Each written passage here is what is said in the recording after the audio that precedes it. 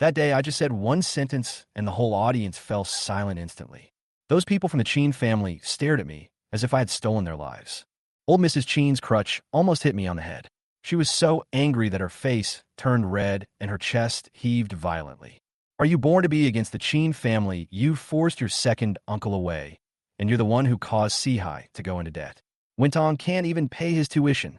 She threw out a bunch of accusations in one breath, and the wrinkles on her face trembled like bark. I just found it funny when I heard her gritting her teeth. These people dragged the Chin family into the abyss, and now they want me, a useless guy who has come out on my own, to clean up the mess. Luo Fengjiao, who was standing next to me, had a sneer on her face and looked at me like a clown. Mom, just ignore him. He'll just do some crooked things. Repairing a car, he knows shit. As soon as she opened her mouth, the whole family became excited and joined in the fun. The large truck in front of them was indeed tricky. This was the first time Qingshui village had seen such a vehicle, and even the village party secretary had never encountered one. They thought it was a fantasy that I could repair it. Even the driver frowned at me and asked me, "Brother, have you repaired this type of car before?" I shook my head and answered truthfully, "I haven't repaired this one, but I have on other cars." I'm not lying. During those years in prison in my previous life, I desperately learned a trade to avoid being eliminated by society. Car repair is the subject I have learned most thoroughly. At that time, it was just to be able to survive on my own one day. But this old truck is the first time I've seen it, so I can only take a gamble. The driver was about to give up, but I stopped him. It takes several hours to walk from here to the county town. I have a mule at home that I can lend you. But even so, it will take an hour or two. I'll try to fix it during this time. If I can't fix it, it won't be too late for your master to take over when he arrives. The driver hesitated for a few seconds and finally nodded and agreed to let me try. I raised the corner of my mouth slightly, bent down, and crawled under the car. I borrowed a toolbox and began to disassemble the parts and carefully troubleshoot the problem. I found that the key problem was with the drive shaft. The parts craftsmanship these days was crude, leaving hidden dangers of stress concentration during manufacturing. I set to work immediately, systematically disassembling and reassembling it. The relatives who were watching the fun around kept mocking him. "Look, it's been completely dismantled. How are we going to put it back together later?" Luo Fengjiao stood there with her arms folded, waiting to see me make a fool of myself. But I ignored it completely and focused on every step. The driver's expression gradually changed, from suspicion to surprise. Half an hour later, I crawled out from under the car, covered in black oil, and my face was covered in dirt. I washed my face briefly, turned around, and said, "You can test drive now." The driver got into the driver's seat half believingly and turned the key. The engine started with a roar, and the whole car moved forward steadily. The surroundings suddenly became quiet, and the air seemed to freeze.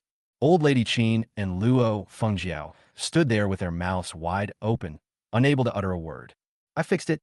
They never thought of it. The car drove a short distance away, and the driver stopped the car, turned around, and stretched out his hand to me. "Brother, thank you so much. My name is Zhao Yang." I exchanged a few words with him and felt that he was a very down-to-earth person. He can see through people's true colors at a glance and can get along well with me. "By the way, your repair method is very clever. It will last for a while, but I still need to take it to the repair shop for a complete overhaul." I nodded to show that I understood. Zhao Yang suddenly lowered his voice and said to me, "I heard that you're doing business in the city?" I nodded. He looked at the Chin family and sneered, "You helped me a lot. To be honest, even if this trip was in vain, I don't want to give them the money. I admire you very much. We get along well. I want to give you something." He took me to the back of the car and pulled up the sheet of the carriage. When I saw it, I was almost shocked. A brand new Phoenix bicycle with a shiny body and barely used. In this day and age, bicycles are a luxury. It ranks first among the 3 major items for marriage. Without it, girls in the city will not bother with you.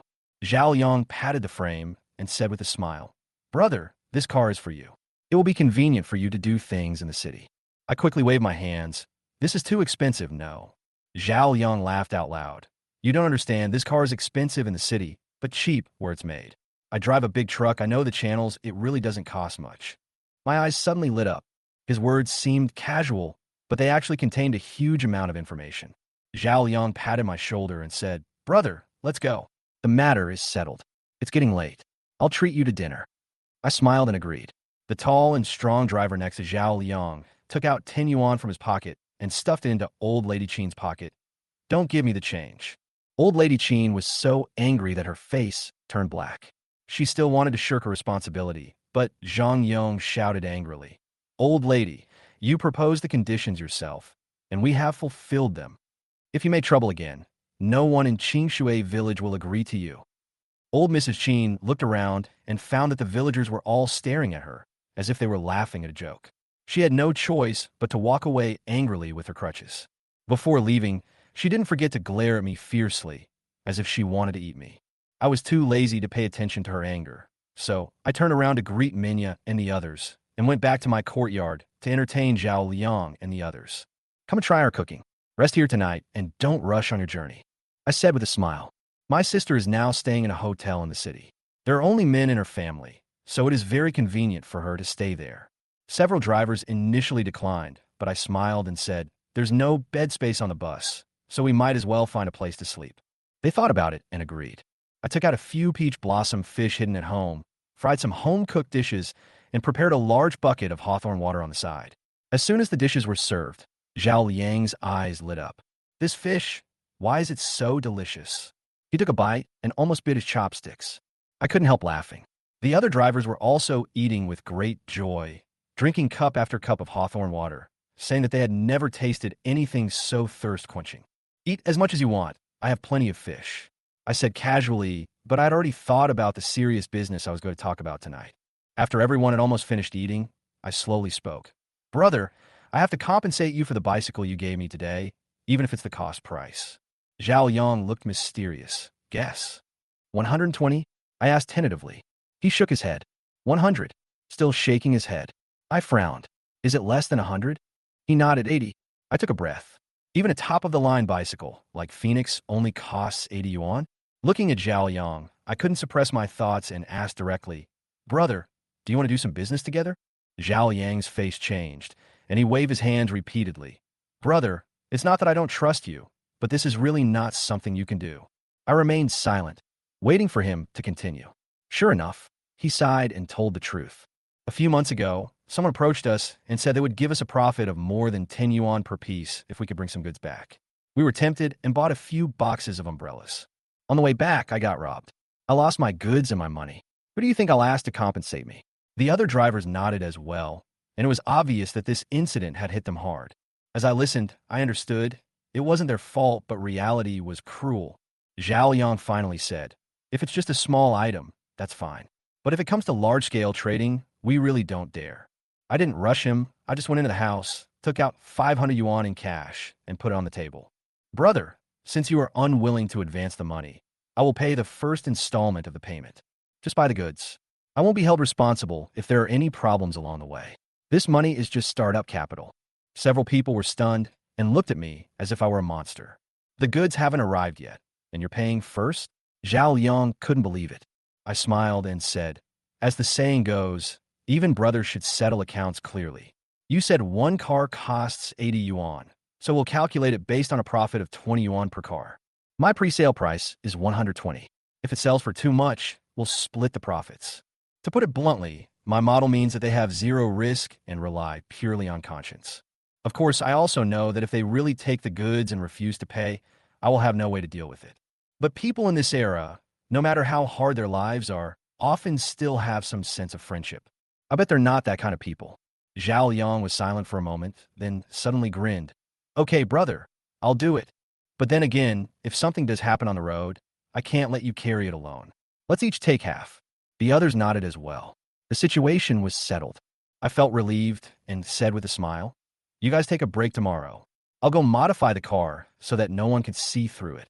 They immediately became interested and asked me how I did it. I just smiled and said nothing more. That night, we drank hawthorn water and chatted until late at night. I told them about my time in the city, and they listened with great interest. Zhao Yang even sighed. Brother, if you had let me know you 10 years earlier, I wouldn't be driving a truck now. The next morning, Huang Kuan and I packed the fish, borrowed a mule from Sundaj Wang, and rushed to the county town. Modifying the car cannot be delayed. I first found Zhou Yuan and explained my purpose. He didn't waste any words and just wrote a note. Go find the people in the workshop. You can cut any material you want. I handed him the gift I had prepared. Uncle Zhou, please don't despise this little thought. Zhou Yuan accepted the gift and nodded with a smile. After the matter between Li Xiaoro and Qin Wentong was resolved, he now lived a quiet life, spending his days studying antiques and leading a comfortable life. With the note in hand, I went to the factory floor and took a few steel plates, a pile of wood, and some rivets. In the afternoon, I returned to the village with everyone else. Zhao Yang and his friends were already waiting in the yard, and when they saw us coming back, they immediately came to greet us. "Brother, let's get started." I nodded, walked to the back of the truck, took out my chalk, and started sketching. After drawing the line, I looked at this old Jiafeng truck and couldn't help but smile. The structure of the rear compartment was very simple. It was made up of several iron plates at the bottom, and a military green waterproof cloth was supported by several iron frames on top, which gave me space to operate. As long as I use iron plates to separate a small hidden space at the rear of the carriage and cover it with wooden templates, outsiders will not be able to find it at all. After listening to my ideas, Zhao Yang and others gave me thumbs up. They were hauling coal and groceries, so who would risk getting their clothes dirty by rummaging through the back of a car, let alone checking the very bottom? "Brother, you are so kind. Now we are leaving. We'll be back in 10 days. Zhao Yang said goodbye to me with a smile. I nodded in agreement and asked Huang Kuan to carry a bucket of hawthorn water to the truck. "Drink some on the way. This stuff will quench your thirst." Zhao Yang was stunned for a moment, then clasped his fists and said, "Brother, I will definitely not let you down this time." I watched them go until the truck disappeared at the end of the dirt road. Huang Kuan came over and asked with a puzzled look on his face, "Brother Yin, we just made some money and you gave it all to them. What if they never come back?"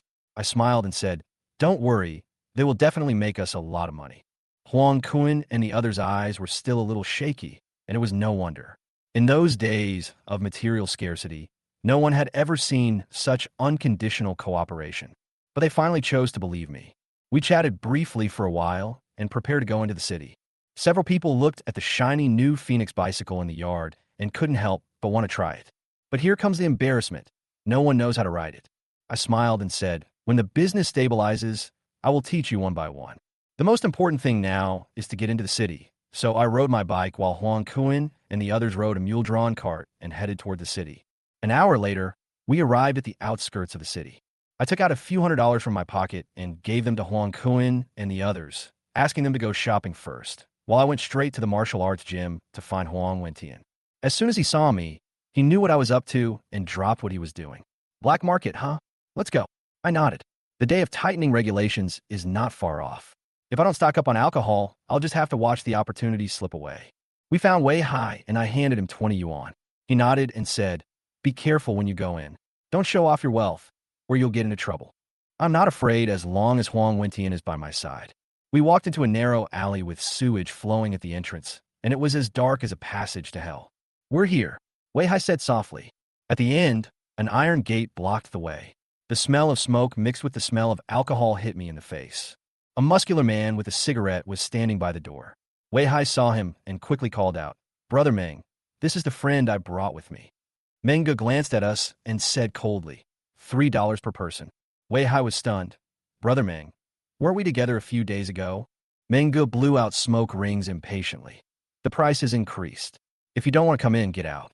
I immediately took out 9 yuan from my pocket and handed it over, and also handed over a pack of daikuman. "Brother Meng, you're new here and don't know the rules." Brother Meng finally smiled. "You are sensible." He opened the iron gate and let us in. I don't waste time on such trivial matters. Troubles that can be solved with money are never a big deal to me. As I walked into the basement, a choking smoke hit my nose. Under the dim light, there were shirtless men everywhere shouting around the card tables. "This is an underground casino. Don't look around." Wei Hai came over to remind me. "Don't pay attention to them. The card table is a toxic pit. If you lose, you can't get out." I nodded. Over the years, I've seen too many gamblers who, after winning a single round, became addicted and ended up losing everything. But just as we finished speaking, a figure blocked our way. The other person had a tattoo of a tiger descending the mountain, exactly the same as the one on Meng Ji's body. He was a member of the Tiger Chamber of Commerce. "Brother, you look unfamiliar. Want to play a few games?" He said with a warm smile, "Try it today. If you lose, it's free, but if you win, you can take it all." The temptation is so great that many people who have never gambled before will be lured into the table by this statement. Wei Hai was anxious and waved his hand to decline. Brother, we are really busy. Let's play another day. The man's expression suddenly changed. Do you know who I am? Ma Tongtian. I'm kind enough to let you play, and you dare not give me face. As soon as he finished speaking, people at the surrounding card tables stood up and gathered around him, and the atmosphere was tense. Huang Wentian's eyes were cold, ready to strike at any moment. I waved my hand and said calmly with a smile, Tisk, brother, I'm afraid you don't know me. Do you know what my nickname was since I was a kid? The God of Gamblers. I don't pay if I lose, and I take everything if I win. You're still trying to persuade me not to come to the table for something like this. As soon as I finished speaking, I sat down on the card table. Come on, I'm going to win this casino today. Ma Tongtian was stunned, and Wei Hai and Huang Wentian were also confused. I knew it was a trap, but I jumped into it anyway. Wei Hai whispered in my ear, Are you crazy? You're here to buy wine, not to gamble your life. These guys from the Tiger Chamber of Commerce are best at getting people addicted to gambling and then squeezing them dry. I smiled and slapped his hand away. Brother, don't stop me. Today I want to let them know what a true gambling god is. Ma Tongtian's eyes turned cold. He wants to play. Why are you stopping him?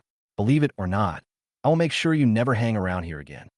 Wei Hai was so angry that his face turned blue, but he finally swallowed his words. I sat at the card table, and Ma Tongtian dealt me the cards with a smile. Little brother, we are sure to make you want to come here again. I won the first round. The second time, I won again. Every time I played a card, it went incredibly smoothly, and people at the table started looking at me strangely. In just over 10 minutes, a pile of banknotes, more than 10 yuan in total, had piled up in front of me. I pretended to be high, with excitement on my face. Brothers, this place is really good for me. I'll book the whole place next time. Huang Wentian whispered behind me. Don't forget you're here to buy medicine. I then stood up and said to Ma Tongtian and the others with a smile, I'm sorry, I have something urgent to do today. I will definitely come again tomorrow. Ma Tongtian stared at me, his smile still on his face. Brother, don't forget it tomorrow. Otherwise, we will be unhappy. I smiled and nodded, then left with the pile of money in my arms. The moment I turned around, I could feel his burning gaze, as if it wanted to tear me apart. After we left the gambling house, Wei Hai couldn't help but get angry. What on earth are you trying to do? Do you know who they are? Everyone in the Tiger Chamber of Commerce is a wolf. I smiled faintly. I knew they were setting me up. From the moment I sat down, they planned to make me addicted. Win a little every day, and when you really get a taste of success, they'll close the loop, and then you'll be begging to spend more money. I've heard this trick from an old gambler in prison. Unfortunately, I'm not an ordinary person. As we talked, we walked through several alleys and came to a carved wooden door. Compared to the dirty environment outside, this place seems like a different world. The patterns on the door look like a work of art, and it's obvious that it's not something an ordinary person can create. I stood up straight and said to Wei Hai, Brother, I'm here to do business. After the door opened, we walked into the house, and everything in front of me made me a little dazed. Bright lights, clean floors, a stable desk in the middle, and an armchair facing away from us. With the exquisite ornaments on the table, the glass coffee table, and the stylish sofa, the scene doesn't seem like the 1980s, but more like a return to modern times. What do you want to buy? A cold female voice came from behind the boss's chair, like a yellow oriole singing out of a valley, but with a hint of chilliness. I was stunned. It was a woman? Before I could come to my senses, Wei Hai poked me. I immediately walked up to him and said, I want to buy some wine. What wine? Her voice was a little confused. I was about to say Matai directly, but seeing her sitting posture and aura, I changed the subject.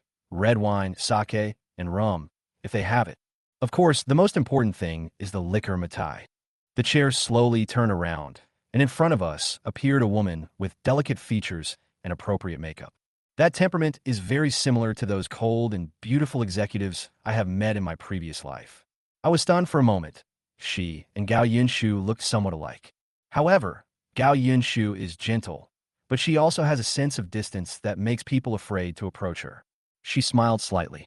Are you going to open a bar? I also smiled.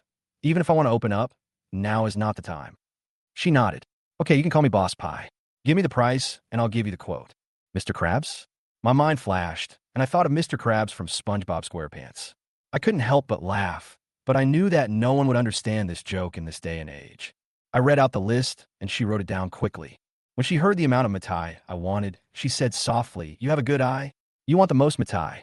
I immediately became alert. This woman was definitely not simple. She understands the market, knows how to make judgments, and most importantly, can tell what people are planning from a list. This is not a skill that ordinary black market dealers can possess. This transaction is not as simple as I thought. Chapter 65, Being Slaughtered? The fact that she could say this showed that she also keenly sensed something. It was based on what I experienced in my previous life that I judged that the price of Matai would increase. But this woman figured it out on her own. The idea is quite sharp. Chinyan said, I want 10 bottles of red wine, 3 bottles of sake, and 2 bottles of rum. Matai, at least 100 bottles. Boss Pai raised his head, looked at Chinyan, and said, I can promise you everything else, but I can't give you that much Matai. I can only give you 60 bottles at most, but they're cheap, $1.80 a bottle. Boss Pai laughed and said, After all, I want to do some business in Matai too. Good. Chinyan nodded without hesitation. At that time, he asked Su Yi to help him establish a relationship, and a bottle of Matai cost 2 yuan. Now it only costs $1.80 here at Boss Pai's place, which is very cheap. Boss Pai raised his hand slightly and took out an abacus. A green jade hand fiddled with it, and the crisp sound of large and small pearls falling on a jade plate echoed throughout the room. Chinyan stared at the abacus, feeling slightly surprised. Well, this one calculation is enough to cost me my life. If he was not mistaken, the skeleton of the abacus was made of the finest agarwood, and the abacus beads were crystal clear and oily, clearly made of top-quality jade. After a moment, Boss Pai stopped what he was doing and said, The total is 182. I'll round it off and make it 180. Chinyan nodded and was about to pay when Boss Pai stood up, sat down on the sofa next to him, and took out a contract. Chinyan was shocked. Okay, is it so formal to buy something? From this perspective, this woman is even more extraordinary. But he didn't think too much about it. He looked at the contract, confirmed that there was no problem, and paid the money on the spot. Okay, just come here and get it tomorrow afternoon. Boss Pai said finally. Just as Chinyan was about to turn around and leave, Boss Pai stopped him again. Wait, I want to do business with you too. Chinyan was stunned, but still turned around. If you have any antiques or something like that at home, you can bring them over and have a look. I'll definitely give you a reasonable price. Chinyan didn't rush to answer, but asked with interest. Can I ask why you collect antiques? Why? You can invest in liquor, but I can't invest in antiques. Boss Pai, shaking a glass of red wine in his hand, said, In the future, the value of antiques will rise to an incredible level. This is an inevitable fact, but I still want to give Mr. Pai a piece of advice. Although the saying that gold is valuable in troubled times and antiques are valuable in prosperous times is true, the investment time is too long after all, and the professional knowledge required is very complex. Chinyan said, If you want to buy it at a low cost, you'll probably have to go door to door. Otherwise, even if someone has one at home, they'll probably recognize the value of antiques, just like Boss Pai.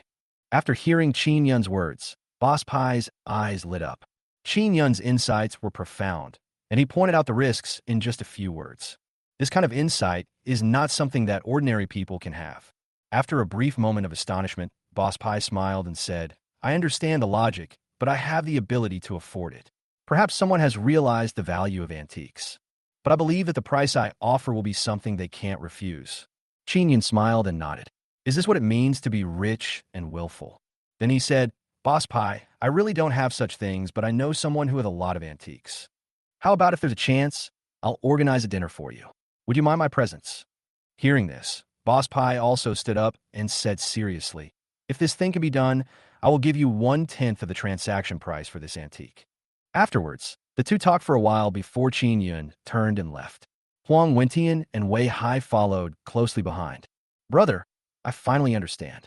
Compared to you, I'm nothing but a worthless businessman. As soon as they left the house, Wei Hai couldn't help but praise Chinyan and said, Otherwise, I'll do it with you in the future. Is that okay with you? Okay. Chinyan did not refuse. He then said with a serious expression, But I have something to say first. Those who follow me now are all my brothers.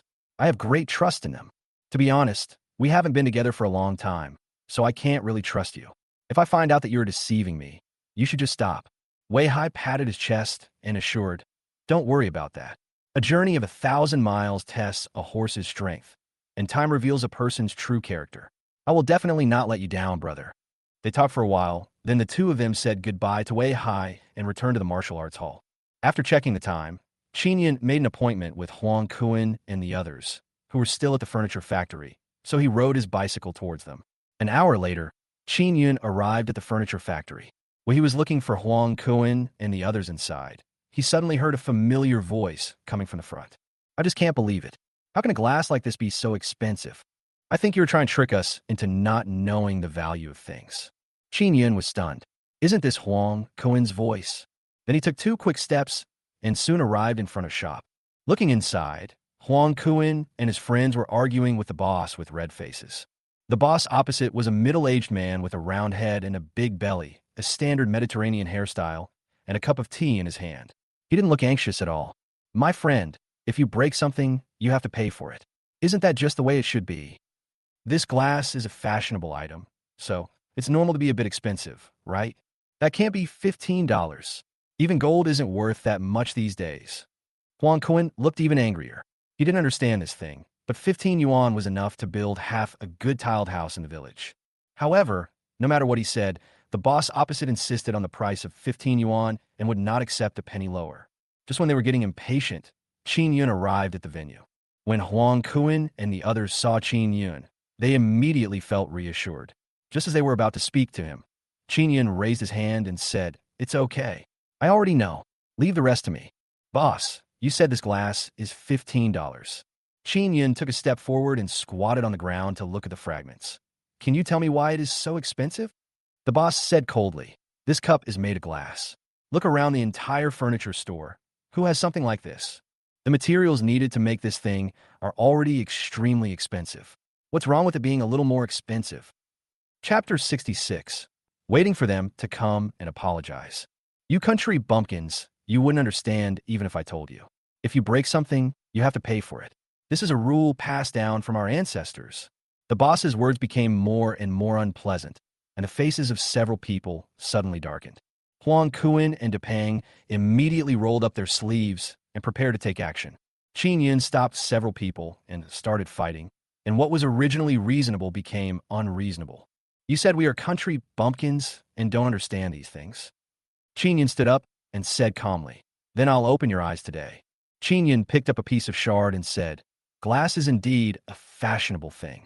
When it is made, it is just grinding quartz sand, soda, ash, and other substances into powder, then heating it to over 1,500 degrees to melt it into liquid.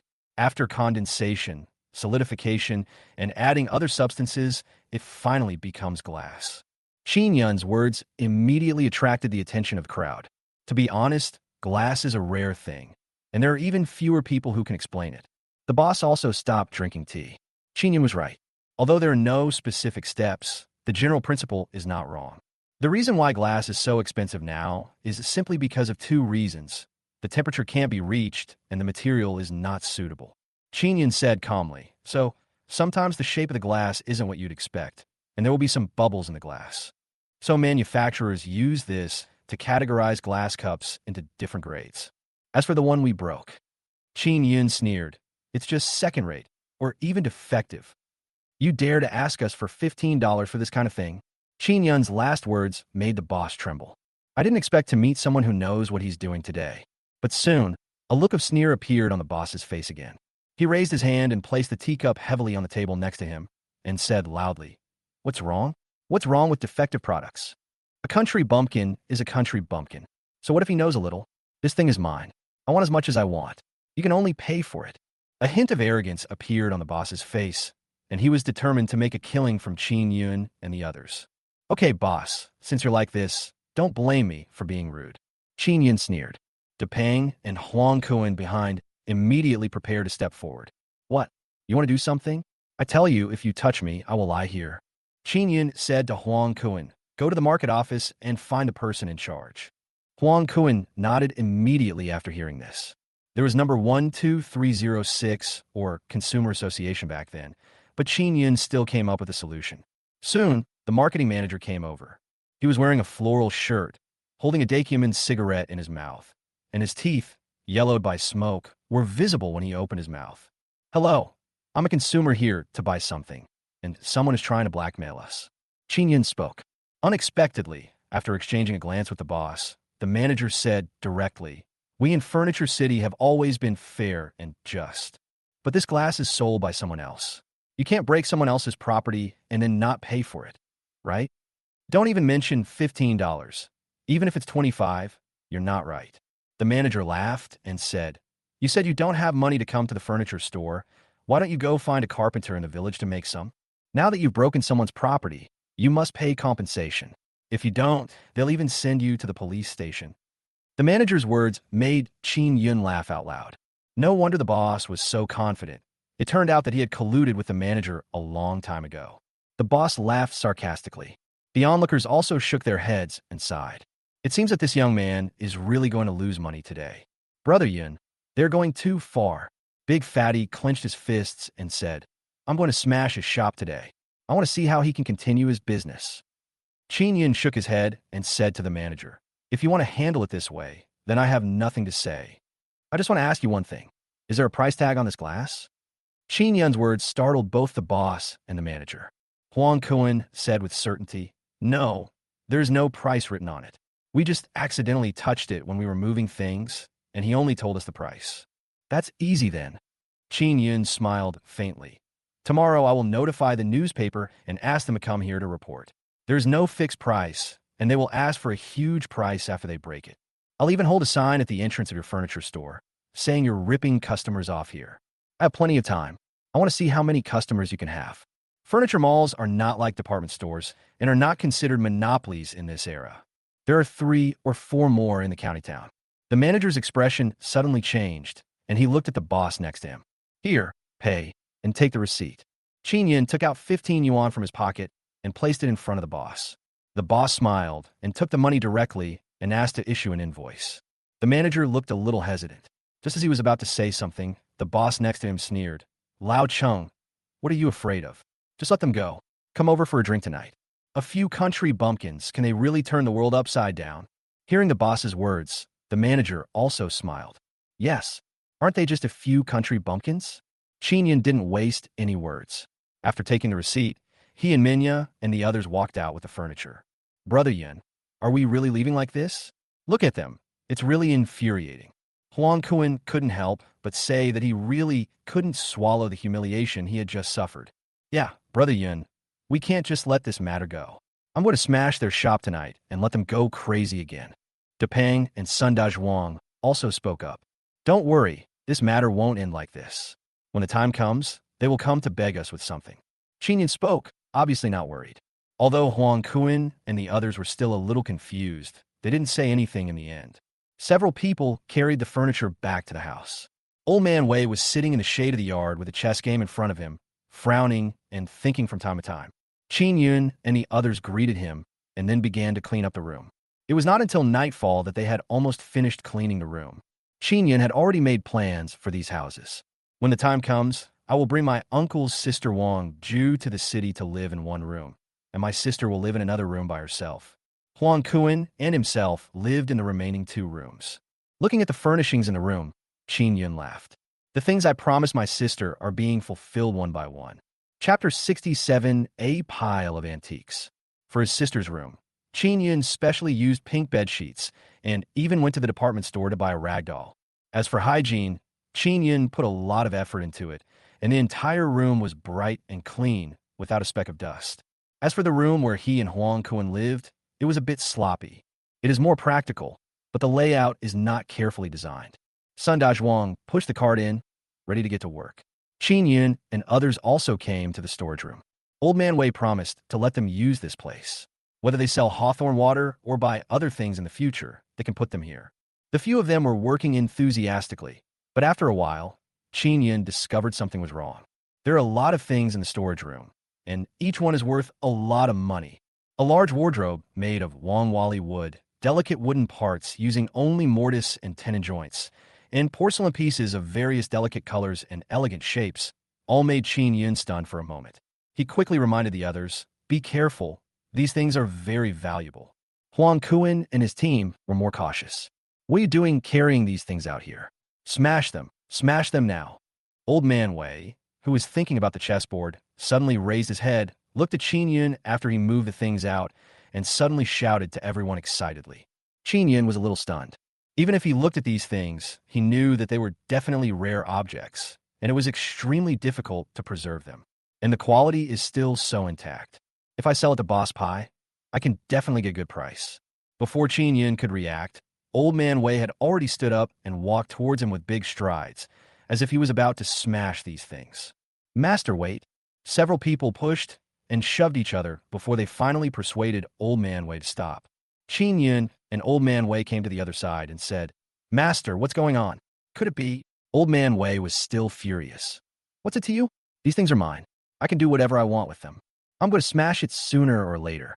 Qin Yun thought for a moment and said, Master, how about this? I'll sell these things and give you whatever they sell for, okay? Casual. Old Man Wei turned around angrily and returned to his room. Just don't let me see these things again.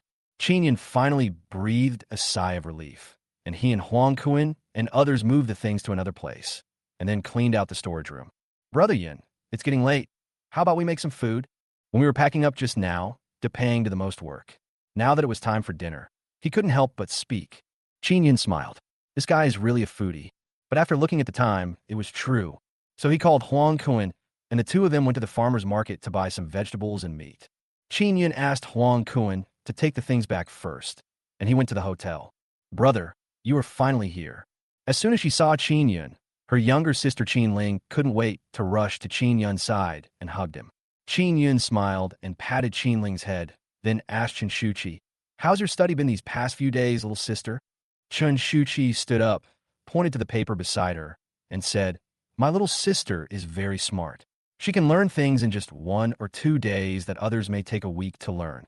Math and Chinese are good, but as for the other minor subjects, to be honest, they're not that important. The exam will be in 4 or 5 days. I'll give her some extra lessons in the next few days. Chen Shuqi continued. Qin Yun also laughed. He knew that his sister was very smart, but he didn't expect that she would give him such a big surprise. Thank you, Teacher Chen, Qin Yun said with a smile, taking out money from his pocket and handing it to Chen Shuqi. In addition, they charged 20 yuan more. No, I can't accept this money. Chen Shuqi was about to refuse, but Qin Yun had already stuffed the money into her hand. Don't be so quick to refuse. This money is the reservation fee for later. If my sister doesn't pass the exam this time, she will have to ask you to tutor her later. Even if I pass the exam, won't I have to trouble you if I can't keep up with the course? After hearing Qin Yun say this, Chen Shuqi felt embarrassed to refuse and could only keep the money. It just so happens that we're having dinner together today, and it can be considered a reward for my younger sister. Why don't you come too? Qin Yun continued. Chen Shuqi was about to refuse when Qin Ling next to her said, Teacher, please come with us. You've been cooking for me every day recently, and I want to thank you. As he said that, he reached out and held Chen Shuqi's hand. Chen Shuqi knew it would be impolite to refuse again, so she could only follow Qin Yun outside. After going downstairs, Qin Yun settled the room fee and then took a few people back to the house in the city. As soon as I entered the door, I saw Huang Kun and others working hard. Some were cutting vegetables, some were washing them, but no one was cooking. Qin Yun, you're finally back. I've been waiting for you, the chef, to come back. Qin Yun's cooking skills are naturally needless to say. Whether he entertained Su, Yi, and others, or Wang Long in the past, there were no mistakes. This is when Huang Kun saw Chen Shuqi behind him. His eyes suddenly lit up. Although Chen Shuqi is not as smart as Gao Yunshu, she is still outstanding and has a unique scholarly air. Big Fatty poked Qin Yun and gave him a thumbs up. How come I didn't notice you in the village? How come you're so amazing? You're already the second one. Qin Yun quickly kicked the fat man's, but get lost. That's Qin Ling's teacher. After more than an hour, the meal was ready. Qin Yun bought a lot of vegetables and meat and cooked 10 dishes.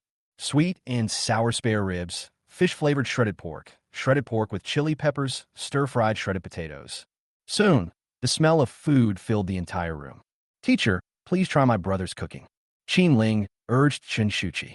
Chen Shuqi picked up the chopsticks and tasted it, and couldn't help swallowing his saliva. This tastes so delicious. As they were about to start eating, Qin Yun said, Wait, let me go see if Mr. Wei wants to eat. Uncle Wei's name is Wei Chuanbai. It is said that he raised a son with great effort. Now no one knows where he is developing, but he has a good career. But then I was too busy with work and had no time to come back to visit him. Qin Yun also learned these from Huang Wentian, but he didn't understand more information. Qin Yin walked into Old Man Wei's room and saw that in the dim room, Old Man Wei was sitting alone at a small table, holding a large enamel bowl in his hand. In the bowl were some biscuits and steamed buns soaked in water. It looks quite desolate. Chapter 68, Waiting for You. Uncle Wei, I made some food over there. How about you come over and try some with us? Qin Yin extended an invitation to Old Man Wei. I'm not going. There are too many people and it's noisy. Old Man Wei shook his head and spoke. Obviously, he is used to being alone. Qin Yin didn't force it, so he went back and got a big bowl from home, put some of the food in it, and then took a bowl of rice and handed it to Old Man Wei, etc. Just as Qin Yin finished delivering the things and was about to leave, Old Man Wei suddenly called him.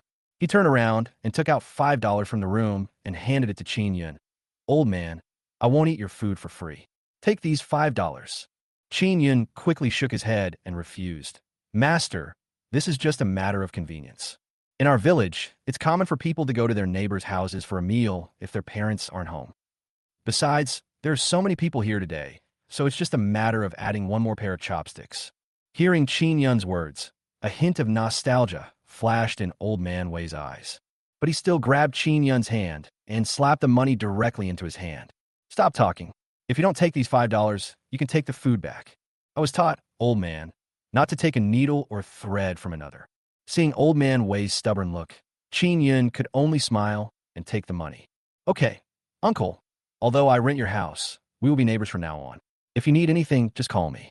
After saying this, Qin Yun turned and left. Back in the room, Huang Kuan asked, why didn't Mr. Wei come over for dinner? Do we have to bring it to him? Qin Yin shook his head. Maybe we're still not familiar with each other. It's okay, time will tell. After finishing speaking, Qin Yin smiled and urged everyone to start eating.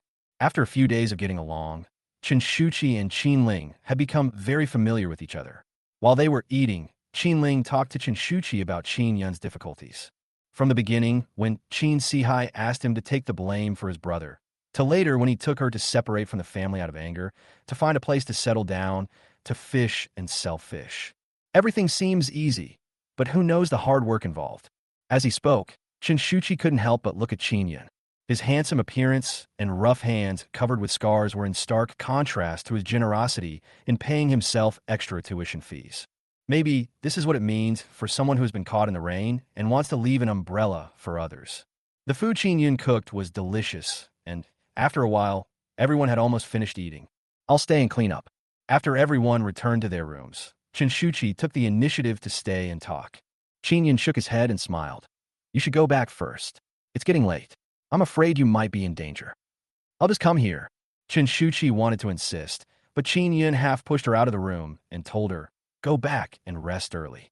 You have to come back here for makeup classes tomorrow. Chen Shuqi had no choice but to leave, but he had already made up his mind that if he could help Qin Yun in the future, he would never refuse. Qin Yun returned to Old Man Wei's room and saw that he was already lying on the bed. As for the food Qin Yun had served him, it had been eaten up. Qin Yun covered Old Man Wei with a blanket and then took back the bowl and chopsticks used for eating. With the help of Huang Kuan and others, the mess was quickly cleaned up. Come on, little sister, I'll show you your room. Qin Yun spoke to Qin Ling. Qin Ling was stunned. She originally thought that she would still live in the same room with her brother as before, but she didn't expect Qin Yun to rent a room for her. Soon, Qin Yun took Qin Ling upstairs. When Qin Ling opened the door, she immediately let out a cry of surprise. Wow, brother, this is exactly the same room I saw in the book. Look at this pillow. The younger sister walked towards the room, touching the bed and pillows from time to time. A smile from the heart appeared on Qin Yun's lips. In fact, although the room here is nice, it still cannot compare with Gao Yinshu's home. But it is definitely much better than staying in the Qin family. Little sister, look, brother has prepared a surprise for you. As he spoke, Qin Yun took out a brand new set of stationery and a school bag from the side. He bought these from a department store. Although they were expensive, it was all worth it as long as his sister was happy. Sure enough, after seeing this set of things, Qin Ling's face showed a hint of surprise again. Brother, you are so good to me. Qin Ling turned her head, tears already in her eyes. Qin Yun has given so much to her. Her mother died early, and she stayed in the Qin family. Old Mrs. Qin scolded her for being a money loser, and her stepmother Luo Fengjiao beat and scolded her. Even her own father ignored her. The only person who was good to her was her brother. Qin Yun smiled and wiped away the tears from Qinling's eyes.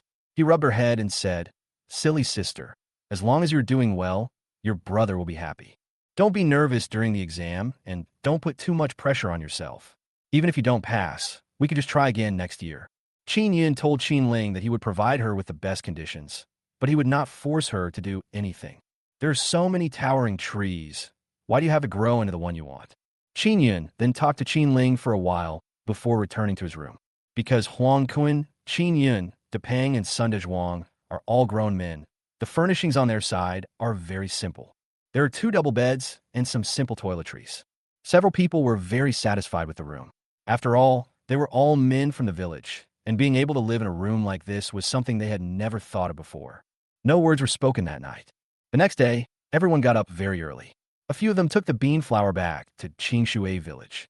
After everyone caught the fish, they took the fish to the factory canteen. Afterwards, everyone pulled the cart and asked Wei Hai to take them to the alley they were in yesterday.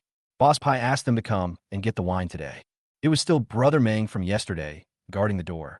He walked over when he saw Qin Yun and the others coming. It costs $1, but this time, Manga only asked them for $1. In fact, the toll has always been 1 yuan, and the extra money must be paid to the higher authorities. Last time, he just wanted to take advantage of the opportunity to exploit Qin Yun and the others. Qin Yun handed the money to Meng Gu with a smile, and then took out a pack of daikumen. "Brother, since you know what's going on, I'll give you a heads up." Brother Meng took a look inside and said, "People from the Tiger Chamber of Commerce are also in here today. Judging from their appearance, they must be waiting for you. If it really doesn't work out, you should leave today and come back tomorrow." Chapter 69. Stop it. Qin Yun smiled and shook his head, then said, "It's okay. Thank you very much, brother." Manga wanted to say something else, but he saw Qin Yun, Huang Wentian, Depang, and others had already walked into the room. Wei Hai followed at the end, with a look of uneasiness in his eyes. He had stayed in the county the longest and knew the character of the people in the Tiger Chamber of Commerce. As long as they set their eyes on something, they will find ways to get it. Although they're all small thugs, as the saying goes, it is easier to deal with the king of hell than with the little ghosts. If I, an ordinary citizen, am harassed by these ghost-like people, will I have a good ending? But to be honest, the knowledge Qin Yun showed last time made him very excited again. He instinctively felt that following Qin Yun in the future would definitely not be a bad thing. Just as he was struggling, Qin Yun's voice rang out. "If you leave now, there's still time before the people from the Tiger Chamber of Commerce notice you." Wei Hai turned his head to look at the others and found that there was no worry on Huang Kun and the others' faces. With a fierce determination in his heart, he said in a deep voice, "I believe, Brother Yun. Even if this is a dangerous place today, I will accompany you." Qin Yun glanced at him and said nothing more. Soon, several people walked into the Iron Gate. There was still the same smoke and the same crazy gambler. "Hey, brother, I finally got you." As soon as they walked in, someone came up to them. Upon closer inspection, it was Ma Tongtian who had forced Qin Yun and the others to gamble. When they saw Qin Yun appear, the people following Ma Tongtian also showed relieved smiles on their faces. They are not afraid that he will take away their capital. They are just afraid that he will not come. As long as he shows up in this casino, even if he is a seasoned veteran, they have a way to make him spit out all his money.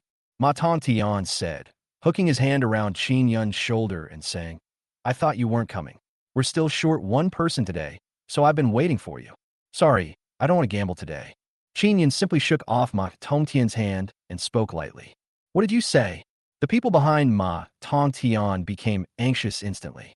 He had won so much money from them, but now he just said without any evidence that he didn't want to play anymore. "What about the money you lost?" Ma Tongtian's face darkened as he slowly spoke to Qin Yun. "Brother, this is a bit unfair of you. You won so much money from us a few days ago. Playing cards is not a one-time deal." Qin Yun turned around and said something to Huang Kun beside him. Huang Kun nodded slightly and walked straight inside. Ma Tongtian and the others did not stop Huang Wentian. They could see that the real leader of this group of people was Qin Yun in front of them. As long as they brought him to the poker table, would they worry about him not being able to spit out the money? "I said, I don't want to gamble today. Mainly, I don't want to gamble with you." Qin Yun spoke calmly, but Ma Tongtian's expression suddenly changed. Then, he said gloomily, "Brother, you are looking down on me. You took our money, and now you want to leave? If I can't get some money out of you today, I won't be named Ma." After Ma Tongtian finished speaking, several people around him stood up instantly. Without exception, There's a tattoo of a tiger descending the mountain on their arms. They are all from the Tiger Chamber of Commerce. Seeing so many people gathering around, Huang Kuan and the others showed a ruthless look on their faces. Do you really think they are soft persimmons that could be bullied by anyone? Only Wei Hai was so frightened that even his legs were shaking.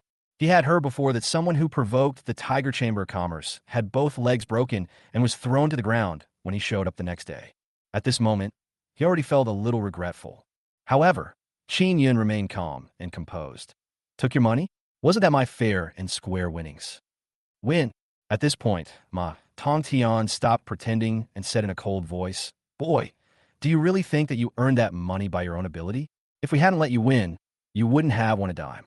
Qin Yun sneered, I don't care. I've never heard of anyone getting their money back after losing it at the gambling table. Brother, why are you still wasting time talking to him? We have so many brothers here. Can we really let the duck in our mouth fly away? A person next to him said viciously, his eyes full of ferocity. Yes, big brother, teach them a lesson. I don't believe there are so many people who won't turn back until they hit the wall.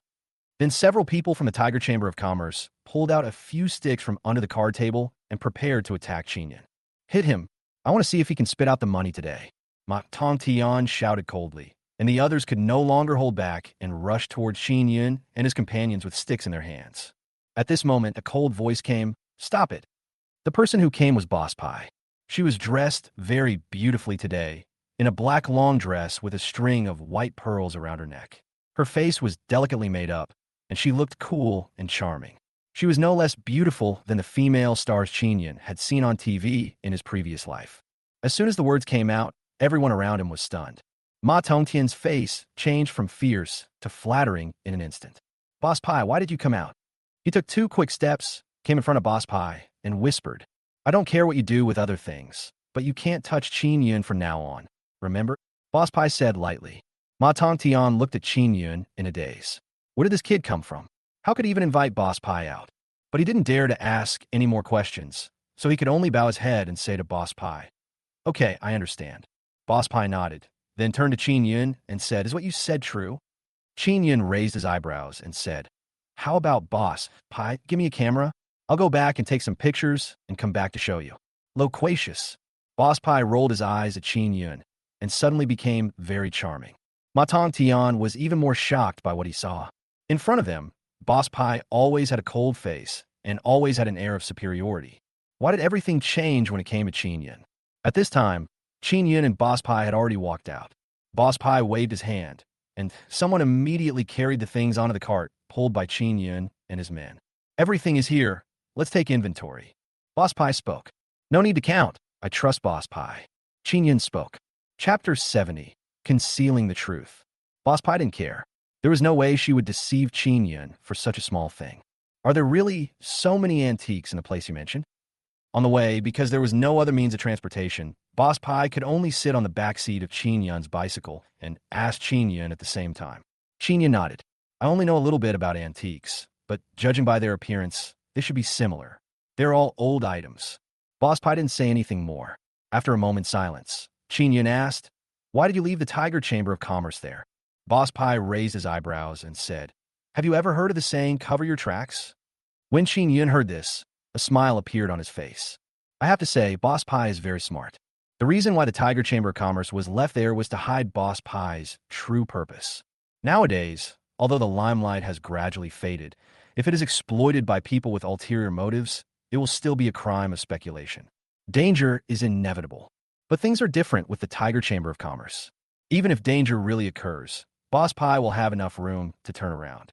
Soon, several people arrived outside the house that Qin Yun rented. After greeting Old Man Wei, Qin Yun let Boss Pie in. All the antiques that were taken out from the storage room lay quietly in the courtyard. These can all be bought. Boss Pie narrowed his eyes slightly and asked. Qin Yun nodded. These belong to the landlord, and now he doesn't want them anymore. As long as the price is right, I can make the decision. Boss Pie nodded, took out a pair of gloves from his bag, and put them on, then handed Qin Yun a book and a pen.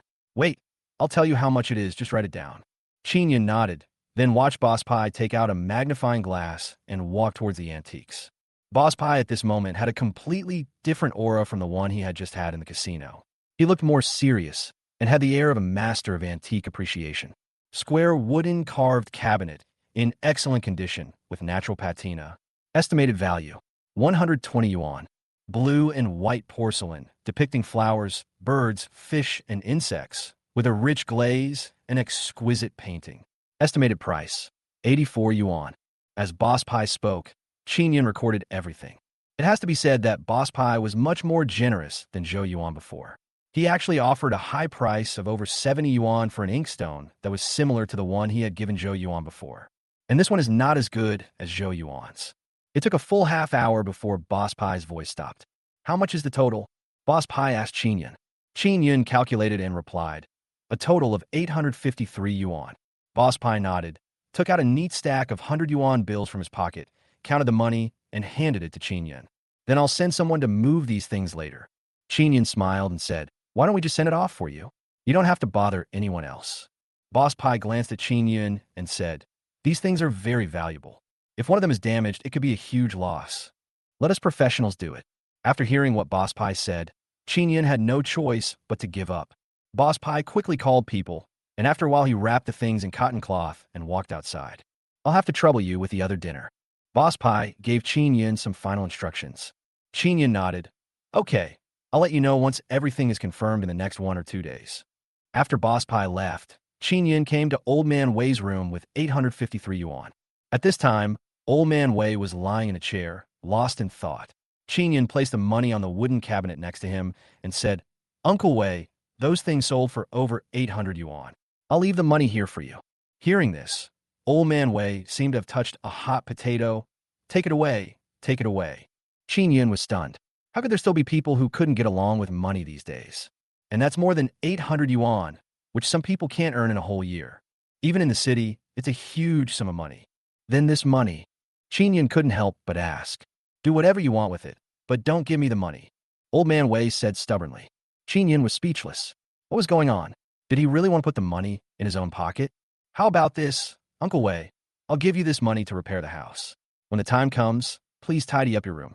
After Qin Yun's tidying up, the house they lived in could be said to have a very high happiness index. But things were not so good for Old Man Wei. The entire room is covered with traces of black smoke, which should be caused by cooking. There's also a constant feeling of dampness in the room. If people stay in this situation for a long time, especially the elderly, they will inevitably have some health problems. You clean up this room. Where will I, the old man, live? As soon as Qin Yun finished speaking, Old Man Wei immediately refused. No, I live very well here. Don't worry, Uncle Wei, I will definitely consider it for you. Qin Yun smiled and was about to leave when Old Man Wei called out to him again.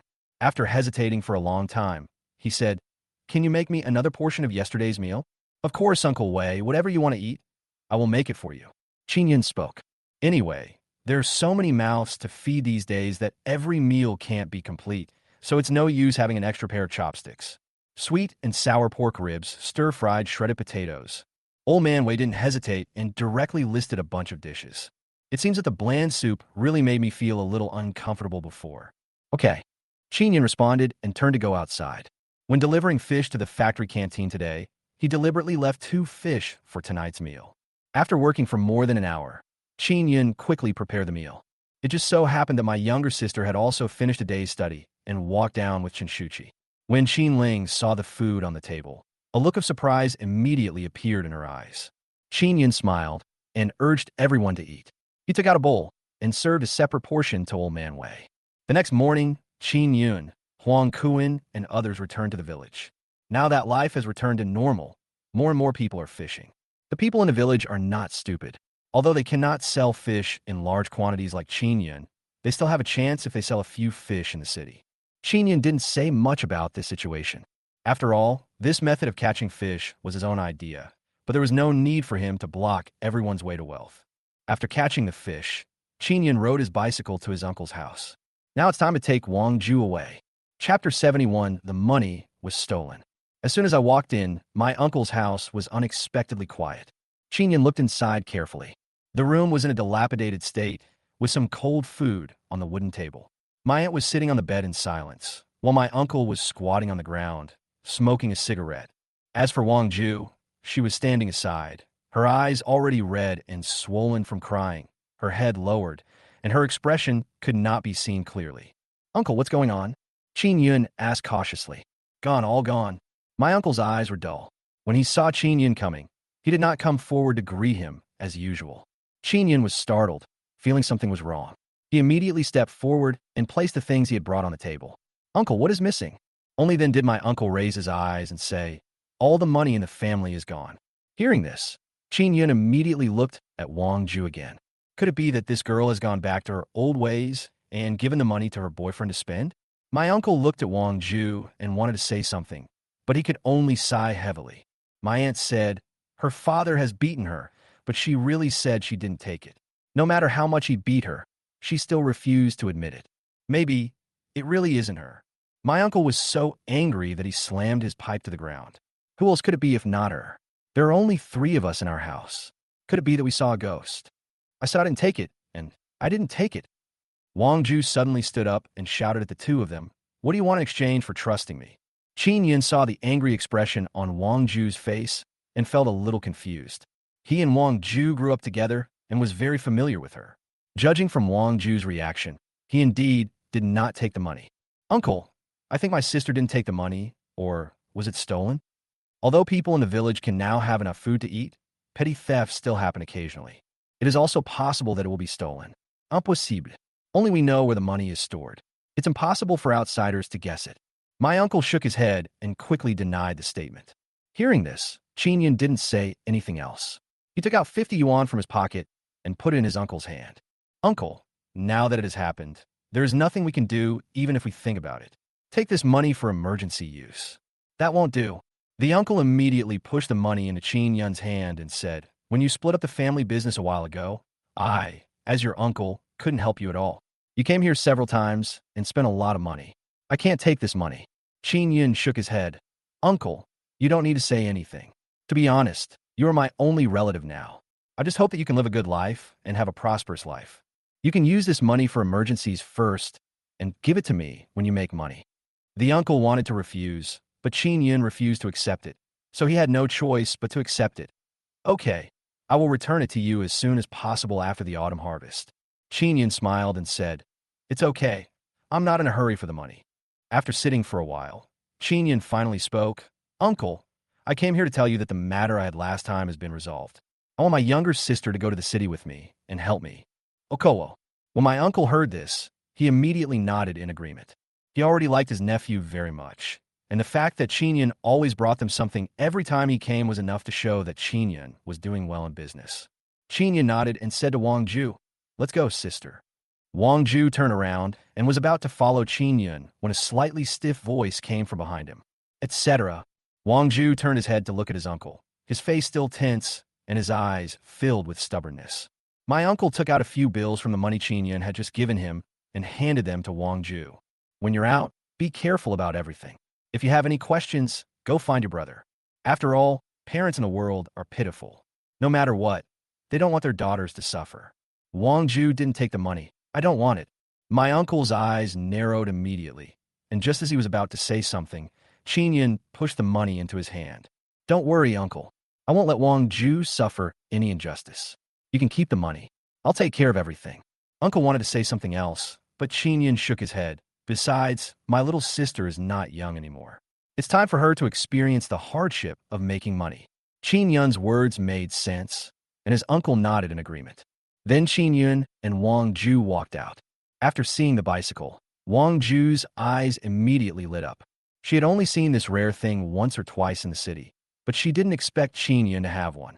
But then he thought of his parents' distrust of him, and his face darkened again. "Brother, do you also think I stole the money?" Wang Ju said in a low voice. Qin Yun shook his head. "How long have I been with you? This money is definitely not stolen by you." Hearing Qin Yun say this, Wang Ju finally smiled. "Besides, you already suffered a loss last time. I don't believe my sister is so stupid that she could be fooled twice in a row." As Qin Yun spoke, he pushed his bicycle out and said to Wang Ju, "Okay, get on." Wang Ju sat in the back seat, and the 2 of them walked towards the city together. Arriving in the city, Qin Yun first took Wang Ju to eat something on the roadside, and then took her to the place where he rented a house. When they arrived at the courtyard, Qin Yun introduced Wang Ju to everyone. Depang and the others had already bought vegetables and meat, So he started cooking. After a while, the dishes were ready, and my sister and Chun Shuchi came out of the room. When they saw Wang Ju coming, a look of surprise appeared on their faces. Although the city is good, no one in the whole yard has time to accompany her. Now that Wang Ju is here, she finally has someone to accompany her. Before eating, Qin Yun still picked up some dishes for Old Man Wei and sent them to his home. After dinner, Qin Yun said to Depeng and the others, "Let's go get some cold water today. We'll set up the stall tomorrow." A smile suddenly appeared on the faces of Huang, Kuan, and others. They couldn't wait to make money, and who wouldn't say that the hawthorn water made by Qin Yun was delicious after drinking it? This is a sure-win business. Qin Yun took out the bucket he had bought and washed it several times before walking outside with the others. Qin Yun also specially called Wang Ju. The location of the mountain spring water is not far from here, which is why Qin Yun chose to rent a house here. Qin Yun knew that in the future, the mountain spring water here would become an original water source, so there was no need to worry about the taste or hygiene. Chapter 72, Is It Really Him? Soon, Qin Yun and his companions filled several buckets. Several people carried water on shoulder poles and walked towards the courtyard. Wang Ju looked at the busy figures of the people, gritted his teeth, and carried a bucket.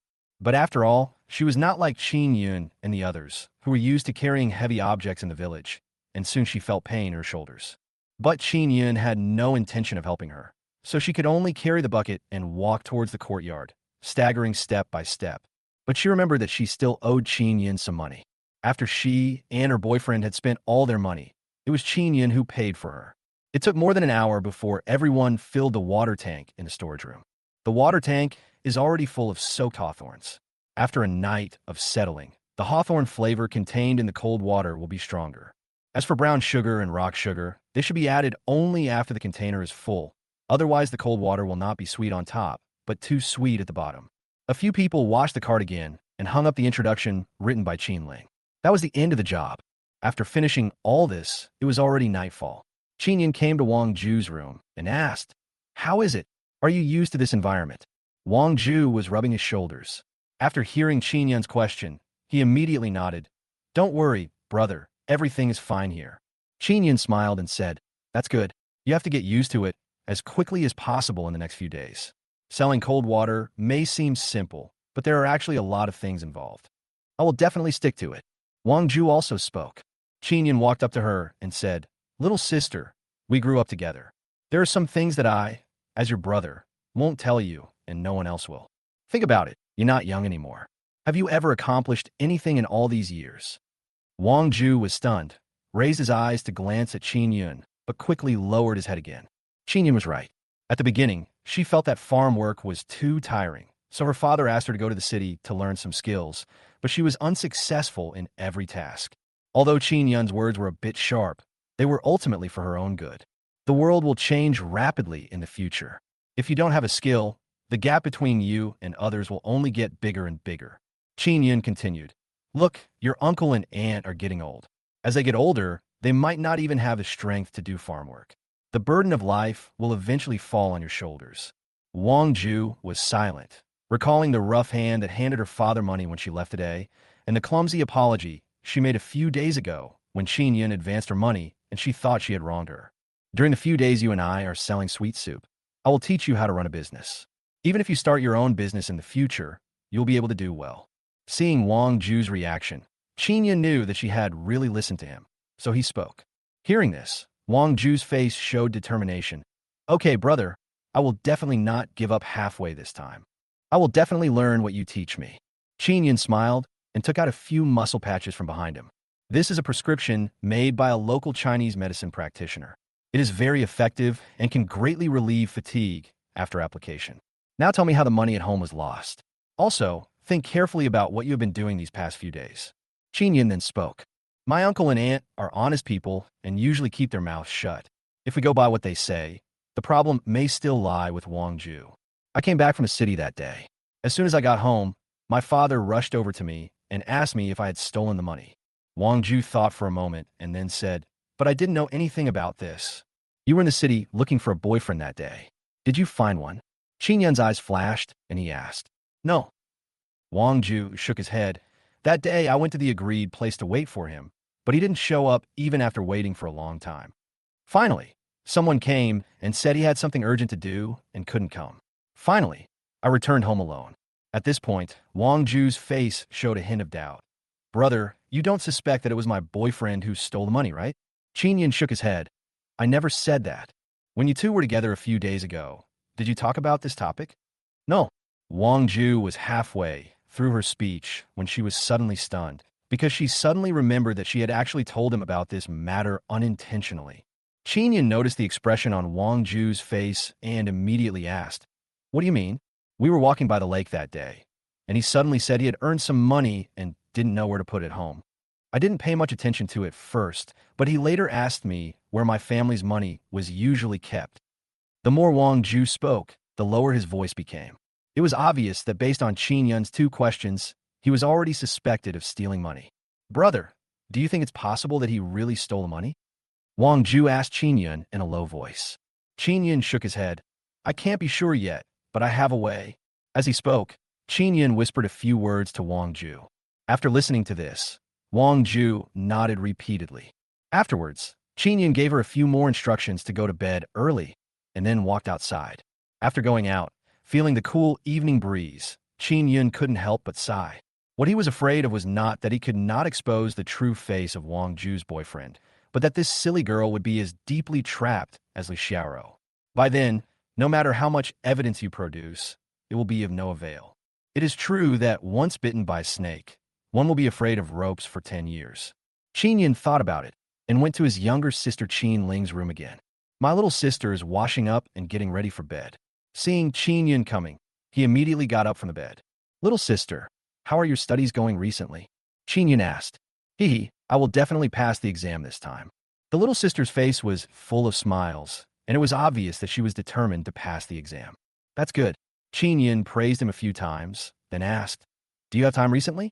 Brother wants you to write a few stories. What's the story? Qin Ling was eager to try. What she was most proud of was her composition, which had been praised many times by Chen Shuqi.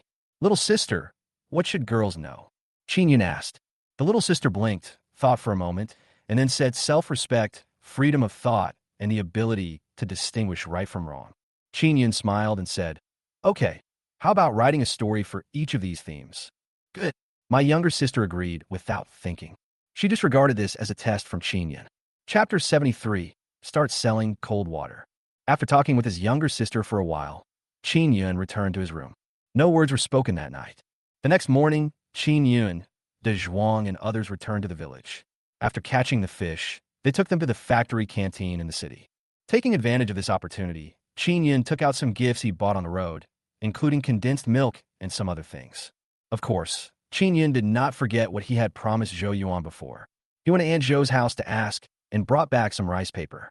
Uncle Zhou, I've been busy for the past few days, so I came to see you today. Zhou Yuan welcomed Qin Yun in with a smile, and after seeing the rice paper, he couldn't let it go. He was even more impressed. Qin Yun placed the items on a coffee table. After a brief exchange of pleasantries, Qin Yun asked, Uncle Zhou, I'm here today for something. I wanted to ask about your antiques. Do you have any you'd like to sell? Hearing this, Zhou Yuan shook his head. I have no plans yet. Because Qin Yun had helped him before and sent him a fine inkstone and a lot of precious rice paper, Zhou Yuan went on to explain. Qin Yun, it's true that in this day and age, antiques can't be sold at a high price. I can't do anything about it. If I want this thing to appreciate in value, I'll probably have to wait until I'm old. Qin Yun nodded. Zhou Yuan's judgment was correct. The things like gold in troubled times and antiques in prosperous times never happened. But what if someone can buy these antiques at a high price now? Qin Yun went on to say that he knew Boss Pai was a wealthy man. Even Old Man Wei's antiques sold for a lot of money last time. Zhou Yuan's collection must be more and more valuable. As soon as he said this, Zhou Yuan glanced at Qin Yun. After the previous few interactions, he knew that Qin Yun was not a person who talked nonsense, which proved that there was really someone who could offer him a satisfactory price. How about this, Uncle Zhou? I definitely won't force you. How about I set up a party and we have a meal together? Then you two could discuss it. If you're not satisfied, we won't sell it. Seeing Zhou Yuan seemed interested, Qin Yun continued speaking. Zhou Yuan nodded, and the two talked for a while before Qin Yun stood up and said goodbye. After delivering the fish, it was already noon. Qin Yun went back to make some food and ate a few bites. Then he squatted on the ground and started taking out a few small jars. Plastic bottles for packaging things are not yet popular. If you want to use them, you have to go to big cities outside to order them, and the prices are ridiculously expensive. Obviously, there is no need for this. So we use bamboo as the material to make this kind of bamboo tube, which does not leak when you drink from it. On the contrary, it has a very ancient charm. Soon, Qin Yun prepared hawthorn water in a small jar. But now the sourness and sweetness are too strong. When we get to the river bank and brew it with cold water, it will taste the same as before. Several people pushed the cart and walked towards the riverbank. For some unknown reason, the last time Qin Yun and his companions came here to scout the place, they didn't see anyone selling cold water, and there was no one selling cold water this time either. However, the few of them didn't care and pushed the cart to the location they had chosen last time. This is the place with the largest flow of people. Qin Yun has specially calculated that after people have played for a while, the number of people who rest here is also the largest. When they are thirsty, they will definitely not be able to refuse cold water. Sure enough, just when Qin Yun and his friends had put their things in place, many people gathered around them after a while. How do you sell this cold water? A person in a swimsuit and a towel was the first to come over and ask. Huang Kun, Depang, and others turned away, somewhat bewildered. Qin Yun cursed her inwardly, calling her a worthless person. Then, with a smile on his face, he greeted the woman and said, $1.50 a cup. Why is it so expensive? The woman frowned and spoke. After Qin Yun quoted the price, many people turned around and left. A glass of cold water costs only 50 cents at most, and more often than 2 or 3 cents, but a glass of water here costs $1.50? This is too expensive. Qin Yun didn't rush, but said to the woman, "Beautiful lady, this water is not just cold water. We've added some hawthorn and tea leaves that are unique to our area. Drinking it not only refreshes and quenches thirst, but also helps eliminate toxins from the body and beautifies the skin." It has to be said that Qin Yun really understood the woman's thoughts. Just the title of beauty made the woman in front of him couldn't help but be overjoyed, especially when she heard about the beauty and skincare that came after it. She wanted to place an order immediately. I'm also here to announce that our Hawthorne Water Shop has just opened. The first 10 people who purchase it can enjoy 10 more free drinks with their cups. After hearing this, the woman no longer hesitated and directly took out $1.50 to buy the Hawthorne water. The people behind also came up immediately. 10 free drinks. That's a lot of money for just a cold drink. How is it? Is it delicious? As the woman took a bite, her best friend next to her immediately asked. A look of surprise appeared on the woman's face. After she tilted her head back and drank all the hawthorn juice, she began to say, "It's delicious. It's refreshing, sour, and sweet, with a light grassy aroma. One sip and it's so refreshing." After hearing this, the best friend next to her also prepared to walk forward to buy a bottle. But the woman stopped him and said, "You're stupid. He just said that with this cup, you can get it for free. He didn't say that I have to go." The best friend suddenly realized what was going on and picked up the cup and went to drink another one. Seeing that more and more people were drinking, the cold water was soon gone. Qin Yun asked Huang Kun and Depang to watch here, and he rode his bicycle back to fill 2 large buckets of cold water and came over. "I'll have another." Soon a woman came over. She was the best friend of the woman who bought water before. "But you didn't buy it just now." Wang Ju looked at the woman's appearance and spoke hesitantly. "What's wrong with you? You just said that you can come over with a cup and drink again. What? Now you don't admit it?" The woman's eyebrows suddenly raised, and she was about to get angry. Wang Ju had never encountered such a situation before. Just when he was about to insist on saying something, Qin Yun walked over from the side. "Excuse me, beautiful lady. This is my sister. She hadn't arrived when I was speaking just now." Qin Yun took the cup and skillfully poured another one for him. "Just drink it." The woman smiled and took the water and walked towards the back. Qin Yun and his companions were busy the entire afternoon. Even the cold water in the storage room was not enough. They had to go to the mountain spring water several times before they had enough. Chapter 74. Teacher, I don't have anything. It was not until around 8 or 9 in the evening that Qin Yun packed up his stall and went home, seeing that there were not many people on both sides of the river. Now it's not like later, there is still nightlife. The entire county is mainly based on industry. Workers are only free for a short time after they get off work, and most of them go home to sleep at night, so the main consumers are young people. Some are in college and enjoying their college life, while others have graduated from college but have not yet found a suitable job. Qin Yun started cooking only after returning home. As it was already quite late, He only made some noodles. While everyone was slurping their noodles, Qin Yin didn't forget about Old Man Wei. He made some sauce and served it to him. Old Man Wei seemed to have been waiting for Qin Yin for a long time. When he saw Qin Yin coming, he immediately came to the door impatiently. Uncle Wei, please eat first. I'll go cook 2 dishes for you. Qin Yin was worried that Old Man Wei was not full, so he prepared to go out and cook. However, Old Man Wei stopped him and said vaguely, "Don't bother. Go get me some vinegar and chili peppers and 2 cloves of garlic." Qin Yin responded with a smile, then went out to get the things. Compared with last time, Old Man Wei ate with extra relish this time. He wiped his mouth after finishing the meal with a look of satisfaction. Not bad, not bad. It would be better if the noodles were thicker. Old Man Wei spoke and instinctively made a gesture of holding a cigarette with his fingers, but then he remembered that he had not smoked for a long time, so he had to put his hand back. Qin Yin originally wanted to pass the cigarette over, but seeing that Old Man Wei was already quite old, he gave up. Good.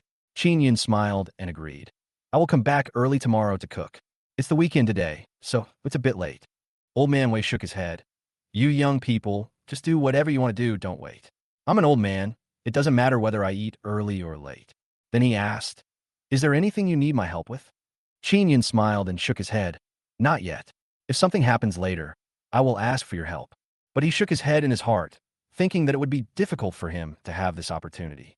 The two talked for a while, and then Qin Yin turned and left. Then he came to Wang Ju's room. Brother, the hawthorn water that person bought today was obviously not hers, and she insisted on asking for a glass. Isn't this bullying us because we can't control it? I made a point of remembering to bring 10 people to buy our tea. Wang Ju continued to speak. Qin Yin shook his head and said, Silly sister, you did a great job, but this isn't the way to do business. Wang Ju was stunned. Did she do something wrong? But those hawthorn juices were made by Qin Yin with great effort. How could he let others get them for free? Qin Yin smiled and said, Think about it. We just came here to sell tea. How can we build a good reputation? On our first day, the most important thing was not how much we sold, but to quickly build awareness and let more people drink it so that we can sell more in the future. So, those were specially given to others by my brother? Qin Yin smiled and nodded. Yes, to be honest, the money we made today was about half less than we expected, but we have achieved our goal. Wait a few days and we'll see. We'll definitely sell more. After Qin Yin finished speaking, Wang Ju nodded. Their hawthorn water was already expensive. How can anyone pay for it if no one had even tasted it? So the most important step is to let everyone taste it first. The two chatted for a while, and Qin Yin took out 200 yuan from his pocket. Take this money first. It's your salary for this month. Wang Ju was stunned.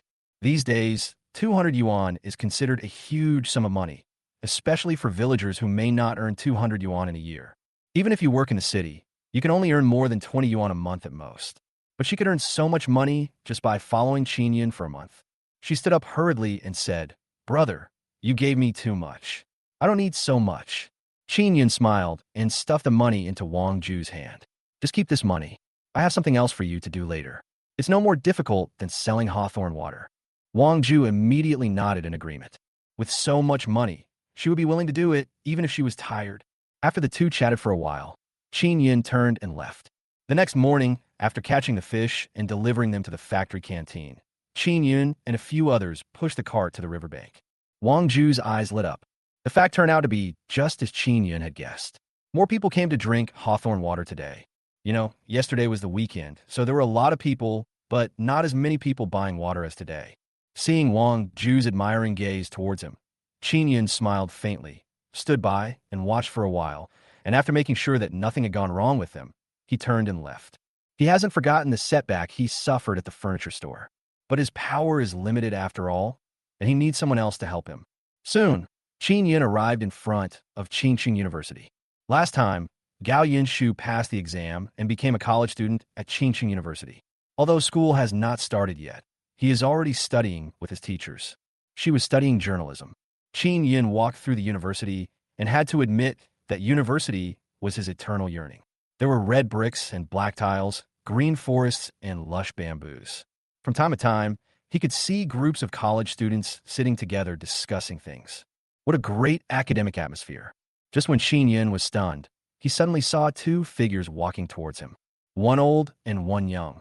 The younger one is Gao Yinshu in a white dress. Qin Yin, why are you here? Are you here to see me? Seeing Qin Yun's figure, Gao Yinshu immediately ran over and playfully patted Qin Yun on the back, his voice as clear as a yellow Oriole's. Qin Yun finally reacted and looked up to see a pretty face. So similar, so similar. Qin Yun was very surprised. Boss Pai and Gao Yinshu seemed to be carved from the same mold, but their personalities were completely opposite. Qin Yun smiled and nodded. Yes, I came to see you.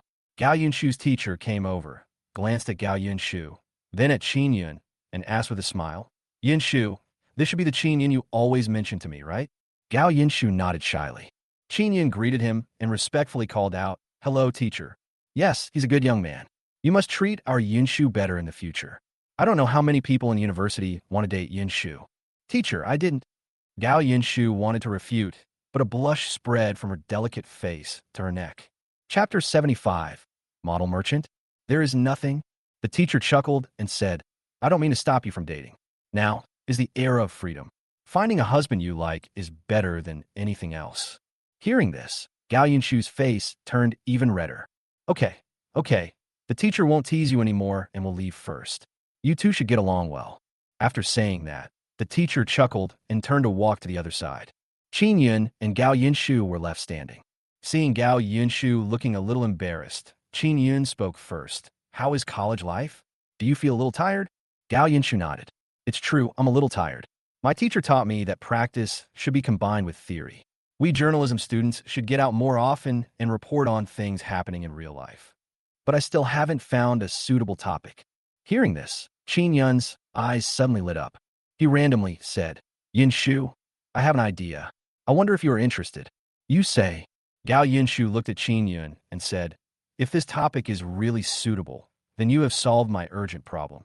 As the two of them were walking, Qin Yun recounted what happened in the furniture store, and Gao Yinshu became somewhat angry after hearing it. As a manager, it's fine if you don't help the consumers, but you're actually colluding with the merchants. I'm going there with you to investigate right now. When the time comes, I'll write it up and have the teacher publish it in the newspaper. It will definitely spark a lot of debate. Qin Yun smiled and nodded.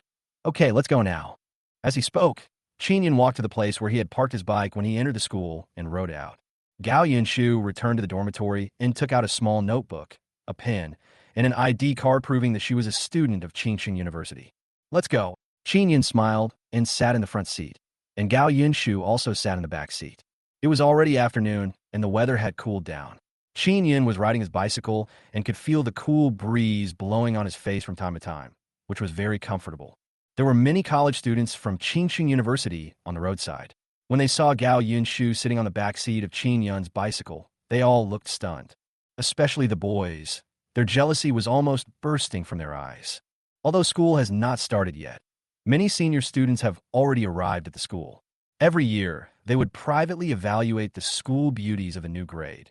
And according to them, with Gao Yinshu's beautiful looks, she could almost be the school belle this time. Now you see such a beautiful girl from Qingqing University sitting in the back seat of someone else's car. Which boy can tolerate this? This is like the grapes that you cannot eat fall into someone else's mouth. The main point is discomfort. However, Qin Yun and Gao Yinshu were completely unaware of this. Careful! At this moment, a small pit appeared in front of Qin Yun. He was unable to dodge, and his bicycle drove directly into the pit. The bicycle immediately trembled violently, and Gao Yinshu on the back seat hugged Qin Yun without thinking. Suddenly, both of them felt a tightness in their hearts, and a different feeling instantly spread in Gao Yinshu's heart. Even after they had passed the small pit, Gao Yinshu behind him did not let go of the hand that was tightly holding Qin Yun. More than half an hour later, the two stopped the car in front of the furniture store. The two of them walked all the way to the house of the man who asked them to compensate for the glass last time. Gao Yinshu told Qin Yun to go in first, and she would go in later, and handed Qin Yun a board. Qin Yun wanted to ask Gao Yinshu why he made such an arrangement, but Gao Yinshu smiled mysteriously at him and said that he would know when the time came. Qin Yun could only go in alone. At this moment, the boss was sitting on a chair inside, drinking tea leisurely. When he saw someone coming in, he immediately stood up to greet them. Boss wants to buy something. He hadn't finished speaking when he saw clearly that it was Qin Yun, and his expression immediately turned cold. Hey, isn't this a country bumpkin? Why are you here? The boss waved his palm leaf fan and said sarcastically, I, Lu Feng, am sitting right here today. I want to see what you can do to me. Qin Yun sneered. Since when have blackmailers become so arrogant? Lu Feng still sat on the chair. Country bumpkin, if you can't think of any good solution, just get out of here. I'll make at least $10 a day. Don't block my path to wealth. Qin Yun laughed and took out the board Gao Yunshu had given him. LV Feng Furniture Shop is extorting customers and charging exorbitant prices. Qin Yun walked straight to the door of Lu Feng's furniture store and squatted down. When Lu Feng saw it, he immediately became anxious. You country bumpkin, are you looking for death? You're standing in front of me. You're looking for death. Qin Yun remained motionless, shouting at the crowd. Everyone, please don't come to this furniture store to buy anything. The owner is very ruthless when it comes to overcharging customers. Lu Feng was so angry that his eyes turned green. Qin Yun certainly knew that what he did was wrong, but even if he was caught and taken to the police station, he would only be taught a lesson. But it's different for the boss. The time when Qin Yun came to pick things was after get off work, which was also the time of the day when he was most likely to sell things. After Qin Yun shouted, the few people who wanted to come in just now left his shop and went to other shops. How dare you, you country bumpkin, disgust me. Lu Feng's face turned red with anger, and he turned around and called the marketing manager. The marketing manager came over with a glass of water, showing his yellow teeth and a big belly. A smile appeared on Qin Yun's lips. Only now had he truly achieved his goal. The next thing is left to Gao Yunshu. You're so brave to cause trouble in front of shop. Do you believe I'll take you to the police station right now? The manager glanced at Qin Yun and spoke directly in a cold voice. Qin Yun was about to say something when Gao Yunshu's voice rang out. I'm a student at Qingqing University and a reporter for the county newspaper. I came here to report on model businesses. I have to say that Gao Yunshu really learned something from his teacher. At the beginning, they did not directly say that they would launch a military campaign to hold the culprit accountable, but instead set up an excuse to report on model merchants. This also ensures that the interviewees will not have too strong a resistance. In fact, the first step in conducting an interview is to get closer. Only in this way can you interview what you really want. Model merchant? Lu Feng was stunned for a moment, but when he saw Gao Yunshu's press card, he immediately smiled. So you're a big reporter. If you want to report on model merchants, I'm the right person to come to you. Chapter 76, it's time to interview me. After all, there were not as many media platforms in that era as in later generations, and people usually received information by reading newspapers. Some businesses have also tried to increase sales by placing advertisements in newspapers, but the results have not been very good. One reason is that the advertisements in newspapers are located in the gaps, and most people will instinctively ignore this part when reading newspapers. Secondly, the cost of advertising is too high. It costs $15 to run an advertisement once, and that is just for one edition. Newspapers are published very frequently, with a new edition required every few days, so it is impossible for many people to read them. Now I heard that there's a free opportunity. I can make my shop famous in the county without spending any money. More importantly, the person I am interviewing is a model merchant. This is clearly different from those shops that advertise. I have always been the most reputable merchant in the market. I have never sold inferior products or cheated buyers. Lu Feng asked Gao Yunshu to sit down and poured him a cup of tea. Before Gao Yunshu could ask anything, Lu Feng started to introduce. Looking like this, I wish I could praise myself into a flower. Even a manager next to him nodded frequently and patted his chest. I can guarantee this. There's absolutely no problem with Lu Feng's stuff. I can also guarantee that the two of them sang the same tune, and people who didn't know them would really think they were conscientious businesses. Gao Yunshu frequently took out a pen and started taking notes in his notebook. When they heard that Lu Feng's shop was going to be named a model merchant, his colleagues on the same street also gathered around. After seeing this scene, his eyes suddenly became different. Everyone knows that among those doing business here, Lu Feng is the most dishonest. We are all working hard in business, and the materials I use are better than his. So why do you want to interview him instead of yourself? Thinking about it this way makes it even more unbalanced. People are most afraid of this kind of thought, so after a while, all kinds of words came into Gao Yunshu's ears. Come on, what about Lu Feng or some honest business? That's bullshit. That's right. If I were to comment on Brother Lee from the East, I would have no objection, but Lu Feng, is not qualified. TSK, this is really strange. I didn't expect that Lu Feng had such good luck. The chattering of the crowd made Lu Feng's expression look a little strange. Gao Yunshu asked, Boss Lu, Manager Zhao, the reality seems to be a little different from what you told me. Lu Feng could only laugh dryly and said, "Don't be offended, big reporter. Just ignore them. They say competitors are enemies. These people are jealous of me because I've made money through honest business practices." Manager Zhao next to him also said, "I am the marketing manager. I have the final say. I can absolutely guarantee Lu Feng's store. So, you can guarantee the quality of his furniture, his service, and his integrity?" Gao Yinshu suddenly looked up and asked, "Excuse me, how is your relationship with Lu Feng?" "That would be great, of course. After all, Manager Zhao is just a manager.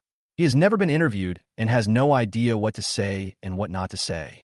He was only concerned with getting Lu Feng famous in the newspaper to increase sales."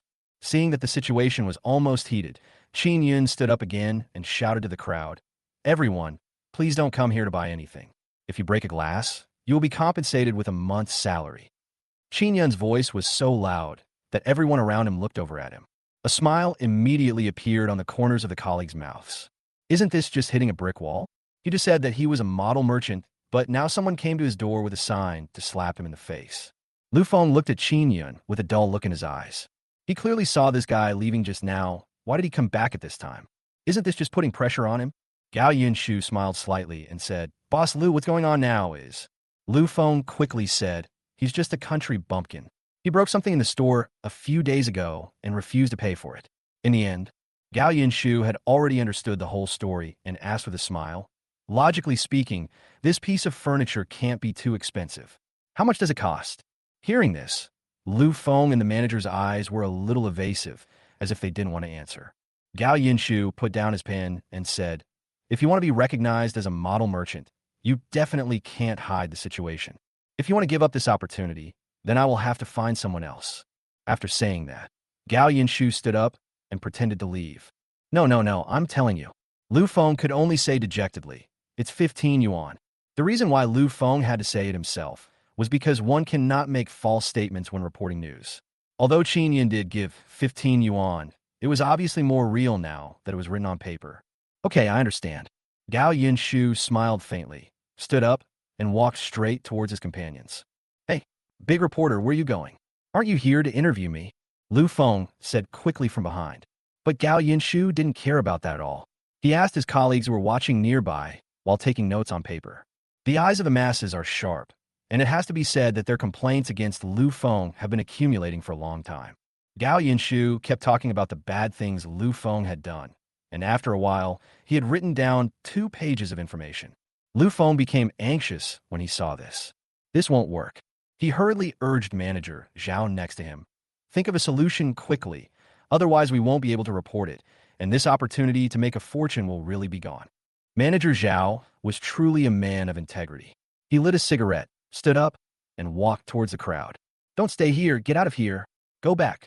If you don't go back, your booth fee will go up by $10 next year." Manager Zhao said viciously. Everyone looked at Manager Zhao and could only turn around and go back. Qin Yun and Gao Yinshu looked at each other. I didn't expect Manager Zhao to do such a brainless thing. It's like this: when you feel sleepy, the pillow comes. When you want milk, your mother comes. It was originally just a simple extortion, but after what Manager Zhao did, it became a lie. To put mildly, it is bullying. To put it more seriously, it could even be considered abuse of power. This time, not only Lu Feng was exposed, but even Manager Zhao jumped into the fire pit himself. Come on, great reporter. Now that no one is around, can you continue interviewing me?" Lu Feng came over excitedly. Until this moment, Lu Feng had no idea that he was about to face a disaster. Chapter 77. End of interview. Gao Yinshu smiled at him and said, "Today's interview is over. I have a general understanding of you as a model merchant. It will be in the newspaper in a few days." After saying that, he turned around and prepared to leave. Lu Feng took 2 quick steps to try to stop Gao Yinshu, but in the end he could only watch her leave. "Big reporter, don't leave so quickly. Let me treat you to a meal. Then you must say a few good words for me in the newspaper." Gao Yinshu ignored him completely, and his figure gradually disappeared in the distance. Qin Yun also found an excuse to slip away quietly. The two met not far away. Qin Yun smiled and said, "Yinshu, you've really helped me a lot. If it weren't for you, there would be no good way to deal with this kind of random blackmailer." Gao Yinshu shook his head and looked at Qin Yun with bright eyes. "I should be the one thanking you." You chose the material for this news very well. People's material lives have improved, but there are more unscrupulous businessmen like this. What our newspaper needs to do is to remind consumers not to be deceived by them. As they talked, they pushed the cart outside. Qin Yin suddenly asked, "Do you want to try the hawthorn juice you drank that time again?" When Gao Yunshu heard this, his eyes immediately lit up. To be honest, she had been thinking about hawthorn water for a long time since that meal. But due to time constraints, I never had the chance to go. Now when she heard Qin Yin ask her, she nodded immediately. Qin Yin smiled, then asked Gao Yunshu to sit on the back seat of the car and rode towards the riverbank. Soon, the two arrived at the shore. In the distance, quite a few people had gathered in front of their stall. Wang Ju was sweating profusely as he poured hawthorn water on himself. Depang and Huang Kuan, who were standing beside him, also poured the cold water onto the ground. It can be seen that the business here is extremely booming. Qin Yin smiled and said, "Wait here, I'll go get 2 cups." Then he walked to the hawthorn juice stall and asked Wang Ju for 2 cups. Just as he was about to leave, Huang Kuan stopped him and said, "Brother Yun, something seems a little off. What's wrong?" Qin Yin asked with some confusion. Huang Kuan glanced ahead and whispered, "Brother Yun, someone just came over and insisted that we pay a venue fee." Qin Yun's face darkened. Someone saw that they made money and felt uncomfortable, so they came to pick a fight with them. "How much do they want?" Huang Kuan replied, "They didn't ask for much, just $5, which is a drop in the bucket compared to what we earn today. But I'm worried that once this hole is opened." After hearing this, Qin Yin nodded and said, "Okay, I'll stay here from now on. I want to see if they will come again later." Huang Kuan nodded, then hurried to greet the guests. Qin Yin came over with 2 cups of hawthorn water. "Are you selling this hawthorn water?" Gao Yinshu asked. Qin Yin nodded. "Yes, we are still selling it on Jiang'an. There are more customers here. You can sell at our school. I'm sure a lot of people will buy this refreshing hawthorn water." Gao Yinshu thought for a moment and spoke. Qin Yin smiled. He didn't expect that this girl also had such business acumen. His positioning of hawthorn water was very accurate. That is, young people with some spare money. To be honest, the price of hawthorn water is still a bit expensive, so it doesn't sell well in rural areas. However, most of those who can go to university in the city are children of factory workers, and they can afford a cup of hawthorn water. So it is really feasible to sell it at the university. But now there are still not enough people. Qin Yin will only think about developing in the university when things are stable here. The evening breeze was cool, and the scenery was beautiful. The two of them chatted more and more deeply, just like an ordinary couple. Just when the two were being affectionate with each other, suddenly, there was a commotion over at the stall. Qin Yin's expression changed immediately when he saw it, and then he ran towards that direction quickly. "I say, if you come to do business with us and don't pay me some protection money, that's unreasonable, isn't it?" A shifty-looking man holding a wooden stick spoke coldly. "Huangkun Puroneth. It seems this place is open to the public. Anyone could do business here. Besides, we've already paid you. Have you given us money?" The man chuckled and said, "I don't care. It doesn't count as payment until it reaches me. Zhou Ke. I don't want much, just $10. Zhou Ke said slowly, "I just checked. You guys earned much more than that tonight." "That's what we earned. It's none of your business." Depang finally couldn't help it and said in a cold voice, "You are asking for more. Do you really think we were scared?" They have been learning from Huang Wentian for quite some time, and they would go over to practice a few moves whenever they have free time. They're not bragging. They really don't take ordinary small characters seriously. "Oh, you guys are really tough." Zhouku's triangular eyes showed a fierce light. "If that's the case, then don't blame me. Brothers, come out." As soon as this voice was spoken, more than a dozen people came out from different corners. They all held sticks in their hands. "Boy, let me tell you why no one does business in this area." As soon as he finished speaking, Zhouku was about to take action. "You are oppressing the people." At this moment, a cute voice with anger sounded. It was Gao Yinshu. When Zhouku saw Gao Yinshu, his eyes froze at first, and then a hint of vulgarity appeared in his triangular eyes. This was the first time he saw such a beautiful girl. He immediately walked over and looked Gao Yinshu up and down. After a moment, he suddenly laughed and said, "I didn't expect there would be such a beautiful girl in the county town. Now that the beauty is spoken, there's really no reason for me not to do as she says." As he spoke, Zhouku took a few steps towards Gao Yinshu and said, "How about this? I won't make things difficult for you. As long as you play cards with me for one night, I promise that I won't make things difficult for you again. How about it? Play cards." Gao Yinshu was a little dazed. A younger brother nearby showed a look of understanding on his face. It's just playing cards. Before he could finish, a fist hit him hard in the face. With a thump, the young man fell directly to the ground. Qin Yin slowly retracted his fist. Others might not know what playing cards meant, but he knew it very clearly. This is also the reason why he was so angry. You dare to hit my people? Zhouke's expression changed instantly. Chapter 78. I actually know him. Anyone who hits me in the face is hitting me in the face. Zhouke said coldly, then rolled up his sleeves. Look carefully, I am from the Tiger Chamber of Commerce. You must explain to me here today. Before he could finish, Qin Yin punched him in the face again. Blood suddenly gushed out of his nose.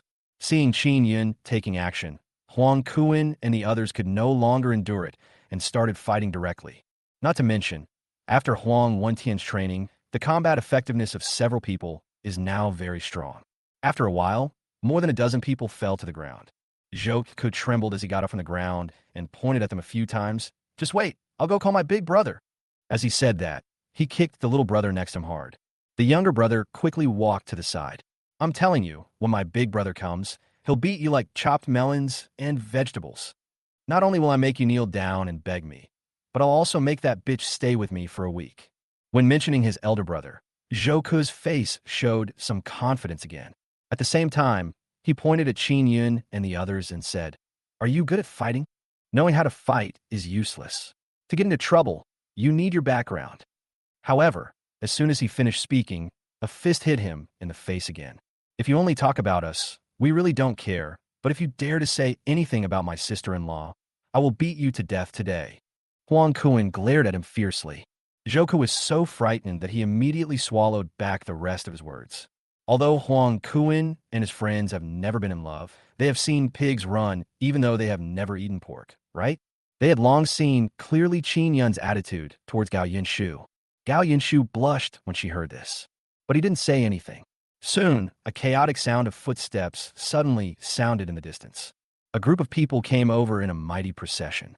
Qin Yun glanced over, and a smile suddenly appeared on the corner of his mouth. This leader is an old acquaintance.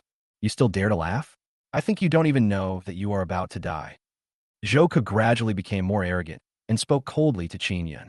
Brother, it's them who dare to touch our Tiger Chamber of Commerce. Zhouke lowered his head and said to the leader, If it were you, we should destroy this brat today and let him know the consequences of going against us. After saying that, he looked at Qin Yun provocatively. Aren't you a good fighter? I want to see how arrogant you can be with so many people here. However, as soon as he finished speaking, he was slapped hard in the face by the visitor. Zhouke, shut up. Zhouke was stunned for a moment. The other younger brothers also looked surprised. Then, under their incredulous gazes, the eldest brother slowly walked towards Qin Yun and said, Brother Qin, I'm sorry. I didn't expect that this is your business. Just do what you want from now on, and we will definitely not come to disturb you again. Qin Yun looked the man up and down and said calmly, Ma Tongtian, you've been doing pretty well lately. Have you even become a big brother? This is a blessing in disguise. An awkward smile appeared on Ma Tongtian's face. A few days ago, he wanted to set a trap for Qin Yun, but was severely warned by Boss Pai. Just when he thought he couldn't make it, Boss Pai called him in. Not only did he not let him go, but he made him the big brother. He immediately burst into tears of gratitude. If it weren't for Qin Yun, he really wouldn't have this opportunity. Brother Qin, don't worry. I will definitely give you an explanation for this matter. As he said that, Ma Tongtian kicked Zhouke hard. Zhouke knelt in front of Qin Yun in an instant. Apologize. Following Ma Tongtian's cold shout, Zhouke hurriedly apologized and took out the $5 he had paid. I'm sorry, I didn't recognize the real man. I won't dare to do that again. Please give me a chance. Qin Yun waved his hand and said, Go away, and don't let me see you again. Zhouke immediately stood up and walked outside. Brother Qin, if you still can't vent your anger, I'll have someone beat him up again. Qin Yun shook his head. He just wanted to do business quietly and didn't want to have anything to do with them. By the way, is there anyone named Sun Datong in your Tiger Chamber of Commerce? Just as Ma Tongtian was about to leave, Qin Yun called him again and asked, Sun Datong. Ma Tongtian was stunned, then looked at the crowd. Immediately, someone came out and whispered something in Ma Tongtian's ear. Ma Tongtian nodded and continued. There is indeed such a person, but he is too timid. Once something happens, he is the first to retreat. And he always does some sneaky things. What? Brother Qin has a grudge against him? I'll catch him for you tomorrow. Qin Yin shook his head. This son Datong was the so-called boyfriend who had bewitched Wang Ju. The two exchanged a few brief greetings, and then Ma Tong Tian led his men away. Seeing that it was getting late, and after what had just happened, most of the people had already left, Qin Yin fortunately let everyone pack up and go home. How about we eat something here together? Walking into the courtyard, Qin Yun spoke to Gao Yinshu. Gao Yinshu also nodded. After what happened today, it was obvious that Qin Yun also had feelings for her. Soon, Qin Yun fried several dishes, cooked some noodles, and stewed a fish. My younger sisters Qin Ling and Chen Shuqi also came down. When Chen Shuqi saw Gao Yinshu, the most dazzling figure sitting in the crowd, his eyes trembled slightly. When he looked at Qin Yun again, there was a hint of inferiority in his eyes. Sometimes, many flowers wither before they even bloom. Qin Yun, let me help you. Qin Yun picked up noodles and wanted to send them to old Manhwa next door, and Gao Yinshu also came over. Qin Yun smiled and nodded, and the two of them quickly walked into old Man Wei's room. After old Man Wei's last suggestion, Qin Yun also specially brought some garlic and vinegar. Uncle Wei, this is the noodles I cooked today. Please try it and see if it suits your taste. Qin Yun put the noodles down and was about to turn and leave when old Man Wei turned to Gao Yinshu and said, "She's Xiao Gao's daughter, right?" Qin Yun was stunned. Could it be that this Mr. Wei also knew Gao Yinshu? Gao Yinshu smiled at old Man Wei and said, "Yes, uncle. My name is Gao Yinshu. My father said he would come to see you a few days ago." Compared with the previous few days, old Man Wei was obviously more affectionate towards Gao Yinshu. "Ha, okay, then it's a deal. Come over tomorrow and let Qin Kid cook something. It's been a while since we last saw each other." Old Man Wei immediately made the decision. Chapter 79. Want to invest? After a few more pleasantries, Gao Yinshu and Qin Yun came out. After finishing the meal, Qin Yun cleared the dishes and was about to wash them. Gao Yinshu walked over and said, "Qin Yun, let me help you clean up." Qin Yun was stunned. He knew that Gao Yinshu's family was not bad, and he was a little surprised that she would take the initiative to offer to clean up with him. "What are you thinking? You don't think I've never touched women, do you?" Gao Yinshu smiled, gentle and reserved. "I often do these things at home. After all, eating without working is the way of the landlord." Qin Yun smiled and nodded. He then settled his sister down and asked Huang Kuan to send Chen Shuqi off, while he and Gao Yinshu washed the dishes together. "Qin Yun, you must seize the opportunity presented by that old gentleman." Halfway through washing, Gao Yinshu suddenly spoke. Qin Yun was stunned. He had heard from Huang Wentian before that old man Wei had a son who worked in another place and was said to have great potential. But he never thought about it in this way. He usually brought meals to old man Wei, just as a convenience. "How do you say that?" Qin Yun asked. Gao Yinshu said softly, "Because I'm a junior after all, my father has never told me these things. I just know that old man Wei has a strange temper, and he always keeps his word. His identity and files are all top secret. I heard he has some connection with the capital." Qin Yun was shocked. In this county, being able to establish connections with the province was considered a giant, and old man Wei actually had connections with the capital? But why, having such a relationship, would one be willing to stay in a house and do nothing? Seeing Qin Yun stunned, Gao Yinshu continued, "But don't worry, I'll ask my dad to come over next time and mention you more often in front of him."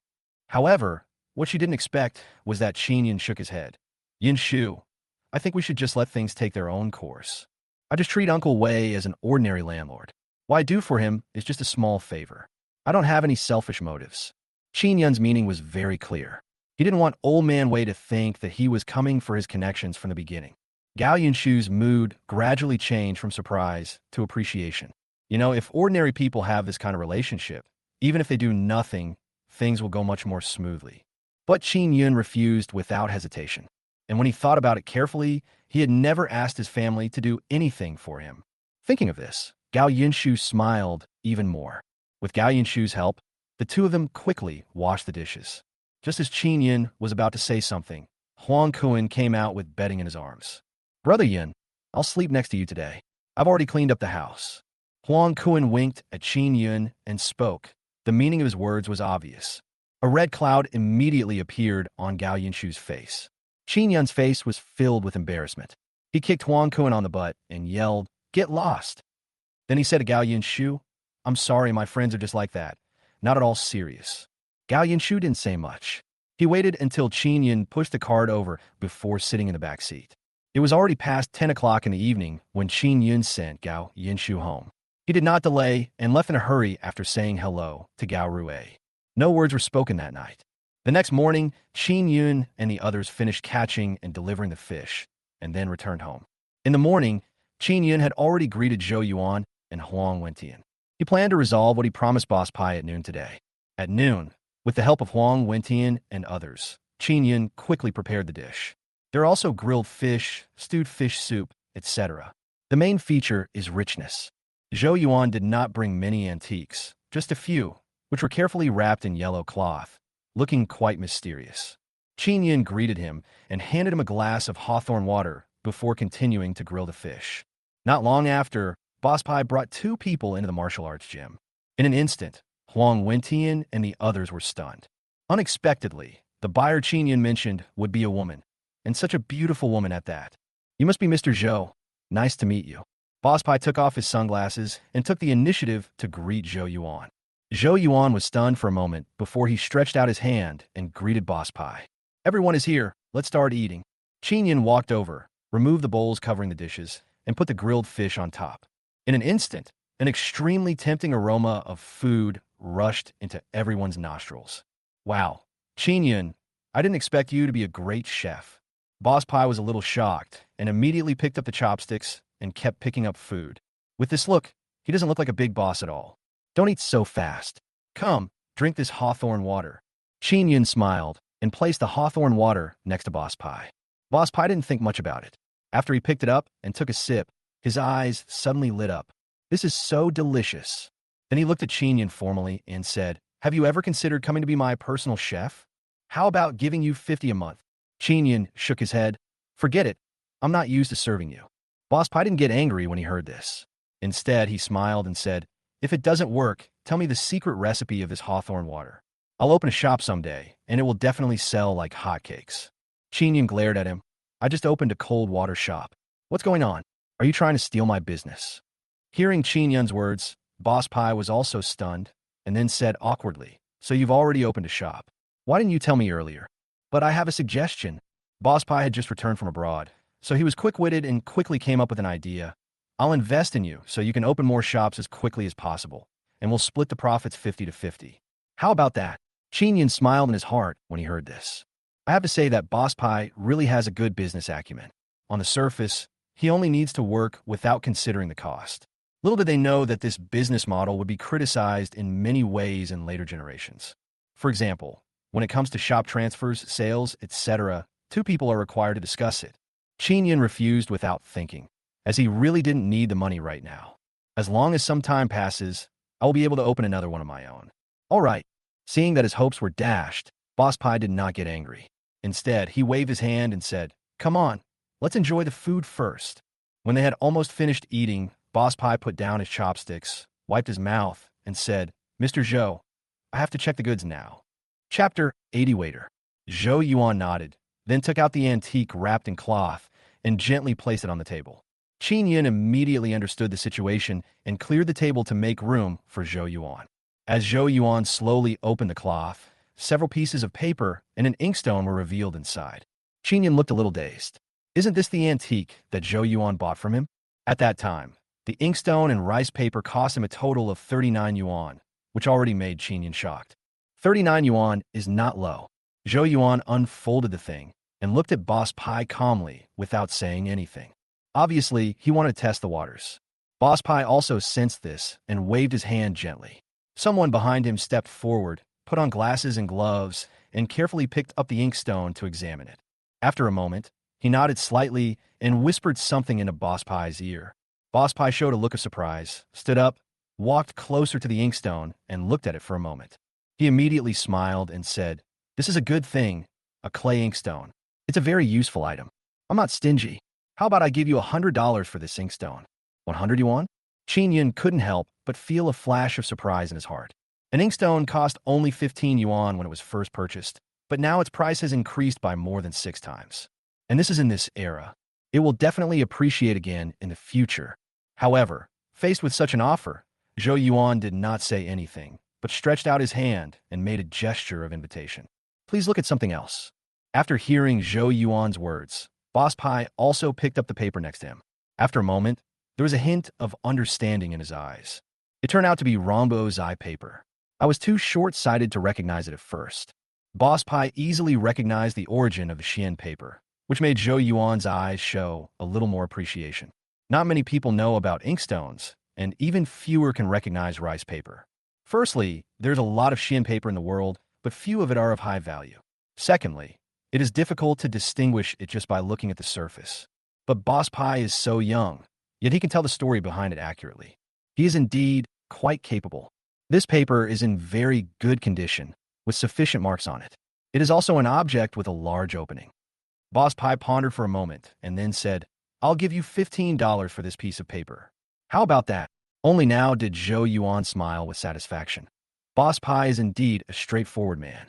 This price is very high. Boss Pai also smiled and nodded to the person next to him. The man didn't waste any words and directly picked up the black bag next to him, counted the amount, and handed it to Zhou Yuan. "Mr. Zhou, please count." Zhou Yuan smiled and said, "No need to count.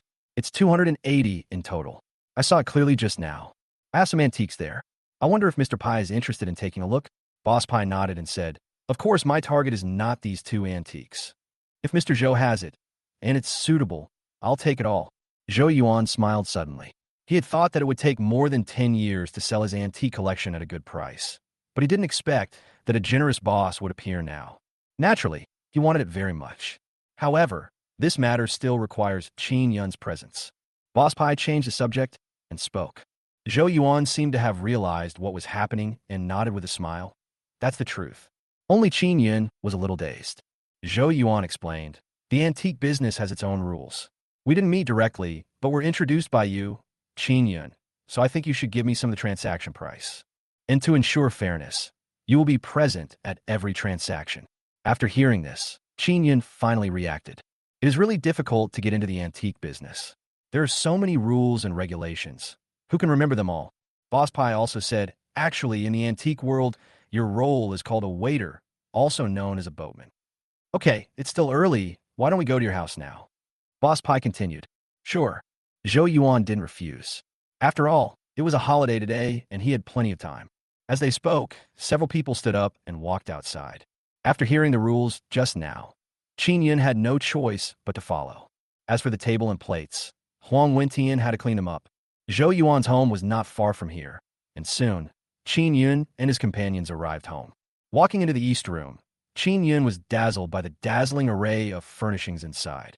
Some have ancient shapes, while others look as if they were just fired yesterday. Qin Yun is no longer needed for what happens next. The debate between the two sides was extremely intense, with words like new imitation and old imitation popping up from time to time, but most of the time it ended with Zhou Yuan being speechless. It took an entire afternoon for the two to finally decide on the items to sell. A bronze pot with 2 handles, valued at 327. A green-glazed carved bowl, slightly dented, valued at 311. A jade plate with a cloud and dragon pattern, mostly damaged, worth 32. A round bowl with enamel-colored apricot forest and spring swallows, exquisitely carved, worth 500.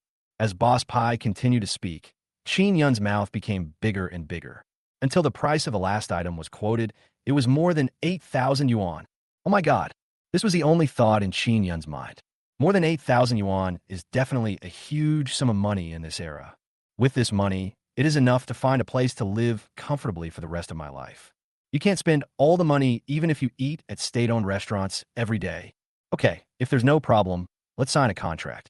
As he spoke, Boss Pai took out the contract from his side. Zhou Yuan didn't waste any time and signed his name after confirming that there was no problem with the contract. Anyway, Boss Pai's money was settled in cash, so he had no worries. "The money I brought today is not enough. Come back tomorrow and I will settle the bill for you." Boss Pai said to Qin Yun, "I have to get this thing out right now. See you tomorrow." After saying that, he walked straight outside. Qin Yun didn't pay much attention to it. After exchanging a few pleasantries with Zhou Yuan, he was about to leave when Zhou Yuan called him. He took out 50 yuan from his pocket and stuffed it into Qin Yun's hand. "Brother Qin, thank you very much for this matter. I only spent a little over 30 yuan on your inkstone, but I sold it for so much. Take this money as my compensation." Qin Yun quickly shook his head. "Uncle Zhou, I know about this. In the antique business, It's always a cash-on-delivery business. As for how much it sells for later, it has nothing to do with me. Just take the money back." Hearing this, Zhou Yuan relaxed. He was afraid that Qin Yun would harbor a grudge against this matter. Chapter 81. Qin Sihai is sick? Zhou Yuan knew clearly that the situation had changed. In the past, Qin Yun begged him to do things, but now he could not do without Qin Yun. The fish Qin Yun sent has now become a main dish in the cafeteria, and almost all employees have a piece of fish when they eat. Even the leaders of the factory asked the kitchen to leave a portion for them. If this fish were gone, I don't know how many people would be dissatisfied. Rules are rules, and our affairs are separate. Zhou Yuan put the money into Qin Yun's trouser pocket without hesitation. "I admire you, young man. Take this money. Consider it your uncle's thanks to you. Besides, without you pulling the strings, this deal between us wouldn't be possible, right?" The two of them struggled again, and seeing that they couldn't get rid of it, Qin Yun had no choice but to put it in his pocket. After chatting with Zhou Yuan for a while, Qin Yun turned and left. After returning home, I quickly washed up and went to bed. The next morning, Qin Yun and everyone else returned to Qingshui village to fish. "Hey, what's going on over there? Why are there so many people?" A few people were fishing when they suddenly saw a group of people carrying large and small bags walking towards the village. Huang Kun took a look and said with a smile, "Brother Yun, you go ahead. Those people are here for fair and will go to the city in a few days." Qin Yun also reacted when he heard it. Ever since his rebirth, he has been busy making money and forgot about attending the meeting. Going to the fair, also known as the Temple Fair, has always been a tradition in their area.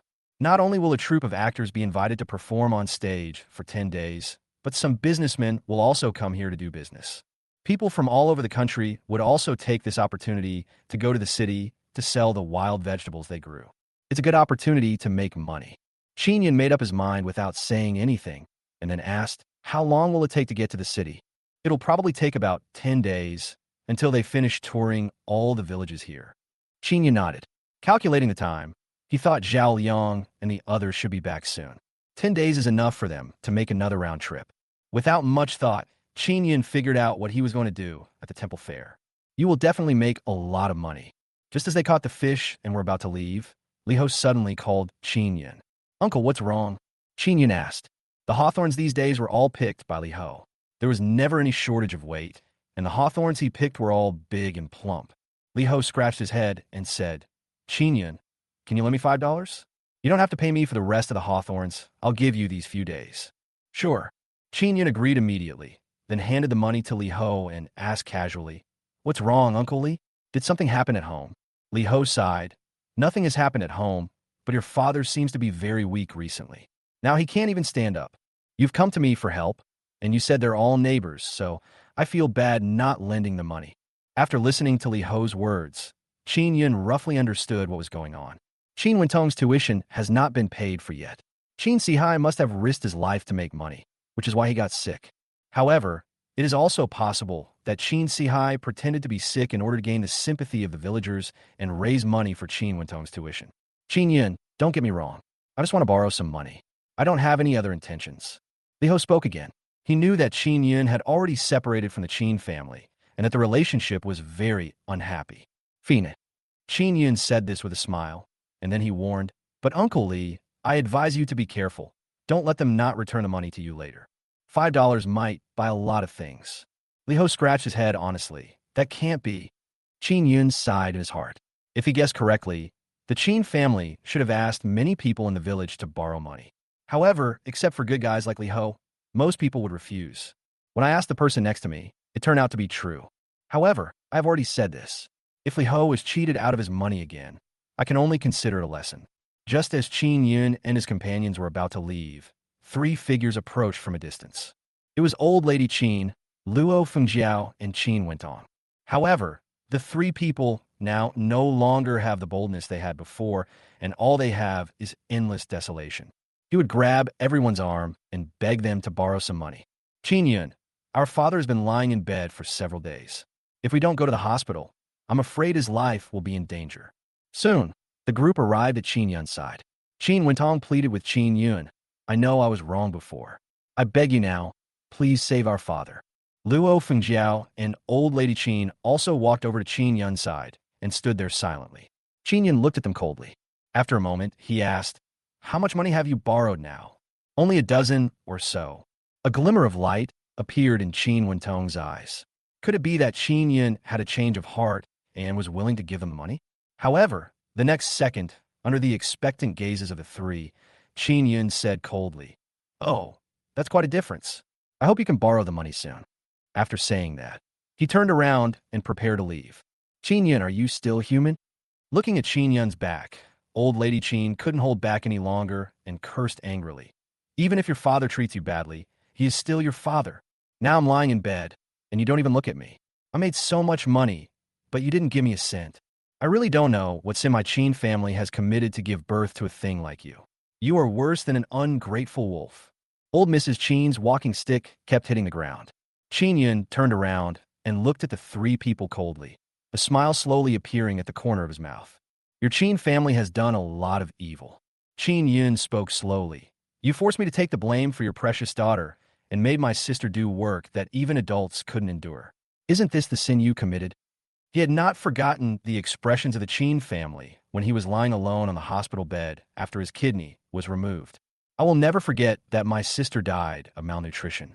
Now you want him to hand over the money just because he is your father? It's just a pipe dream. Qin Yun, you fucking..." Qin Wentong couldn't bear it any longer and raised his fist to hit Qin Yun in the face. Qin Yun grabbed his fist and slapped him in the face. In an instant, blood started flowing from his nose.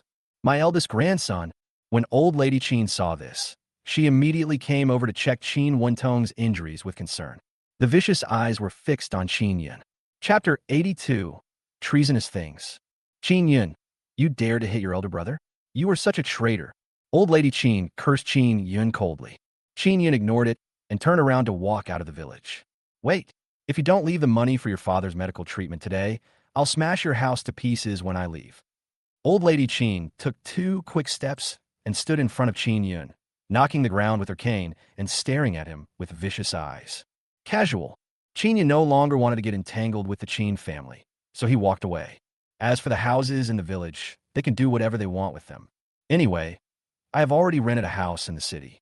After putting the caught fish on the cart, Qin Yun rode his bicycle towards the county town. After delivering the fish, Qin Yun asked the others to sell hawthorn water, and he went to where Boss Pai was alone. Wei Hai happened to be here too. When he saw Qin Yun coming, he immediately stepped forward and said, "Brother Qin, it's been so many days. Could it be that you have forgotten me?" Qin Yun showed a hint of embarrassment on his face. After thinking for a moment, he said, "How about this? Go to the riverbank. There's a shop selling hawthorn juice. Go and lend a hand. How about giving you $15 a month?" Hearing this, Wei Hai's eyes suddenly lit up. 15 yuan is already considered a high salary in the county. He used to work hard selling goods near the department store, and at most he could only earn $10 a month. Okay, I will definitely work hard and won't let Brother Qin down." After saying that, Wei Hai walked outside happily. Qin Yun didn't feel too bad about such a salary. There was a shortage of staff at the hawthorn water stall, and the work was already tiring. Such a high price can only be considered hard-earned money. Then Qin Yun walked towards the alley ahead. It was still Brother Meng guarding the door, but this time, when he saw Qin Yun, he opened the iron gate very respectfully. Qin Yun still smiled as he pulled out the document. "Brother Qin, I was blind before and didn't know the relationship between you and Boss Pai. Now you can come in whenever you want." Menga bent over and spoke. Qin Yun still handed the document to Menga and said with a smile, "It's okay. It's just a pack of cigarettes. It's not worth much." Hearing Qin Yun's words, Menga stopped talking and said to Qin Yun, "Okay, since you think highly of me, I'll accept the cigarettes. Just let me know if you need anything." After saying that, he put the document into his pocket. Qin Yun then walked into the iron gate. After a while, Qin Yun arrived at Boss Pai's office. The furnishings were still the same, except there were 2 more bottles of red wine in the glass cabinet next to it. After seeing Qin Yun coming, Boss Pai pulled out the drawer and handed Qin Yun a wad of money. "Yes, this is your reward." The previous transaction price was more than 8,000 yuan, which means that Qin Yun received more than 800 yuan. Qin Yun was a little shocked. It was too easy to make money. "Boss Pai, you're spending so much money on things. Aren't you afraid your funding chain will be cut off?" Qin Yun sat on a leather sofa and asked, "TSK, if I run out of money, won't I have to borrow some from you, Boss Qin?" Boss Pai smiled, took out a pack of cigarettes from somewhere, and placed it in front of Qin Yun. "Come, Have a taste. It's good stuff from foreign countries. Chinyan shook his head. I don't have the habit of smoking. Boss Pai didn't care. He crossed his legs and suddenly asked, what do you think the world will be like in the future? Chinyan smiled and said, it will inevitably be a world where the state-owned economy is the mainstay, with multiple economic ownership systems developing in parallel. Our reforms are imperative and will also open up a market so that all goods can be traded freely. Chinyan talked incessantly for a while, and Boss Pai was a little stunned. After a moment, her beautiful face showed a hint of appreciation, and she said shamelessly, not bad. It's almost what I thought. Chinyan smiled and didn't care much. Boss Pai stood up, took out red wine and a goblet from the glass cabinet, and poured a glass for Chinyan. But I'm curious why you came back here. Logically speaking, coastal cities should be easier to develop. Chinyan was right. In the future, an old man drew a small circle on the edge of the South China Sea, and the mountains of gold and silver that follow will fill the city. How do you know I haven't invested in those places? Boss Pai said this calmly, then picked up the goblet and took a sip of red wine elegantly, saying, as for why I came here, there must be some reason. But I can't tell you the specific reason right now. Having said that, Chinyan knew it would be impolite to ask further. Given our relationship, how about you predict which cities will develop well in the future and tell me? Paid consultation. Chinyan also took a sip of wine and said with a smile, let me guess, it's the Demon City? Fukagawa. Every time he mentioned a place, Boss Pai would look at Chinyan. Chinyan put down his wine glass and said seriously, the first echelon is, of course, the first you mentioned, and then, after Chinyan's in-depth and easy-to-understand explanation, Boss Pai's face showed a bit of solemnity. From time to time, he would take out paper and pen and sketch on it. But Chinyan, I advise you to keep a low profile. This county isn't as peaceful as you think. The two chatted for more than an hour. Chinyan saw that it was getting late and was about to get up and say goodbye. But Boss Pai stopped Chinyan and spoke. Chinyan was stunned and subconsciously asked why. Boss Pai glanced at him and said, there are a few wealthy people in the county. Because their families have always been in the county, their network of relationships is very complicated. Once I see a business opportunity, I will grab it without hesitation. You may have heard before that a bar opened in the county town, but just a week later, that bar disappeared. It was replaced by a bar opened by the Luo family. Hearing what Boss Pai said, Chinyan also frowned.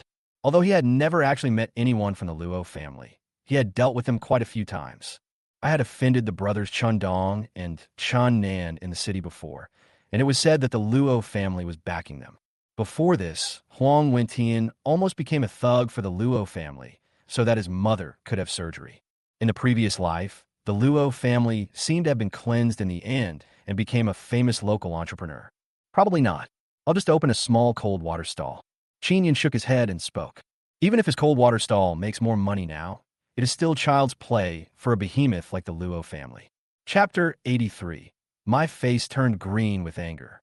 Chinyan secretly calculated in his heart that at least in the short term, he didn't need to worry about the Luo family. Boss Pai also nodded. It's okay. I just want you to be careful. If it really comes to that, I will help you. Chinyan smiled and said, thank you, Boss Pai. Chinyan then chatted with Boss Pai for a while before turning around and saying goodbye. After leaving Boss Pai's place, Chinyan was just about to buy a roast chicken on the roadside to take back for his sister to improve her life, when he heard a familiar voice. Chinyan, you're actually in the city. Chinyan turned around and saw that it was his second Uncle Chin Erzhan and second aunt. Chinyan greeted him lightly. These two people are not good people either. Not to mention that in the previous life, because Chin Wentong became rich, the second uncle's family wanted to kneel down and lick Chin Wentong's side. Just a few days ago, after making some money from fishing, he and Chin Wentong came up with a dirty trick and wanted to set up another business to make money. If Chinyan didn't have the secret recipe to keep the peach blossom fish fresh, he might have intercepted it halfway. Chinyan, what business are you in now? Why didn't I find your name when I went to the factory? Chin Erzhan couldn't wait to ask after seeing Chinyan. Chinyan narrowed his eyes and immediately reacted. When he was looking for a house before, Huang Wentian took him to the first house. Because the room was too small and the rent was too expensive, Chinyan did not rent it. Later, I ran into the two of them when I went out. And accidentally, he also saw the relationship between himself and Su Yi. With their cunning minds, they must have pursued Su Yi relentlessly afterwards. But judging from its current appearance, it seems that it has hit a wall. I don't work in a factory, Qin Yun replied, then picked up the roast chicken and prepared to leave. Oh, I made some money. This roast chicken is not cheap, only 1 yuan. Qin Erzhan and second aunt came to Qin Yun again. Second aunt looked at the roast chicken and her mouth was watering with greed. Qin Yun nodded, not wanting to bother with the Qin family, and was about to leave. Who knew that Qin Erzhan and his wife would come back like a dogskin plaster? Qin Yun, look, your second aunt and I haven't eaten yet, and we're starving now. This roast chicken has quite a bit of meat on it. It's just a matter of adding 2 pairs of chopsticks. It's not a big deal. Qin Yun was completely speechless. How come I left the village? Why can't I get rid of the Qin family? Sorry, it's not convenient, Qin Yun said coldly. What's so inconvenient about this? I heard that you brought Xiaoling to the county town as well. You 2 siblings can't finish this roast chicken, so why not? Qin Yun no longer had the patience to stay, so he walked around the 2 of them. Qin Erzhan and his second aunt looked at each other. Boss, this little bastard is so cruel that he won't even give us a piece of roast chicken. How stingy. Second aunt looked at Qin Yun's back and couldn't help but spit on the ground. Qin Ershan's expression also turned grim. Damn it. That kid Qin Yun must have made a lot of money in the city. I just saw Depang, Huang Kuan, and the others selling hawthorn juice over by the riverbank. In my opinion, Qin Yun must be doing business there now, and he must be making a lot of money. After a while of discussion, Qin Erzhan said, let's go follow Qin Yun. If I don't get some money from him today, I won't be named Qin. Second aunt also nodded, and the 2 of them followed Qin Yun stealthily. It has to be said that the 2 men's kung fu is really not exaggerated. Qin Yun turned his head several times in confusion, but they hid aside every time. Several people followed along and soon stopped in front of an unusually large house. Oh my God, the houses here must be quite expensive. Second aunt couldn't help but exclaimed. Through the crack in the door, you can vaguely see that the house inside is very large and that the facilities inside are also very complete. Qin Erzhan also nodded. Thinking about the small room the 2 of them lived in, they had to go to the toilet inside the room at night, and the smell was very unpleasant. But Qin Yun's house looks very good. At this moment, the second aunt who had been lying outside the door suddenly said, Boss, look quickly, this ungrateful sister is here too. Qin Erzhan immediately squeezed over to look. When I saw this, my face almost turned red with anger. Before, Qin Yun took a whole roast chicken and handed it directly to Qin Ling. And next to Qin Ling, there was another girl who claimed to be a teacher. Qin Erzhan knew that hiring a tutor in this city was not cheap. At least it's more than 10 yuan a month. Qin Yun is such a damned bastard. He has the money to hire a teacher for this girl, but he's not even willing to give us a roast chicken. I don't understand. Even if this girl studies a lot, won't she still have to get married in the future? It's no use feeding her. Qin Erzhan cursed angrily here. Boss, get out of the way, someone is coming. At this moment, the second aunt next to her suddenly spoke. Qin Erzhan turned his head and saw a group of people pushing a cart towards him. He was so scared that he quickly hid on the other side. At this time, in the middle of the yard, Huang Kuan and others walked in pushing a cart. Brother Yun, you came back so early today? Why didn't you go to see your sister-in-law? Huang Kuan still stumbles over his words, as usual. Qin Yun kicked him on the butt. Get lost. You're not my sister-in-law yet. It's only a matter of time. Huang Kuan grinned and pushed the cart to the other side. At the same time, take out some vegetables and meat from the cart. Brother Yun, let's make some braised pork slices with vinegar today. I had it yesterday, and I still want it. Big Fatty walked up to Qin Yun and said, I've bought everything. Okowo. Qin Yun replied with a smile, then directed the others to wash the vegetables while he washed his hands. Brother Qin, I'll be leaving first. Brother Huang has already told me about the working hours. I'll come back tomorrow afternoon. Wei Hai walked over and spoke. Why are you still going? You've worked so hard today. Let's eat here first. Qin Yun signaled Wei Hai to stay. Seeing a hint of hesitation on Wei Hai's face, Qin Yun continued. Don't worry. The meals you eat here will not be counted in your salary. Wei Hai finally felt relieved. Qin Erzhan and his second aunt were so angry when they saw this scene that their eyes turned green. They heard everything that was said just now clearly. Qin Yun was willing to keep a stranger for dinner, but was unwilling to let them into his house. There is no such thing in the world. Chapter 84, I'd rather feed the dog than give it to you. Let's go in now and see what Qin Yun has to say. As he spoke, Qin Erzhan raised his foot and prepared to walk in. Second aunt, behind him, quickly pulled him back and said, Master, Don't you know what an ungrateful person Qin Yin is? He's very stubborn. If we go in now, he might even kick us out. Qin Erzhan was silent for a while and nodded. It was true, so I can only continue to wait and see. At this time, in the courtyard, several other people had already washed the vegetables. Qin Yin rested for a while and then started cooking. After a while, an unusually rich aroma filled the entire courtyard. The pork in this era is all from wild boars, and it tastes very good. Coupled with Qin Yun's superb cooking skills, is simply irresistible. Soon, Qin Yun cooked 5 or 6 dishes. Braised pork slices with vinegar, shredded pork with chili peppers, scrambled eggs, kung pao chicken. You guys eat first. I'll serve some to Uncle Wei. Qin Yun said something to everyone, then picked up some dishes and put them in a bowl and passed it to Old Man Wei. When Old Man Wei saw that there was no noodles today, a hint of disappointment flashed in his eyes. But he still took the bowl and started eating. Qin Yun smiled and sat with Uncle Wei for a while before walking outside. Brother Qin, don't tell me. Your cooking is even better than that state-owned restaurant. After taking a bite, Wei Hai couldn't help but eat a few more bites. His eyes were filled with admiration for Qin Yun. The others also started to eat. Outside the courtyard gate, Qin Erzhan and his second aunt swallowed unconsciously. My stomach started to rumble. Qin Yun can't be so heartless. I saw him deliver food to the landlord just now. Qin Erzhan looked at the sumptuous dishes inside and couldn't help but speak. Second aunt was also dazzled by the fragrance wafting over. In rural areas, this dish may not even be available during the Chinese New Year. Come on, let's go in. If we're any later, we won't even be able to have a bite of warm food. Qin Erzhan couldn't bear it anymore and had already made up his mind that no matter how unpleasant Qin Yun's words were today, he had to finish the meal before leaving. It would be best if I could live in this yard. Thinking of this, Qin Erzhan knocked on Qin Yun's door directly. In the courtyard, after hearing the knock on the door, Huang Kun didn't think much about it and stood up to open the door. Qin Erzhan and second aunt walked in directly. Qin Yun, what a coincidence. We came to see the house today, and I didn't expect you to be here. Qin Erzhan found a lame excuse and said to Qin Yun with a smile, I've already rented the house, so you guys should find another place. Qin Yun said calmly. Look at Qin Yun. We've been walking for quite a while now, and this stomach. However, before Qin Erzhan could finish, Qin Yun interrupted him. He turned to the crowd and said, What are you all standing there for? Come on and eat. Huang Kun was the first to react. Everyone in the village said that the Qin family had 2 beasts. One was Qin Sihai, and the other was Qin Erzhan.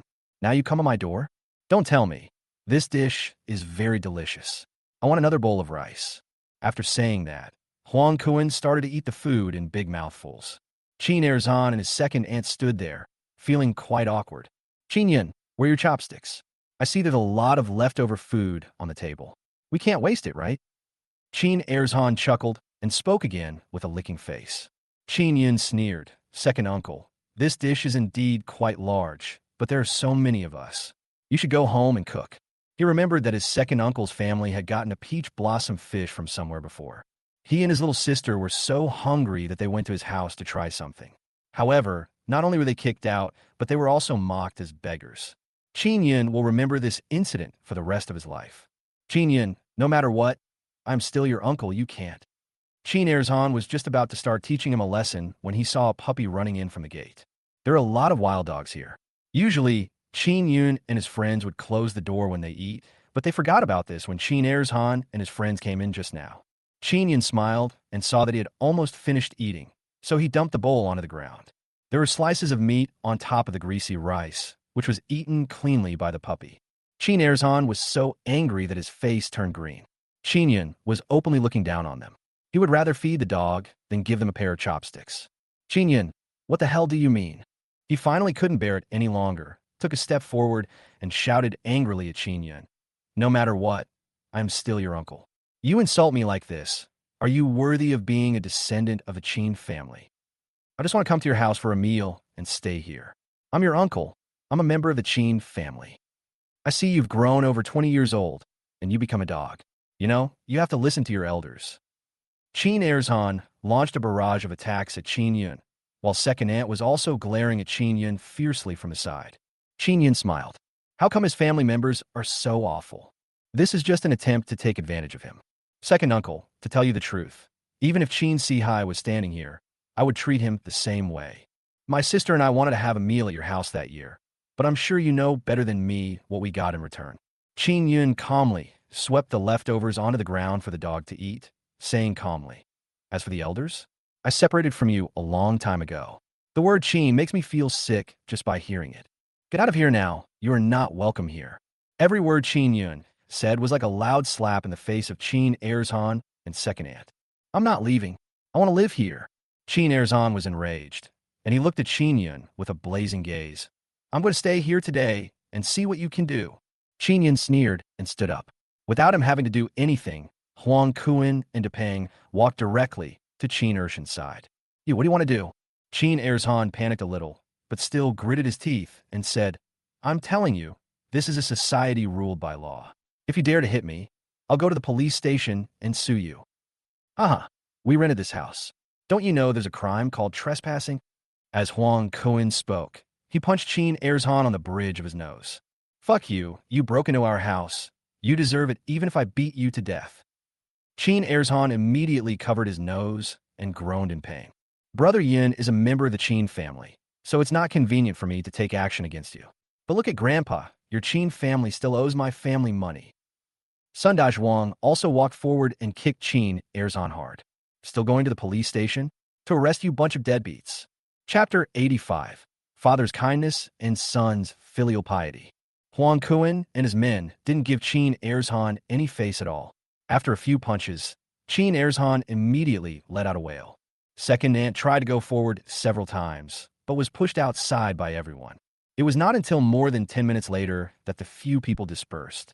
Qin Erzhan squatted on the ground, looking at Qin Yun with eyes full of resentment. "Get out of here," Huang Kuan finally said to Qin Erzhan harshly. Qin Erzhan stood up and stared at Qin Yun intently. "You ungrateful bastard. It's a shame you stayed in the Qin family for so many years. Just wait. If you don't let me feel comfortable, I won't let you feel comfortable either." After saying this, Qin Erzhan stood up and left the courtyard with his second aunt. "Qin Yun, Qin Erzhan isn't going to Jiangyan to cause trouble with us, is he? Now the Hawthorne water stall is on track and can earn at least 1 or 200 yuan a day. If Qin Erzhan were to get involved, the losses would be huge. Don't worry. Even if Qin Erzhan had the courage, he wouldn't dare to go." Qin Yun was extremely confident. There were many people on the river bank, and Huang Wentian and the others would sometimes go over to help. He was very familiar with Qin Erzhan and would most likely create some obstacles for him. In a head-on confrontation, he would be more docile than a quail. At this time, second aunt supported Qin Erzhan and walked tremblingly to the open space outside. "What a wretch, Qin Yun. I can't swallow this." Qin Erzhan turned his head and looked at the courtyard. "I originally wanted to eat and drink for free, and it would be best if I could stay in the courtyard." But he didn't expect to be humiliated and beaten by Qin Yun. "Then what else can we do? There are so many people here, we can't do anything even if we go in." Second aunt spoke dejectedly. Qin Erzhan rolled his eyes and said, "Let's go back to Qin Shui village. I don't believe we can't defeat Qin Yun." After hearing this, second aunt also showed an indignant expression. "That's right, let's go back to find Big Brother and let him teach Qin Yun a lesson." "That's not what I thought." Qin Erzhan and his second aunt walked towards Qin Shui village. After walking for more than 2 hours, the two finally returned to Qin Shui village. Without saying a word, he went straight to the Qin family's old house. Soon, Qin Erzhan arrived at the old house. "Qin Erzhan, you have the nerve to come back." As soon as he entered the door and hadn't even stood still, the old lady Qin inside cursed at him coldly. Qin Ershan's brows furrowed immediately, and he asked, "Mom, what's wrong?" Old lady Qin became even angrier when she heard this. She slammed her cane on the ground twice and said, "Let me ask you, you've been in the city for so long, and you haven't brought back a penny? Your brother has been lying in bed for several days in order to raise money for Wentong's tuition. If you can't come up with the money today, don't even enter this house." A gloomy look appeared on Qin Ershan's face. What does it have to do with him whether Qin Wenong goes to college or not? Why should he be asked to take this money? The second aunt next to her also looked a little unhappy. "Mom, shouldn't we pay for Wentong's schooling?" He couldn't help but retort, "After all, he is Sihai's child. You are being ruthless when you say this." Old Mrs. Qin took 2 quick steps, and her saliva almost sprayed on his second aunt's face. "If Wentong can read the book, won't our entire Qin family benefit? The expression on old lady Chen's face became even more angry. If you have the ability, when my eldest grandson becomes successful, don't come looking for him. Second aunt wanted to say something, but was stopped by Chen Erzhan. The latter took out a few dollars from his pocket, forced a smile, and said, "Mom, I was wrong just now, but I do hard labor in the city and haven't made that much money yet." Only when she saw the money did old lady Chen start to laugh. He made way for the two to walk in. When he walked into the room, Chen Erzhan saw Chen Sihai lying on the bed at a glance. At this time, Chen Sihai was lying on the bed with a pale face, chewing on a few dry biscuits. "Dad, just starve for a while. Then I'll find a few more people to come over and take a look. I'm sure we can borrow more money." Chen Wentong was sitting beside him, feeding Chen Sihai water. It is indeed a picture of a loving father and a filial son. Chen Sihai was so angry that he couldn't help but glare at Chen Wentong. But he also knew that there was really no other way except to make some money by playing the victim. "Second uncle, why are you here?"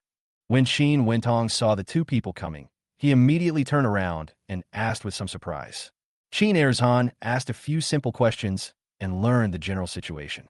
Although Chen Wentong has raised enough money to pay for college tuition, he has not yet found a way to pay for accommodation and food, so he can only wait and see. "Mom, do you know? Chen Yun has started selling hawthorn water in the city again. He can probably make a lot of money every day." After chatting for a while, Chen Erzhan finally revealed his true purpose and said to old lady Chen, "He's an ungrateful bastard, Wentong, and I want to stop him that day and try to get him to pay some money." Guess what happened? Old lady Chen was filled with indignation. Not only did this ungrateful person not give us any money, he also broke Wentong's nose. Chen Erzhan pounded the ground hard and said directly, "Mom, Chen Yun treated us like this, so we can't let them have it easy. I've already found out where they live, Mom, and then you do this, and then this." Chen Erzhan whispered a few words in old lady Chen's ear. Hearing this, old lady Chen nodded repeatedly. After a moment, she slapped her thigh and said, "Okay, let's do it." The next morning, after Chen Yun delivered the fish, he was about to return to the courtyard to rest for a while, but he saw Gao Yunshu running towards him happily holding a newspaper. "Chen Yun, look, that article has been published." Chen Yun took it and looked at it. A smile immediately appeared on the corner of his mouth. A newspaper reporter was interviewing merchants in a furniture mall, aiming to report on exemplary businesses. However, during the interview, he discovered that the furniture store owner, Lu Feng, was engaged in fraudulent activities. After interviewing the surrounding merchants, I also learned that the wood used by Lu Feng for furniture was mostly inferior. Chen Yun read the whole article and found it to be well reported and full of facts. Not only did they report that Lu Feng had cheated them out of their money, they even did not let the manager off the hook. And I've already told my dad about it. He's already reported it to the Market Supervision Bureau. They'll conduct a joint law enforcement operation. Hearing this, Chen Yun smiled. As expected of a top student from the journalism department of Qingqing University, he's really talented. A smile also appeared on Gao Yunshu's face. "Chen Yun, do you have anything to do this afternoon?" After they chatted for a while, Gao Yunshu suddenly asked, "No, how about we go to the park and play this afternoon?" Gao Yunshu blushed and said to Chen Yun, Chapter 86, Delivering a Car. "Sure," Chen Yun said with a smile, then pushed out his bicycle and walked towards the park with Gao Yunshu. Not to mention, this was Chen Yun's first time going to the park since he was so busy in the city for so long. The park is not far from Gao Yunshu's university. The scenery inside is very beautiful. Because there is no pollution, the river water is crystal clear. Gao Yunshu was wearing a white dress today, and the sunlight fell on her body, revealing a hazy beauty. It makes her look even more gentle. Chen Yun parked his bicycle at the entrance of the park and walked in with Gao Yunshu. With the cool breeze and the beautiful woman beside him, Chen Yun couldn't help but smile. Just as the two were walking, suddenly, several figures appeared in front of Chen Yun. "Big reporter, you've made my search so difficult." The leader was Lu Feng, who was so angry that he gritted his teeth. He took out a newspaper from the side and threw it in front of the two people. "Look at what you reported to me." Chen Yun picked it up and looked at it, then smiled. What was written on it was the interview that Gao Yunshu gave him. "What's wrong? Is there any problem? These are all facts from my interviews." Gao Yunshu spoke directly in a cold voice. "Didn't you say you were interviewing a model merchant?" Lu Feng was furious. Originally, because his location in the furniture store was good, customers came to his store every day. But after this report appeared, no one was willing to come in. A group of people showed up at the door without anyone noticing. Not only did they point at him, they also threw rotten eggs at his door. How can he do business like this? Hey man, can't you read the report? She originally wanted to interview a model merchant, but she gave you the opportunity and you didn't seize it. Qin Yun spoke directly. Okay, this is how you play, right? Lu Feng realized that Qin Yun and Gao Yunshu had been playing the good guy and the bad guy respectively that day, but they had almost screwed him over. But now, the two of them are together. It is clear that Gao Yunshu is in collusion with Qin Yun. Qin Yun shrugged, seemingly agreeing. Lu Feng glared at the two of them fiercely, and suddenly a sneer appeared at the corner of his mouth. With such a beautiful girlfriend, you should be careful when walking on the street at night, otherwise. Before Lu Feng could finish his words, Qin Yun punched him in the face. In an instant, Lu Feng was knocked to the ground, with blood from his nose all over his face. If you dare to cause trouble for her, I'll make you pay. Lu Feng stood up, stopped the people around him from fighting, and said in a cold voice, Okay, you wait for me. Our score is not over yet. After saying that, he turned and left.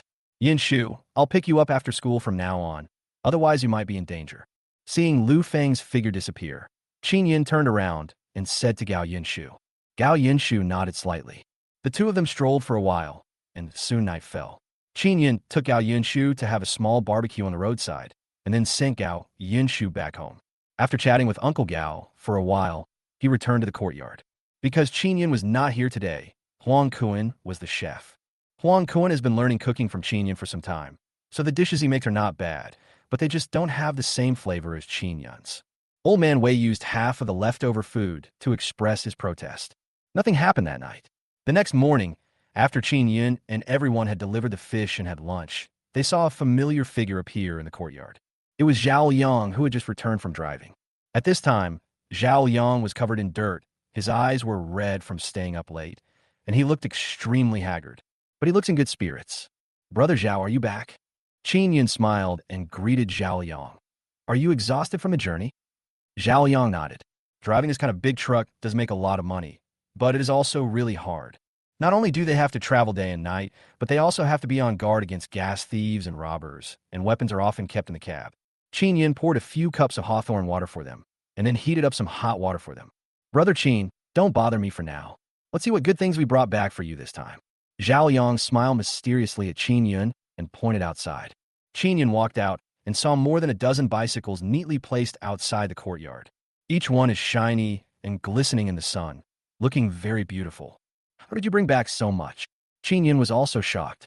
He originally thought that being able to transport back 5 or 6 vehicles would be a lot, but he didn't expect so many. Isn't this all thanks to Brother Qin's car modification? Zhao Yang smiled and said, Don't tell me. Several groups of people stopped us on the road and searched the car several times, but they didn't find the secret here. Qin Yin also smiled. Zhao Yang and his crew were transporting coal or in other such things. If they wanted to go inside, they had to unload everything in the carriage, otherwise forget it. Soon, the hot water was ready. Qin Yin took the basin outside and said, Okay, you guys wash up first. I'll go make some food, and we can talk while we eat. There were still vegetables bought yesterday at home. Qin Yin rode his bicycle to the vegetable market to buy some meat. After returning, he fried 7 or 8 dishes. Zhao Yang and the others had also finished washing up, and Huang Kuan and the others happened to come back pushing a cart.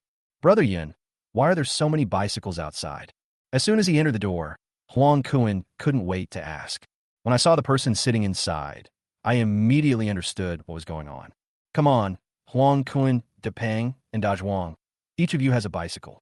Qin Yin was not stingy and simply waved his hand and gave 3 of the cars to the 3 people.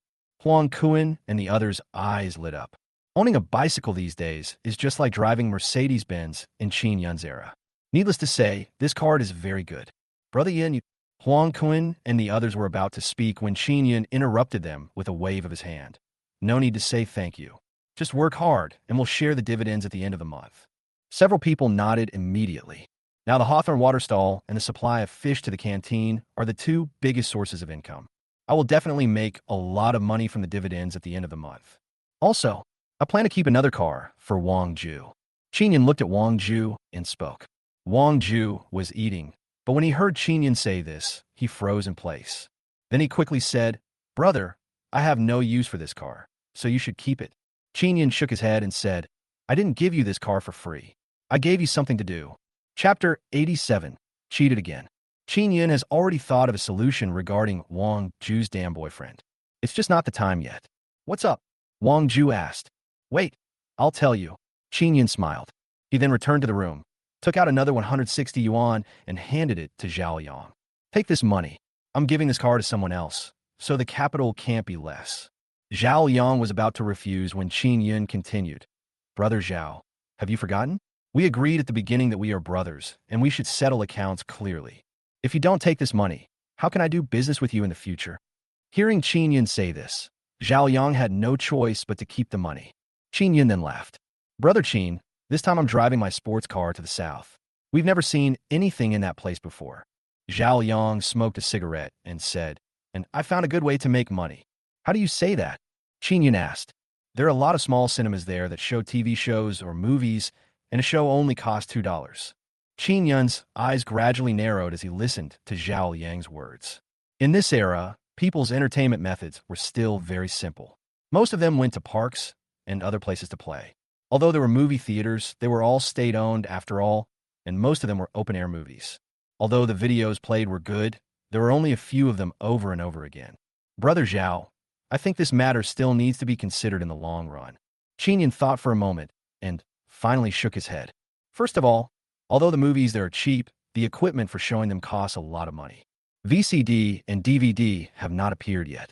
As for what kind of movies were played in the South, where Zhao Yang and his friends went, Qin Yin really didn't know much about it. Zhao Yang thought for a moment and nodded. It's okay, Brother Qin. I just said that. You have better vision than us. If you say it's not possible, then let's change something else.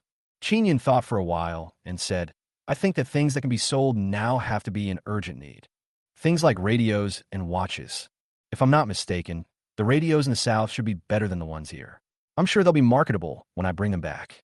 Qin Yin's luxury also made Zhao Yang and others couldn't help but give him a thumbs up. Nowadays, we are still stuck in the era of 3 turns and 1 ring. Bicycle, sewing machine, watch, radio. Without this thing, it would take a lot of effort to marry a girl from a city.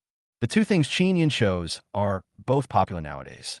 As he spoke, Qin Yin took out another 1,000 yuan and handed it to Zhao Yang. Take this money first and spend it according to your ability. This time, Zhao Yang didn't refuse. He readily put the money away and nodded. Okay, I'll go and take a look this time. The 2 chatted for a while, and then Qin Yin asked, did Brother Zhao see any toys for children in the place he went this time? Zhao Yang thought for a moment and answered affirmatively. Yes, I went to the park over there before and did see some children playing there. Okay, Brother Zhao, you can take a look when the time comes. If you find any fun and cheap toys, just buy them back. They will be very useful to me later. As he spoke, Qin Yin handed Zhao Yang another 300 yuan. Zhao Yang nodded. Although he didn't know what Qin Yin was going to do with these, he knew that what Qin Yin asked him to do must be right. They ate some more until night fell, and then Zhao Yang got up and said goodbye. Qin Yin accompanied them out the door. At night, Qin Yin came to his younger sister's room. The exam is coming soon. How's your review going, little sister? Qin Yin asked with a smile. Qin Ling chuckled and said, Don't worry, brother. I will definitely pass the exam this time. Qin Yin also smiled and patted his sister's head. As I said before, just do your best. Whether you pass the exam or not, you are your brother's pride. But the younger sister shook her head. No, I must pass the exam. My brother has provided me with such good study conditions. It would be so embarrassing if I couldn't pass the exam. It can be seen that Qin Ling is very strong-willed. The small table is covered with piles of calculation papers. You can also see a detailed study plan when you look up. Okay, then you should rest more. I'll make you delicious food every day. Let's do well on the exam. Qin Yin said with a smile. The younger sister also nodded and then pulled out a stack of letter papers from the desk. By the way, brother, this is a short story you asked me to write before. I have already written it. Qin Yin smiled immediately, took it and looked at it, and a look of surprise appeared on his face. I didn't expect that my sister's writing style is so good, and the plot she compiled is also very reasonable and has a strong sense of immersion. It's so well written. You're worthy of being my sister. Hearing Qin Yin's praise, a smile appeared on the little sister's face. Sometimes, what children want most is recognition from others, especially my younger sister, who was always treated harshly in the Qin family. No matter how well she did, she would be scolded by old lady Qin and Luo Fengjiao. If you really can't find any fault with it, you'll just call it a money-losing product. Fortunately, those days are finally over. After talking with his sister for a while and telling her to go to bed early, Qin Yun came to Wang Ju's room with a piece of letter paper. At this time, Wang Ju was lying on the bed, not knowing what he was looking at. When he saw Qin Yun coming, he immediately sat up. "Brother, you should take that bicycle back. I work in the city and don't need a bicycle." Qin Yun shook his head and placed a letter on the table next to him. "I didn't give you that bicycle for free. You should read this short story once a day for the next few days." "Huh?" Wang Ju was stunned. He didn't expect that what Qin Yun asked her to do was to study. "What? Don't want to read?" Qin Yun asked. "Yes, of course I want to read it," Wang Ju said quickly. She also attended primary school in the village for a period of time and learned quite a few words. Even if you don't know something, you can still find the answer by looking it up in a dictionary. "Are you used to living in the city? Did I send some of the salary I gave you back to your uncle?" Wang Ju nodded and said, "I sent it back for 200 yuan. I left 120 yuan for my family." "And 80 more?" Qin Yun frowned. He didn't mind spending the money, but Wang Ju really had no place to spend it in the city. "She eats 3 meals a day in the courtyard, and I haven't seen her buy anything in such a long time." 80 yuan, he borrowed it. Sure enough, it's this son Datong again. Seeing Qin Yun's unhappy expression, Wang Ju quickly explained, "Brother, he really ran into trouble this time. His mother is in the hospital, and he's in urgent need of money. I had no choice but to lend him the money." Hearing this, Qin Yun couldn't help but sigh. His sister was most likely deceived again. Chapter 88. Go to the door. 80 yuan is not a small amount. Qin Yun couldn't help but speak. "But brother, he promised me that he would return the money to me when he has money next month." Wang Ju still didn't give up and continued speaking. "And brother, I chatted with Wei Hai yesterday. The salary you gave him was only 15 yuan, but I was getting 200 yuan. Seeing Qin Yun remain silent, Wang Ju spoke again. "Brother, I know you want to help our family, but the money you gave me this month is enough. Starting next month, my salary will also be 15 yuan. At first, when Wang Ju learned that his salary was 200 yuan, he was just excited. But as she lived in the city, she gradually realized that although she could earn more money in the county town than in the countryside, she would never earn as much as 200 yuan. Qin Yun just wanted to improve his family's life. Qin Yun ignored Wang Ju's subsequent words and said directly, "Since you trust Sun Datong so much, why don't we make a bet? Let's bet on whether Sun Datong, behind you, will return the money to you." Wang Ju was stunned, then nodded after thinking for a moment. "Okay." Qin Yun chatted with Wang Ju for a while. When they were about to leave, Qin Yun pointed to the short stories on the letter paper next to him and said, "Read these stories every day. Remember to write me a review every 3 days." After saying that, he left the room. No words were spoken that night. The next day, after Qin Yun and everyone else delivered the fish, they were just about to go back home to rest. As soon as they arrived at the door, they saw Gao Ruwei in uniform and a group of people waiting at the door. Gao Yunshu was also among them, wearing a press card around his neck and holding a pen and notebook in his hands. He looked gentle and a bit bookish. "Qin Yun, you're here?" As soon as he saw Qin Yun, Gao Yunshu immediately smiled and walked towards Qin Yun to greet him. Qin Yun also greeted him with a smile. "Qin Yun, you are our important witness today. Do you have any evidence? Give it to us. We will crack down on unscrupulous vendors. From today on, you must set an example." Gao Ruwei also said to Qin Yun with a smile. Not to mention, Gao Ruwei was usually seen by Qin Yun in casual clothes, but today he was wearing a uniform, and his aura was indeed different. It adds a bit of sharpness and edge. "Is the invoice they gave me okay?" Qin Yun asked, and after receiving a definite answer, he immediately returned to the room and took out the invoice that Lu Feng had issued to him. "Okay, shall we go then?" Gao Ruwei spoke to someone next to him. "Okay, Director Gao, please." The other person was wearing a blue mouse suit and a pair of black frame glasses. Although he didn't look very young, he had an elegant temperament. With a few people leading the way, they soon arrived at the furniture store.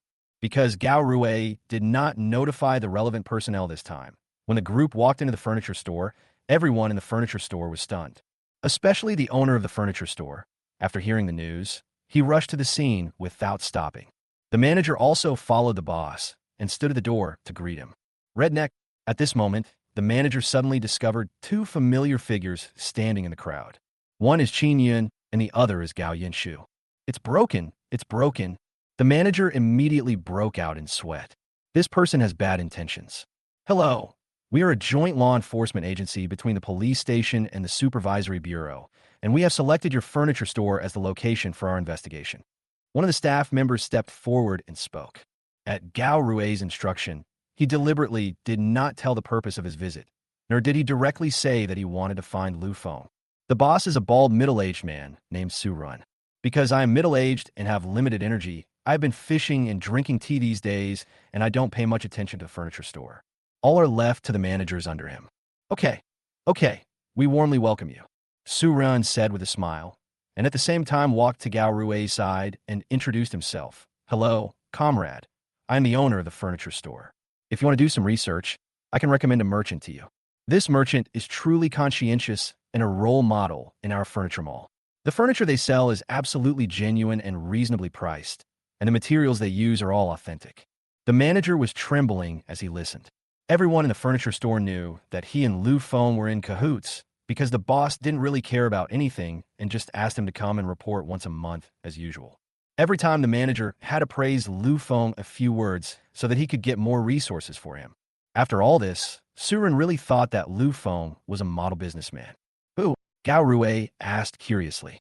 It's the third from the end near the exit of our furniture store. Its name is LV Feng. I'll take you there. Surin continued. Gao Rui and Qin Yun's eyes met. Well, there's a road to heaven, but you don't take it. There's no door to hell, but you come to it. Sure. Gao Rui said something, and then everyone walked towards Lu Feng's shop. Just as he was about to enter the shop, Qin Yun suddenly stopped Gao Rui. Director Gao, I would like to offer you a suggestion. After receiving Gao Rui's answer, Qin Yun said, I'm a layman when it comes to research, but I discussed this with reporter Gao a few days ago, and I believe that if we want to get closer to reality, we can only get closer to life first. Oh, how do you get close? Gao Rui was obviously interested. In his eyes, Qin Yun had always been a child with a lot of ideas. With his method, this investigation might actually yield some unexpected surprises. As for the method of discussing with Gao Yinshu, Gao Rui shook his head. He knew his daughter well. Although Gao Yinshu was quick-witted and intelligent, she had been in society for too short a time and had grown up in a honeypot. This method could only be thought of by Qin Yun. Qin Yun smiled and said, a few days ago, reporter Gao and I happened to have some dealings with this model merchant. My suggestion is that you all stay put for now. Let reporter Gao and I go in first and present a real environment. Okay, Lally, what do you think? Gao Rui said okay 3 times in a row and then asked the middle-aged man next to him. It has to be said that after all, they're all people who have been working in the officialdom for many years. Gao Rui's words seem simple, but they make it impossible for Lao Li to refuse. I've already set the tone for my admiration for Qin Yun, and now I am conducting field research with other people around me. Even reporters were present. If we raise objections to this, it will not look good when reported. Chapter 89, take it away directly. This young man is right. I think this is the best way to do it. Oldie could only smile and speak. Qin Yun and Gao Yinshu looked at each other, then raised their feet to walk into Lu Feng's shop. Wait a moment. At this moment, a voice rang out. Everyone looked over and saw that it was the manager. The manager scratched his head and said, I think we need to reconsider this matter. After all, we need to let Lu Feng prepare. He could almost imagine what would happen next. By then, I will definitely be involved. Why will we need to prepare for this? Director Gao just said that we need authenticity. Su Rin immediately glared at manager Lu Zuda. Director Gao had just finished speaking, and wasn't he just watching himself being deceived? And didn't you keep saying that Lu Feng was absolutely fine? Su Ren's words left Lu Zuda speechless. Now he finally understood what it meant to shoot himself in the foot. Soon, Qin Yun and Gao Yinshu walked into the store. Seeing the 2 men enter, Lu Feng's face immediately flashed with anger. He immediately shouted at Qin Yun, Damn it, you're almost ruining my shop, and you still dare to come here. I say again, my interview was reasonable and legal. It was you who deceived me, and we have facts as our basis. Gao Yinshu did not give in at all and spoke immediately. I am cheating. If you break something, you have to pay for it. This is the rule passed down by our ancestors. Lu Feng didn't know that Gao Rui and Su Run were outside, and he was still shouting like crazy. Isn't that because you bullied our country bumpkins? Can a piece of broken glass be sold for $15? Qin Yun said deliberately. Is it okay to call you a country bumpkin? You have this poor rural air about you that makes me feel irritated just by looking at you. Lu Feng suddenly sat down in the chair, looked Gao Yinshu up and down and laughed. But you, a country bumpkin, are quite capable. You can actually pick up such a beautiful girl from the city. Then his voice suddenly dropped, and after two cold chuckles, he said, but I advise you to keep a closer eye on it. These days, you don't have to worry about thieves stealing, but you have to worry about thieves thinking about it. As he said this, everyone outside was stunned. Manager Lu Zuda was the first to be dumbfounded. Since he entered the door, Lu Feng has never stopped swearing, and now he is even threatening others openly? That's a fucking reporter. Su Ren's expression was quite interesting. Even after Lu Feng started swearing, he could still make a few excuses for himself, saying that it was hot and it was inevitable that he would be irritable. But now that these words were out, he couldn't open his mouth even if he wanted to defend himself. He turned his head and glared at Lu Zuda fiercely. If eyes could kill, he would tear Lu Zuda in half right now. Gao Rui's eyes narrowed directly. After all, today is a joint law enforcement. Although Laoli knows that Gao Yunshu is his daughter, others don't know. The person being threatened inside was his daughter, but he didn't rush in. With Qin Yun inside, he believed that Qin Yun would not let Gao Yunshu get hurt. Old Li, standing by, coughed twice and said, I don't think this merchant is a model merchant. He's also making outrageous remarks, disrupting the market, and showing moral corruption. He deserves the maximum penalty for this. Hearing this, Su Ren and Lu Zuda were both shocked. The maximum penalty is the heaviest punishment. At this time, in the furniture shop, Lu Feng was still chattering. I'm telling you straight up, I have a close relationship with Lu Zuda, the manager of this furniture store. The worst that can happen is I'll just quit running this shop. It's just a matter of telling me later. I can find another shop inside. A smile appeared on Lu Feng's lips. After I change my appearance, no matter how awesome your report in the newspaper is, no one will keep staring at me. What could Qin Yin say? He and Gao Yinshu looked at each other and could only give him a thumbs up and praise him in his heart. I thought it would take some effort to obtain the evidence, but I didn't expect Lu Feng to tell me everything directly like pouring beans out of bamboo tube. And you two country bumpkins, no matter how much money I spend in the future, I will make you pay the price. Lu Feng slowly stood up and stared at Qin Yun intently. And this price is something you simply cannot afford. Who are you going to make pay? At this moment, a voice suddenly appeared in the room. The leader was Gao Rui. He threatened journalists and civilians in person, used harsh language, and insulted others wantonly. Take him back to the police station first. Gao Rui spoke directly in a cold voice. In an instant, Lu Feng was completely frozen in place. Gao Rui's uniform was straight, and as soon as he said this, someone came over immediately, and Lu Feng was delighted to receive a pair of silver bracelets. He looked at Qin Yun in disbelief. It was not until this time that he realized that the country bumpkin in front of him was not a country bumpkin at all. From trying to make himself look good in the beginning, to later hiring reporters to ruin his business. And now he has even hired people from the police station. Compared to him, I am the real country bumpkin. And that's not all. After Gao Rui finished speaking, Laoli next to him took out an invoice. It was clearly written on it that a defective glass cost 15 yuan. In addition, this merchant was involved in the phenomenon of not clearly marking prices, defrauding consumers, and selling inferior products as good ones. Immediately revoke your business license and ban you from the furniture industry for 3 years.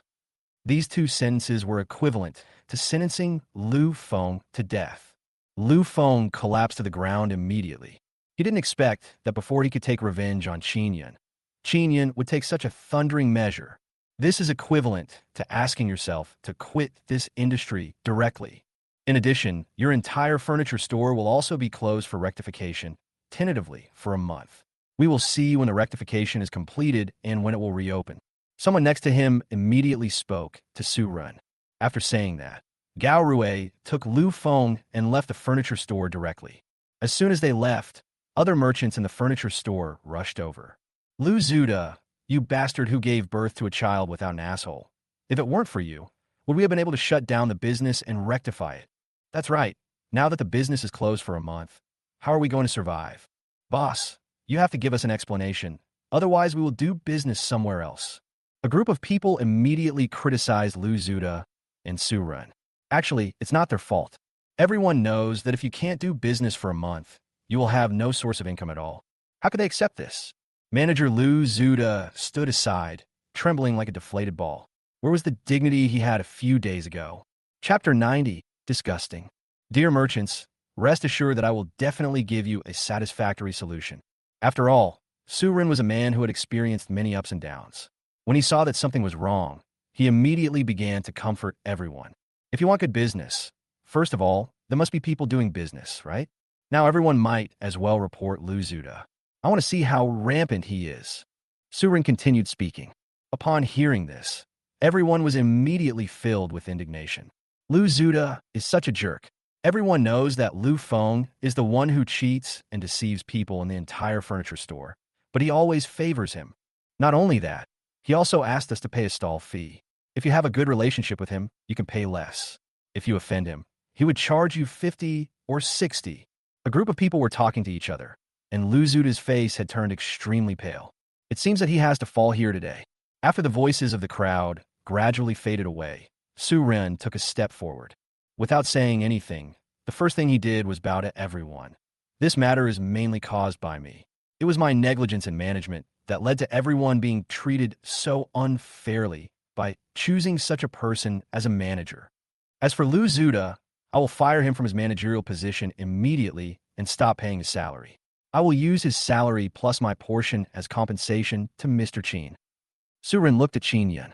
Even a fool could see that Qin Yun's background was terrifyingly deep. And when he was taking Lu Feng away just now, he didn't ask Lu Feng to pay compensation. Su Renki would not miss this opportunity to show off. As for everyone, closing down for rectification is also another opportunity for us. I'm here to give you 15 yuan in compensation and send someone to inspect it. Whoever closes down for rectification best will get the best shop in the entire furniture mall, and you'll get an extra $20. Hearing this, the eyes of everyone below lit up. This way of handling things made Qin Yun nod his head involuntarily. In just a few words, the word courage is fully demonstrated. There are at least 200 shops in this furniture mall. If each shop costs 15 yuan, it will cost more than 3,000 yuan. What's even more amazing is that just a few simple words can adjust everyone's mentality. Everyone becomes more motivated. Okay, everyone go back and prepare. I will distribute the 15 yuan subsidy to everyone later. As Su Ren finished his last sentence, everyone dispersed immediately. Qin Yun and Gao Yinshu were about to leave when Su Ren called them back from behind. Mr. Qin, please wait a moment. As he spoke, he took out 20 yuan from his pocket and placed it in Qin Yun's hand. What happened before was my negligence. Take this money. I will visit you in person one day. Qin Yun smiled and shook his head. No need. He cheated me out of $15 before, so just give him $15. That won't do. After wasting so much time, Lu Feng still dares to speak so arrogantly. You must accept this money. Seeing that he couldn't refuse, Qin Yun could only put the money in his pocket. After a brief exchange of pleasantries, he turned and left. At nightfall, outside Qin Yun's courtyard, listening to the laughter coming from inside and smelling the fragrance floating in the air, Qin Erzhan couldn't help swallowing. Then he turned his head and said to old lady Qin, Mom, that ungrateful Qin Yun lives right here. A trace of viciousness appeared on old lady Qin's face. Then he nodded. Okay, I'm going in today. Not only do I want to eat his food and drink his drinks, I also want to live in his house. Didn't you say that the houses he rented there were big and nice? This time I'll get one for Si-Hai and one for you, and we can live in comfortably. A longing smile appeared on old lady Qin's face. If he moved in, her beloved grandson would have a place to stay in the city. It would be best if I could have a girlfriend in the city. Thinking of this, she walked out of the courtyard gate with her crutches. Qin Erzhan put his old luggage aside and whispered, Mom, I'm leaving now. Remember our purpose. Let's move in and get Qin Yun and the others out. After you go and discuss them as much as possible. Old lady Qin snorted coldly. Don't worry. Then he stretched out his crutch and knocked hard on the gate. In the small courtyard, Qin Yun was having dinner with everyone. While eating, Qin Yun also told everyone what happened today. Especially after hearing that Lu Feng was arrested and manager Lu Zuda was directly fired, a smile suddenly appeared on their faces. He deserves it. If he continues to blackmail us, he'll ask for $15 for a broken glass. He's totally shameless. Exactly. Are you going crazy because of lack of money? Huang Kuan and others started cursing directly. But this matter is still thanks to my sister-in-law. I won't say anything else. My sister-in-law is awesome, Sun Dajwang said with a smile. Get lost. You're not my sister-in-law yet. Qin Yun cursed with a smile, but there was also a different emotion in his heart. Sooner or later, just when the group of people were having a good time, suddenly, there was a knock on the gate as loud as a ghost. Who is it? Huang Kuan frowned and asked, but there was no response. Instead, the knocking sound became louder and louder. Huang Kuan could only stand up and open the door. Seeing that old lady Qin was standing outside, she pushed him away and walked straight into the courtyard, dragging her bags. Qin Yun, what are you still standing there for? Come over here and get my things. Old lady Qin spotted Qin Yun sitting among them and immediately spoke in a cold voice. He finished speaking before anyone could react. Old lady Qin continued to order people around. And you, Huang Kun, Sundaj Wang, quickly get out of my way. Qin Yun's face darkened. He had asked Qin Erzhan to get out before, so he must have been dissatisfied. That's why he returned to the village and invited out the Buddha, old lady Qin, to disgust him. Seeing that something was wrong, the other people found an excuse to leave. Only Qin Yun, Qin Ling, and Huang Kun were left in the courtyard. Seeing that no one had any intention of giving her anything, old lady Qin snorted coldly, and without saying much, she walked straight to Qin Ling's side and pushed her away with her butt. Damn girl, didn't you see Grandma is here? Don't you know to add some dishes and chopsticks? As he said that, he picked up the chopsticks on the table, not caring whose they were, picked up the food and put it into his mouth. As for the rice, he poured the leftover rice from several people's bowls into one bowl, and it tasted so authentic. Several people couldn't help but frown when they saw it. Chapter 91, I'm Not Leaving Anyway. Old Mrs. Qin's eating manners were very ugly. She ate half and spilled the other half. Not only that, she also put the half that was spilled on the table back in her own bowl. The main feature is to eat voraciously. She hadn't eaten such delicious food for a long time. In order to raise money for Qin Wintong's tuition, the entire Qin family lived frugally and ate sweet potato porridge for every meal. Even during Chinese New Year, you can't eat the food cooked by Qin Yun. Seeing that she had cleaned up all the leftovers on the table, old Mrs. Qin put down her bowl and chopsticks with satisfaction and burped loudly. Qin Yun, you little bastard, you didn't bring the money you earned back home, but rented such a nice house outside. Old lady Qin leaned back in her chair, using a fish bone on the table as a toothpick to pick her teeth. She glanced at Qin Yun and said, That's a good thing, though. Your eldest brother will be coming to the city to attend university soon, so this house is perfect for him. Why should Qin Wintong live in the house my brother rents? Qin Ling couldn't help but speak on the spot. You little bitch, do you have the right to interrupt when the adults are talking? Old lady Qin immediately glared at Qin Ling fiercely and said coldly. Huang Kun and the others nearby also changed their expressions. When they were in the village, they knew that old lady Qin was not someone to be trifled with, but they didn't expect that she would still be so arrogant after coming to the city. What? You don't want your eldest brother to move in? Before Qin Yun could say anything, old lady Qin continued. I'm telling you, Qin Yun, you have the Qin family's blood flowing in your veins, and all the money you earn belongs to the Qin family. Not only do I want my precious grandson Qin went on to live here, but I also want Sihai and Erzhan to move in as well. As she spoke, old lady Qin looked at Huang Kun and the others and spat on the ground. You let outsiders live in a house, but you don't let your family live there. How can this be justified in the world? I'll give you 3 days. Then make them all get out and vacate the house. After saying that, old lady Qin staggered straight up to the second floor. Brother Yin, what should we do? It looks like we're going to stay here permanently. Huang Kun couldn't help but ask. The others also looked at Qin Yun with worried eyes. Qin Yun pondered for a moment and said, It's okay. I'll find a way. When the time comes, tell her to go back the same way she came. Hearing this, everyone looked at each other in surprise. Will this old woman really listen to Qin Yun and leave willingly? It's getting late. Everyone go back to bed. I'll go up and see what else she's up to. After seeing everyone go back to their rooms to sleep, Qin Yun and Qin Ling went straight to the second floor. Old Mrs. Qin looked around and then pushed open the door to Qin Ling's room. This place is good. I'm going to stay here today. Without saying a word, old lady Qin threw her cloth shoes to the ground, and pieces of dirt immediately scattered on the floor. At the same time, a foul smell spread directly in the room. Old Mrs. Qin didn't care and washed her nose and wiped it directly on Qin Ling's white bed sheets. He didn't even wash his muddy feet, but just laid down on the bed. This is Qin Ling's room. She needs to sleep tonight. Qin Yun had just opened his mouth when old lady Qin's voice rang out. I didn't stop her from sleeping. Sleeping next to me. How can an old woman like me not let you? Qin Yun knew very well that if he tried to force it, it would not work because old lady Qin would definitely cheat. My little sister still has to take an exam.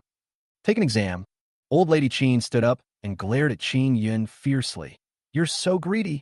Your eldest brother doesn't even have money to go to college, and you actually let this girl take the exam? If she goes to school, who will pay for her tuition? Who will pay for her food? She's a money loser who's going to get married sooner or later. Why would you spend so much money on her? Hearing this, Qin Ling hid behind Qin Yun in fear, with a look of grievance in her eyes. In the Qin family, she was ordered around all the time. As for studying, if there weren't a policy requiring the popularization of knowledge, old lady Qin wouldn't even let her go to school. Qin Yun held Qin Ling's hand tightly. She spoke coldly to old lady Qin. Why can your grandson go to school, but my little sister can't?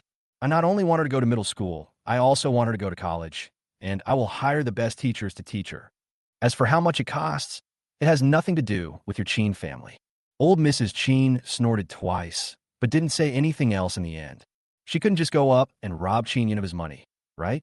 We'll be going back to Qin Shui village tomorrow. If you want to live in the city, go and rent a house yourself. As soon as Qin Yun said this, old lady Qin lay down on the bed and started to throw a tantrum. Qin Yun, forget it. I'd rather die in the city. Qin Yun didn't say anything else. He just packed up his study materials with his younger sister. When he turned around and left, he already had a plan in mind. Afterwards, Qin Yun arranged Qin Ling in his own room and asked her to study well while he went to Old Man Wei's room. Seeing Qin Yun come in, Old Man Wei sat up from the bed. Qin Yun, are you in trouble? He also heard what happened when old lady Qin was arguing with a few people just now. Qin Yun nodded and said, Master Wei, I still need your help with this matter. As he spoke, Qin Yun talked to Old Man Wei for a long time, and Old Man Wei nodded frequently. After finishing speaking, Qin Yun returned to the room. Because of old lady Qin's interference, Qin Yun could only spend one night with his younger sister. In the early morning of the next day, Qin Yun and his companions were still asleep when a loud voice suddenly rang out outside the room. I, Axe King, am the current emperor. I am the wife of a royal consort. At this time, people were all asleep, and the sound became even more annoying. Qin Yun and the others had to work all day, and they hadn't slept well last night after what happened to old lady Qin. Now I'm seriously sleep-deprived. Qin Yun stood up and went outside to check. In the courtyard, old lady Qin stood upright, pinching something in her hands and singing lines from an opera. From time to time, he twisted his body and imitated the characters in the opera. What are you doing? Is anyone else asleep? Qin Yun asked coldly. What time is it? Who in our village doesn't get up at this time? I think you've been in the city for too long and have forgotten your roots. Old lady Qin argued confidently. Anyway, this is my habit. I will practice my voice every day from now on. I also want to live a life of a retired urban cadre. This is bullshit. Qin Yun snorted coldly.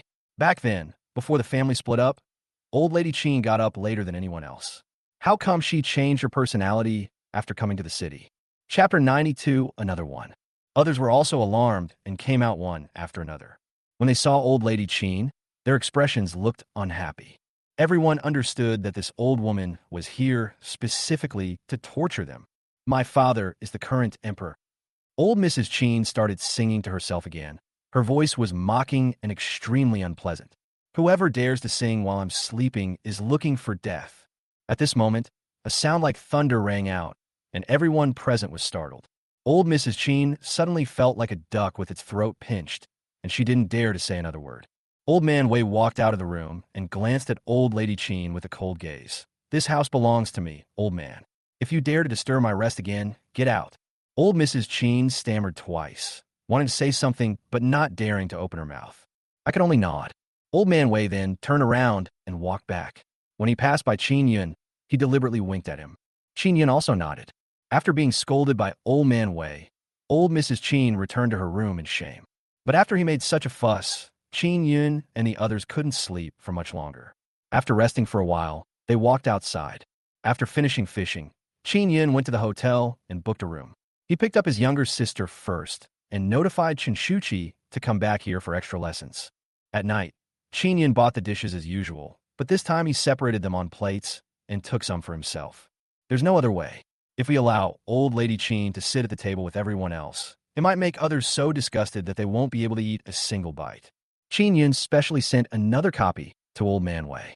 I also brought a cup of hawthorn water that was not too cold. Qin Yun, if you ask me, your previous method was too complicated. Wouldn't it be better if I just kicked her out of this courtyard? Qin Yun shook his head. Master, you don't know old lady Qin. She's a typical adept at making trouble. Just doing this will only make her do something she won't know what to do. This matter still has to be done, as we said before. Hearing Qin Yun say this, old man Wei could only nod. The two chatted for a while, and at this moment, Qin Ling's voice came from outside. Grandma, you took away all the food. What are we going to eat? Qin Yun walked out immediately, his face darkening. Next to the food he cooked, old lady Qin was holding a big bowl and desperately scooping vegetables and rice into the bowl. Seeing other people looking at her, old lady Qin glared back without showing any weakness. What's wrong? Qin Yun is my grandson, and the food he cooks belongs to our Qin family. As old lady Qin scooped up some food, she shouted to the crowd, giving it to you is already alms. What does it have to do with you if I take more? After filling a large bowl, old lady Qin didn't stop yet. She took out a lunchbox and filled it with another portion of food. After serving the food, she looked up and saw Qin Yun walking out of old man Wei's room. His eyes immediately flashed with guilt. Then he wrapped the big bowl with cloth to ensure that the food would not leak out and stuffed it into the bag he was carrying together with the lunchbox. Qin Yun, I have something else to do. I'll be back in the evening. After saying that, old lady Qin walked quickly towards the door. Looking at everyone's faces and the fact that there wasn't much food left in the pot, Qin Yun could only cook a few more dishes. After leaving the courtyard, old lady Qin walked for more than 2 hours before stopping in an alley. This is where Qin Erzhan and his friends rented a house. It was still that pitifully small house, and the room was stuffy and smelly. And in the room, which was not very big to begin with, there were actually 4 people living there. Qin Erzhan, second aunt, Luo Fengjiao, and Qin went on. Mom, you're finally back.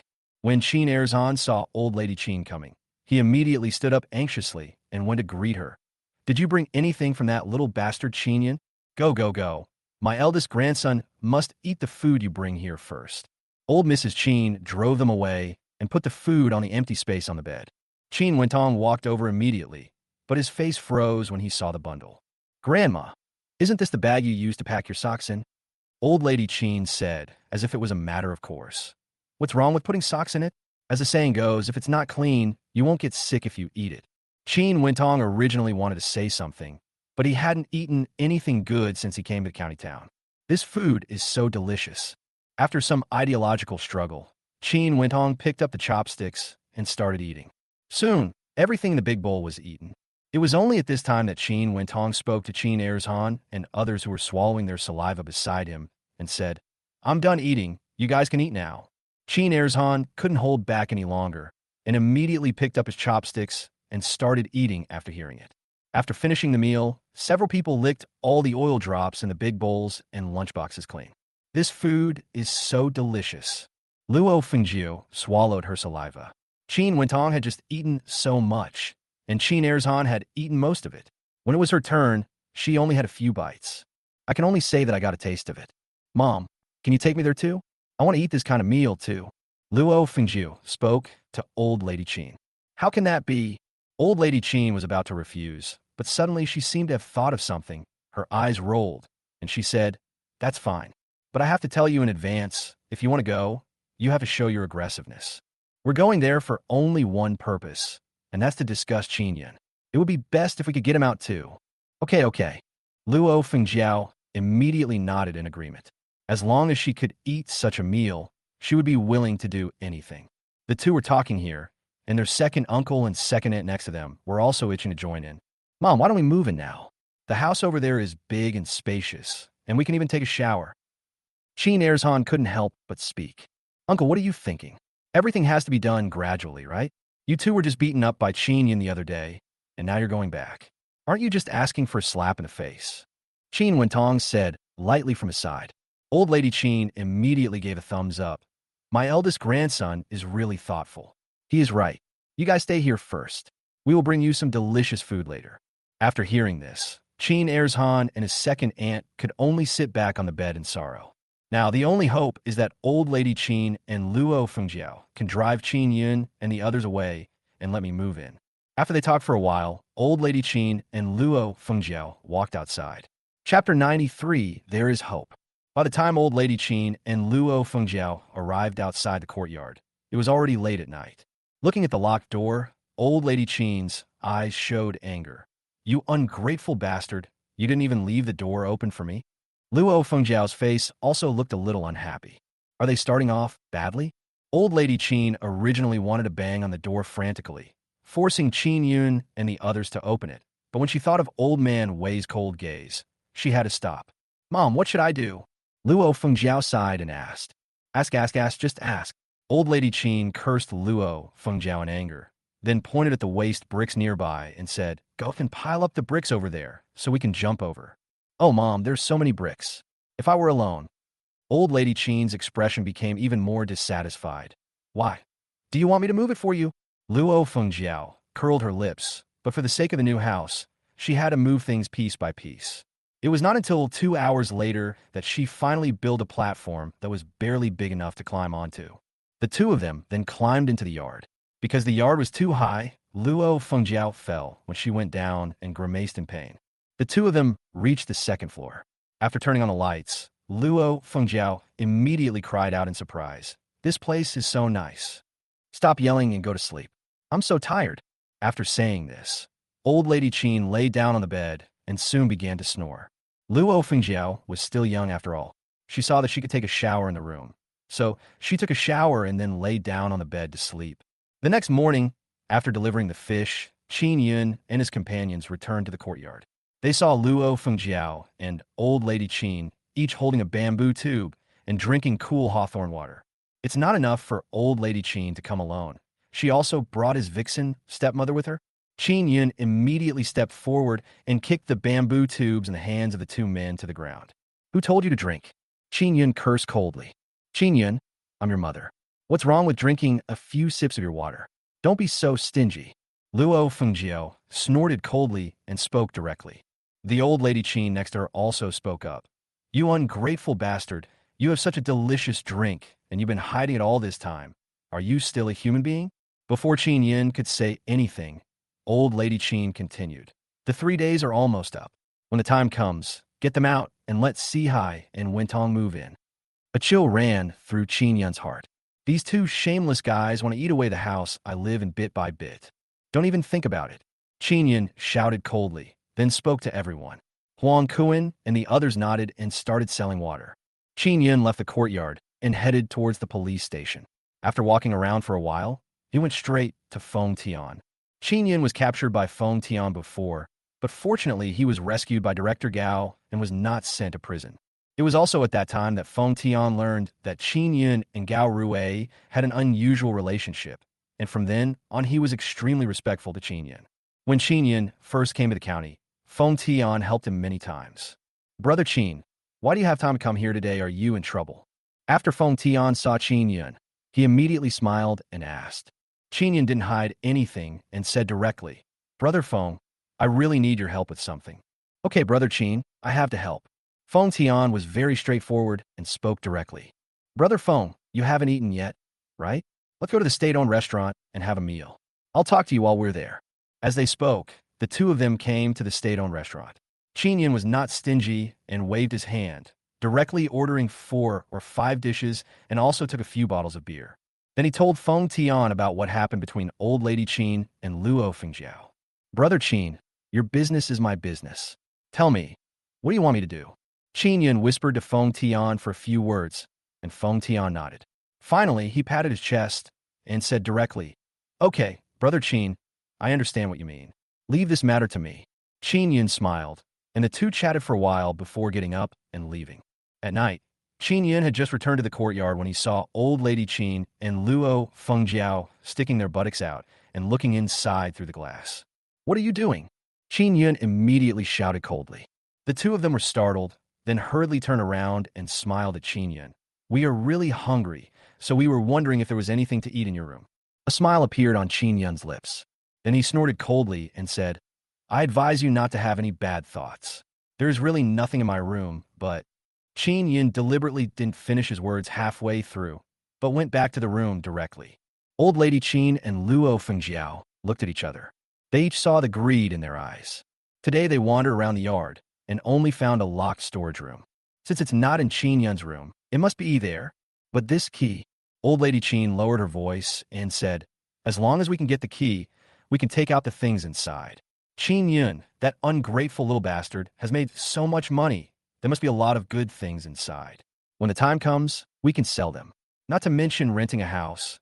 Even buying a house in the city will be easy. Luo Fengjiao nodded in agreement with what Old Lady Qin said. I immediately became excited. This was so tempting. Living in the city, she is a city dweller. She can take a shower every day and sleep in a soft big bed. But this key. But soon, Luo Fengjiao remembered something. Although it's a good idea, if you can't get the key, everything is zero. Old Lady Qin tugged at her sleeve and said, you're stupid. I've already seen it. The key is hanging around that ungrateful guy's waist. Let's pay more attention today and see where he put the key. Hearing this, Luo Fengjiao nodded immediately. Soon, it was dinner time again. Qin Yin cooked a lot of dishes this time. Old Mrs. Qin and Luo Fengjiao ate with relish. They finished 2 or 3 plates before stopping, feeling unsatisfied. Qin Yun carried the plate into Uncle Wei's room. Old Lady Qin and Luo Fengjiao didn't pay attention at first, thinking that they were just bringing him food. However, after almost half an hour, Qin Yun still showed no sign of coming out. Seeing that the others had washed the dishes and returned to their rooms, the two of them immediately rushed to the outside of Old Man Wei's room. And when I heard the 2 people talking inside, I felt even more refreshed. This matter is interesting. Chapter 94. Stealing? In Old Man Wei's room, Qin Yun placed the key on the table and said, Uncle Wei, I'll leave this key with you. Otherwise, they might take it away at any time. Old Man Wei nodded. Okay, then I'll take it and put it in the secret compartment under the table. Absolutely no one can know. Hearing this, Old Lady Qin and Luo Fengjiao looked at each other. Based on the layout of Qin Yun's room, they could roughly infer that the bedroom and living room in Old Man Wei's room were also separated. At this moment, Old Man Wei spoke again. But Qin Yun, what is in your storage room? Is it really that valuable? Qin Yun nodded. It's all Maotai liquor in there. The price of this kind of liquor has skyrocketed. If I can sell 1 or 2 bottles, each one will be worth at least 20 yuan. Qin Yun was right. The authorities have begun to control Maotai liquor, causing the price of this liquor to soar. However, Qin Yun knew that the price increase trend would not stop, and now was not the best opportunity to take action. When she heard the amount of more than 20 yuan, Mrs. Qin's eyes lit up. In fact, the price of renting a house in the city is not that high now.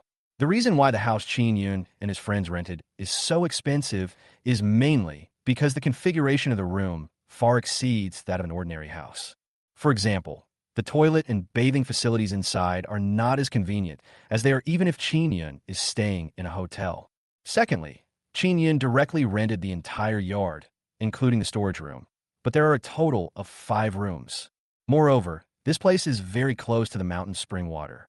Qin Yun and his team sell hawthorn water, and the cool and thirst-quenching mountain spring water is an important raw material. Even though the price Old Man Wei asked for was a bit high, Qin Yun bought the house without hesitation. A bottle costs more than 20 yuan. If I could take all the wine inside, not only is the food money for our precious grandson settled, but even buying a house in the city is not impossible. Old Mrs. Qin felt like she was about to be overwhelmed by the sudden happiness. Qin Yun talked to Old Man Wei for a while, mostly about the price of the wine. The more he talked, the more anxious Old Lady Qin and Luo Fengjiao outside the door became. What they didn't know was that right behind them, Huang Kuan and others were watching them.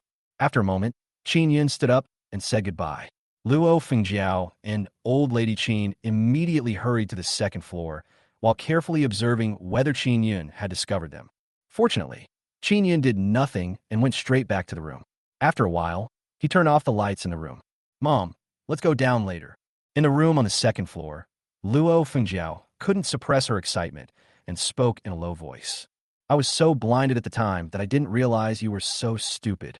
Old Lady Qin scolded Luo Fengjiao and then said, don't forget, that ungrateful bastard's sister lives next door. Just go out now. What, they're not asleep? Wouldn't you be caught red-handed? Luo Fengjiao looked a little unhappy after being scolded, but she still lay back down on the bed. It was around 3 in the morning when I felt a slap on my face in a daze. It was extremely painful. When she opened her eyes, she saw old lady Chin glaring at her with a look of disappointment. You seem to be sleeping soundly. No matter how I call you, you won't wake up. You have to let me slap you twice. I'm telling you, opportunities to make money don't come around every day. If you can't make any money this time, why are you still sleeping on a bed like this? Go back to the village. After scolding Luo Fengjiao for more than 10 times, old lady Qin quietly walked out the door with the help of her crutches. He tiptoed with every move and finally opened the door and went downstairs. Arriving at old man Wei's room, old lady Qin carefully pushed his door. He looked inside furtively and only walked in after making sure that old man Wei was not in the living room.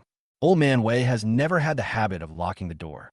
One reason is that everyone in the courtyard is familiar with him and there is no possibility of theft. Secondly, tonight was originally a trap set for old lady Qin and Luo Fengjiao, so it was even more impossible to close the door.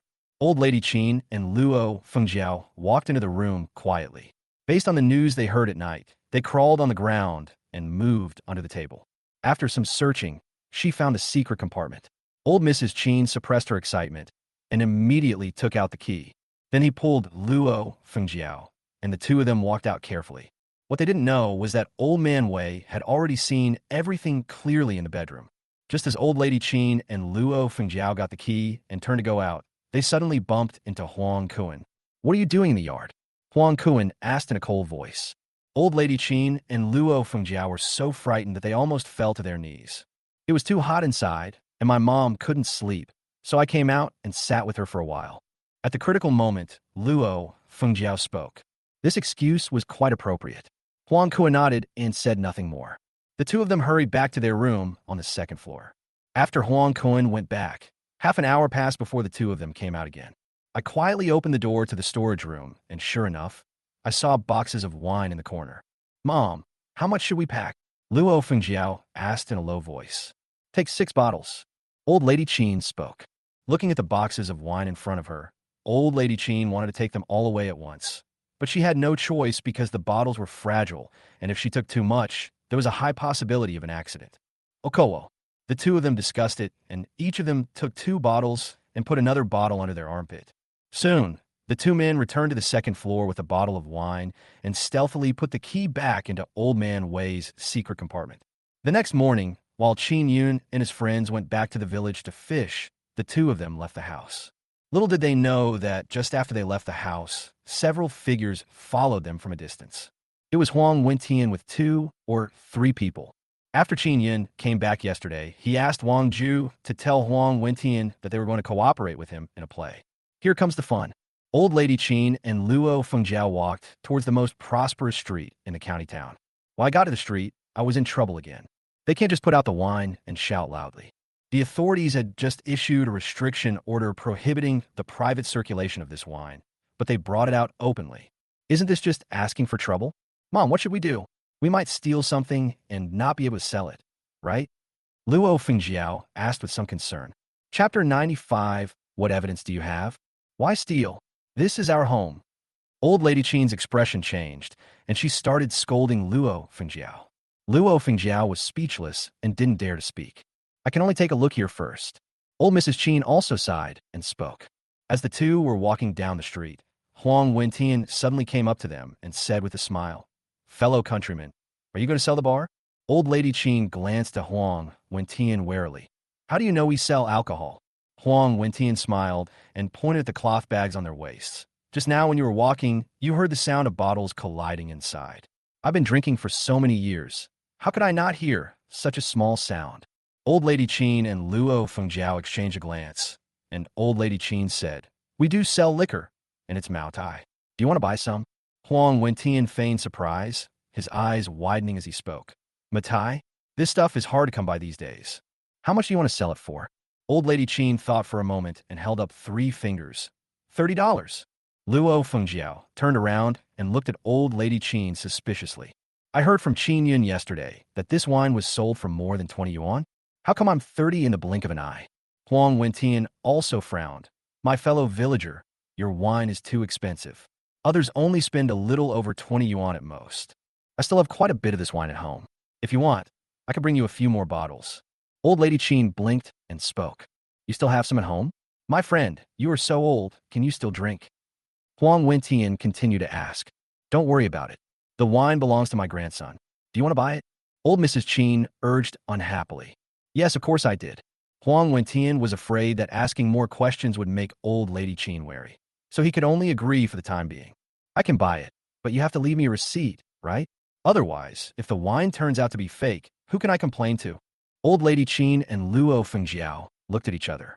Old Lady Chin's neck stiffened. What? I need to keep proof? I won't. I'm afraid you'll sue me. I won't sell it if you don't keep the receipt. Huang Wentian turned around and was about to leave, saying, Let me tell you, this is speculation. It's a fool's dream for you to sell it to anyone other than me. He knew that based on Qin Yun's description, these two people would most likely catch up with him. Sure enough, before Huang Wentian had walked far, Luo Fengjiao and Old Lady Chin came up. Wait, we'll sell you this wine. Old Lady Chin spoke. Huang Wentian then took out paper and pen from his pocket and handed them to the two men. Because they had attended literacy classes, both of them were able to write their own names. Huang Wentian paid the money immediately and left with 6 bottles of Matai.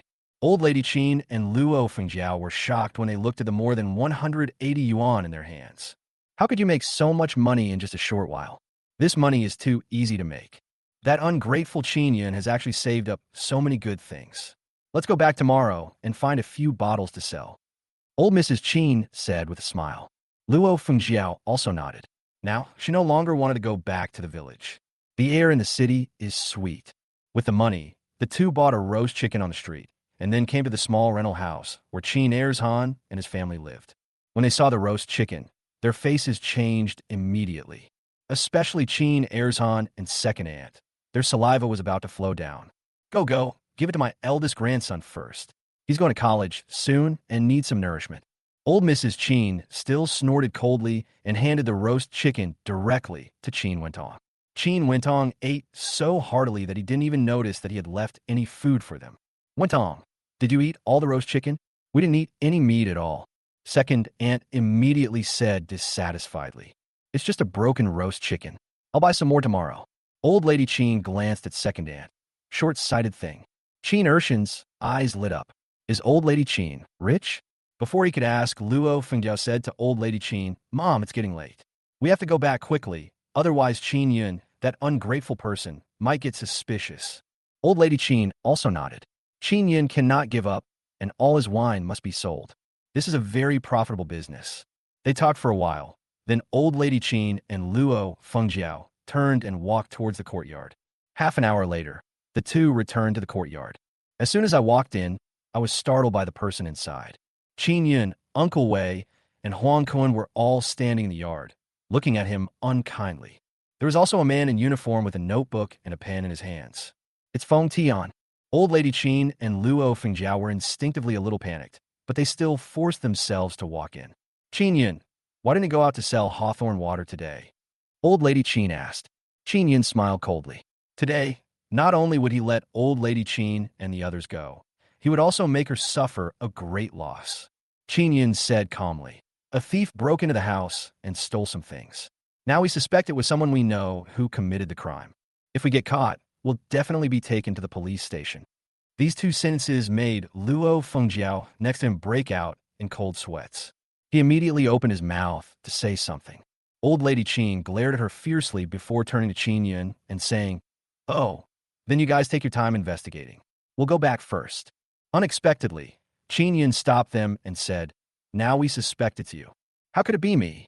Old Mrs. Chin jumped up immediately, her face looking as if she had suffered a great deal of injustice. Really? Qin Yun sneered and said directly, A lot of people saw you last night. Old Mrs. Chin was shocked, but her face still had that stubborn look. He turned around and said something to Luo Fengjiao, who immediately walked out. Huang Kun and the others wanted to stop her, but Qin Yun waved his hand and said, Let her go. Today I want to see how she can deny it. Old Lady Chin's expression changed, and she pointed at Qin Yun and said, What evidence do you have? I think you're just ganging up on me to bully an old lady like me. If you don't clear my name today, I won't let you go.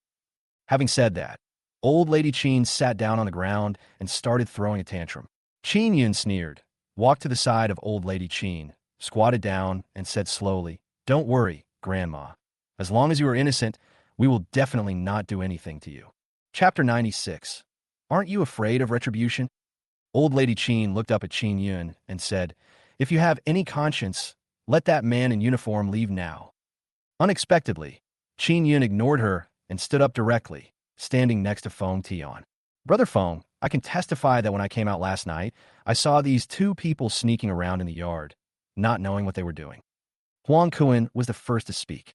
"You wicked thing. The room is too stuffy. So what's wrong with me, an old woman, coming out to get some fresh air?" Old lady Qin glared at Huang Kuan fiercely. "Why didn't I notice you were such a gossip monger when I was in the village?" Hearing the insults from old lady Qin, Huang Kuan did not say anything. He glanced at her coldly and stood aside. At this moment, old lady Qin still held a glimmer of hope in her heart. Yesterday, after she and Luo Fengjiao stole the key, they did see Huang Kuan. But this reason is reasonable, right?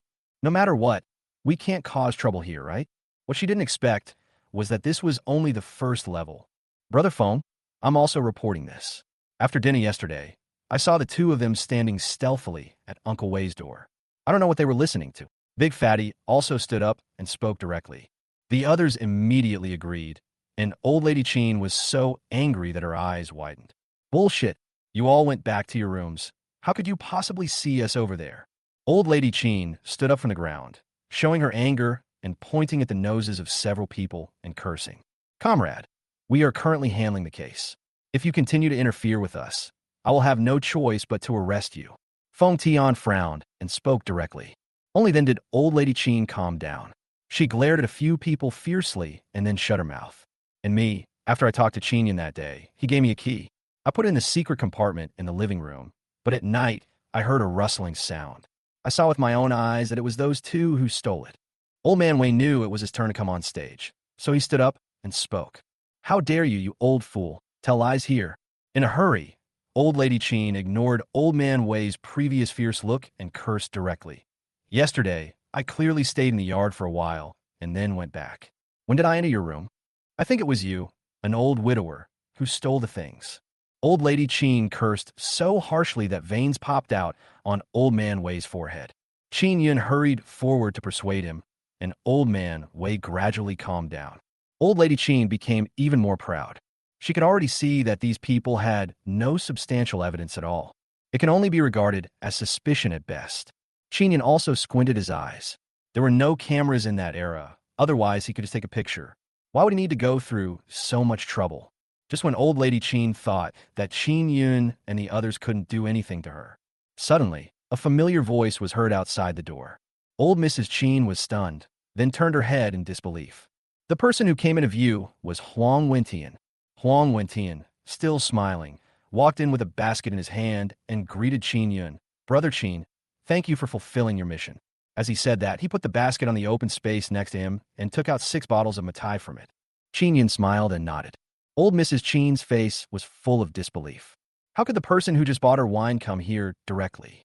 And judging from the way Huang Wentian and Qin Yun greeted each other just now, it was clear that these two people knew each other. This is the trap set for her. "She sold me this wine. It was 30 yuan a bottle. I paid a total of 180 yuan. Huang Wentian spoke to Feng Tian, then took out another piece of paper. It was he who asked old lady Qin and Luo Fengjiao to write the certificate. Feng Tian nodded, then took the Matai and looked at the mark on it. It was indeed from the same batch as the Matai that Qin Yun had not lost. "Comrade, I can now confirm that you stole this wine." Feng Tian turned his head and spoke lightly to old lady Qin. "Nonsense, you're talking nonsense." Old Mrs. Qin's body was shaking with anger. Only now did she realize that the receipt was meant to prevent her from cheating. "Take away." Feng Tian snorted coldly, then waved his hand. 2 men in uniform walked in from outside the courtyard gate, holding a pair of shiny silver bracelets in their hands, and were about to handcuff old lady Qin, etc. At this moment, several figures suddenly walked in from outside the door, led by Qin Erzhan and Qin went on. "Qin Yun, what are you doing? This is your grandmother. Are you trying to commit treason?" Qin Erzhan walked in and immediately yelled at Qin Yun. "Excuse me, everyone is equal before the law." Qin Yun had anticipated this and said calmly, Even if it's my grandmother, and she's breaking the law, I can only sacrifice my own family for the greater good. You? Qin Erzhan was choked by Qin Yun and couldn't utter a word. Qin Wentong stepped forward and said, I think this matter is suspicious. My grandmother has always been honest and kind in the village. She would never do such a thing as stealing other people's things. This matter is a trap set by Qin Yun. Feng Tian couldn't help but snort coldly when he heard this. He had dealt with the Qin family before and wanted to send a gift to Qin Yun, but it was sent to the Qin family instead. He remembered clearly the expression on old Lady Qin's face at that time. Yes, this is the game. Unexpectedly, Qin Yun admitted it directly and openly.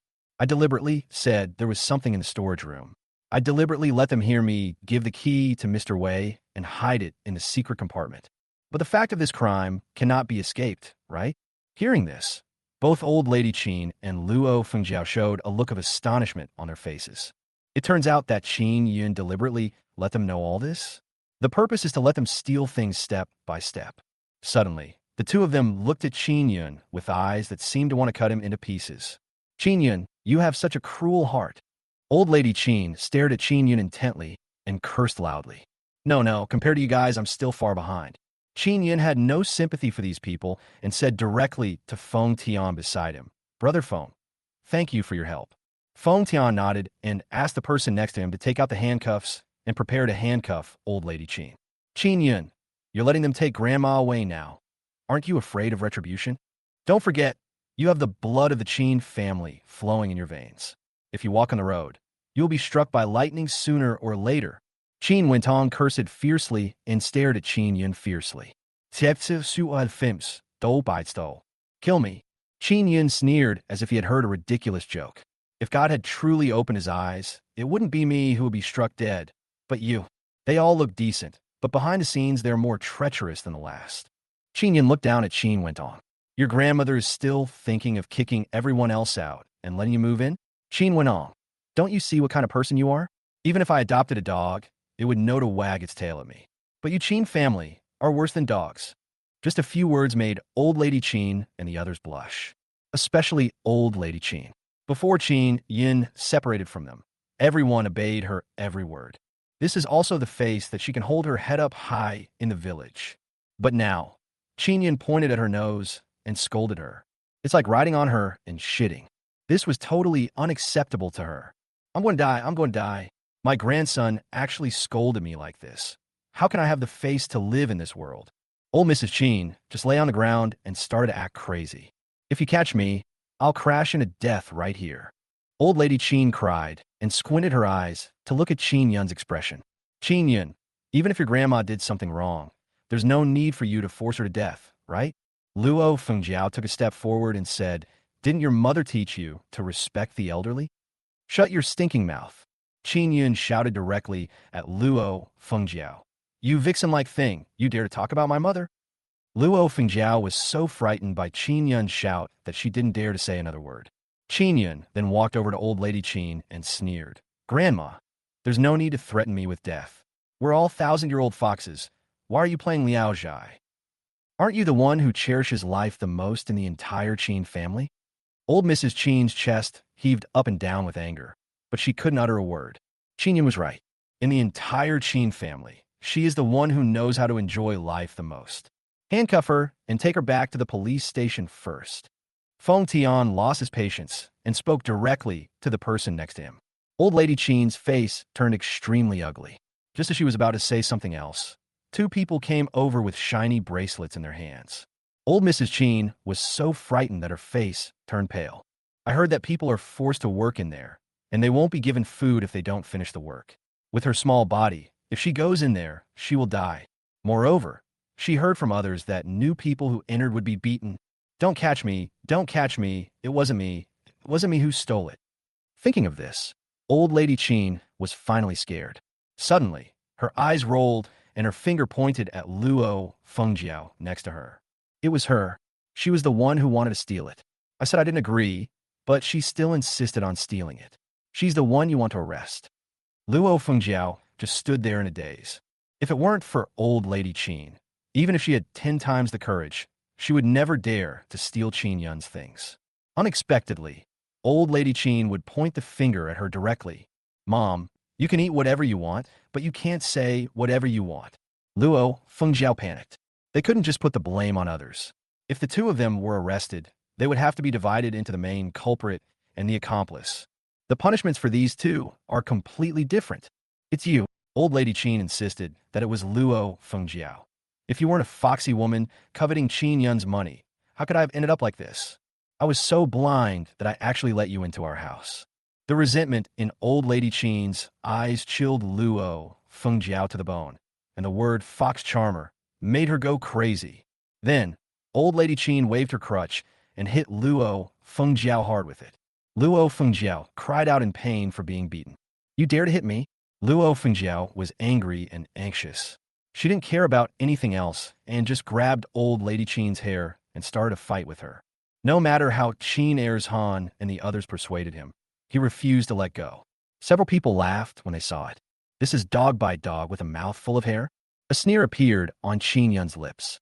He was not surprised at all that such a thing happened. Old Mrs. Qin was extremely selfish.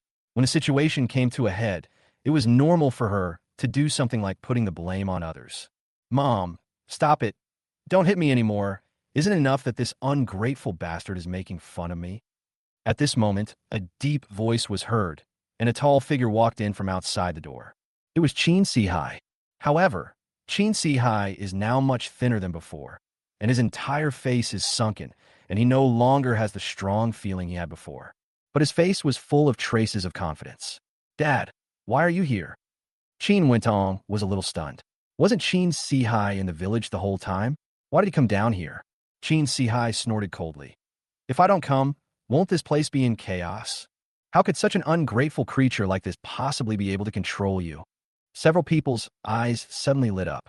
Old Lady Qin and Luo Fengjiao also stopped what they were doing. Luo Fengjiao said hopefully, Sihai, do you have a way to prevent us from entering the police station? Of course. Qin Sihai nodded. Old Mrs. Qin's frown immediately relaxed. Qin Sihai took a step forward, snorted coldly at Qin Yun, and said, You little bastard, you actually want to send Grandma to the police station. You are truly a rebellious person. Qin Yun didn't say anything, but just looked at Qin Sihai calmly. Isn't it just 180? I'll give you the money. As he spoke, Qin Sihai took out 200 yuan bills from his pocket and threw them in front of Qin Yun. Don't bother looking for the rest. I'll just give it to you, an ungrateful wretch. Qin Yun couldn't help but frown. Mom, starting today, we can live a good life. Isn't it just a house in the city? Let's just buy one. Qin Sihai's face was full of morbid excitement, and he spoke directly to Old Lady Qin. Old Lady Qin couldn't help but be surprised. Sihai, how did you make so much money? Qin Sihai waved his hand and said, Mom, don't worry about this. I can pay for Wentong's tuition by myself. Qin Wentong's face was also full of excitement. He looked at Qin Sihai in disbelief, feeling extremely strange. You were pretending to be sick a few days ago.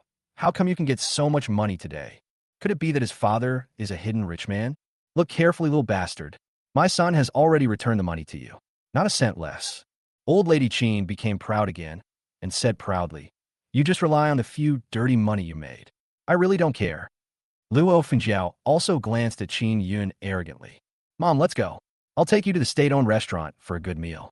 Let's all eat our fill today. After Qin Sihai finished speaking, several people immediately turned around and walked outside. Chapter 98. The Qin family has turned things around? Wait, who asked you to leave? At this moment, Qin Yun's voice rang out. Qin Yun, what do you want, you ungrateful little bastard? Sihai has already given you all the money. Qin Er's Han turned his head and spoke coldly to Qin Yun. He had just broken up with Qin Sihai over the fish-selling issue a few days ago, but now he is on Qin Sihai's side again. Why would you ask us to do anything for something you can't even tame? Are you planning to come back to our Qin family? Old Lady Qin instinctively felt that Qin Yun wanted to curry favor with them. Grandma, we can't agree to that. He was so stubborn before, but now that our Qin family has become prosperous, he wants to come back? No way. Qin Wentong looked at Qin Yun and said with a sneer. After all, not just anybody can enter our Qin family. If someone who didn't know heard this, they would really think the Qin family was a famous and prestigious family. The two of them sang in unison, almost trampling Qin Yun to the ground. However, Qin Yun didn't even glance at them. Instead, he said to Feng Tian, Brother Feng, Their current behavior should be considered as an attempt to settle the matter privately with compensation, right? Feng Tian thought for a moment and nodded. This is indeed a private settlement. That puts my mind at ease. Qin Yun said with a smile, then turned around and said coldly, then please trouble Brother Feng to arrest them. I won't accept this compensation. When Qin Yun's words rang out, the Qin family members were stunned in an instant. Don't accept? Qin Yun, I think you've lost your mind. These $20 are enough to buy your life. Old Lady Qin immediately spoke to Qin Yun viciously. Qin Yun, let me give you a piece of advice. Greed is like a snake swallowing an elephant. Qin Wentong stared at Qin Yun coldly. Qin Yun and Huang Kun and the others standing next to him immediately burst into laughter. A frog in a well, looking at the sky from the bottom of the well, has no idea how high and thick the sky is. How could he actually say that $20 could buy Qin Yun's life? Now, they make more than 100 yuan a day selling hawthorn water. Tell me, how much do you want? Qin Sihai, on the other hand, glanced at Qin Yun calmly and asked. Judging from his posture, he looks like a local rich man. Qin Yun didn't waste any words and stretched out 5 fingers. 500. Qin Sihai narrowed his eyes and said, Qin Yun, aren't you afraid that the wind will blow your tongue away? $500. Don't you even consider whether you deserve it. Old Lady Qin on the side was so angry that she jumped up and down. Sihai, even if we have money, we can't give it to this little bastard. $500 more. $500 is enough to buy that damned mother of his a dozen coffins. Qin Yun's eyes immediately swept towards Old Lady Qin fiercely. In the entire Qin family, only mother and sister are kind to me. He would never allow anyone to insult his mother. If you want these $500, it's not impossible. Unexpectedly, after a little thought, Qin Sihai spoke calmly and actually agreed to the money. Qin Yun narrowed his eyes. Some doubts arose in my heart. Where did Qin Sihai make so much money? The sky-high price of 500 yuan is definitely a sky-high price, not to mention in the village, even in the city. Many people often don't even make that much in a year. Not to mention the Qin family. We were very poor before and had to eat sweet potato porridge every meal. But now even 500 yuan is not considered money. You know, Qin Sihai is just an honest countryman. 500 yuan is not enough, only 5,000. However, Qin Yun's next words made the Qin family members stunned on the spot. $5,000. Qin Yun, are you deliberately looking for trouble? 5,000 yuan? Do you really think I'm a millionaire? As soon as Qin Yun said this, Qin Sihai's veins suddenly bulged. Qin Yun didn't really want to spare Old Lady Qin at all. He was clearly bullying them blatantly. Qin Yun, are you crazy? You're making fun of us. Qin Wentong couldn't bear it any longer. Relying on the presence of Qin Sihai and the others, he immediately moved and wanted to rush up to attack Qin Yun. But when he thought about the time when he asked Qin Yun for money and was beaten up by him and Huang Kun, he could only suppress the anger in his heart. Qin Yun, for the sake of our father-son relationship, I advise you not to push me too far. Otherwise, the consequences will be something you won't be able to bear. Qin Sihai narrowed his eyes and spoke slowly. Seeing this look, Qin Yun's doubts deepened. He was too familiar with Qin Sihai. If sweet talk doesn't work, they will resort to force. Saying this today, he must have some trump card. I can give you 500 yuan, and from now on, our Qin family will have nothing to do with you. Qin Sihai continued. Qin Yun, don't be shameless and don't go to extremes. Leave a way out for others so that we can meet again in the future. Qin Wentong also spoke. Qin Yun looked at the Qin family, and a stinging pain flashed through his heart. Now, they really seem like a family. But why did he let me take the blame and provide Qin Wenhong with a kidney transplant and treat my younger sister like a pig and a dog? Qin Yun, tell me what you say. I'll listen to you. Feng Tian spoke from his side. Grasp. Qin Yun was silent for a moment, then spoke directly. As soon as these words came out, both Old Lady Qin and Luo Fengjiao were panicked. Qin Sihai stared at Qin Yun intently. Qin Yun, you will pay the price for your choice today. Old Mrs. Qin wailed. Sihai, please save me. I don't want to be arrested. I want to be outside. Luo Fengjiao also spoke. Sihai, I don't want to go in either inside. Before he could finish his words, he was interrupted by Qin Sihai. Mom, Fengjiao, you guys go in. It's okay. I'll find a way to get you out as soon as possible. I promise you won't suffer at all in there. After saying this, he turned around and left the courtyard, ignoring the voices of Old Lady Qin and Luo Fengjiao, who were shouting at him to stop. After hearing Qin Yun's words, Feng Tian nodded directly to the person next to him. The two people behind them immediately put silver bracelets on them and took them away. Qin Yun, you're such an ungrateful person. How could the Qin family produce a scum like you? A thing that was raised by a mother, but not taught by her. When the two were finally taken away, they were still yelling and cursing at Qin Yun. But Qin Yun turned a deaf ear to it. Qin Wentong watched the two being taken away, glared at Qin Yun fiercely, and then turned and left the courtyard. Only Qin Yun and his group were left in the courtyard. Brother Yun, does Qin Sihai really have any hidden cards? He seems completely different now. Huang Kuan said with some concern. When an enemy comes, we will fight him. When a flood comes, we will block it with earth. There is nothing to be afraid of. Qin Yun said calmly. Anyway, we've finally gotten rid of these two plague gods. Chapter 99. Delivering 2 pieces of goods. 2. Huang Kuan and the others nodded, having made up their minds that no matter what happened next, they would choose to face it together with Qin Yun. Brother Yun, should I bring my little sister back now? Huang Kuan spoke it. Qin Yun shook his head and said, don't worry. I could do what I promised Master Wei during this period of time. He had previously sold a batch of antiques from Old Man Wei and made a profit of more than 800 yuan. When the money was given to Old Man Wei later, he still refused to take it. This time, while my younger sister is away, I can renovate the house.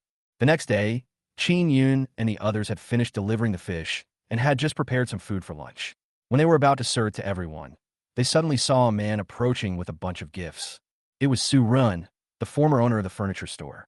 Brother Qin, I didn't expect you to be here, but it was so hard for me to find you. Su Rin greeted Qin Yun with a smile. Qin Yun was a little surprised. I originally thought that the previous issues had been resolved and were over, but I didn't expect Su Run to come to my door again. Qin Yun brought a set of bowls and chopsticks to Su Run, and then poured him a glass of hawthorn water. When they were almost done with the meal, Su Run finally spoke. Brother Qin, to be honest, I came here this time because I need your help with something. You say. Qin Yun spoke calmly. Didn't we punish illegal vendors before? Manager Lu Zuda has been fired. As for Lu Feng, I have already teamed up with the owners of other furniture stores. It will be impossible for him to do furniture business in the future. Are you satisfied with this approach? Su Randu had said this, so Qin Yun felt embarrassed to refuse. Boss Su is indeed a man of strategy. This is the best way to handle it. Su Ran also smiled, and then said, but there is also an old saying that the person who tied the bell can only untie it. I have an idea. Can we ask that famous reporter to come over and interview us again? You can choose any of the furniture stores this time. If there are any problems, as long as I find them, I, Su Run, will have nothing to say. Just report the truth. But if you find no problems, please put in the newspaper and say a good word for us. Hearing Su Rin's words, Qin Yun couldn't help but nod secretly in his heart. Even though he was reborn, there was still a big gap between him and Su Run in terms of business.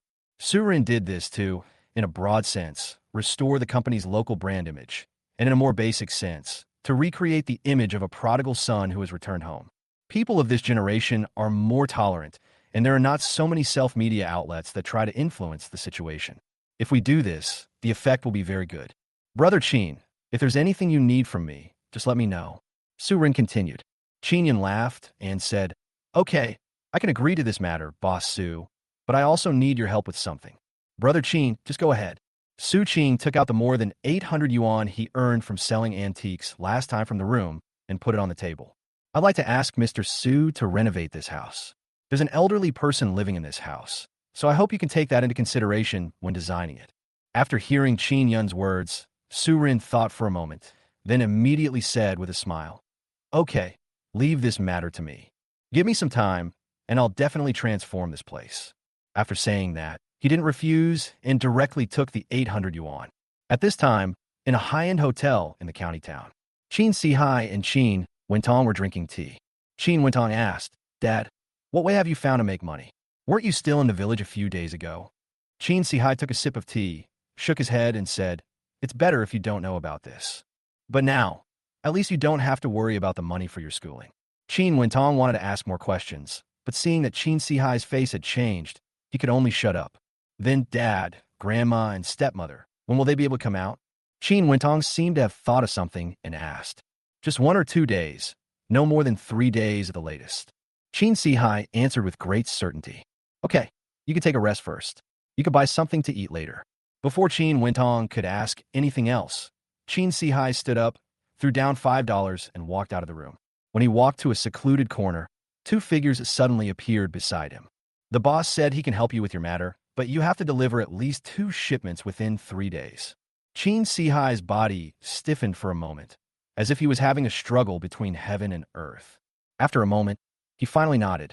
As for Chin Yun, his situation is a bit complicated. The boss said he would deal with him, but not now. Hearing this, Chin Sihai showed some reluctance on his face, but he could only nod. After saying goodbye to the two people, Chin Sihai rode a Fei Ge brand bicycle and turned to walk towards Qingshui village. As soon as I entered Qingshui village, I immediately saw a group of people blocking the door of the Qin family. Hey, Qin Laolai is finally back. As soon as Chin Sihai appeared, someone spoke immediately.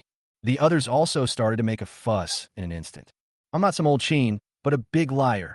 A few days ago, he lied to us that he was sick. If he doesn't have money to treat his illness, he will die soon.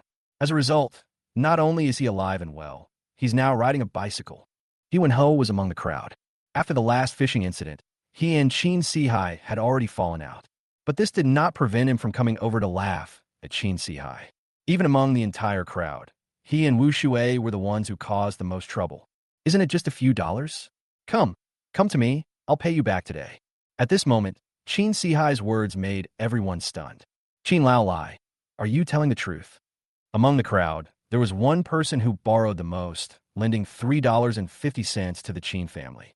At that time, he was also possessed by the devil and could not resist the soft and hard persuasion of Qin Wentong and old lady Qin, so he bled.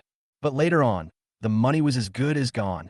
Now, Chin Sihai actually said he wanted to pay back the money. You'll lend me $3.50, won't you? Chin Sihai asked. The man nodded. Chin Sihai directly took out $5 and put it in his hand. You lent me money, so you're my benefactor. Take these $5 as interest. In an instant, everyone was stunned. Chapter 100 Trap. What? Everyone was stunned. Since when did they get the chance to receive a payback from Chin Sihai? And he was so generous that he even gave an extra $1.50. How is this possible? However, whether they believed it or not, the money was already in the man's hands. After seeing the return money, there was no more sneer on this person's face. Instead, he was filled with excitement. Brother Chin, I was wrong before. If you are a deadbeat, then everyone in the world will be a deadbeat. That's right, Brother Chin. Don't take what we just said to heart. We were just joking.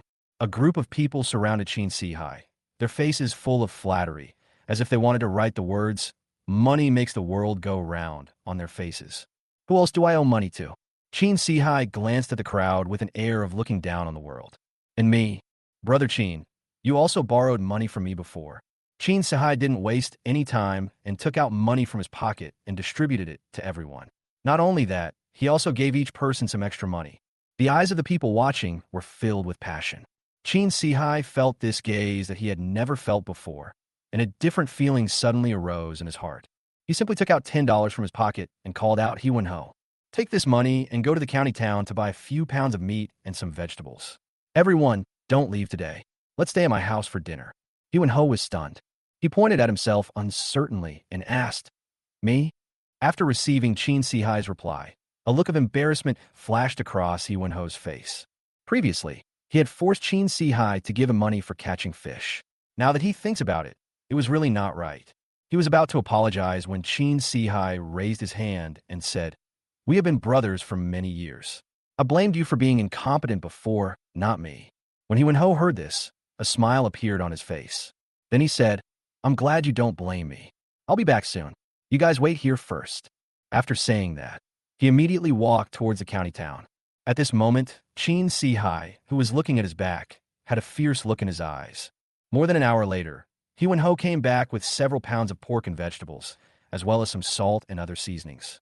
Chin Sihai asked everyone to sit down and cooked a few dishes himself. Come, Wen-ho, sit next to me. After the meal was ready, Chin Sihai spoke. He Wen-ho immediately came to Chin Sihai's side. Brother, how do you think I'm doing now? When the meal was almost finished, Chin Sihai asked with a smile. Okay, very good. He Wen-ho said as he stuffed the food into his mouth. Chin Sihai continued. We are close brothers. I won't hide it from you. I'll tell you the truth. I made a lot of money in the city. Whether it's the bicycle I just bought or the meat I eat, to me, it's just a drop in the bucket. Hearing this, Hyun-ho stopped what he was doing. The look in his eyes when he looked at Chin Si-hai was full of admiration. Brother, can you guide me?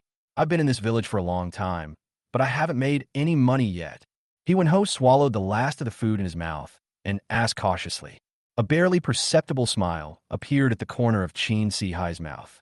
This guy finally fell into the trap. He immediately slammed the table and said, Brother, what are you talking about? What do you mean by, can I take you with me? I have a bite of meat to eat, but you don't have a bite of soup to drink. I'll take you to the county town in a few days, and we'll go make a lot of money together. Hearing this, a look of gratitude appeared on Hyun-ho's face. Thank you, Brother Chin. From now on, I will listen to you and do whatever you ask me to do. After saying this, Hyun-ho and Chin Si-hai both smiled, but only they themselves knew the meaning behind it. At this time, workers had already entered the courtyard in the county town. Old Man Wei walked out again and again to look at it, his face full of distress. It was obvious that these workers were disturbing him. Uncle Wei, please come with me to the hotel first. I promise that this place will be completely transformed in 5 or 6 days. Chin walked forward with a smile. I'm living well here, but you insist on renovating it. I think you're just messing around. Old Man Wei didn't appreciate it at all and directly retorted to Chin. Chin chuckled and didn't argue. Anyway, this is the case with all elderly people. They will not be satisfied until the house is renovated to their liking. Chin did not bother with Old Man Wei anymore. After Huang Kun and the others came back from buying groceries, he immediately started cooking. He told the workers that the kitchen would be the last to be renovated so that everyone could have delicious meals. Anyway, the kitchen is independent of the room, so it doesn't have much impact. After the meal was ready, several people sat at the table immediately. What made Chin happy was that Old Man Wei gradually accepted them. Although he still had a sour face, he was willing to sit at the table with them. He also chatted a lot with his younger sister. The two of them, one old and one young, got along quite well. Soon, after they finished their meal and packed up, Chin turned around and found Gao Yinshu. Because of the previous reports, Gao Yinshu also became famous in the newspaper. The school also praised Gao Yinshu many times. When he arrived at the university, Gao Yinshu had not yet walked out of the teacher's office. Chin was not in a hurry and wandered around the university casually. Qingqing University is very beautiful. Even at Qin time, it was one of the best in the country. There are willow trees swaying in the university, and there's also a pond. When the breeze blows, a cool feeling arises. Although school has not started yet, many students have already arrived at the university early. Qin himself was good-looking, and many female college students looked at him from time to time, but few of them came to ask for his contact information. In this era, women are still very shy after all. Hey, isn't this Qin? I didn't expect to run into you in college. At this moment, a familiar voice sounded from behind. Qin turned around and saw that it was Qin Wentong. Chin Si-hai gave him a lot of money these days, so he no longer had to think about how to make money in the county town, and simply came to the university to explore the road first. Of course, the most important thing is to see if there are any pretty girls in the university that he can make a move on. In his heart, no matter whether it is Li Xiaoro or anyone else, they're just stepping stones for him. Qin sneered and was about to speak when Qin Wentong spoke again. You're a loser who can't even go to college. Get out of here. Chapter 101. Twist it off and give it to you. Qin Wentong came with a young man wearing polyester trousers and a white shirt, and he also looked like he came from an ordinary family. Brother Wentong, who is this? The man asked Qin Wentong curiously. If we have a grudge against you, let's notify the school security department right away. Not everyone can easily get into Qingcheng University. He and Qin Wentong had only known each other for a few days, but Qin Wentong was very generous and invited him to a meal at a state-owned restaurant as soon as they met. Now, it is natural to vent Qin Wentong's anger. Just a country bumpkin. Qin Wentong glanced at Qin and said coldly, he used to be my brother, but now he stabbed me in the back. Zhang Ku sneered when he heard this. Don't be angry, Brother Wentong. We don't need to get angry with such a villain. We are college students now. Who knows? Our future will be many times brighter than his. Besides, Brother Wentong, you are so handsome. You will definitely be the most handsome boy on campus in the future. I think even Gao Yinshu, our school beauty, will be interested in you. These words praised Qin Wentong to the sky. Qin Wentong was a little flattered by the flattery. He had met Gao Yinshu once before, and that gentle and beautiful figure struck his heart almost instantly. He has already made Gao Yunshu his next target, and even secretly decided in his heart that for Gao Yunshu, he is willing to be a bootlicker. With the money Qin Sihai gave him now, he didn't believe that he couldn't take Gao Yunshu. Who are you? At this moment, Qin Yun asked Zhang Ke. Qingqing University, Department of Industrial Engineering, third in my major. Zhang Ke immediately raised his chest and spoke loudly to Qin Yun. Don't mention how proud his face was. Oh, so that's how it is. If you hadn't told me, I would have thought you were Qin Wentong's dog. Qin Yun's words immediately made Zhang Ke furious. What are you talking about, you country dog? Don't you consider your status? You're a piece of shit who couldn't even get into university, and you think you can point fingers at me? Zhang Ke was very angry. Ever since he was admitted to university, everyone praised him like a star. But I didn't expect that this rustic country bumpkin in front of me would point at my nose and scold me. This is something he simply cannot accept. Brother Wentong, wait here. I'll go find the school security staff and have them drive this country bumpkin away. After saying that, Zhang Ke walked outside. After a while, Zhang Ke came over with a serious-looking old man. You're not from our university? What's your purpose here? Qin Yun replied. Uncle, I'm here to look for someone. My girlfriend is at the university. Should this be okay? Qin Yun's attitude was very good, and the security guard's expression relaxed. If you're looking for someone, you can stay in school. What's your girlfriend's name? The security guard then asked. Gao Yinshu. Qin Yun's 3 words stunned Qin Wentong and Zhang Ke for a moment. Qin Wentong was the first to laugh. Then, Zhang Ke also laughed out loud. Ha, Brother Wentong, did you hear that? This country bumpkin said his girlfriend is Gao Yinshu. Zhang Ke laughed so hard he was out of breath. Do you know who Gao Yinshu is? Could the campus beauty of our Qingqing University be your girlfriend? Qin Wentong also smiled coldly. Qin Yun, it's okay for you to brag normally, but Gao Yunshu is not only beautiful, but also has a good family. In the university, I don't know how many children of high-ranking officials want to date her. She can be interested in you? That means I still have a chance. You could even say that my excellence was enough to leave a deep impression on her. Even the security guard next to him looked at Qin Yun with some sympathy. Young man, if you tell me someone else, I might believe you, but I won't believe Gao Yunshu. A few days ago, Gao Yunshu's interview stories were published in the school newspaper, and the school even issued a notice to praise him. Such a beautiful and talented girl naturally has a much higher vision than others. How could you possibly fall for someone who didn't even get into college? Young man, you don't look like a bad person, but our university has a rule that you can't stay on campus without a valid reason. Gao Yunshu is really my girlfriend. Qin Yun continued to speak. He was clearly telling the truth, but why didn't these people believe him? Hey, country bumpkin, stop making us laugh. If Gao Yunshu were interested in you, even a sow would be able to climb a tree. Diang Kiskiviko spoke coldly tokstai Qin Yun. Qin Yun, if Gao Yunshu were your girlfriend, I'd rip my head off and let you kick it like a ball. Qin Wentong smiled slightly.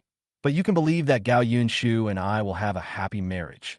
Before they could finish their words, they were suddenly stunned, and their eyes involuntarily looked into the distance. In the distance, a beautiful figure was walking towards this side. She was wearing a white dress with her long hair draped over her shoulders. The sunlight shone on her body, bringing a scent of early spring. Her skin was like crystal porcelain, looking gentle and charming. For a moment, everyone was stunned. At this time, Gao Yunshu also saw them, and a surprised smile suddenly appeared on his face, and then he walked towards them. Brother Wentong, Gao Yunshu is coming over. She must be looking for you. Zhang Ke tugged at Qin Wentong's sleeve and spoke in a low voice. After hearing this, Qin Wentong stood up quietly with a charming smile on his face. He had met Gao Yunshu a few days ago and shamelessly went up to him and said a few words. Besides, among the 3 of them, Gao Yunshu can only look for him. You can't be here to find this country bumpkin. Soon, Gao Yunshu came over to them. Qin Wentong also stepped forward, smiled, and extended his hand. Yunshu, long time no see. However, before he could finish his words, Gao Yunshu walked directly to Qin Yun's side and quietly took Qin Yun's arm. He didn't even look at anyone else. In an instant, everyone was stunned. Qin Wentong's hand stayed there awkwardly. Qin Yun, when did you come? Why didn't you tell me? Gao Yunshu spoke crisply to Qin Yun without even looking at anyone else. There was a hint of intimacy and blame in his tone.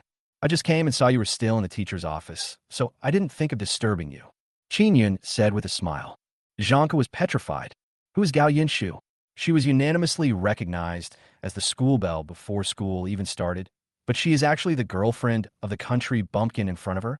If the two of them weren't here, he would have thought he had seen a ghost in broad daylight. Chapter 102, Please Help. Qin Wenong even wished he could find a crack in the ground to crawl into. What he had said to Qin Yun before was like a loud slap in the face, hitting him hard. Now he knows what it means to shoot oneself in the foot. Yin Shu, the guy in front of me, said he talked to you and that you admired him very much. Qin Yun asked Gao Yunshu, do you have any impression? Gao Yunshu glanced at Qin Wentong and immediately shook his head. I really have no impression of him. Besides, I have never said that I admire anyone. The only one I truly admire is Qin Yun. What is a slap in the face? This is a slap in the face. Qin Wentong was beaten so hard that his face turned red with shame, and even his breathing became faster. Zhanka looked at the embarrassed Qin Wentong with a strange look in his eyes. When Qin Wentong was with him, he always boasted that he had a good family and that he had a distant relationship with Gao Yinshu. It turns out it was fabricated. The security guard had already left the scene quietly. Yinshu, you really don't remember me? I am Wen Tun. When the school held a meeting to praise you a few days ago, I came to look for you in the back. Qin Wentong couldn't help but ask. Gao Yinshu's eyebrows furrowed. There were so many people talking to me that day. How could I possibly remember you? Besides, I'm not familiar with you, am I? Calling your classmates by their first names is basic courtesy. Hearing this, Qin Wentong's face became extremely embarrassed. It turns out, all this was just his wishful thinking. After taking another deep look at Qin Yun and Gao Yinshu, Qin Wentong turned around and walked away. Etc. Qin Yun suddenly spoke. Qin Wentong paused. Did you forget something? Qin Yun pointed to his head and said jokingly, remember to keep it well. Qin Wentong was so angry that his veins popped out. But now he was like a dog with its spine pulled out. Not to mention speaking, he even felt half a head shorter when standing in front of Qin Yun. After Qin Wentong left, Gao Yunshu asked Qin Yun, who is he? He is my biological brother, but our relationship is worse than an enemy now. Qin Yun and Gao Yunshu were walking by the pond, and Qin Yun briefly told her what happened to the Qin family. After Gao Yunshu heard this, a trace of anger appeared on his face. We are all born of the same parents. Why are we treated so differently? Maybe it's because I didn't get into university. Qin Yun said helplessly. If you can't get into university, does that mean you're worthless? This kind of thinking really needs to change. Gao Yunshu said. After the two chatted for a while, Gao Yunshu asked, Qin Yun, what is the matter with you coming to see me this time? Qin Yun then remembered that he had almost forgotten the important matter. So he started to tell the story of Su Run coming to his house again. Of course. Gao Yinshu nodded and said, teacher said that it's not a big deal to make mistakes. The important thing is to know when you're wrong and be able to correct them. As long as they can change for the better, I can give them a chance. Qin Yun also nodded. Okay, but I have thought of a good way to benefit both sides. I will tell you after the report is finished. Good. Gao Yinshu smiled sweetly. At dusk, Qin Yun reluctantly parted with Gao Yinshu. I went to the market to buy some vegetables and meat, then returned to the yard to start cooking. Qin Yun had a very accurate sense of timing. When he was almost done, everyone came back pushing the carts. Qin Yun, this is bad. Guess who I saw today? When everyone was enjoying the meal, Huang Kun came to Qin Yun with a serious face and spoke. Who? Qin Yun was a little puzzled. Old Lady Qin and Luo Fengjiao. Qin Yun frowned. Weren't they just captured a few days ago? Huang Kun nodded. That's the problem. They were arrested for theft. Logically, they should be detained for at least 10 days or half a month. How can they be released now? And I also ran into Feng Tian and asked him about it. Huang Kun frowned. He said that after they were taken to the police station, someone immediately came to bring them food and vegetables, and they also paid a hefty fine, so they weren't forced to work. During these few days of confinement, they lived better than us. Hearing Huang Kun say this, Qin Yun's face also showed a trace of solemnity. This matter is too strange. It is obvious that the two of them are just ordinary villagers and have no rich relatives at all. The only possibility now is that Qin Sihai is not only rich, but also powerful. Otherwise, we won't be able to get the person out no matter what.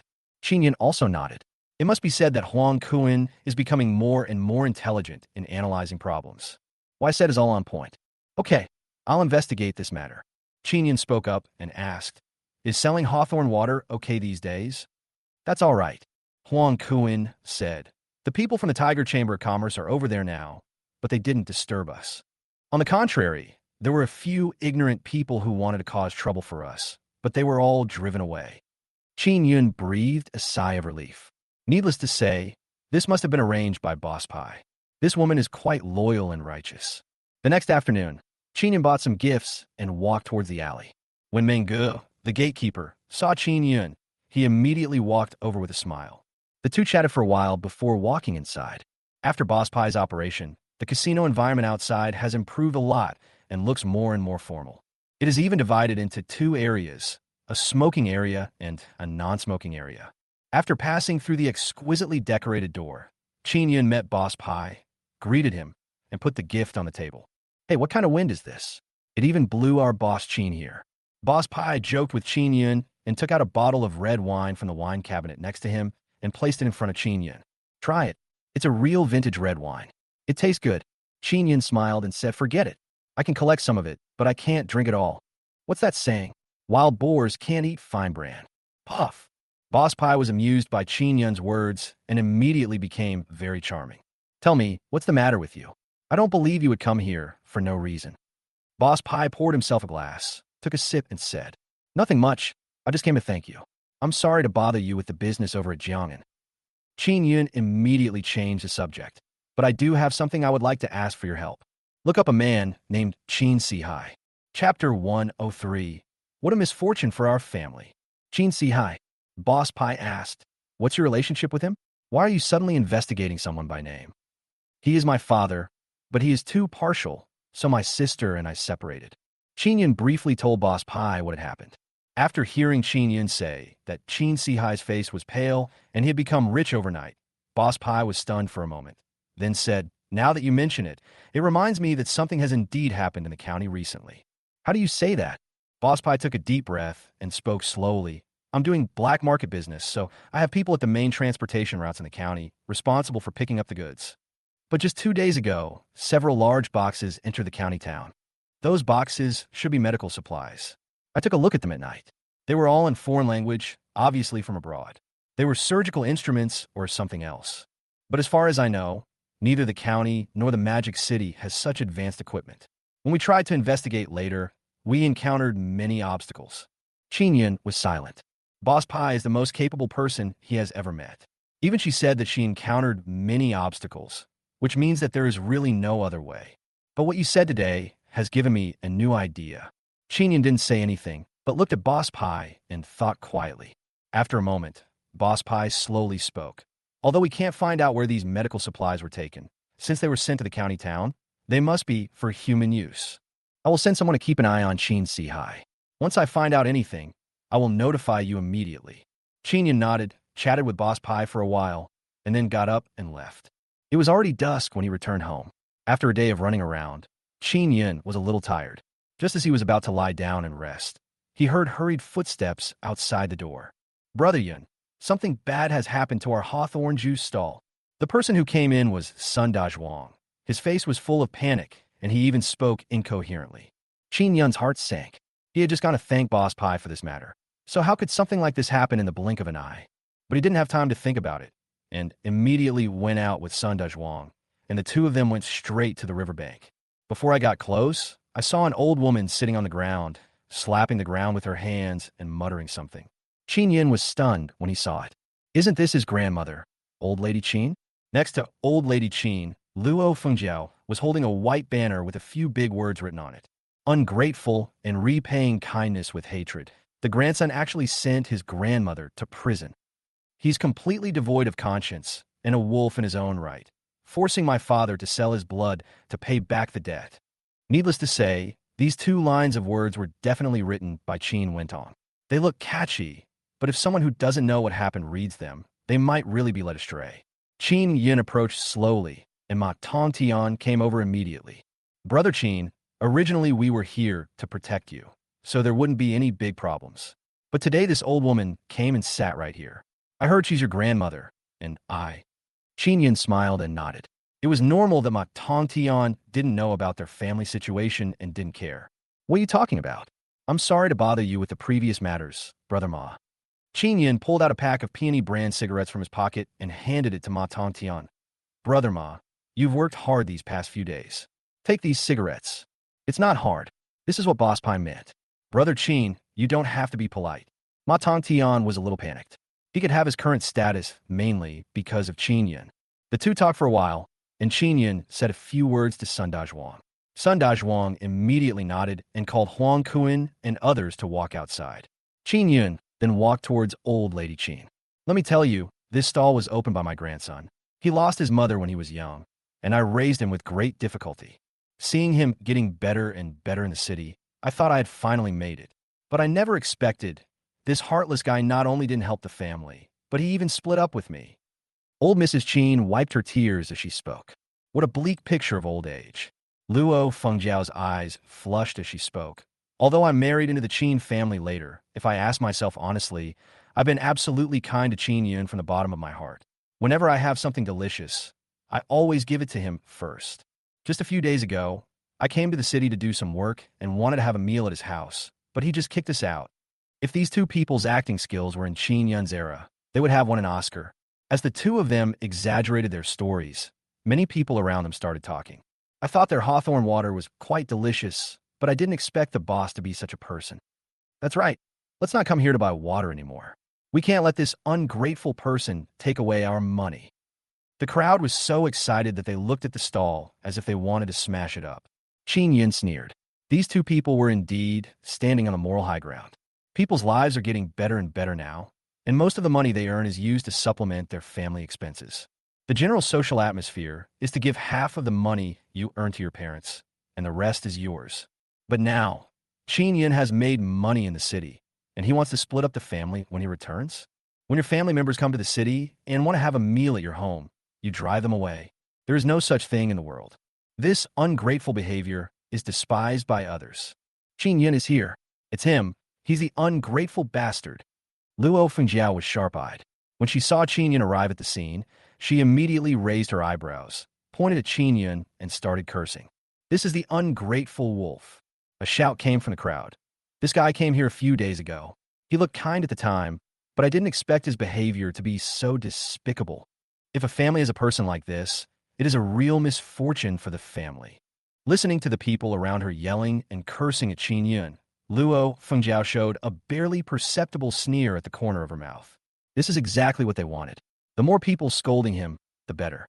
It would be best if his shop could be smashed. However, facing the crowd's excitement, Qin Yin simply uttered two cold words. What a bunch of idiots. You have nothing to do, so you like to be used as a tool for others? In an instant, the crowd was like a lit powder keg, and everyone's eyes were glaring at Qin Yin fiercely. Chapter 104. I don't have a nerve to say that. Originally, everyone was dissatisfied with Qin Yin due to the exaggeration of old lady Qin and Luo Fengjiao. Who would have thought that Qin Yin would now call them a bunch of idiots? In this day and age, isn't it enough to have justice in your heart? Boy, what did you say? You bullied your grandmother like this, and you still dare to scold us? Are you looking for death? For over 20 years, I've been treated like a dog by him. He's so cruel and unjust, he's worse than pigs and dogs. Old lady Qin and Luo Fengjiao were so happy that they were almost smiling. Good scolding, really good scolding. At this moment, Qin Wentong, who was hiding in the crowd, had a cold look in his eyes. What happened on campus yesterday afternoon has already been widely circulated. I don't know which little bastard even gave him a name. Clown. A clown. That's why today happened. He called old lady Qin and Luo Fengjiao, and they all came to the Hawthorne water stall to cause trouble. At this moment, he was waiting for an opportunity. As the saying goes, the law does not punish the masses.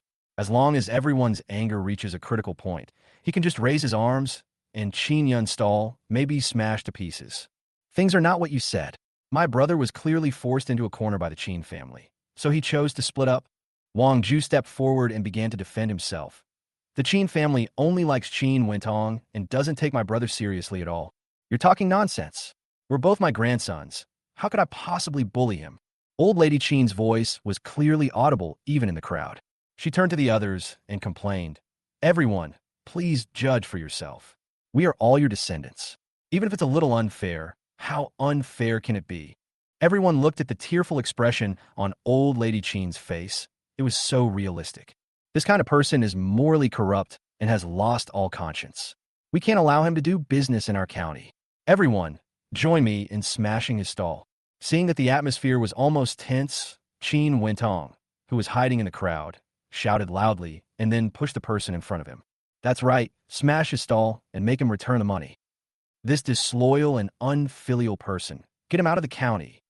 Sure enough, after Qin Wentong's shout, the others immediately rushed towards the stall selling hawthorn water.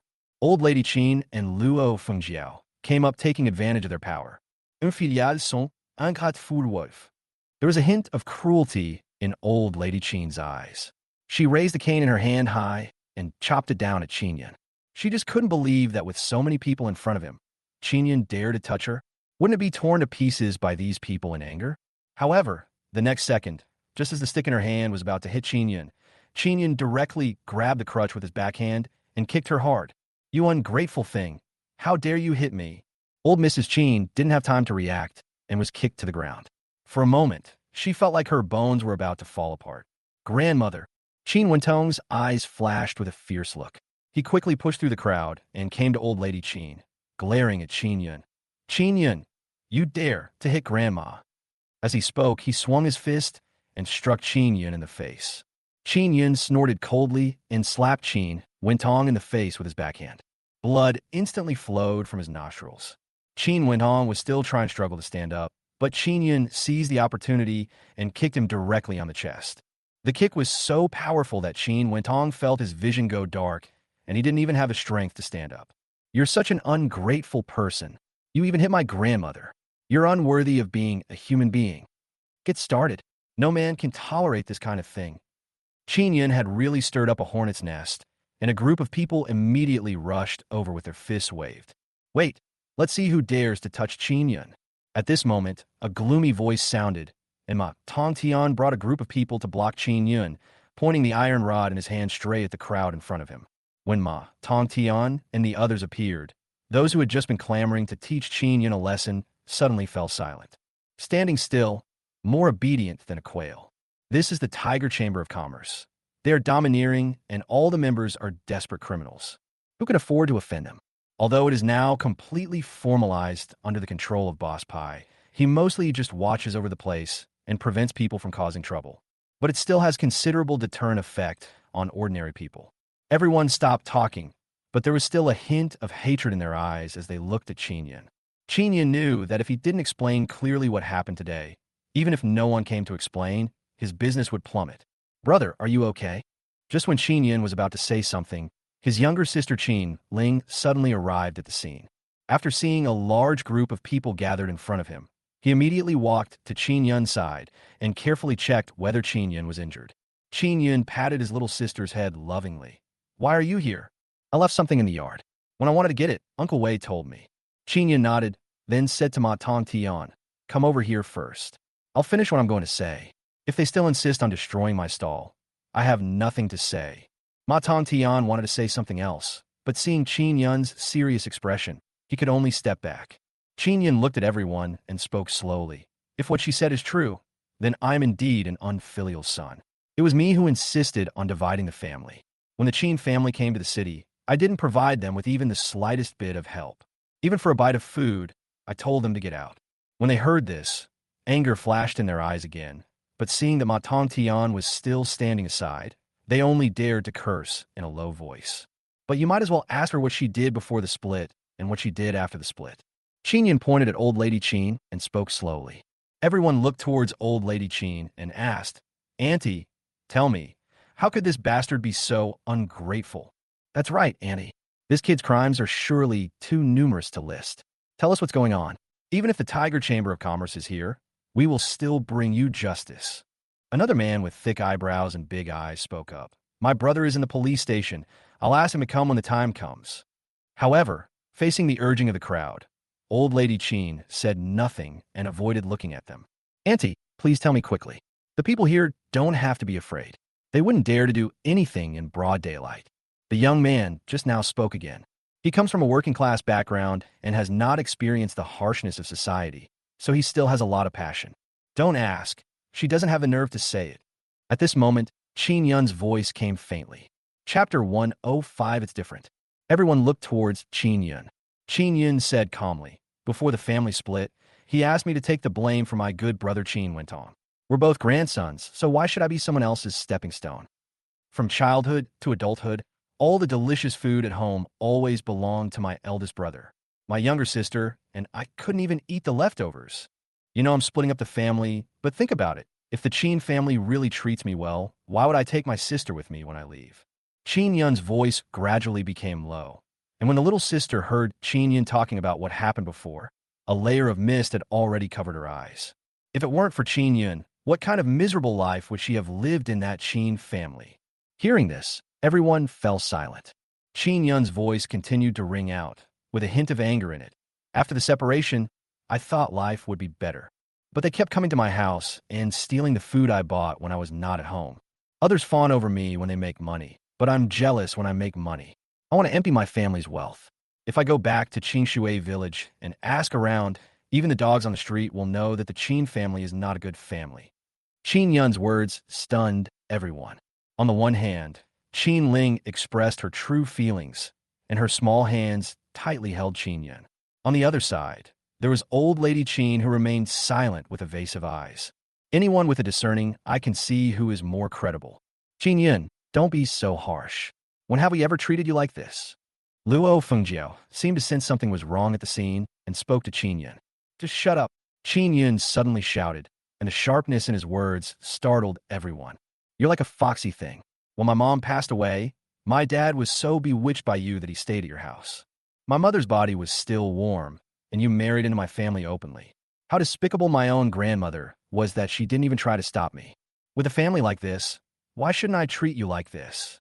Qin Yun's last words were like heavy hammers hitting everyone's hearts. Everyone was silent. People are all made of flesh and blood. If this is true, then there is nothing wrong with Qin Yun doing this. Until now, I have indeed made some money, but I didn't steal or rob any of it. It was all earned honestly with my own hands. As soon as the sun rises, I have to go back to the village to get fresh hawthorns, take them to the city, and then I have to work nonstop to get cold water, mix it, and send it out. I stay here until nightfall, because I believe that hard work can lead to wealth. Qin Yun looked at everyone and continued. "In summer, I invest in leather. In winter, I invest in yarn. In drought, I invest in boats. In flood, I invest in cars. I share what others don't have and benefit myself. I want to ask, what have I done wrong?" Everyone looked at Qin Yun, unable to utter a word. Even if Qin Yun wasn't selling water here, there would still be other people. And the cold water Qin Yun sells tastes better. He is just an ordinary businessman. Don't listen to his nonsense. Everything he said is a lie. Seeing many disgusted eyes falling on her, old lady Qin knew that she could no longer sit there and wait for death. He suddenly stood up and shouted to everyone, "He is an ungrateful wolf with evil intentions. No matter how true what he said is, it is still a lie." Hearing this, everyone was stunned again. Yes, they believed old lady Qin so much just now, but Qin Yun's behavior just now showed that everything she said was a lie. Even though Qin Yun was so sincere now, they still had doubts in their hearts. "It's okay. Even if she doesn't want to admit it, I will find someone to testify. It's clear who's right and who's wrong." Qin Yun sneered. He was too familiar with the Qin family. If he didn't put the facts in front of them, they would never admit it. The young man who had just spoken for old lady Qin walked up to her and said, "Don't worry, Auntie. I still believe in you." How could an old man, already in his twilight years, possibly lie?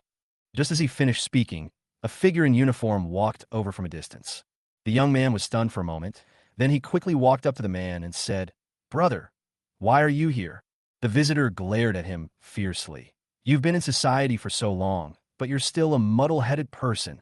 Before the young man could say anything, the man said to Qin Yun, "Brother Qin, I'm sorry, I'm late." The person who came was Feng Tian, and he didn't expect that the young man who had just said such brainless words was his younger brother Feng Qing. After being scolded by Feng Tian, Feng Qing immediately became like an eggplant hit by frost and dared not speak anymore. Feng Tian didn't say much to Qin Yun. He just raised his hand and took out a piece of paper. Everyone looked carefully. "I'm a police officer. My name is Feng Tian. Old lady Qin and Luo Fengjiao were arrested by us for theft. She's a criminal." Feng Tian was wearing a uniform and holding a certificate in his hand. This can't be faked after all. You can only judge a person by their appearance. I didn't expect that she was such a liar. Yeah, it's a good thing I trusted her so much before. Now I'm living like a dog at my age. It turns out that we have wronged this young man. For a moment, more and more people looked at old Lady Cheen with disgust. Old Mrs. Cheen suddenly felt uneasy. Before she could argue, she saw a bicycle with a spine coming towards her quickly from a distance. Sun Dazhuang and his companions got out of the car panting. I'm the leader of the Qingshui Village Production Brigade. My name is Zhang Yong. Here's my ID. I've heard about what just happened. You've really wrongly accused Qin Yun. Zhang Yong was wearing shabby clothes, but he still stood beside Qin Yun and took out a yellowed notebook and showed it to everyone. At the time, we had to split up the family. And according to the production brigade's custom, when the family splits up, the land has to be divided. But the Qin family was too domineering. No matter how much I tried to persuade them, they refused to give up even a penny of land.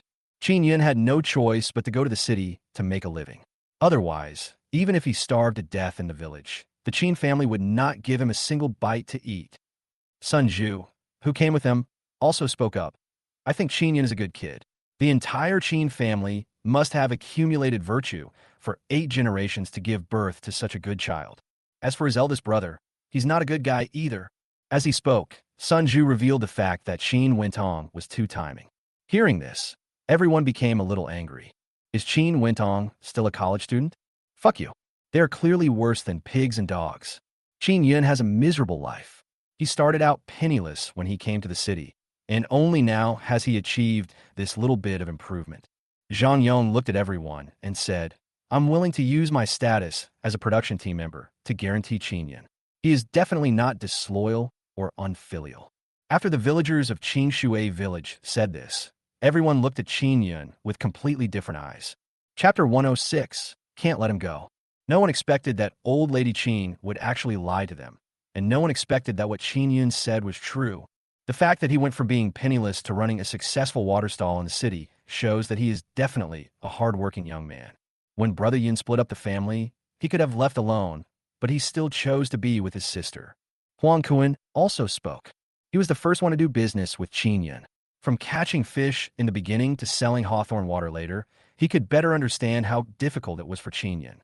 But Brother Yun still chose to bring his sister with him. You are not from a village, so you don't know what Qin Ling looked like before. A beautiful girl was starved to the point of being pale and emaciated, and was even forced by old Lady Qin and Luo Fengjiao to chop grass to feed the livestock. Several times, I saw her fainting on the road. It wasn't until Brother Yun brought my little sister out that she gradually grew into a healthy little girl. Brother Yun gave her extra lessons and allowed her to go to school. The tuition in the city was high, but Brother Yun never said a word of objection. Huang Kuan said, looking at everyone, let me ask you, who can do it like Qin Yun? Huang Kuan's words completely silenced everyone. Their eyes were full of admiration when they looked at Qin Yun. This is a man of great stature. Saudi. Feng Qing looked at Qin Yun with an apologetic look in his eyes and spoke to Qin Yun. Sorry is useless. Feng Tian stepped forward and pulled Feng Qing over, scolding him coldly. You said you'd make a career after you graduated, and now this is how you've made it? You didn't even know you were being used with a gun. Calling you an idiot is a compliment. As soon as these words came out, the people around him looked a little ashamed. When they first wrongly blamed Qin Yun said the same thing. Now it seems that they are really fools. So hopelessly stupid. I once heard that anger is justified. Without public anger, justice lacks a mass base and cannot truly flow like a vast river. Qin Yun slowly said, but I want everyone to remember that there are always people in this world who are more vicious. So before you vent your anger, you need to first understand the truth, so as not to become a knife in the hands of others. After saying that, Qin Yun, Huang Kuan, and others set up the stall that they had just knocked over. He didn't look at the crowd again. Well said. Someone in the crowd was the first to applaud. It's not easy for a village kid to make it to the city, and yet he can still say such wise words. That's enough to show he's a good kid. The others also looked at Qin Yun with a bit of admiration. Little brother, I was wrong just now. Uncle apologizes to you. I will definitely come to take care of your business often in the future. Right. Alas, who would have thought that an old man would actually lie to us? It's really hateful. He looks about the same age as my son, yet he's shouldering the burden of life at such a young age. He's much better than that brat. Come, I'll buy you a few glasses of hawthorn water as an apology.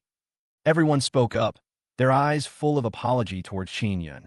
When old lady Qin and her companions saw that the situation was not right, they turned around and tried to sneak away. However, before they could walk out, the sharp-eyed Huang Kun had already spotted them. It's that college student.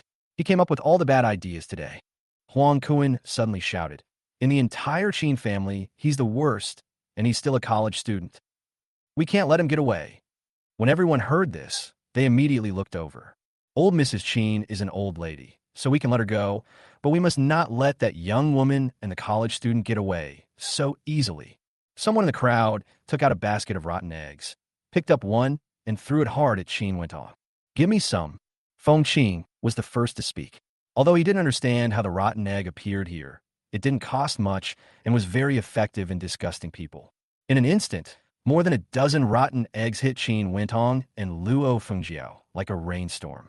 And that's not all. Rotten vegetable leaves and cabbage stalks were flying towards them like cannonballs, and even the smelly shoes on their feet were thrown at them. What's worse, several people chased after them and kicked them hard. Qin Wentong and Luo Fengjiao's faces were swollen, their arms were bruised, and their bodies smelled bad. The whole person is worse than a drowned dog. The three of them fled frantically. Old Mrs. Qin's legs were no longer limp. She threw away her crutches and ran very fast. However, at this moment, a beautiful figure suddenly appeared in Qin Wentong's blurry eyes. It was Gao Yunshu, who looked anxious, her exquisite face full of worry. Qin Wentong's eyes lit up instantly. His eyes couldn't help but follow Gao Yunshu. However, the next second, his face was immediately filled with anger and jealousy. Gao Yunshu didn't even look at him and walked straight towards Qin Yun. She anxiously checked whether Qin Yun was injured. The expression on her face was something Qin Wentong had never seen before, and after talking to Qin Yun for a while, he turned his head and looked at himself with a look full of disgust. The fire in Qin Wentong's heart was extinguished bit by bit. His whole body collapsed instantly, and even his steps forward became a little unsteady. In just a few hours, he experienced a double blow in his life. The panicked figure looked like a defeated dog. It was not until Qin Wentong and his companions ran far away that everyone stopped. Some people turned around and left after staying for a while more people came to the stall to buy hawthorn water. Qin Yun, why don't you go find my father with him around? How dare their family bully you like this? Gao Yunshu said with some complaints. Qin Yun smiled and shook his head. Uncle Gao's status is not ordinary. How can we trouble him with such a small matter besides? It's not a good idea to do so. Qin Yun was telling the truth. Even if Gao Rui had come today, if he hadn't spoken things out, there would definitely not have been the current result. I'm his daughter. Can my father still? Gao Yunshu wanted to say something, but Qin Yun smiled and brought over a glass of hawthorn water, then changed the subject and walked along the riverbank with Gao Yunshu. Tonight, Gao Yunshu talked to him a lot, and Qin Yun felt a warmth in his heart. His mother died early, and his father was as good as dead while he was alive. Even if he counted his previous life, he had never experienced the feeling of being missed by others. Qin Yun always thinks about others first. At least he will consider his own affairs after sending his sister to college. The appearance of Gao Yunshu was like a ray of light that caught him off guard and illuminated his life. Chapter 107, Rekindled Flame. The two chatted until dusk, and Qin Yun then sent Gao Yunshu back home. On the other hand, Qin Wentong and Luo Fengjiao returned to the hotel and took a bath for more than an hour, but the stench on their bodies still lingered. The whole room was filled with an indescribable stench. What's that smell in the room? How'd you get into this state? At this moment, Qin Sihai, with a pale face, returned to the room. After smelling the smell inside, he immediately frowned. Isn't it all because of your ungrateful son? Luo Fengjiao was a clean person to begin with, and this smell made her feel uncomfortable. After seeing Qin Sihai, she immediately couldn't help but complain. I think even if you make money, you're still not as good as Qin Yun. You are the first one whose father cannot compare to his son. What's wrong? Qin Sihai's expression suddenly changed, and he raised his hand and slapped Luo Fengjiao. I'm telling you, the money I'm making a month now is something you can't even imagine. If you dare to talk to me like that again, do you believe I'll go to the county town to get a divorce tomorrow? Without you, who can I find if I want to? How dare you hit me? Luo Fengjiao was stunned by the beating. When she came to her senses, she immediately stood up with her teeth bared and wanted to fight Qin Sihai. Qin Sihai is a man after all. Although he is weak now, he still pushed Luo Fengjiao to the ground with just one push. If you say one more word to me, or if you continue to cause trouble with me, get out of here and go back to Qin Shui village. Qin Sihai said viciously. Luo Fengjiao was almost mad with rage. Before, whenever she spoke, Qin Sihai didn't dare to contradict her, but now he actually dared to hit her, and he even told her to get lost. As expected, all men are not good people. After they have money, they become arrogant and don't even take her seriously. Just as she was about to say something, old lady Qin opened her mouth. Shrew, shut your mouth. Is it easy for my son to make money outside? Without him, would you be able to live comfortably in this hotel? Luo Fengjiao's face turned red with anger. She really misjudged Qin Sihai. She wanted to take action several times, but after seeing the nonchalant expressions of the mother and son, she had to suppress her anger. Okay, take this money and take good care of my mother and Wentong in the future. I won't pursue what happened today. Qin Sihai pulled out a wad of money from his pocket with a pop, counted out a dozen great Unity banknotes from it, and threw them to Luo Fengjiao. Luo Fengjiao's eyes immediately lit up. This is more than 100 yuan. In this county town, a pound of pork is only more than 1 yuan. What can't she buy? Thinking this way, it seemed that what Qin Sihai had just done didn't seem so important. Then I'll take the money, but you have to promise to never lay a hand on me again. Luo Fengjiao gathered the money together, put it in her pocket, and said to Qin Sihai, Okowo. Qin Sihai responded impatiently and went to take a shower. He really only remembers eating and not being beaten. Old Mrs. Qin muttered softly, her head almost raised higher than the sky. Her son can make so much money, so what kind of woman can he not find? Soon, Qin Sihai finished taking a shower and came out. He lay on the bed and then asked what happened today. Qin Wentong recounted what happened today, and Qin Sihai immediately displayed a sneer on his face.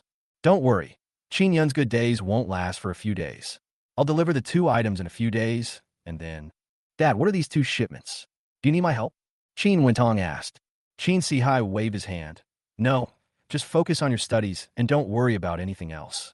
Besides, this guy has his own legs and is willing to follow me. The more Qin Wentong listened, the more confused he became. In this world, apart from humans, what else could grow legs and walk on its own? Isn't that like seeing a ghost? Before he could ask again, Qin Sihai continued. Let's buy a house in the county town in a few days. Then you can all move in and save yourself from staying in this hotel. Hearing this, a hint of joy suddenly appeared on the faces of several people.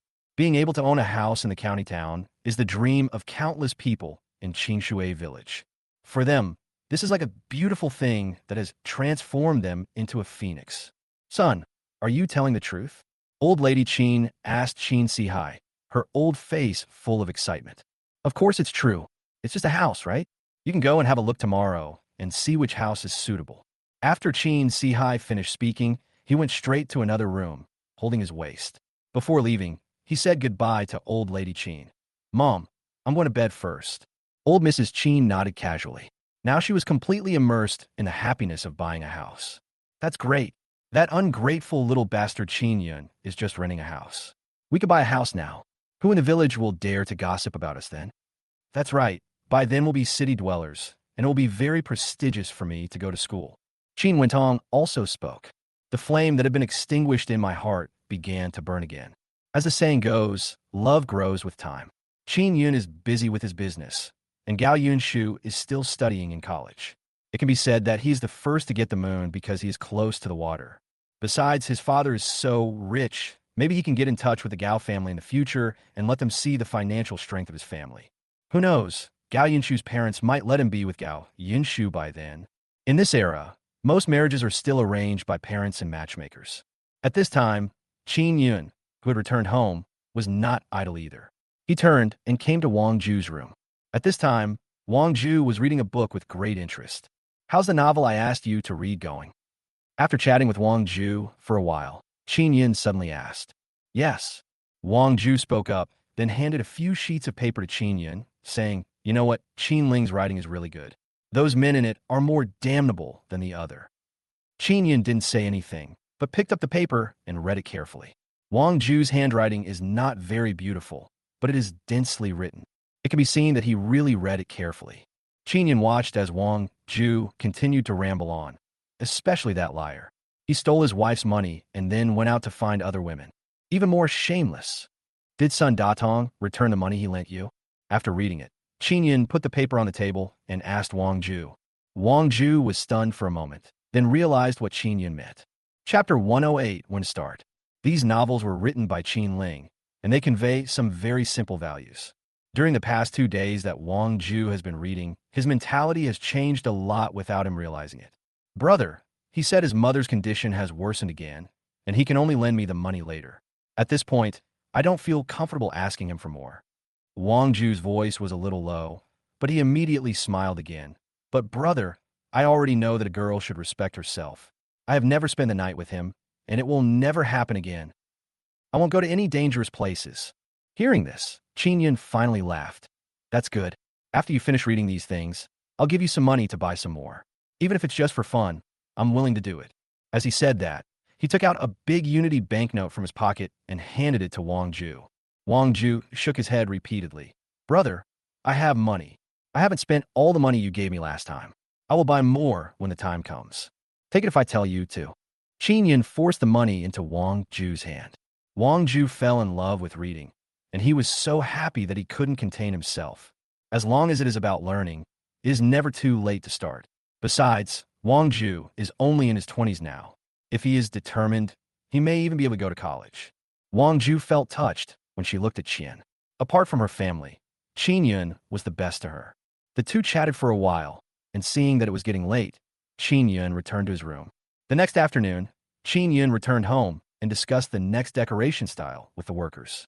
Now Old Man Wei's courtyard has been completely transformed. Qin Ling's room, which was renovated first, has completely become a princess room. The room where Sundaj Wang and his family live has also been modified to be more practical, and you can feel a sense of warmth just by looking at it from the outside. As for Qin and Wang Ju's rooms, they were simply painted white and the furniture inside was replaced. Moreover, the workers carry out the renovations during the day, which does not interfere with residents' stay. Uncle Wei, please stay in my room today and come back in 2 days. Qin walked into Old Man Wei's room and spoke. What a waste of time. Just do a simple renovation like we did in those rooms. There's no need to go through so much trouble. Old Man Wei was a little dissatisfied 2 days ago, but after the room was renovated, he went to see it as soon as possible. Since that time, Old Man Wei no longer found the noise annoying. Instead, he took the initiative to help and smiled more often. Qin knew that although Old Man Wei said he was unwilling, he was actually very anxious. Don't worry, sir. It'll only take a few days. When you get there, you can take a look at the room. I'm sure you'll be satisfied. Qin chatted with Old Man Wei for a while, and then Old Man Wei seemed reluctant to move to Qin's room. Master, when the time comes, leave some open space here, build some shelf around it, put up an awning on top, and just enough space for a table underneath.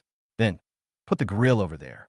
Qin spoke to the workers and said that according to his idea, even the yard had to be renovated. And this newly renovated courtyard is of great use to him. Just when they were working hard here, suddenly a figure walked in from outside the door. It was Ma Tongtian holding the gift. Brother Qin, are you working? If you need help, just tell me, and I'll call a few people over. Ma Tongtian put the things down and said attentively. No, we can handle the things here. Qin said with a smile. Okay, if you need anything, just tell me. Ma Tongtian still insisted. After the two chatted for a while, he finally said, Boss Pai asked me to come here. He said that the investigation of the last incident has made some progress, so he asked you to go.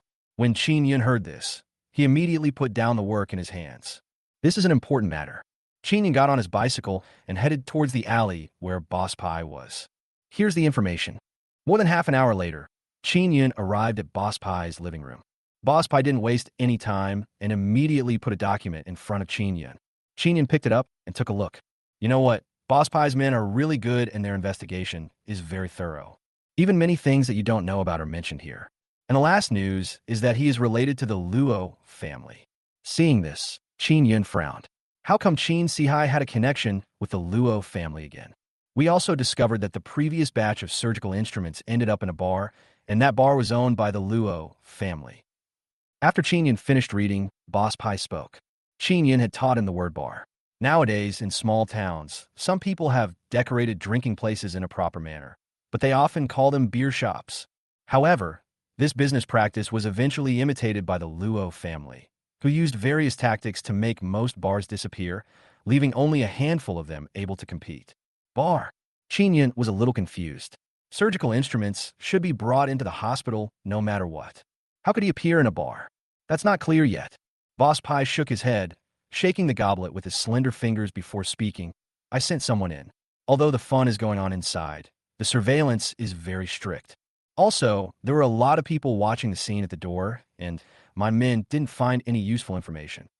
Hearing this, Qin could only nod. I've told you the current situation.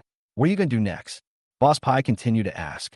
After a moment of silence, Qin said, keep your troops in place and wait and see what happens. It will take no more than a week, and something will definitely happen around here. Boss Pai put down the cup in his hand and wanted to hear Qin explanation. Qin was not stingy and analyzed. The surgical instruments were sent to the bar and put away. It must not be left there.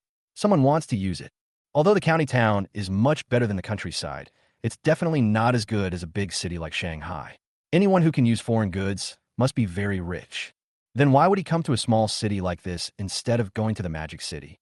Qin took a sip of the tea beside him and said softly, there must be something shameful going on here. As for when we will take action. Qin deliberately didn't finish his words, but looked at Boss Pai, who had been listening. A flash of sudden realization crossed Boss Pai's beautiful face. Just wait until that person comes to our county. Chapter 109, Meat and Wine. Qin smiled and nodded. There are only two ways to enter the county town. One is by car, and the other is by boat. When the time comes, you just need to keep a close eye on these two roads. If there's any sign of trouble, leave the rest to me. Boss Pai showed a hint of confidence on his face. I have so many people under my command, and the Luo family is just... No. If you take action against the Luo family now, it will inevitably cause conflict. The best way is to find someone in public. Qin continued. Although he didn't know what kind of background Boss Pai had, as the saying goes, a strong dragon cannot defeat a local snake. Sometimes this kind of power is more reliable. Boss Pai was silent for a moment and then nodded. The two chatted for a while before Qin left. Before leaving, Ma Tongtian specially sent Qin outside. Qin asked Ma Tongtian, is son Datong still in the Tiger Chamber of Commerce? Ma Tongtian was stunned for a moment, then nodded. He's still here. He's been showing off in front of me several times before, trying to improve his status. But I know he's a wimp when faced with problems and won't amount to anything, so I ignored him. What kind of person is he usually?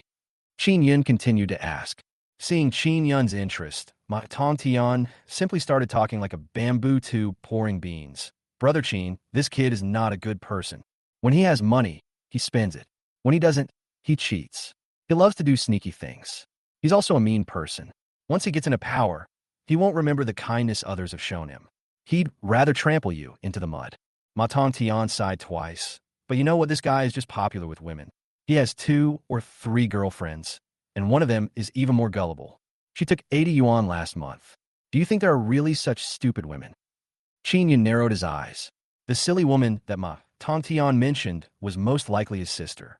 Also, even if this guy has a girlfriend, he'd still be running to the Luo family's liquor store every few days. The woman there has such a tight waist, it's so tight it can kill you. As the two of them talked, they walked outside. The more Qin listened, the angrier he became. Finally, he asked directly, does that kid spend much time at the Luo family wine shop? Of course there are more. Usually they are here around this time. After listening to this, Qin immediately said hello to Ma Tongtian and rode his bicycle towards the martial arts hall. Brother Qin, why are you here today? More than half an hour later, Qin arrived at the door of the martial arts hall, carrying some things. As soon as he pushed the cart in, Huang Wentian came to meet him. You could just come. Why are you buying so many things? Qin laughed twice. Hasn't it been a long time since I came here? And I came here today, but I need your help with something. Just say it. Huang Wentian spoke immediately. Qin talked about his sister Wang Ju's affairs. Huang Wentian shook his head repeatedly and said, what's wrong with this girl now? Why does she always like these little hooligans? I'm also worried about this, but she is my little sister after all. If I don't care, who else will? Qin then told Huang Wentian about his plan. Huang Wentian nodded frequently after hearing this. and looked at Qin Yun with admiration from time to time. Qin Yun's method is really great. No wonder his business is so prosperous. Soon, the two of them made a deal. Qin Yun took Huang Wentian and rode their bicycles all the way to the wine shop run by the Luo family. Although it is called a liquor store, it actually has the outline of a bar at the back. The three-story building stands out in the county town where high-rise buildings have not yet been built. The facade is also covered with the most popular white porcelain panels. It looks very fashionable now, but in Qin Yun's eyes, it is not good enough. He had read in the information boss Pai had given him that the first floor was where ordinary people drank, while the identities of the guests on the second floor were kept confidential. Some are men who are afraid of their wives. Some have committed crimes and fled here, and some are from high positions. As for the third floor, it is filled with sleeping rooms. This place isn't a good place, is it? At the door of the wine shop, there were several heavily made-up women posing coquettishly, their charming eyes constantly looking towards Qin Yun and Huang Wentian. "Brother, are you new here today? Come in and give it a try. I promise you'll have a good drink." Seeing Huang Wentian and Qin Yun stop, one of the women immediately came over and put her arm around Huang Wentian. After pinching her twice, she immediately laughed sweetly. "Brother, you have really big muscles, and your body is really strong." Huang Wentian's face immediately turned red, as if he had seen a ghost. He quickly shook off the hand of the woman next to him and walked in. Another woman also walked over to Qin Yun and made a move to embrace him. Qin Yun stepped aside, his face darkening as he said, "You're too ugly." When the woman heard this, her face changed immediately. But in a place like this, she didn't dare to get angry with the guests. She just snorted and turned away. Another person who looked like the leader came over and said with a smile, "Wow, I didn't expect the young man to have such high standards. It's okay, there's not much else in our wine shop, but there are a lot of beautiful women." Just seeing the money in the boy's pocket. Qin Yun directly took out a big unity from his pocket, which made the leader's eyes stare blankly. Then he smiled sweetly and invited Qin Yun and the others to go in. "Did Sun Datong come today?" After entering, Qin Yun and Huang Wentian sat in a private room, ordered a few bottles of beer casually, and asked, Of course he's here." The woman who followed Huang Wentian in was named Xiaohong. Upon closer inspection, she was not that ugly, but rather quite pretty. However, she was wearing so much makeup that it was really unbearable to look at. He usually likes Xiaoxue the most, but the price for Xiaoxue to drink with him starts at least 10 yuan. Xiaohong sat next to Huang Wentian and said, "But he has money now, so he should be in the box at the back with Sister Xiaoxue." Qin Yun nodded silently and was about to say something when the door of the box suddenly opened and several women in cool clothes walked out. "Brother, what do you think of me? Why don't you ask me to drink with you? Brother, choose me. I promise to make you happy today. You will definitely want to come every time in the future. Brother, if it really doesn't work, just take all three of us. We can all drink with you, and it's meat-based wine." Chapter 110. Exposing his true face. The eyes of these women looking at Qin Yun were full of wolves and tigers. They already knew that Qin Yun had at least $100 in his pocket. As long as you can serve well, you can make whatever money you want a day, right? What a delicious meat and wine. Qin Yun felt helpless, but his face still showed an impatient expression. He waved his hand and said, "All of you go away. I don't like any of you." A trace of disappointment suddenly appeared on the faces of several women. In the past, all the customers wanted to drag them directly to the third floor, but why was this customer so difficult to deal with? But since Qin Yun had already said this, they were too embarrassed to say anything and could only walk out with an unwilling look on their faces. Then the leader brought a few more people over, but they were all rejected by Qin Yun. Finally, he asked for a few more bottles of beer before giving up. Seeing that the time was ripe, Qin Yun found an excuse to go to the bathroom, wrote down the box number where Sun Datong was, and came back to tell Huang Wentian, "Okay, then I'll go find him now and take a few more people with me." Huang Wentian was already getting impatient with Xiaohong's constant urging to drink. When he heard that Qin Yun had already written down the box number, he immediately opened the door and walked out. "You should go out too. I like to be alone." Seeing Xiaohong walking towards him again, Qin Yun said coldly. Seeing that Xiaohong was still hesitant and didn't want to leave, Qin Yun didn't waste any words and directly took out a few dollars from his pocket and gave it to her. "Thank you, brother. You are a good man." When Xiaohong saw the money, her eyes immediately lit up. He carefully put the money away and then said as if he had thought of something, "Brother, don't come next time. It looks like this is your first time. This is not a good place." How do you know this is our first time here?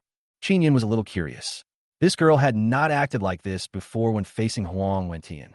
Look at your eyes. You're different from the people here. The people here are looking at us like they want to see us naked. Xiao Hong continued. Brother, I came here out of necessity, but you guys are different. Maybe this time you just want to see something new, but if you come a few more times. She didn't continue speaking, but anyone could understand what she meant. After saying this, Xiao Hong stood up and left the box. Qin Yin was not in a hurry. He drank in the room and waited for a while, and Huang Wentian came back. Brother Qin, this matter has been settled. I deliberately told Wang Ju that it was Sun Datong's box number. Qin Yin nodded. Sometimes, the facts are sharper than the truth spoken by him, and are more likely to make Wang Ju wake up. Sure enough, after a while, footsteps were heard outside, and after a while, a cry accompanied by questioning was rang out. Sun Datong, how could you do this to me? When Qin Yin heard this, he and Huang Wentian immediately opened the door of the box and walked out. In the corridor outside, Wang Ju was standing on the ground, with tears in her red eyes, looking at the man in the box with disbelief. In the box, under the dim and ambiguous light, Sun Datong's face was flushed, and he hurriedly walked out with his pants held up. In the room, a woman stood up from the bed as if nothing had happened. After glancing outside the door, a hint of indifference appeared on her face. Anyone can see what happened inside. Wang Ju, listen to my explanation. Things are not what you think. Sun Datong walked out quickly and said to Wang Ju, I'm just here to do something. Wang Ju was filled with rage at this moment. When he saw Sun Datong coming over, he immediately slapped him in the face without thinking. You still want to lie to me? Wang Ju, seeing that the truth was no longer hidden, Sun Datong suddenly knelt down in front of Wang Ju with a plop. I know I was wrong, and I won't dare to do it again. Please forgive me this time. That's because you haven't played with me at night before. I couldn't hold it any longer, so I'm going to fuck you. Before he could finish his words, Qin Yin rushed out and kicked Sun Datong hard in the face. Damn it. He cheated her sister out of her money, and now he wants to use this excuse to scare her? How could he, as a brother, tolerate this? As soon as Qin Yin made this move, the staff of the wine shop suddenly appeared in the corridor and walked towards this side. Qin Yin directly threw out a big solidarity card. Don't come over here. This kid cheated my sister and broke something. I'll pay for it. A few people looked at the person lying on the ground, and after confirming that it was Sun Datong, they all walked towards the back. Elder brother, when Wang Ju saw Qin Yun, tears of grievance immediately fell. Qin Yun sighed and comforted her. Little sister, don't be too sad because you saw clearly what kind of person he was in time. I didn't expect that Sun Datong would be here, and he was doing such a shameful thing. Wang Ju no longer cared about so much at this time, and was completely immersed in the sadness of Sun Datong's betrayal. Brother-in-law, why are you here? Listen to me. I just made a mistake that every man would make. I really didn't come here. After seeing that it was Qin Yun, Sun Datong got up again and even started to excuse himself. Qin Yun's eyes darkened, and before he could finish, he slapped him in the face again. He then turned to Wang Ju and said, Wang Ju, if you just open your mouth, I'll teach him a lesson for you right now. Wang Ju looked at Sun Datong, who was begging for mercy on the ground, with a hint of disgust in his eyes. Brother, you don't need me to do it. As he spoke, Wang Ju rushed forward and stepped on Sun Datong 1 foot at a time. Wang Ju wasn't very strong, but he could withstand the beatings. For a moment, Sun Datong's screams resounded throughout the corridor. Qin Yun and Huang Wentian stood aside and waited until Wang Ju had almost vented her anger before pulling her up. You have 5 days to pay back the money you borrowed from my sister, or I'll break your legs. Qin Yun spoke coldly to the half-dead Sun Datong. Sun Datong looked at Qin Yun, his eyes filled with fear. He knew the relationship between Qin Yun and Ma Tongtian, and Ma Tongtian was now the head of the entire Tiger Chamber of Commerce. That could really cost him his life. After getting the answer, Qin Yun and Wang Ju walked downstairs, leaving behind Sun Datong, who was filled with regret. After going downstairs, Qin Yun wanted to walk out directly, but a familiar voice sounded in his ears. I have to follow Brother Qin. You know what? The water here is really delicious, but it makes me feel a little dizzy after drinking it. Qin Yun's brows furrowed instantly. Chapter 111 Plan. Brother Huang, take my sister back first. Qin Yun said something to Huang Wentian, and Huang Wentian didn't ask any more questions. He just walked out with Wang Ju. Qin Yun found a seat, ordered a beer, sat in the corner, and looked towards the middle seat. There were several figures leaning comfortably on chairs. Looking closely, they saw that it was Qin Si-hai, Wu Shui, and He Wen-ho. Except for Qin Si-hai, the clothes worn by the other two were very worn out. There were also a few heavily made-up women sitting next to him, all with a look of disgust on their faces, but also with smiles. How is it? Is it okay here? Qin Si-hai put down the wine glass in his hand with a smile and asked Wu Shui and He Wen-ho. Good, that's great. Both of them had smiles on their faces. But it's a bit expensive here. The few bottles of water I drank tonight cost as much as I could earn in the village in a few months. Until now, they both felt like all this was just a dream, and they couldn't help but look at Qin Si-hai. If Qin Si-hai left today, the two of them might not be able to get even half of the money. Qin Si-hai seemed to see the concerns of several people and directly threw a few big unity cards on the table in front of him. Our main goal today is to make you two happy. I'll pay for whatever it costs you. A look of surprise suddenly appeared on the faces of the two men. They were both notorious in Qingshui village, and even at their age, they had not even found a wife. I didn't expect there was such a good place in the city, and more importantly, there is such a good brother Si-hai. But Brother Qin, you said we've only been in this city for 2 or 3 days. It doesn't make sense for us to stay here all the time and keep spending your money. When are you going to take us to make money? He Wen-ho asked. Money is something that should always be kept in your own hands. As for what is in other people's pockets, it will always belong to them. Qin Si-hai smiled when he heard this. Finally, the fish took the bait. He put down the wine glass in his hand and asked slowly, Do you really want to make money? They both nodded, and Qin Si-hai finally said, Okay, tomorrow I'll take you to a place to test your blood types. If they match, you can start making money like me. Blood type test. He Wen-ho frowned. He wondered why he never knew that he had to have his blood type tested before working. Brother Qin, isn't this blood test only necessary when selling blood? When you say making money, do you mean we should sell blood? There was a hint of vigilance in Wu Shui's eyes. Everyone in Qingshui village now knows that selling blood is not a reliable business. Someone in the next village died a few days after donating blood. The best outcome was that he had to stay in bed for 10 days or half a month. It's so painful. Hearing this, Qin Si-hai felt as if he had been wronged and immediately became anxious. I, Qin Si-hai, am such a person? How could I possibly ask you to donate blood? No one would do such a heartless thing. What you two said really chills my heart. No, Brother Qin, I was wrong to say that.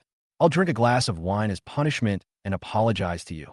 Wu Shui quickly stood up and spoke. That's right. Brother Qin and I have been brothers for many years. I know his character best.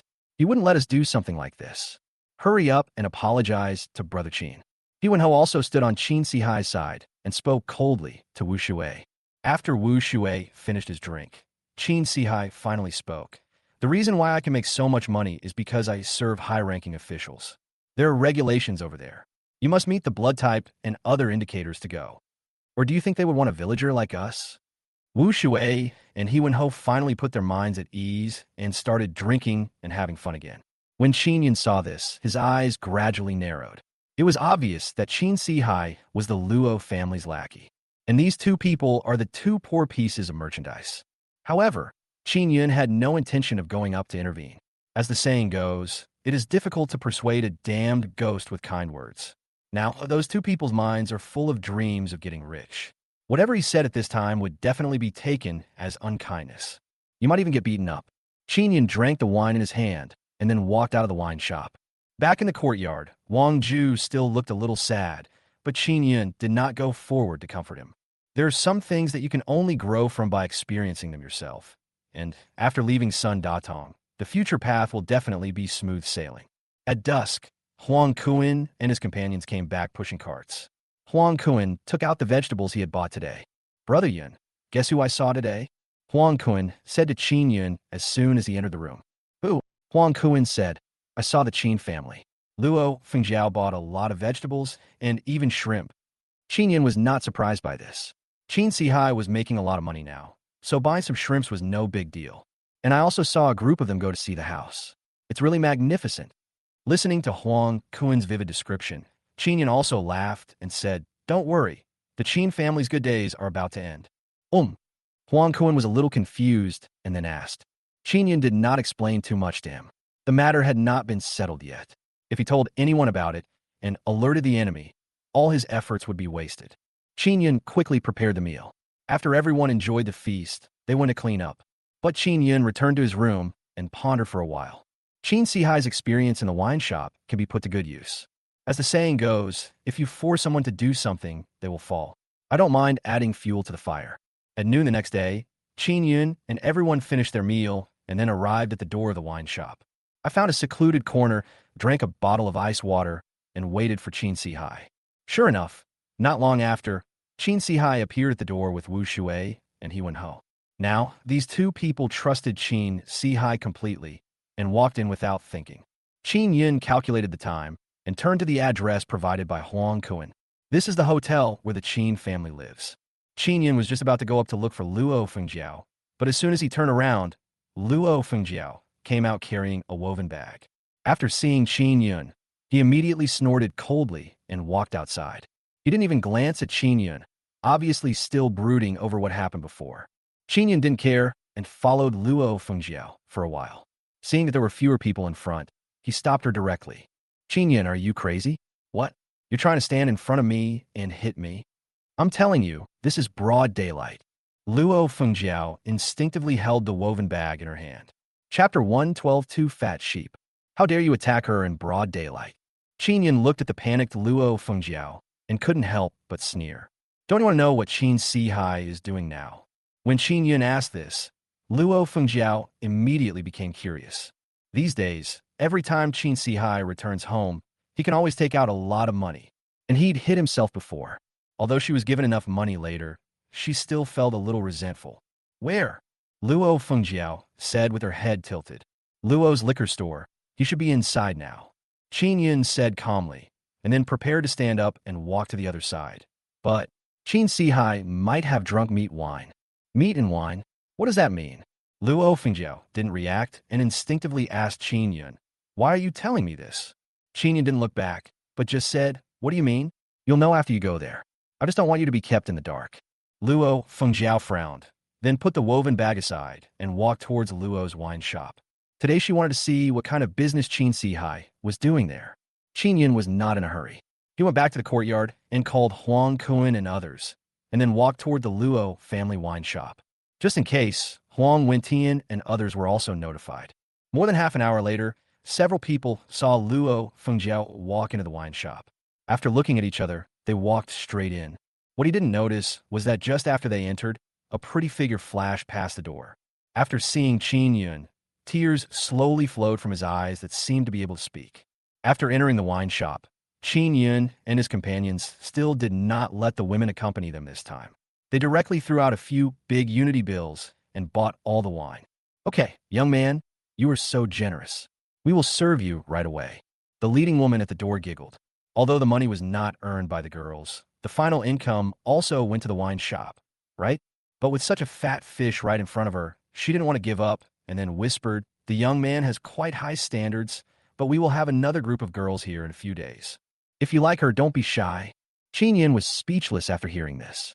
He could only say a few perfunctory words and went to the hall to find a secluded corner to sit down. The light here is dim, and if you don't look carefully, you won't be able to find them at all. Brother Yun, why did you call us here today? It was also the first time for Huang Kuan and his companions to come to such a place. After all, they were young men full of vigor. When they saw the women in cool clothes here, they couldn't help swallowing and spoke. Qin Yun drank his beer and said, of course, I came here to show you a good show. What's the show? The fat guy on the side also asked. You'll know when the time comes. Qin Yun nodded, and everyone immediately saw Qin Sihai in the hall, as well as Wu Shui and He Wen-ho sitting next to Qin Sihai. Qin Sihai looked very happy at this time. He kept pouring wine for the two people beside him, and from time to time, he touched the legs of the woman sitting next to him, looking very proud. Brother Qin, our blood type was tested this morning, and the results are out now. I remember it would take at least a day or two at the county hospital. Wu Shui looked similar to Qin Sihai. His hands kept moving down again and again, his face full of enjoyment. Wu Shui, you still haven't figured it out? Is Brother Qin an ordinary person? It's just a matter of getting the results out quickly. It's just a matter of saying a word. He Wen-ho kept flattering Qin Sihai. He looks like a slave, except for his braid. Qin Sihai also smiled. Of course, you two are my brothers. I will naturally help you with this matter. And I have good news to tell you. Your blood types are a perfect match. Pack up tomorrow and come back here to make money with me. Real. Hearing these words, a smile suddenly appeared on the faces of the two people.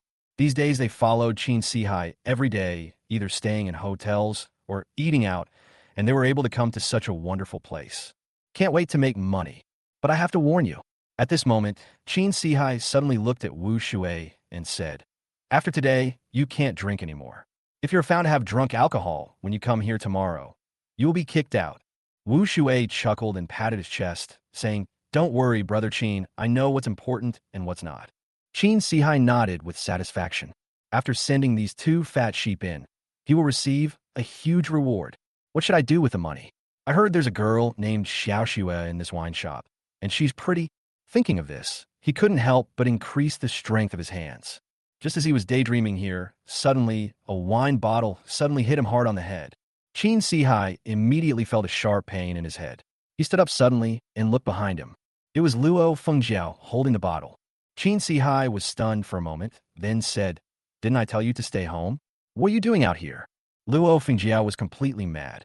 In this era, people attach great importance to the words husband and wife.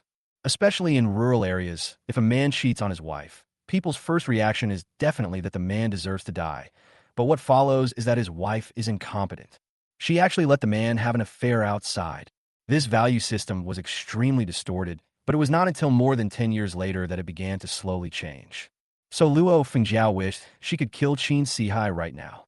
She could tolerate Chin Sihai's beatings and scolding, and his disrespect for her, but she simply could not tolerate Chin Sihai's cheating on her. "You still have a nerve to ask me what I'm doing here? You make money every day, and you earn it to a place like this?" Luo Fengjiao picked up the wine bottle beside her and wanted to hit Chin Sihai again. "What the hell are you crazy about?"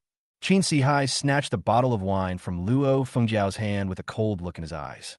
Beside him, several women had already walked away in fear, and the eyes of the people around him instantly turned to Chin Sihai. There was curiosity and indifference in his eyes, but more of it was ridicule.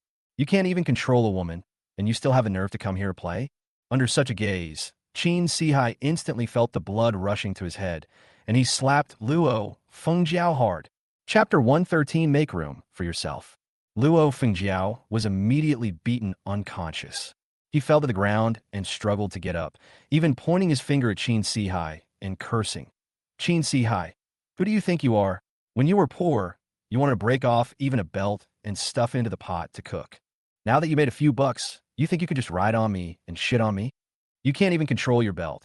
You deserve to be poor forever." Luo Fengjiao's fighting ability is extremely strong.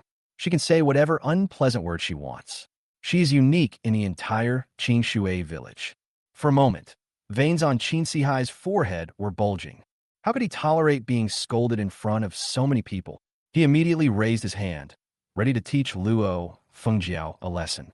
"If Qin Yin hadn't told me you were here, I would still be in the dark." "Chin Sihai, you're such a piece of shit."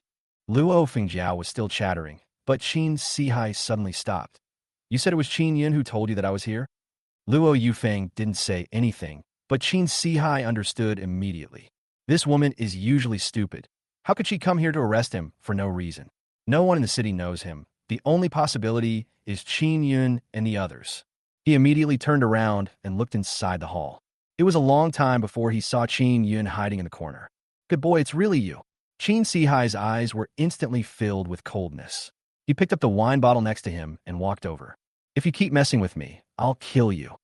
Wu Shui and He Wen-ho followed closely behind, vying to be Chin Sihai's dogs, and were equally aggressive. Qin Yun showed a hint of sneer at the corner of his mouth.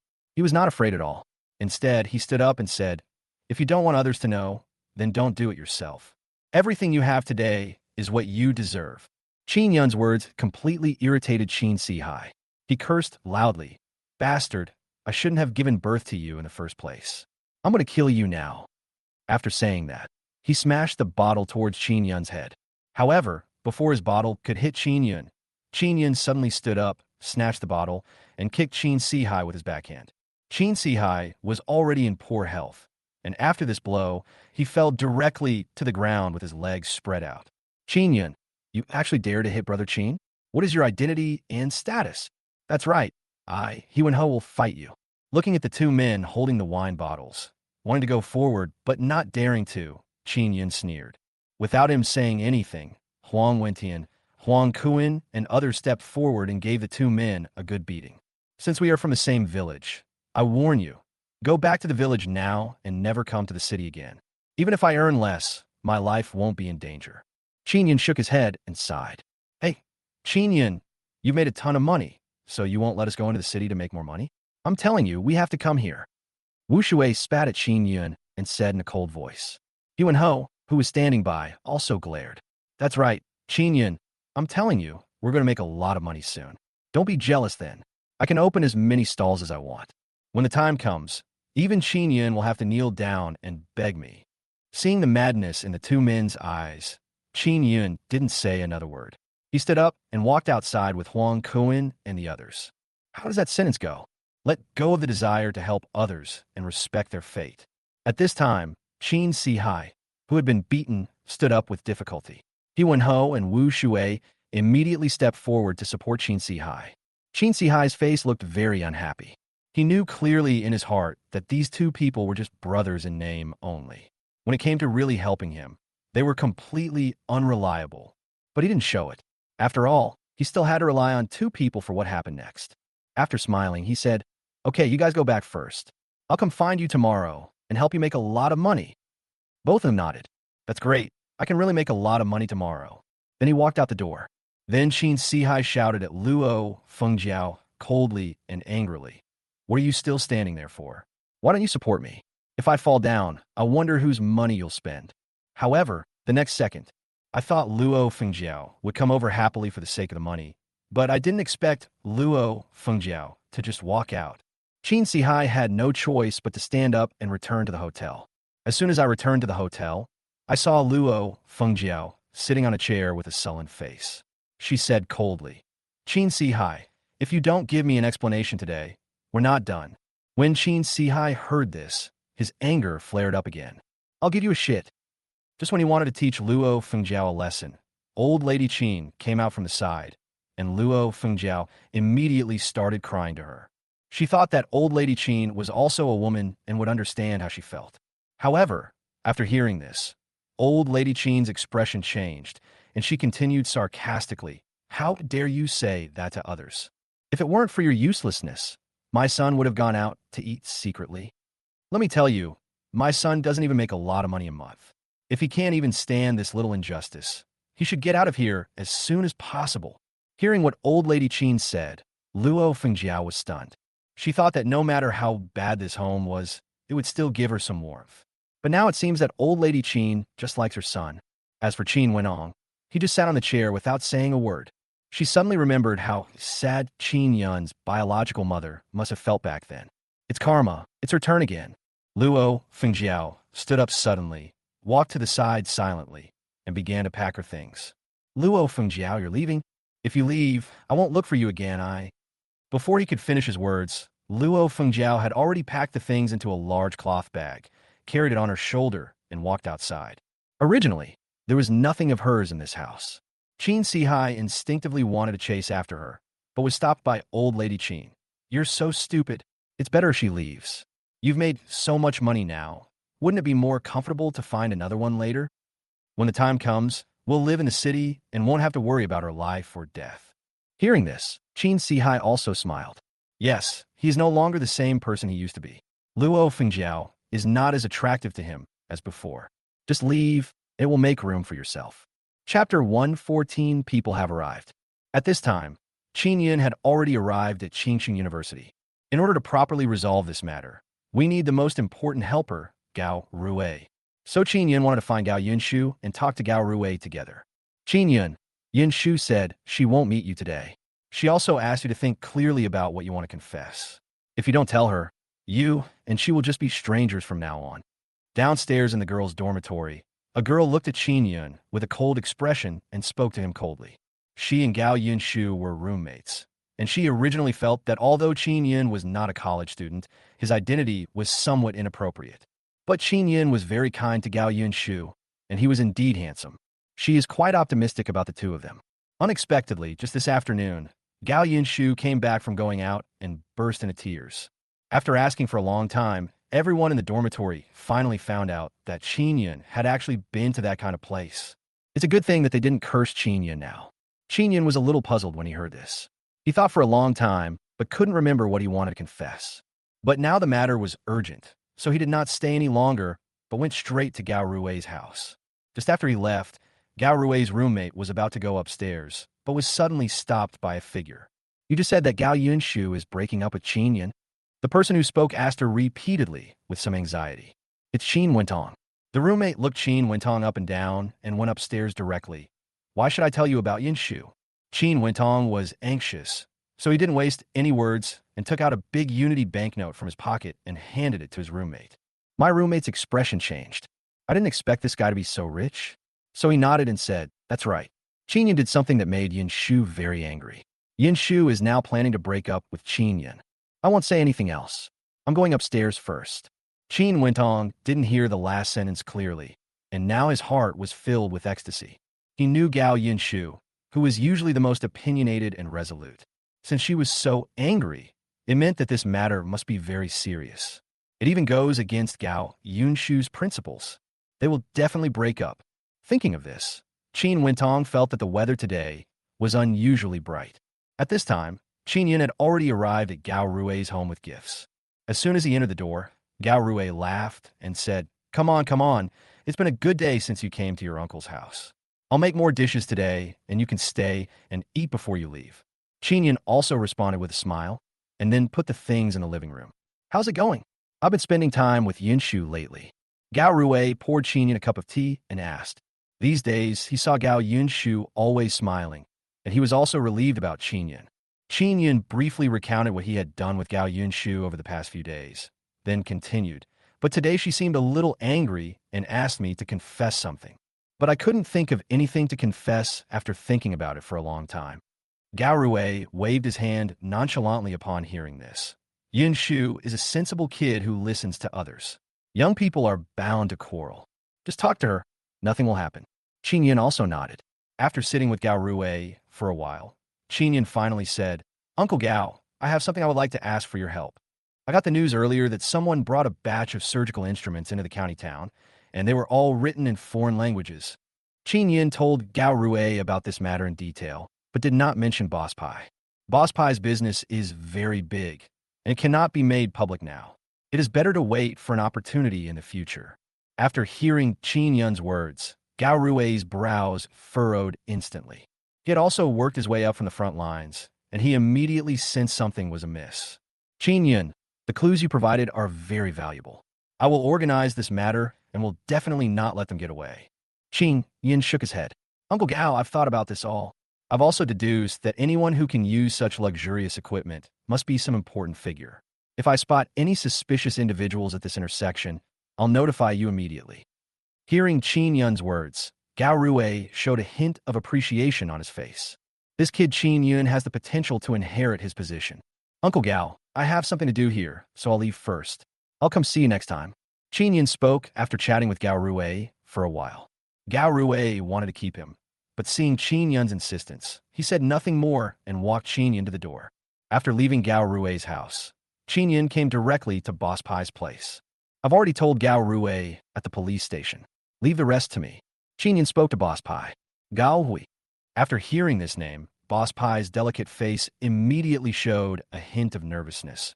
You haven't told him about me, right? No, what's wrong? Qin Yun looked at the abnormal Boss Pai and asked. That's good.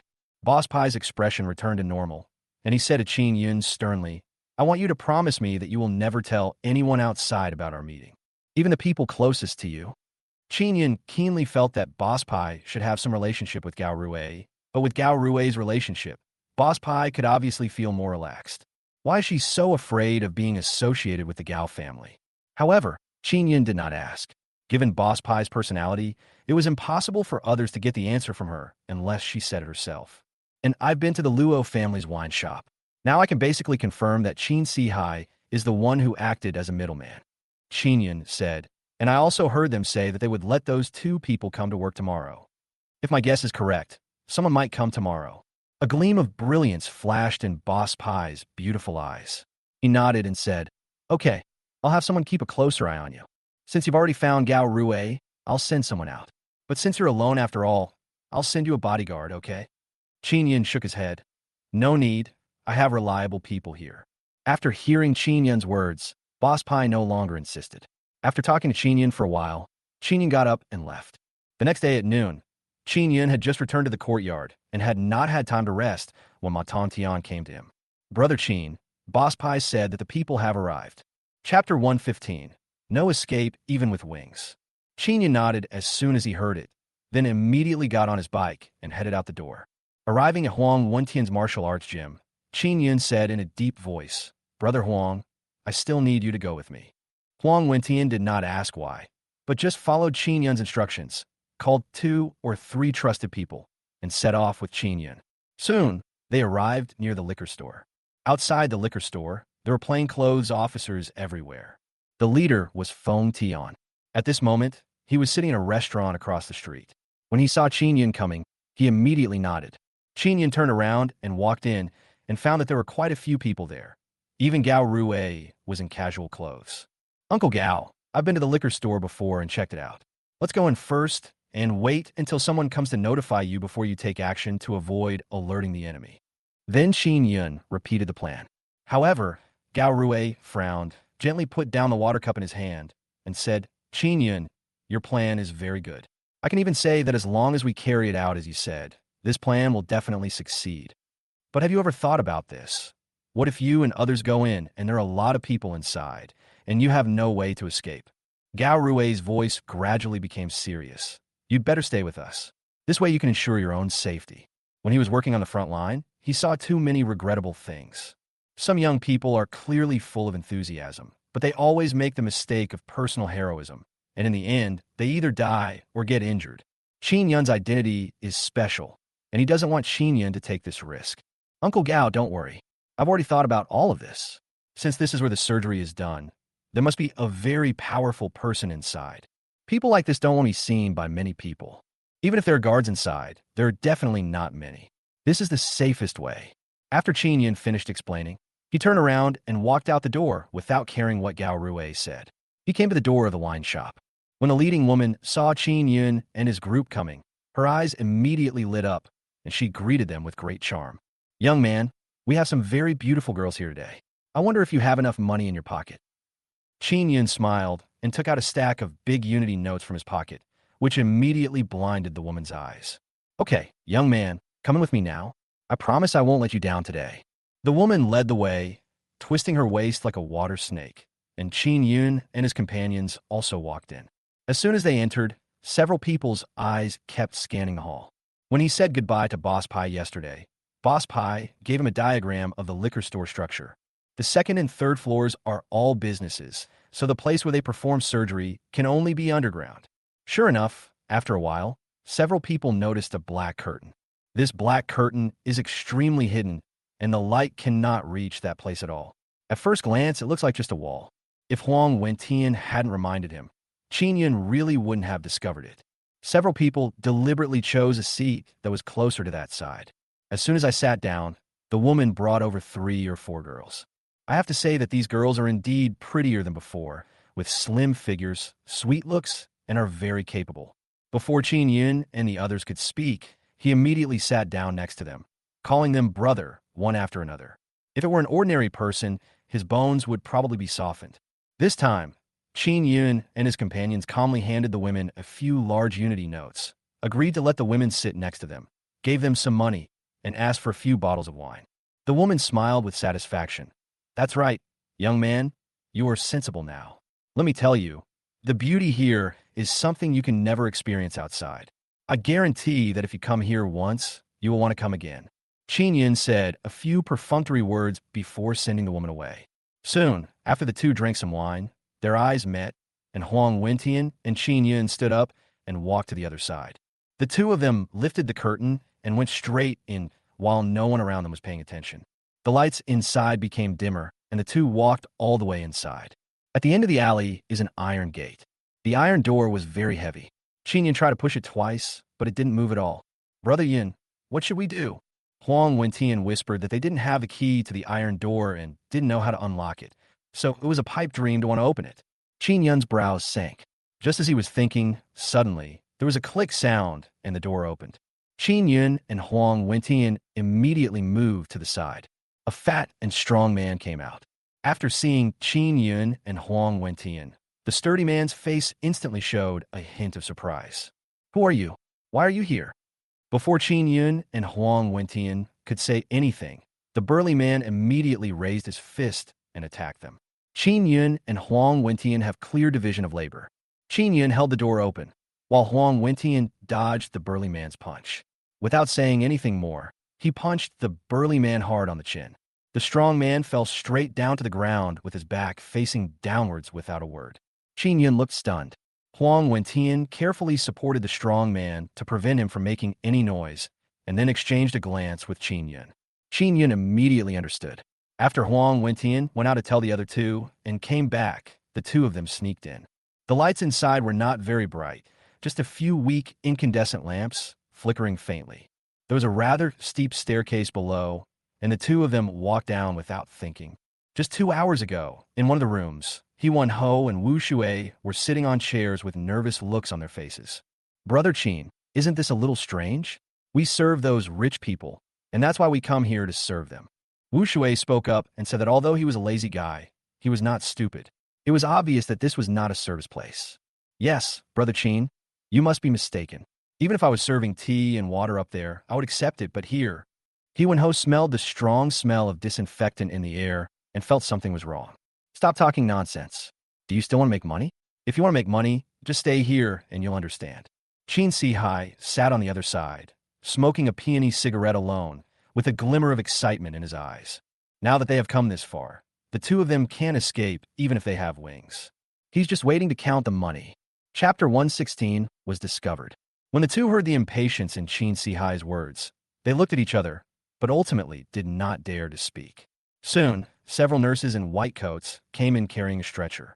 Unlike those in the hospital, these nurses were extremely strong, and the coldness in their eyes made the two men tremble in their hearts.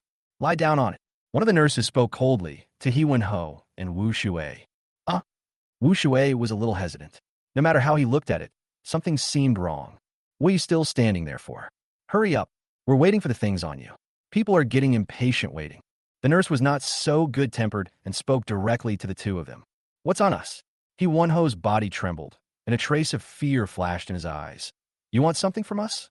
The nurse nodded. No, I don't want to make this money anymore. I want to leave, and I want to leave now. Wu Shui suddenly stood up and ran towards the door like a rabbit. Still want to run?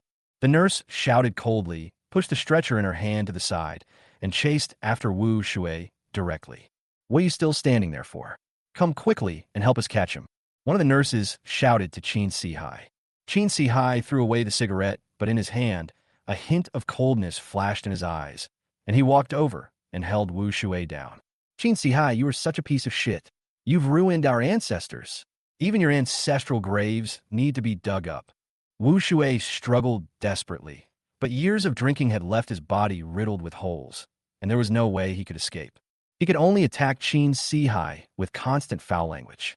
Only now did he realize that from Qin Si-hai's initial return home in glory to his later invitation to the two of them to make money, this was all part of his scheme. The purpose was to trick him, and He Wen-ho here. Why are you scolding me? I'm just taking something, not your life. Qin Si-hai curled his lips, lifted his clothes, and revealed an ugly scar on his waist. Don't worry, the money you earn this time will definitely be enough for you to drink for the rest of your life. Maybe you'll have to thank me later.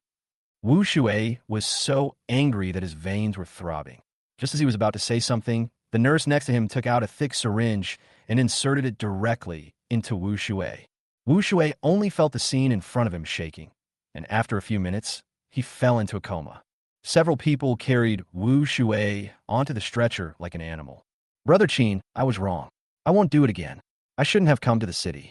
Please be kind and let me go. He Wen-ho was scared. This place was not the place to serve others, as he said, but a hell on earth. Thinking of what Qin Yun had said to him before, he wanted to slap himself twice. Why didn't he listen to the warning? Tiske. He Wen-ho, you said you and I have been brothers for many years. How could I forget you when something good happened? Don't worry. I'll take 200 less this time and give it all to you. How could Qin Si-hai give up such an opportunity that was within his reach? He spoke directly to He Wen-ho. After he finished speaking, before He Wen-ho could say anything, the two nurses next to him gathered around again. No matter how he screamed, he fell in a coma after being injected with the needle. At this time, Qin Yun and Huang Wentian had already walked down the stairs and walked inside carefully. Just as he was passing by a room, Qin Yun suddenly heard a few faint voices coming from inside. Qin Sihai, you gave birth to a child without an anus. You really deserve to die. I will kill you sooner or later. Qin Yun gently pushed the door open a crack.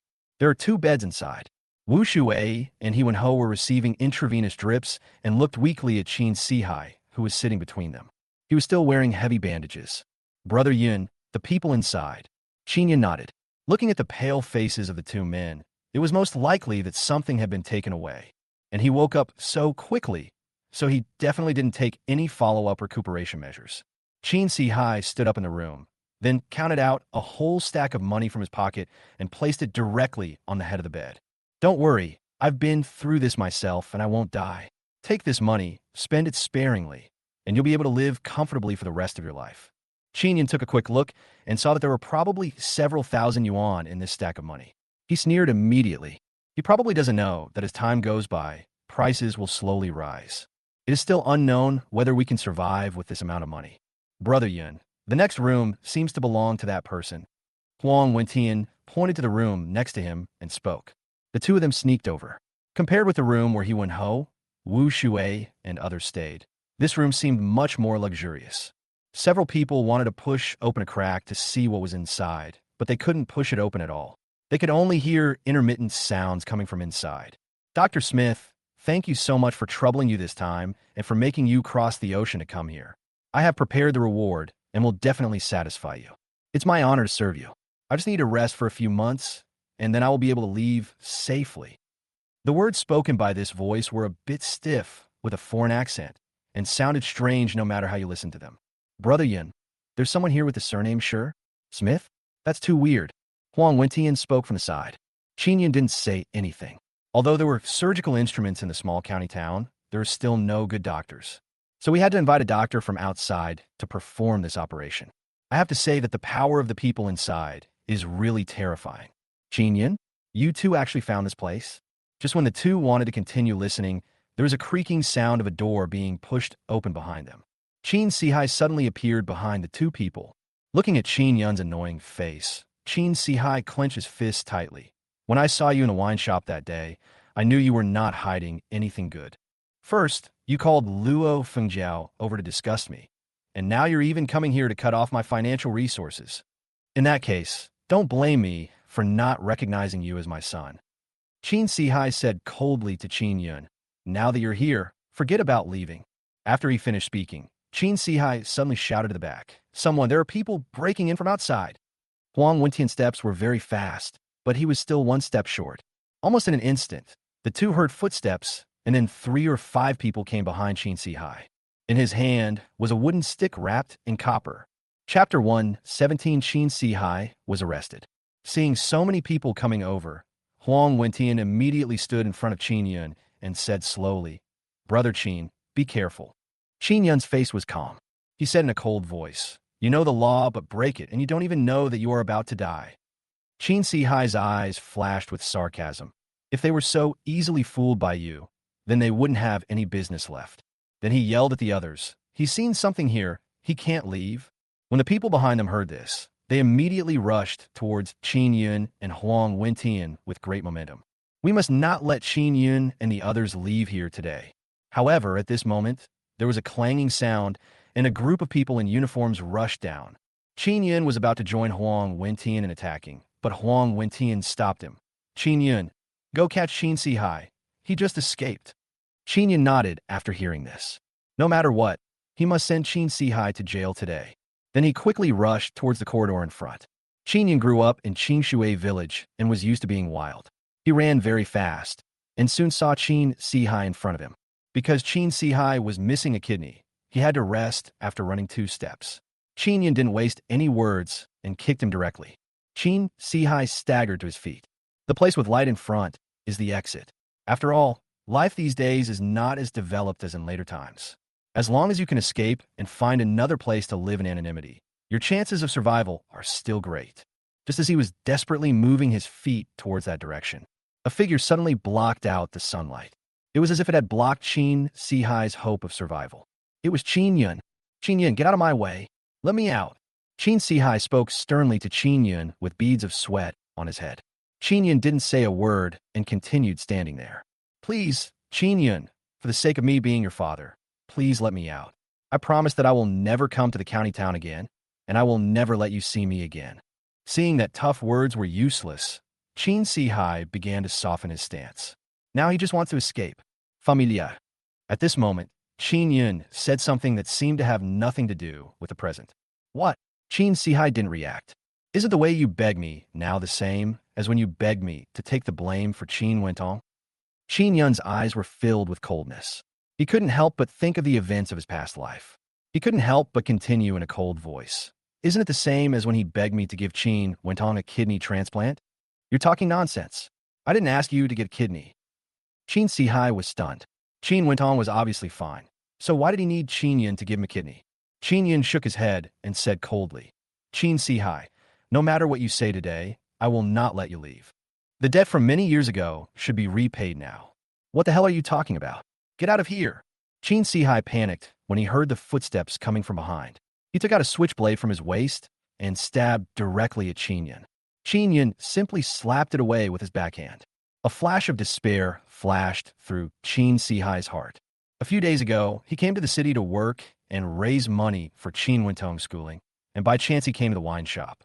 Before he could react, he was drugged and knocked unconscious. When he woke up, there was an ugly wound on his waist. It was at that time that he received a huge sum of money and made a guarantee with someone to transport the goods. He would take a cut of the fees from it. He originally thought that the people in Qingshui village were stupid and foolish, and that deceiving them would be as easy as eating and drinking water. But unexpectedly, I met Qin Yun again. It directly ruined his good deeds. Soon, Feng Tian appeared behind him. Without any nonsense, he took out a silver bracelet and handcuffed it on Qin Sihai's hand. Qin Sihai stared at Qin Yun with extremely resentful eyes. I'm telling you, you'll never be as good as Wentong in this life. You'll never get a father's love. Qin Sihai then said sternly with a ferocious look on his face, if I had known this would happen, I shouldn't have raised you. Qin Yun didn't say anything, just watched Feng Tian take Qin Sihai and the others away. From the moment he was reborn, he had never had even a little hope for the Qin family. As for that ridiculous fatherly love, it had vanished the moment he forced Qin Yun to get a kidney transplant. What happened today was Qin Sihai's own fault. He deserves it. Brother Yin, are you okay? Huang Wentian walked out from behind and asked Qin Yun. Fina. Qin Yun said with a smile, and then walked outside with Huang Wentian. At this time, Gao Rui was already standing at the door. After seeing Qin Yun come out, a smile finally appeared on his face. Qin Yun, you've done a great deed this time. I'll have a newspaper people come over tomorrow. We'll hold a meeting. Many people in the county will be there. We'll report on your heroic deeds. Brave and resourceful, this is a true young talent. Before Qin Yun could refuse, Gao Rui spoke again, and I've already told my superiors that a special contribution award will be given to you for this operation. I heard you've been doing business. It just so happens that there have been some recent policy changes. As you guessed, the trend of self-employed individuals has emerged. Gao Rui winked at him and said, I've already made it clear that you will be the first person to try this. You will become the first self-employed person in our county. When you want to do something, just go directly to the Industrial and Commercial Bureau. Hearing this, Qin Yun's eyes suddenly lit up. This means that he finally has an identity, and no matter what he does in the future, he will be more confident. There will also be a policy bias. All right, Qin Yun, I have to go back and investigate this matter today. I'm afraid there's a tiger behind this. Gao Rui stepped forward and patted Qin Yun on the shoulder. Come over to my house for dinner when you have time. Qin Yun smiled and nodded. The people around immediately looked at him with envy. This young man has unlimited potential despite his young age. What Qin Yun didn't know was that around the corner where he couldn't see, a pair of eyes were staring at him intently. I didn't expect that my first time doing something would cause such a big mess. Qin Yun, huh? I'll remember you. After saying this, the man turned and left. The next day, Gao Rui appeared at the venue on time. Around him sat a row of people, all of whom were prominent figures in the county. In a corner of the meeting room, Gao Yunshu was taking notes of the meeting with a pen in his hand. Now that she is a hot new star in the newspaper, she should attend such a meeting. Chapter 118, I Can't Let Him Down. But it was obvious that Gao Yunshu's mind was not on this. Her eyes were extremely empty, and she didn't even pay attention when Gao Rue started his report. At this time, not far from Gao Yunshu, Qin Wentong's eyes were constantly looking towards Gao Yunshu. Qin Sihai's arrest was too serious a matter, so Gao Rue blocked the news immediately after he was arrested and was only ready to reveal it now. So Qin Wentong didn't know that his big money sponsor was now in jail and thought he was having fun outside again. After all, this is a common thing. Yinshu, this is the Hawthorne water Qin Wentong bought for you. I heard there was a long queue for it. Here's also a letter he wrote. Gao Yunshu's roommate came over, sat next to Gao Yunshu, took out a letter, and placed it on Gao Yunshu's desk. Seeing this scene, a smile appeared on Qin Wentong's face. A few days ago, he spent several big Unity tickets and finally brought this woman down. Agreed to act as a bridge between him and Gao Yunshu. He believed that his writing was absolutely first-rate, and many women had seen his talent. He was sure that as long as he had enough time, he would be able to defeat Gao Yunshu. I don't want to see it. Gao Yunshu shook his head and didn't even open it. He threw it to the ground like a piece of waste paper. As for the glass of Hawthorne water, he didn't even look at it. Yinshu, you should give it a try. There's a saying that goes, the future cannot be delayed, and the past cannot be retrieved. Gao Yunshu's roommate tried to comfort her. I've known for a while that Qin Yun wasn't a good person. He's got shifty eyes, and I think he's just attracted to your beauty, Yinshu. As for Qin Wentong, he's been pursuing you for quite some time, persisting for so long. She didn't finish her words because she saw Gao Yunshu turned his head and looked at her with deep disgust in his eyes. You know, Gao Yunshu has always been gentle and kind, and she never cares even if she suffers some losses sometimes. Everyone who knows her will say that she is always kind and gentle. But now when he looked at her, there was disgust in his eyes. First, I haven't explained the situation to Qin Yun yet. I don't know the details of this matter. Secondly, even if Qin Yun and I broke up, I would never look for Qin Wentong. How could someone who forced his brother Qin to take the blame for him be a good person? Gao Yunshu's eyes were full of clarity. Qin Yun's feelings for me, at least until now, are absolutely pure and flawless. How could I possibly go back to his brother, whose relationship has long since broken down? To be unjust to others is the same as to be unjust to oneself. Gao Yunshu's voice was calm, but anyone could sense the firmness in her words. The roommate was so shocked that he couldn't say a word. Gao Yunshu glanced at her coldly and said, and I remember you drank a lot of the Hawthorne water Qin Yun sent you back then, right? Just because Qin Wentong gave you a little money, you're going to change your mind? Although she didn't know how much money Qin Wentong gave her, it was not difficult to guess that her roommate told her this because of the money. My roommate's face suddenly turned red. Gao Yunshu was right. Every time Qin Yun sent her back, he bought a lot of things. Gao Yunshu was a person who was willing to share, so most of them were eaten by them. Yunshu, I know I was wrong. Don't blame me. I was just possessed by a ghost for a moment. The roommate apologized to Gao Yunshu hesitantly. Gao Yunshu didn't say anything, but just turned his head again. Qin Wentong, who was not far away, could no longer sit still. He had not expected that Gao Yunshu could make his roommate give up speaking for him in just a few words. He thought for a moment and said to the person sitting behind Gao Yunshu, "Can we change seats?" The man glanced at Qin Wentong and made no attempt to move. Qin Wentong didn't waste any time and directly put a big Unity card on his desk. The man's eyes suddenly lit up. $10 is a huge sum of money these days. I immediately agreed to change seats. Qin Wentong got his wish and sat behind Gao Yunshu. As soon as he sat down, Qin Wentong whispered, "Yunshu, I was wrong just now. Please don't be angry. It's my fault for liking you too much. But the feeling of falling in love with someone is timid on a boy. Believe me, I am sincere to you. I have never lied to you. Please give me a chance." Halfway through his speech, Qin Wentong couldn't help but applaud himself in his heart. This is really well said. Which girl would not be touched after hearing such words? And although he is not as handsome as Qin Yun, he is definitely not a mediocre person. He just wants Gao Yunshu to give him a chance. However, Gao Yunshu's next words made Qin Wentong feel like he was falling into an ice cellar. Qin Wentong, there's no way I can fall in love with you. To be honest, even if I look at you, I feel like I'm dirtying my eyes. Do you think I don't know about you? You're two-timing and cheating on other girls. Just telling me one of them is disgusting. Gao Yinshu didn't even turn her head and spoke coldly. The disdain and disgust in her words made her roommates feel that she had become a different person. In my heart, even if there are thousands of you, they're not as good as one finger of Qin Yun. From a moment he risked his life to save me, I made up my mind that from now on, he could let me down, but I couldn't let him down. After saying that, Gao Yinshu stood up and moved to the side. It seemed that even the air became much more polluted when staying with Qin Wentong. Qin Wentong was speechless at that moment. Now, he feels like a clown, a jumping clown. On the stage, Gao Rui said, "The difficulty of this mission and the cunning of the enemy are beyond our expectations. I'm not afraid of losing face. Before we received the news, we did not discover the criminal activities inside. Here, I would like to solemnly introduce a person to you. It was because of the information he provided that we were able to quickly identify the suspect. And during the subsequent operation, he disregarded his own safety and went alone.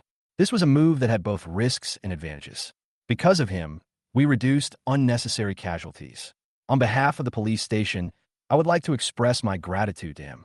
It was not until this time that Gao Yunshu managed to concentrate his mind. No matter what, she must first abide by her professional ethics as a journalist. She believes that he will give her an explanation for Qin Yun's matter. Chapter 119, Disloyalty and Unfilial. Gao Rui's voice was full of appreciation. He worked his way up from the front lines to his current position and moved from the front stage to behind the scenes. But what remained unchanged in his heart was the courage to draw the sword. Young people nowadays are either too cautious or always weigh the pros and cons when encountering something. However, real opportunities may be fleeting, and it is difficult to catch them again. Or they are too reckless, with passion but no detailed plan, which often hurts others and themselves.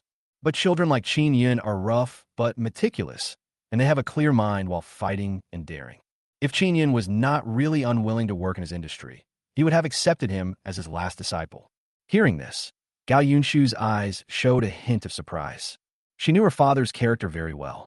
From beginning to end, she had only heard him speak so highly of Qin Yun. Then expand the notebook and start recording. Qin Wentong didn't pay any attention at all. He came here just for Gao Yunshu.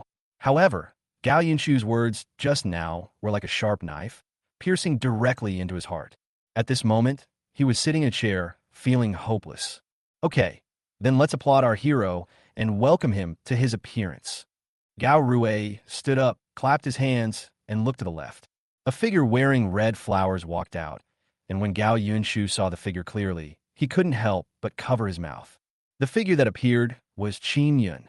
Could it be that he went into that place that day just because of this incident? Qin Yun felt a little awkward standing on the stage. That was how it was in those days. There were no certificates, just a big red flower on his body. Moreover, Qin Yun had never performed on stage before. But after all, he had lived 2 lives, so Qin Yun soon calmed down, took a deep breath, and spoke. "First of all, I'd like to express my sincere gratitude to Director Gao and Director Liu. I personally feel unworthy of this honor. I believe that every citizen, if they encounter something like this, would notify the police station without hesitation." Qin Yun's voice sounded slowly, and the county magistrate, Gao Rui, and others nearby nodded frequently. I have to say that Qin Yun is very good at handling things. Although it was an occasion to commend himself, he took turns praising each institution in the county.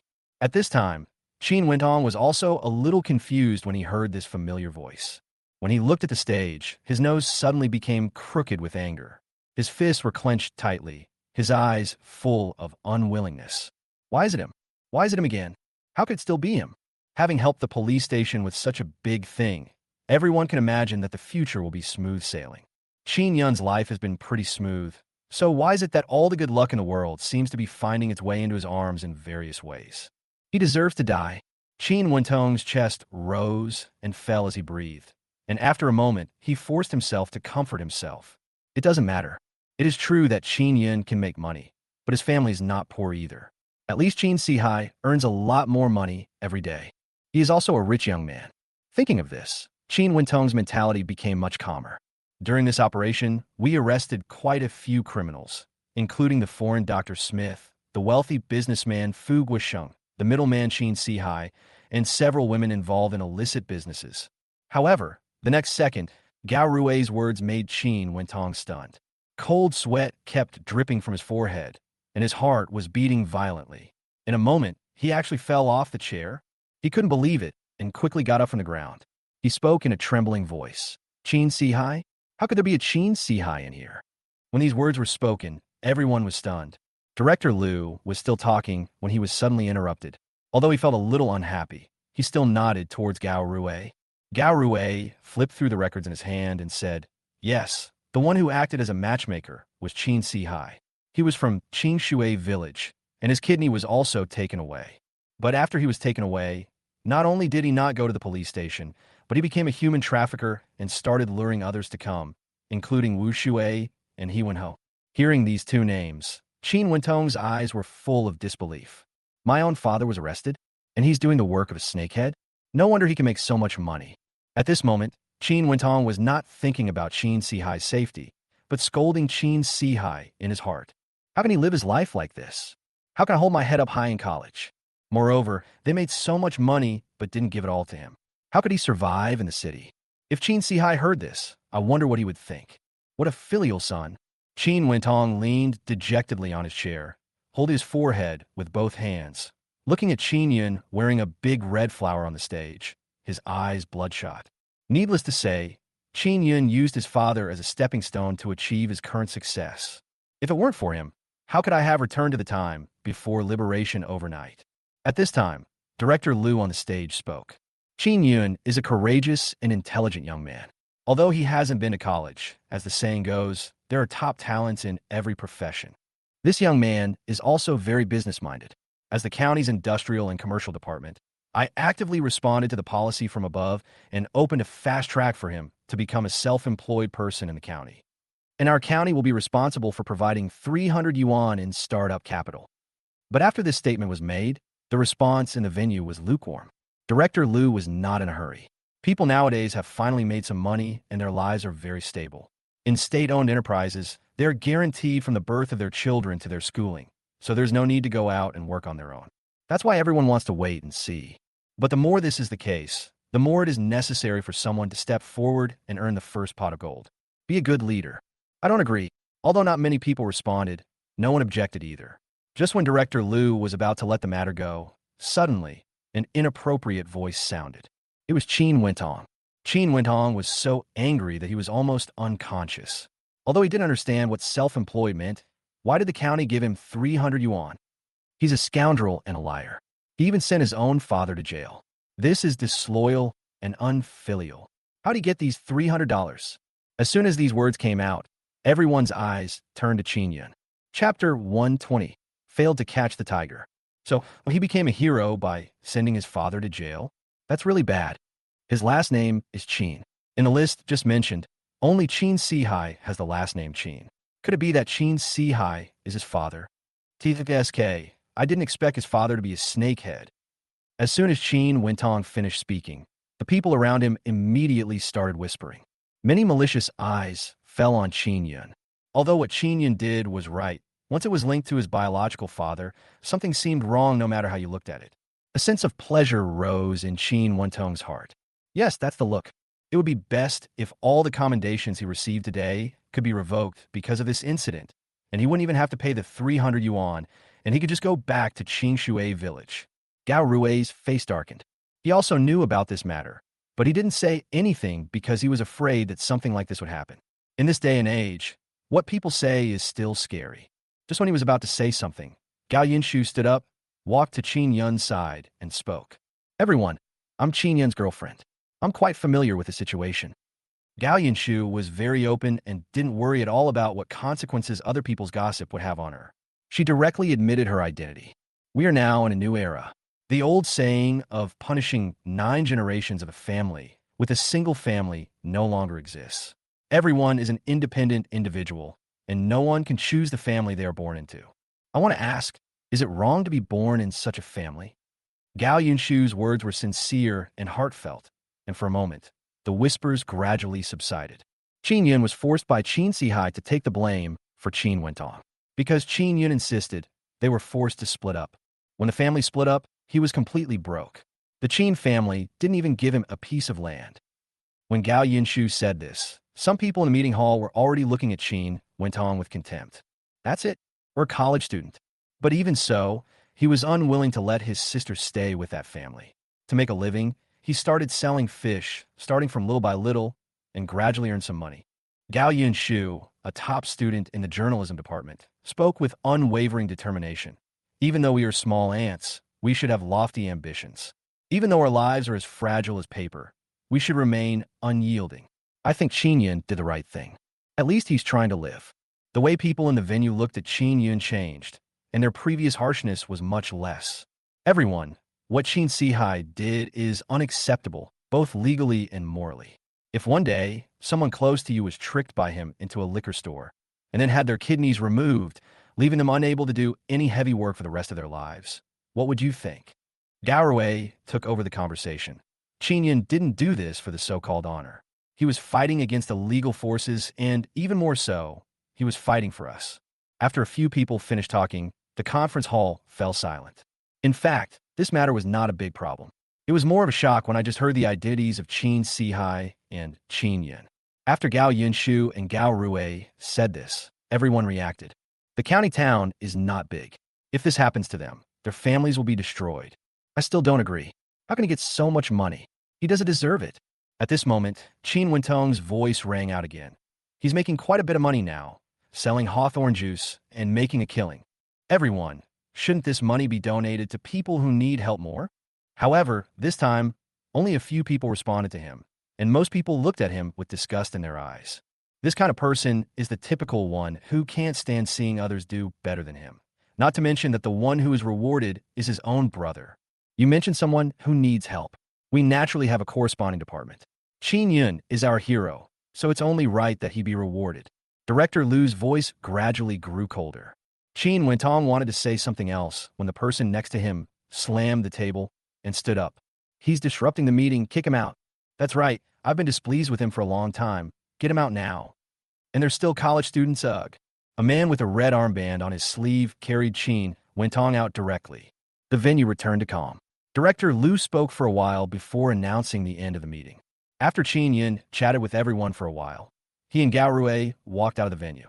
Qin Yun, you did a great job this time, but next time please inform me in advance so we could discuss it together. Qin Yun, Gao Rui, and Gao Yunshu returned home. Gao Rui's wife, Yilu, had already prepared dinner. Several people started talking while eating. Qin Yun smiled and said, I understand, Uncle Gao. This incident happened suddenly. I will definitely tell you in advance next time. Gao Rui then smiled and nodded. But Uncle Gao, how is this matter finally resolved? Someone with such great power must not be an ordinary person, right? Qin Yun asked curiously. Unexpectedly, Gao Rui sighed and said, That's right. The person who is capable of committing such a crime is indeed not an ordinary person. We suspect it is the Luo family. But after questioning them last night, they refused to speak. Moreover, although the liquor store is called Luo's Liquor Store, the owner has no connection with the Luo family. This should be a scapegoat. Qin Yun thought for a moment and then spoke. Gao Rui nodded and said, This is a new era. We need to have evidence for everything. So for now, there is no way to take action against the Luo family. But don't worry, I will follow up on this matter and will definitely give you an explanation. Qin Yun knew that Gao Rui also felt a little regretful about this matter. Even though he caught the big fish, he had no way to deal with the tiger behind it. Okay, it's getting late. Now is the cool time. Let's go for a walk with Yunshu to help digest the food. When a meal was almost finished, Gao Rui spoke to Qin Yun. Now, he has already regarded Qin Yun as a son-in-law. Qin Yun smiled, and without any hesitation, he got on his Phoenix bicycle and walked towards the park with Gao Yunshu. A cool breeze blows as dusk falls. Qin Yun scratched his head and was the first to speak. Yunshu, I'm sorry. I remembered what you asked me to confess before, but the situation was urgent at the time, and I didn't have time to explain it to you. That's why you misunderstood. He could imagine how uncomfortable Gao Yunshu must have felt when he saw him entering that place. Chapter 1:21 No Money. Facing Qin Yun's apology, Gao Yunshu showed a smile on his face. She really couldn't face it at first, but when she knew everything today, she felt relieved about it. She had great faith in Qin Yun's character and believed that he would never do anything to let her down. Okay, I know your difficulties, and I don't blame you for this. Listening to Gao Yunshu's considerate words, Qin Yun wanted to explain, Yunshu, don't worry, I definitely didn't do anything to let you down in there. I just wanted to check it out. Before she could finish her words, Gao Yunshu raised her hand and covered her mouth. The foundation of a relationship between two people is trust. I know you won't betray me, let alone do anything to let me down. Looking at Gao Yunshu, who was so sensible, Qin Yun felt touched. With a wife like this, what more could a husband ask for? Although the two have not yet married, Qin Yun secretly made up his mind that he would stand by Gao Yunshu without hesitation in the future. Compared to the happiness on Qin Yun's side, the atmosphere in the Qin family was extremely solemn. After hearing Qin Wentong's words, a look of disbelief flashed across old Lady Qin's eyes. Her old body trembled violently, and the cane in her hand slipped to the ground. Qin Yun, the utterly heartless one. How could my Qin family have given birth to such a bastard? Old Lady Qin sat on the ground, slapping the ground with her hands and cursing Qin Yun. Qin Wentong did not try to persuade Old Lady Qin, but just sat on the other side with his head down. After a long while, Old Lady Qin finally got up from the ground and sat down on a nearby chair with a worried look on her face. She said, "How much money is left at home?" Qin Wentong shook his head. "There is still more than 10 pieces left." "What? Doesn't Sihai bring a lot of money home? I saw him give you over $100 a few days ago." Old Mrs. Qin suddenly became anxious. It's no wonder she's anxious. Although Qin Sihai bought a house in the city, he hasn't bought the furniture yet. Now there are only 2 wooden beds, which look extremely shabby. I spent it all on others. Qin Wentong whispered that Qin Sihai had given him 70, 80, or even $100 at the beginning, and he started to spend money lavishly all of a sudden. Just wanting Gao Yunshu's roommate to act as a go-between for him cost him no less than 30 yuan. At first, the money was spent easily, but when Qin Wentong thought about it now, he wanted to slap himself twice. That's $30. You're such a spendthrift. You've already spent over $100 in just a few days. Who has the money to allow you to spend like that? You really are. Old Mrs. Qin was anxious. Her eldest grandson, who usually couldn't bear to say a harsh word to her, was now scolding her with all his might. Qin Wentong kept his head down at first, but as Old Lady Qin's scolding became more and more fierce, he finally got angry. What's the point of saying this now? Can you make money? Besides, you spent a lot of my dad's money before, didn't you? Back then, at home, we always had delicious food. Even when we went out, we always ate at state-owned restaurants. After hearing this, Old Lady Qin fell silent. After a moment, she suddenly looked up. "Oh, by the way, didn't your father give Luo Fengjiao some money back then?" She got the money, patted her butt, and left? How could such a beautiful thing happen? "No, let's go get the money back now." Hearing this, Qin Wentong nodded. His father's money could not be taken away by others. After getting the money, Luo Fengjiao did not return to the village, but found a job in the county town. Fortunately, Qin Sihai gave her a lot of money, which was enough to support her life. Qin Wentong and Old Lady Qin came to the door in a rage. Luo Fengjiao opened the door quickly and returned the money. Old Mrs. Qin waved her cane and knocked on the door. Soon, the door opened. The house that Luo Fengjiao rented was more like a Sihiyuan, but it was simpler and there were many people living in the yard. "Luo Fengjiao, did my son give you money? Now hurry up and return the money to me." After opening the door, Old Lady Qin spoke directly to Luo Fengjiao. "Are you crazy? Why should I pay you back?" Luo Fengjiao did not compromise at all at home. Since the meeting, she also heard the news that Qin Sihai was arrested. "How can we ask her to pay back the money now? My son worked so hard to earn that money. Shouldn't it be given to us? He's in jail now, and there's no one at home to take care of us. You should hurry up and pack up and come back to serve us." Old Lady Qin said righteously. Luo Fengjiao was so angry that she laughed. They actually wanted her to go back and serve them? This is like trying to get a nanny for nothing. She didn't know this before in the village, and only knew that she had to rely on Qin Sihai. But now that she has come to the city, she has realized how vast the outside world is. As long as you work, there will be no problem in supporting yourself.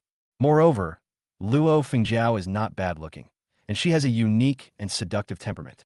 Even though she lives in this small courtyard these days, there are already many bachelors working for her. But it is not comparable to Qin Sihai, the guy who lost his kidney. "Give up on yourself. I can't possibly give you any money," Luo Fengjiao said, and stretched out her hand to close the door. "Let's go back now. I want to sleep." "Sleep with your mother." Old Lady Qin stretched out her cane and hit Luo Fengjiao. "You're so cool after taking my son's money. I'll beat you to death, you vixen." While cursing, Old Lady Qin grabbed Luo Fengjiao's hair and pulled her out. Luo Fengjiao was not willing to give in. She was a well-known fierce woman in Qingshui village, so she started fighting with old lady Qin. Qin Wentong was neither standing nor sitting beside him. Before he could react, a strong man came over and punched Qin Wentong on the bridge of his nose. Who dares to come here and bully Sister Feng Jiao? Are you looking for death? Qin Wentong was knocked unconscious by this punch. His figure kept staggering backwards. And you, a dead old woman, what else do you want to do? The strong man stretched out his hand and threw old lady Qin out of the door, then helped Luo Fengjiao up. What a vixen. No wonder she doesn't want to go back with us. It turns out she found a strange man outside. Old Mrs. Qin was panting and pointing at Luo Fengjiao and cursing coldly. Luo Fengjiao's face was not only not ashamed, but proud. So what, Qin Sihai and I don't have a marriage certificate. If it weren't for Qin Sihai's strength, I could have made some money. What do you think your Qin family is? I'm willing to marry you. Chapter 122, Asking Someone to Draw. These words made old Mrs. Qin so angry that her lungs almost exploded. In those days, people often got married without documents, and at most they would have a banquet together in front of the whole village. And I tell you, Mrs. Qin, everything that's happening now is retribution for you. Luo Fengjiao then spoke, her words like a sharp knife, fiercely stabbing into old lady Qin's chest. This is retribution for your bad treatment of Qin Yun's mother. You're talking nonsense. I asked you to marry in early. Am I wrong?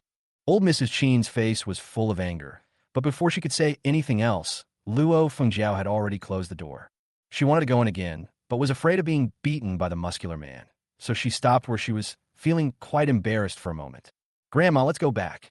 Qin Wentong covered his nose and spoke, blood continuously flowing from his nostrils. With that man here, we can't get the money. Seeing this situation, old lady Qin also sighed. Okay, let's go back first. We'll think of a way to deal with this matter. The next day, Qin Yun looked at the completed courtyard in front of him with a gleam of light in his eyes. Through constant negotiations between him and the workers, both the house and the yard have been completely transformed. The house is decorated with green bricks and green tiles, and a green railing has been installed on the second floor. All the rooms have been renovated, making them not only beautiful, but also more practical. Uncle Wei, come and see your room. Qin Yun helped Old Man Wei out of the room. As soon as he entered the room, Old Man Wei nodded continuously. Compared with the previous room, this one was brighter now, and it was also specially extended to allow sunlight to shine in. There is also a chess table on the side, and tea and water are also available. And because the room is occupied by elderly people, the bed, table, and chairs are all designed with rounded corners. The steps are also wrapped with cotton core material to prevent slipping. Old Man Wei's face was full of smiles. Although he did not express his gratitude to Qin Yun also knew Old Man Wei's temper, so as long as he liked it, it was fine. After leaving the courtyard, Su Ren also walked in carrying gifts. After seeing Qin Yun, he immediately smiled and said, "Congratulations." Although it's still the same house, it can be considered as moving into a new home. Qin Yun smiled and nodded, then took out another 500 yuan from his pocket and handed it to Su Ren. Both the materials used and the workers hired for this renovation are the best in the county. It's definitely more than 800 yuan. Brother Qin, this is what we agreed on before, which is 800 yuan. You don't need to pay more. Su Ren waved his hand and spoke. Don't worry, Brother Su. This isn't just for the renovation of the house. It's also for future business with you. As for your previous request for reporters to re-interview me, I will definitely not break my promise. Business is about giving and receiving. That's what it means to be a business. You want to do business? Su Ren was a little confused. Qin Yun nodded. Yes, so I thought that this money could leave me 2 or 3 shops in the furniture city, which I would need when the time comes. 2 or 3 shops? Su Ren shook his head. Brother Qin, if you want to start a furniture business, I will definitely support you, but 2 or 3 shops are really unnecessary. Why don't I leave you a bigger shop? I'll find the best source of goods for you then. I'm sure I can. Brother Su, you misunderstood. Why would I steal your furniture business? Just keep it. I'll be able to use it in the future, and I'm sure you'll make a lot of money from it. Qin Yun said with a smile. Su Ren didn't understand. Business is always about competition. How can they make money together? That's too much. $500 is enough to rent 4 or 5. Su Ren wanted to refuse again, but seeing Qin Yun's insistence, he had no choice but to accept it. The two chatted for a while before Su Ren said goodbye. After finishing all this, Qin Yun set off again and arrived at Qingqing University. Qin Yun, why did you come to see me so early today? Qin Yun smiled and briefly explained his idea, which left Gao Yinshu stunned. What you said, I really don't understand. When Qin Yun's mouth was dry from talking, Gao Yinshu still shook his head. But if you need me to do something, just tell me directly. I just want to find a few people who study art, preferably sketching. Qin Yun said, I want them to draw a few pictures for me. If they're good, the price is whatever you want. Cameras were not yet popular in that era, so Qin Yun could only think of this method. That's easy. I have a few classmates who are good at painting. One of them is an old acquaintance of yours. Just come with me. Qin Yun nodded, and the two of them soon arrived at an art gallery. I have to say, a beauty is a beauty. As soon as Gao Yinshu entered, she immediately attracted countless eyes. After seeing Qin Yun next to him, many male compatriots looked at him with jealousy. Why is it that he can date such a beautiful goddess? However, the two of them did not pay attention to these gazes and soon came to one of the corners. Shuchi, are you free now? Gao Yinshu spoke softly to a girl. When the girl raised her head, Qin Yun was stunned. Isn't this Qin Shuchi? But Qin Yun remembered that she worked in a hospital in her previous life. So how could she paint? How is it? You know Qin Shuchi too. Even though she's not a professional, her paintings are very beautiful. Gao Yinshu introduced it and said, even the professor was full of praise for it. Qin Yun, why are you here? However, Qin Shuchi asked Qin Yun before Gao Yinshu finished his introduction. Qin Yun explained it to Qin Shuchi with a smile. Oh, you want me to draw a few pictures? Of course I can. Qin Yun, you pay me so much for my lessons. How can you charge me? After hearing Qin Yun's purpose, Qin Shuchi immediately agreed. Gao Yinshu wanted to look for other classmates, but Qin Yun stopped him. Don't look for them yet. One person is enough right now. Several people walked outside while talking. Qin Yun, the main thing is to paint something. I can pack up now. Qin Shuchi asked. Don't worry, it's getting late. Let's go have a meal first.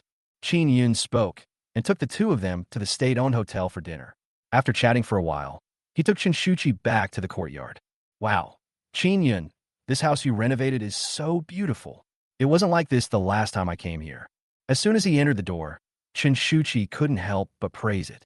Chapter 123 Talent. Qin Yun smiled and chatted with Qin Shuchi for a while. Just as he was about to go inside, his younger sister Qin Ling came down from the second floor. Teacher, why are you here? Qin Shuchi touched Qin Ling's head and said softly, have you studied hard these days? Qin Ling nodded immediately. Of course I study hard. I also wrote several essays. I'll ask the teacher to take a look later. Good. Qin Shuchi agreed immediately.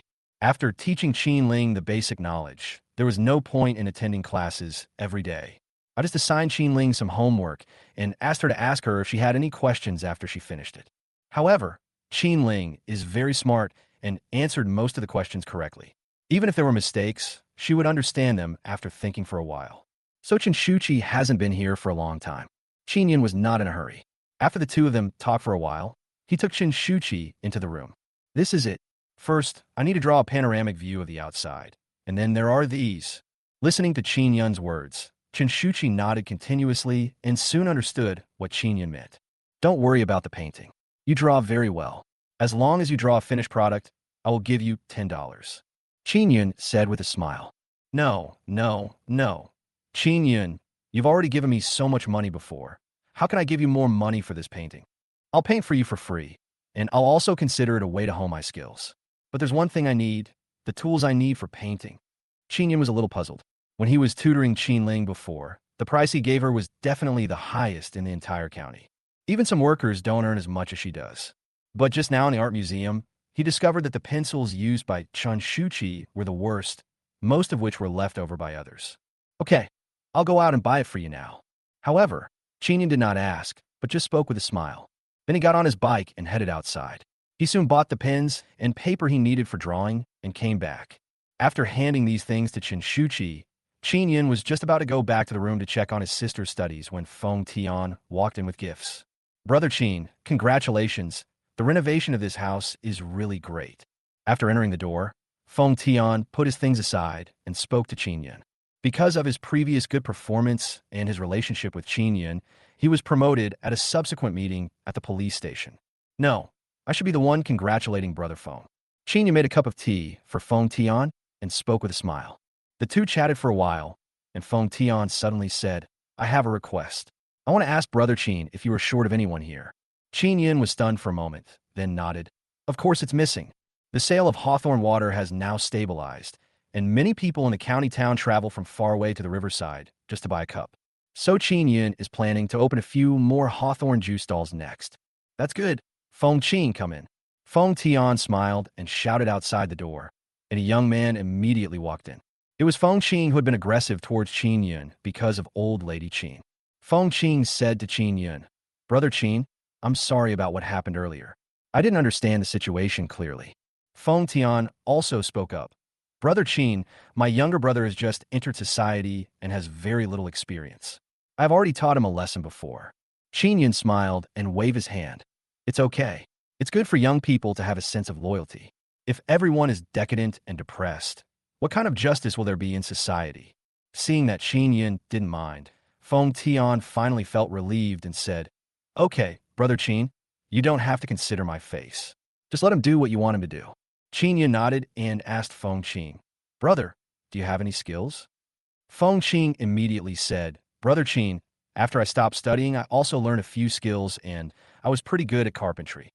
But after I learned for a while, the master told me to get out, saying that I was thinking about the layout of the whole house all day long, and that carpentry requires delicate work. There was a look of grievance on Feng Qin's face. He felt that he was not wrong. Talent, this is the talent I need.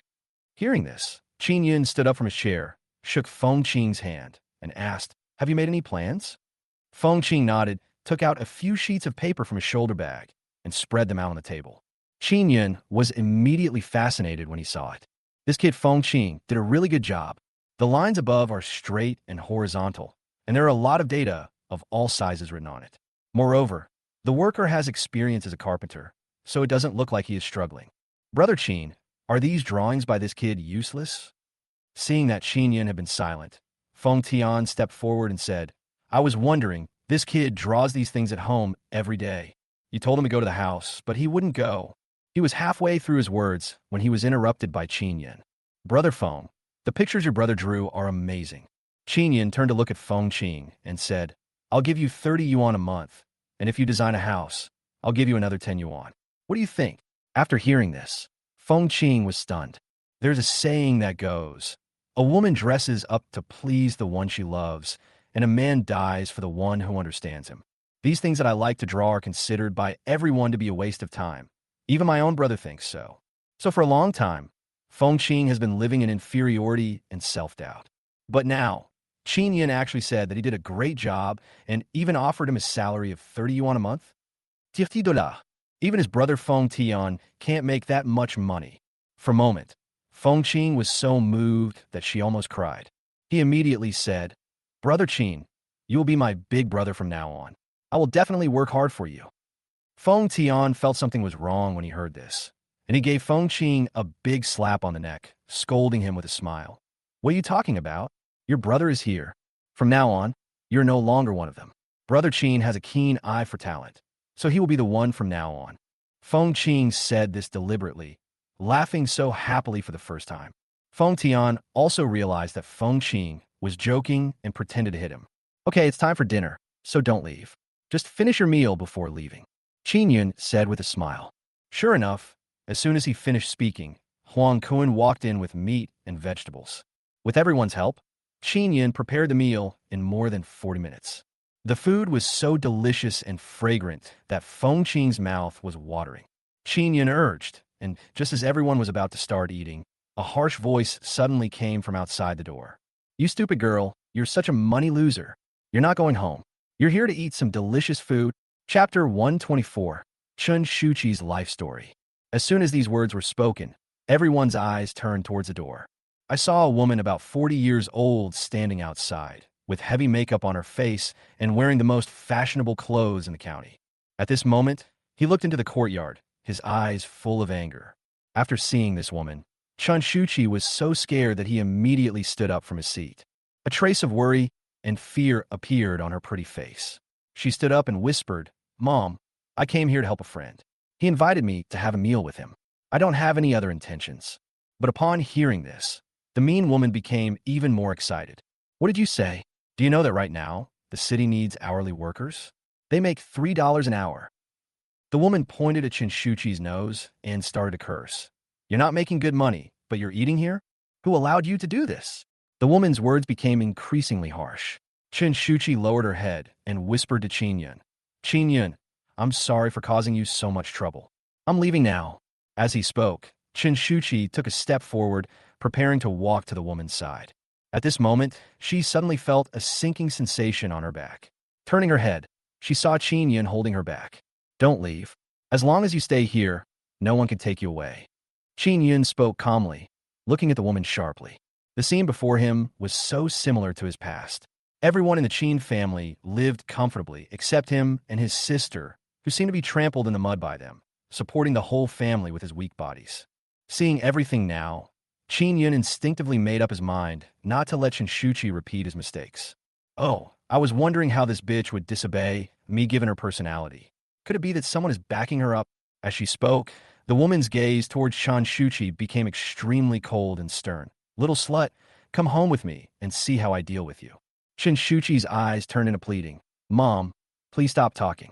Qin Yun and I are not in this relationship. I'm leaving now. Seeing Chinshuchi's reaction, the woman showed a smug smile on her face. Keep your mouth shut. You're guilty of defamation, don't you know? Qin Yun still held Chinshuchi's wrist and spoke to her lightly. Oh, and you're also charging with defamation? Aren't you attracted to our Shuchi? Actually, if you want to date her, I'm not against it. For 100 yuan, I'll let her stay home tonight. The woman rolled her eyes and spoke in a blunt tone. When Qin Yun heard this, anger immediately flashed in his eyes. This woman is so similar to the Qin family. Chinshuchi is like a commodity that can be exchanged at will.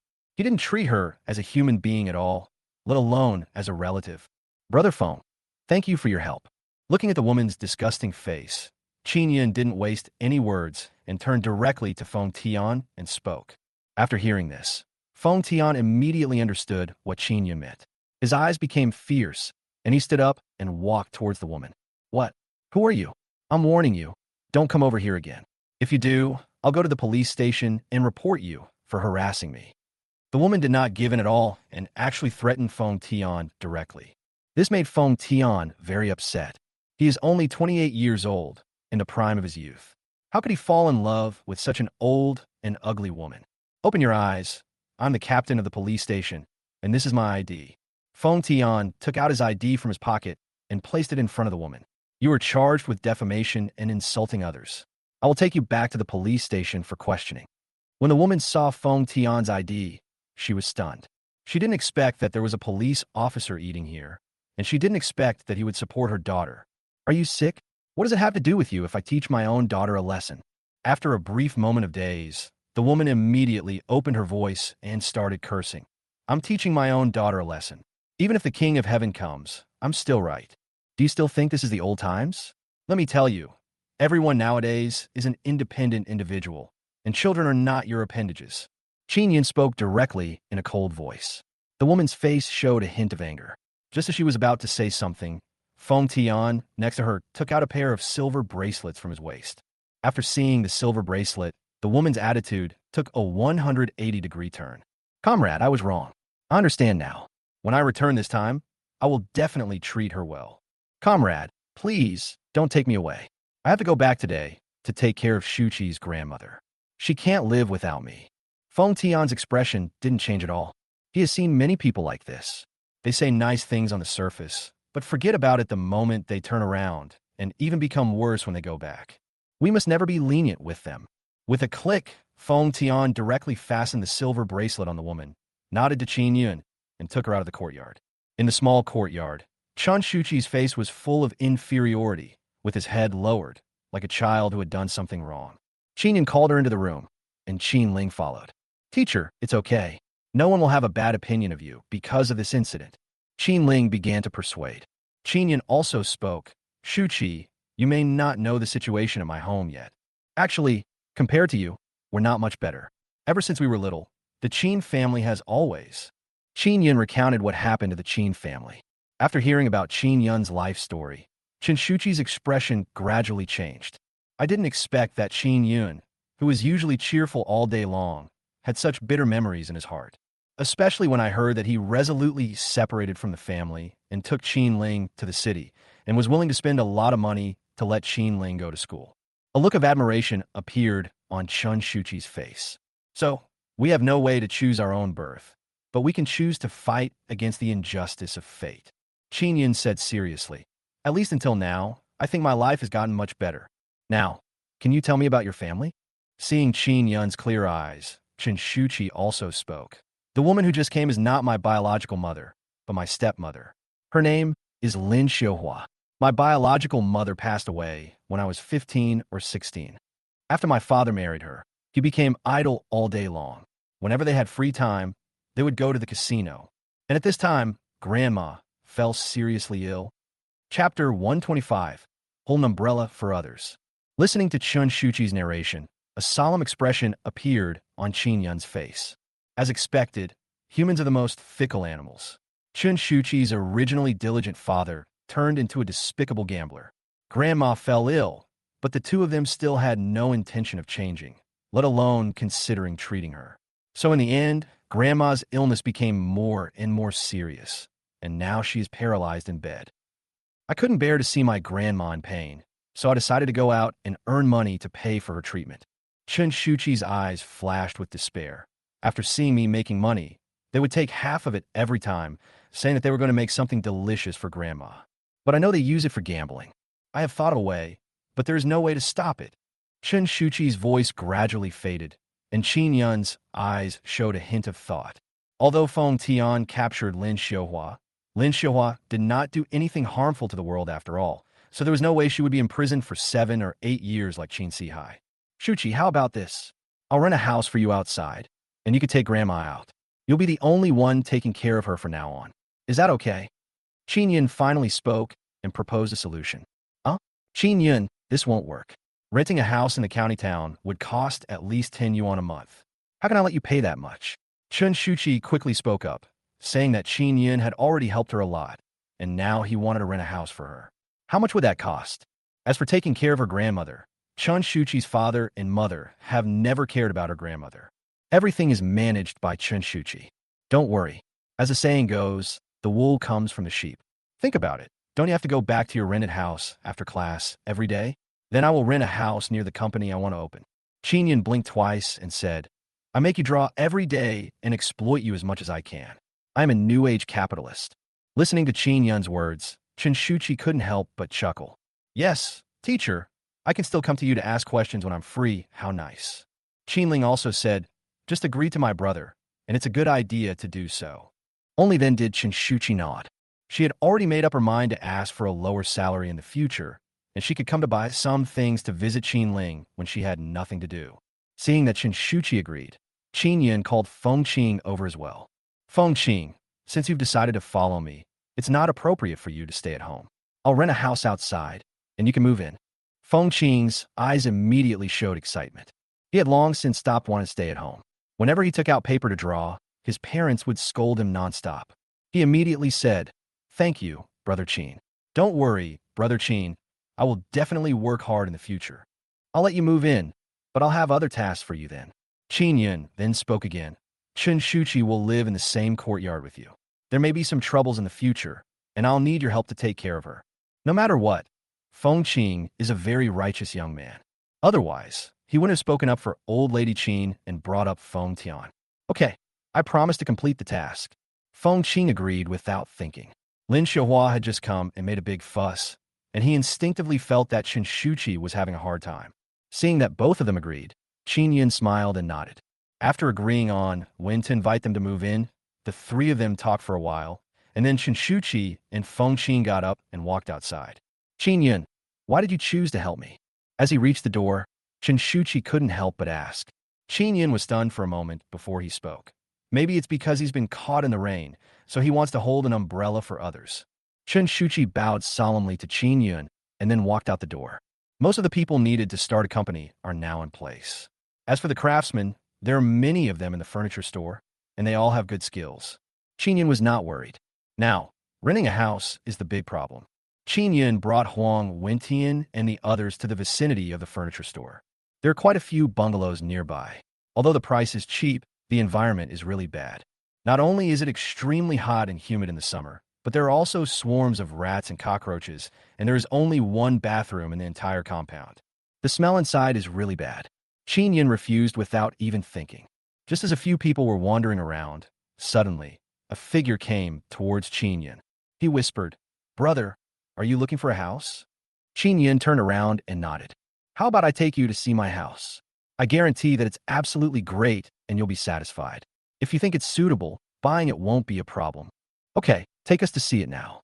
Anyway, they have no clue now, so they might as well follow this person and see what happens. Soon, led by the man, several people walked through the alley and came to a house near the roadside. This house is not much different from Old Man Way's. It is also a two-story building. And just looking from the outside, this house is one of the better ones in the entire county. "Brother, what do you think of this house? The rent is very cheap now. One room only costs $3 a month. There are 4 rooms in total, which means you only need to pay me $144 per year." The man was a little thin, but he talked a lot. "If you want to buy it, I'll sell it to you for 800 yuan. Hearing the man's words, Qin Yun frowned. There's a main road next to this place, so logically speaking, the houses here shouldn't be so cheap. Soon, the man opened the door. As soon as he walked in, a cool breeze blew in his face, which was especially refreshing on a hot summer day. When I opened the door of the room, I saw that everything inside was clean and the table and mirror were clearly visible. Even the bed was made tidy. But after seeing this scene, the man trembled a little and stepped aside. Although he pretended to be calm, his inadvertent trembling betrayed him. Qin Yun instinctively felt that there was something wrong with this house. "Brother, what do you think of this house? Do you want to buy or rent it? If it feels right, we can make a deal today." The man urged again. Qin Yin was about to say something when Huang Wentian behind him spoke up. "We still need to discuss this matter. I'll come back and tell you later." After saying that, he pulled Qin Yin out of the courtyard gate. Chapter 126, Evil Nature. "What's wrong?" Qin Yun asked in confusion. Huang Wentian first looked at the door carefully, and after making sure that the man had not followed him, he said, "Brother Qin, there's something wrong with that house just now." Qin Yun narrowed his eyes. "What's wrong?" Although he was a little confused, he didn't find anything strange. Huang Wentian whispered, "Brother Qin, think about it. This house is so good. Why is it sold so cheaply? Although there's a cool breeze inside. Think about it. Could it be a cold wind?" Huang Wentian looked mysterious. "And have you noticed that there are locust trees planted in this yard?" The locust tree is the most unlucky thing. It means there are ghosts in the yard. It's very ominous. Huang Wentian kept chattering on and on. Qin Yin was happy to hear that. Could it be that Huang Wentian thinks this courtyard is evil? The education I received since childhood was to break away from feudal superstitions. Now that the end has come, can I still stay away from this courtyard just because of Huang Wentian's words? So, Qin Yin, let's move to a new house. We have millions of dollars, but we still have to live to spend them, right? Besides, you are a businessman. You can't be careless about this kind of thing. After saying that, Huang Wentian pulled Qin Yun and wanted to leave. Qin Yun let go of Huang Wentian and said, "Brother Huang, I've made up my mind. I won't rent this house." Hearing this, Huang Wentian smiled. "That's right, don't rent it. There are so many houses in this county town. I don't believe that I can't find a better one. I'll buy it." Qin Yun's next words made Huang Wentian freeze in place. Before he could react, Qin Yun had already walked into the courtyard. Huang Wentian slapped his thigh immediately. "This is going to be bad." Entering the courtyard, Qin Yun said directly, "This house is nice. I want to buy it, but the price of 800 is really a bit expensive."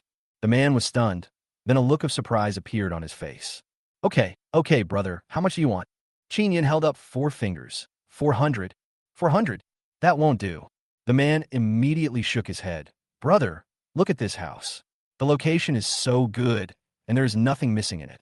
The kitchen, bathing area, and even the toilet are all in one room. It's very comfortable to live in." Facing the man's nagging, Qin Yin simply waved his hand. "If this house is really as good as you say, how could you be willing to sell it directly? This is the price. If you don't agree, we'll leave now.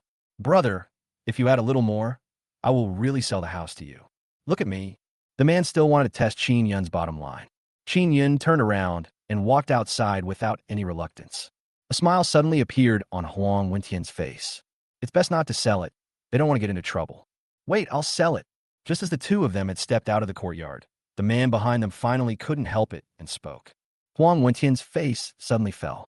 Qin Yin turned his head. It was still early, so he and the man went to the relevant agency in the county town. It took less than half an hour to complete the house resale procedures. After making the purchase, the man smiled from ear to ear without stopping for a moment. He greeted Qin Yun and turned to leave. Brother Qin, I have a feeling that we're going to suffer a great loss this time. Huang Wentian shook his head and spoke. It's not certain who will suffer the loss then. Qin Yun laughed twice, returned to the yard called Feng Qing, and they set out together to throw away the things on the bed and buy a new set of bedding. Then I cleaned the room again.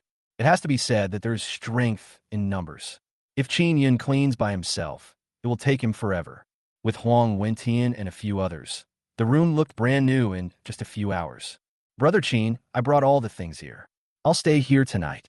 Looking at the new house, Feng Qing liked it so much that she couldn't wait to put her things in order. Okowo. Qin Yun nodded. Huang Wentian sighed. Although he felt that there was something wrong with this house, Qin Yun had already bought it, so he couldn't say anything more. Feng Qing lives here alone now. If something happens, wouldn't it be a disaster? Brother Qin, I'll stay here tonight too. I have an amulet I got from the temple, so I should be fine. Qin Yun couldn't help but smile when he heard Huang Wentian's words. It's just a house, isn't it? How could something go wrong? Huang Wentian asked a few more people to stay with him, but Qin Yun didn't care and turned back to Old Man Wei's courtyard. At night, just when Qin Yun was about to rest, he heard a hurried knock on the door and Feng Qing's anxious voice. Brother Qin, this is bad. Something's wrong with that house. It's a haunted house. When Qin Yun heard this, he immediately jumped out of bed. Huang Kuan and the others also lost all sleepiness and walked out with Qin Yun. When the door was opened, what came into view was Feng Qing's frightened pale face. Huang Wentian, who was standing next to him, also looked unhappy. He said, Qin Yun, this is bad. We've really lost this time. That house is so evil. Even my amulet is useless. It's completely uninhabitable. Qin Yun frowned. He has always been a staunch materialist, but this thing actually happened. Could it be that there really is such a thing as evil in this world? Let's go and take a look. Qin Yun did not stop and led everyone towards the newly purchased courtyard. A few people had just arrived at the gate of the yard when several neighbors had already gathered outside the house. TSK, I didn't expect this house to actually be sold. Who doesn't know that this is a notorious haunted house? Alas, he's probably not from our county. Otherwise, he wouldn't even want to live in this house, even if it were free. Listening to what everyone was saying, several people's faces turned ugly. Young man, you're the one who bought this house, right? Listen to my advice, old lady. Even if you can't sell this house, don't live in it. An old lady next to him was kind-hearted and spoke to Qin Yun. Grandma, can you tell me what happened in this house? Qin Yun asked the old woman. The old woman sighed and said slowly, what happened in this house was not good. If I were to tell you about it, it would be a long story. Chapter 127, come and smell it. It's okay, Grandma, we want to listen. Qin Yun then spoke. Hearing this, the old woman stopped hiding her feelings and said, actually, there's a saying on this street. This small courtyard has always been home to a very happy family. Both the man and woman are textile factory workers, and the child's academic performance has always been excellent. But suddenly one day, a gangster broke into the house and killed the man in front of the hostess. The woman was frightened to death on the spot. Who would have thought that the criminal not only did not show any mercy, but instead did that to her? At this point, the old woman's voice became low and mysterious. The neighbors quickly notified others, but when the police came to check, they couldn't find the woman or child in the room. Until the end, the old woman paused, deliberately keeping the audience in suspense. What happened in the end? Huang Wentian, who was standing next to him, started to tremble as he heard this, and kept stroking the amulet around his neck. It seemed that only this thing could bring him a sense of security. The neighbors who had just laughed at Qin Yun for buying this house also gathered around and listened to the old woman tell this weird story in silence. Obviously, they were hearing it for the first time too. Finally, they found the woman and child standing on the roof. There was a deep mark on their necks from strangulation, and they were already dead. But the strange thing is that there is no trace of hanging in the entire room. Everyone couldn't help but gasp at the same time. This story was too horrifying. They were just a normal family of three. In just a few hours, his family was destroyed. That's not the end of it. A year later, everyone had forgotten about it, and the house was sold to someone else. But on the first night that person moved in, he ran out as if he had seen a ghost, and he also said that there were unclean things inside. The old woman looked up at Huang Wentian, nodded, and said, "Yes, that's the expression you have now." Huang Wentian was stunned for a moment. Before he could say anything, the old woman's voice rang out again. The owners sold the house to someone else, some of whom didn't believe in evil. They invited a master to come and use other things to exorcise the evil spirits. But in the end, nothing worked. At most, I stayed for 3 or 4 days and then left. And every night, there's always some rustling sound coming out from inside, which sounds very scary. After many twists and turns, this house has fallen into your hands. At this point, the old woman raised her head and looked at Qin Yun. "Listen to my advice. The evil in here is too great. You can't stay here, so you'd better leave as soon as possible." After listening to the old woman's narration, everyone looked unhappy, especially Feng Qing and Huang Wentian. The two of them were together today and were the most direct eyewitnesses. Everything that just happened had a huge impact on them. "Brother Qin, why don't we go somewhere else? This place is too scary." Feng Qing spoke tremblingly. Several other people also tried to persuade him. Although they were a little bit skeptical about this matter, the facts were in front of them. They have no choice but to believe it. At this moment, Qin Yun asked the old woman, "Grandma, did you see this story with your own eyes, or did you hear it from someone else?" The old woman paused and said, "I heard it from others." Qin Yun nodded and continued, "How long have you been here?" This time the old woman answered straightforwardly, "Almost 6 years." Qin Yun nodded, then said with a smile, "Thank you, Grandma." After saying this, Qin Yun walked directly into the room without caring what others thought. Huang Kuan and his companions had originally avoided this house, but when they saw Qin Yun go in, they had no choice but to follow him. Walking into the room, Huang Wentian seemed to remember something and suddenly said, "Qin Yun, I remember now." When we walked in, the room was spotless. "Remember, the person who sold us the house locked the door?" And he also said later that he hadn't moved in for a long time. "So what's cleaning this thing?" Huang Wentian's words made everyone tremble in their hearts. Yes, there was nothing in there except people, so it could only be... But everyone looked at Qin Yun in front of them and ultimately did not say the word. "Brother Yin, why don't we just leave? It's really cold in here." Huang Kuan also began to back down. The room was originally very cool, but after Huang Wentian said this, he felt something was wrong.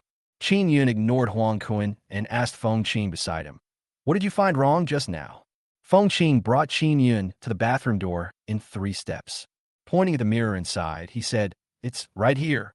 Just now, when I was taking a shower, I was blurry, and just as I was about to wipe myself clean, I saw 2 figures, one big and one small, suddenly appear in the mirror. They were holding hands. The older one had disheveled hair. They stared at me with empty eyes." A trace of fear appeared on Feng Qing's face. After seeing this scene, he immediately ran out. "I was so scared that I didn't even wear pants." Qin Yun nodded after hearing this, then took a step and walked inside. The space inside was not big, and now there was no picture in the mirror that Feng Qing described. Qin Yun was not in a hurry. He directly filled a basin with hot water and placed it under the mirror. Everyone looked at Qin Yun's actions, feeling somewhat confused. Qin Yun did not explain, but looked at the mirror with everyone else. The next second, everyone exclaimed. The look in the mirror was full of fear. As the water vapor rose, 2 shadows suddenly appeared on the mirror. This is exactly the scene Feng Qing described before. At first glance, it does look a bit scary. "Is this what you just saw?" Qin Yun asked. Feng Qing involuntarily stepped back and nodded. Qin Yun didn't waste any words. He just stretched out his hand and smeared the stuff on his fingers. "Now, come and smell it." Chapter 128, There's a Ghost. After hearing Qin Yun's words, everyone looked at each other in surprise. In the end, Huang Wentian stood up, put his nose close to it, and sniffed it with a look of doubt on his face. "Is this gasoline?" Qin Yun nodded. "Yes, the water mist above is evaporating and sticking to the mirror. But the gasoline won't be covered by the water, so you'll see the pictures appear on it. But that's just the effect of gasoline." Qin Yun's voice came out lightly, and everyone's faces immediately showed a hint of relaxation. "This isn't a ghost at all. It's clearly someone playing a malicious prank on them. Brother Yin, who did this? Did they want to turn this house into a haunted house and not allow anyone to live there? This person is too bad." The fat man on the side couldn't help but speak. Qin Yun's eyes grew darker. The location here is excellent. If you want to rent it, it will definitely cost you a lot of money. There must be more than one person living here. They want to stay here without taking a penny. Qin Yun's words made everyone feel ashamed, especially Huang Wentian. From the very beginning, he felt that there was something wrong with this room, and he tried to persuade Qin Yun to leave several times. Especially just now, a mirror covered with gasoline scared him. It seems ridiculous when I think about it now. Brother Qin, you are amazing. You immediately realized that something was wrong here. If we were here, we would probably not be able to stay here. Feng Qing, who was standing aside, looked at Qin Yun with admiration. Qin Yun smiled faintly and said, "Actually, if you think about it carefully, there are quite a few loopholes in this matter. First of all, that story. The old woman is quite old, and it costs a lot of money to live here. That man is just an ordinary worker in a textile factory. How could he possibly have the money to buy it?" Qin Yun said calmly, "Of course, it's also possible that someone else in the family provided financial support. But what the old woman said later was even stranger. 5 or 6 years ago, the textile mill was just a prototype, right? And the houses here were only built in the back. Judging from the neighbors' reactions just now, this is the first time I've heard of it. If that's the case, how could so many households pass by? And how could this sound appear every day?" Qin Yun's analysis left everyone stunned. Yes, this story may seem a bit scary when you first hear it, and few people will think about it further. But after listening to what Qin Yun said, it was full of loopholes. So, there must be someone living here, and they think this house is good and don't want us to live in it. That makes sense. Finally, Qin Yun made a conclusion. The others also nodded and couldn't help but praise in their hearts. Qin Yun is indeed great. Brother Yun, what should we do next? Huang Wentian on the side asked, his voice full of gritted teeth. What happened today made him feel stupid. I even feel like I'm being played around with. He is now eager to take revenge. Qin Yun thought for a moment and said, Huang Kuan, you take the others back first. Huang Wentian, Feng Qing, and I will stay here. Remember to say deliberately when you leave. Qin Yun leaned close to Huang Kuan's ear and muttered a few words. Huang Kuan's eyes suddenly lit up and he nodded. After more than 10 minutes, Qin Yun suddenly shouted, I don't care. How could there be any problem with this room? I don't believe it. I'm going to stay here today. If you're scared, just go back. I'll live alone. Huang Kuan deliberately made noises with his feet and said loudly, Okay, since you won't listen to our advice, don't come looking for us if anything happens later. We don't care whether you live or die. Huang Kuan walked to the gate of the courtyard and slammed it. Let's go. Let him stay here alone. It's hard to persuade that damned ghost with kind words. Several others also echoed the sentiment. That's right, let's go. Never mind him. Soon, footsteps were heard, and Huang Kuan and his companions had left the courtyard. What a bunch of cowards. I want to see what happens here. Qin Yun muttered to himself as he walked out of the courtyard and locked the door. Then he returned to the room, turned off the lights, and got into bed without taking off his clothes. Huang Wentian and Feng Qing hid next to the cabinet. Anyway, you can't see anything after turning off the lights. Woo!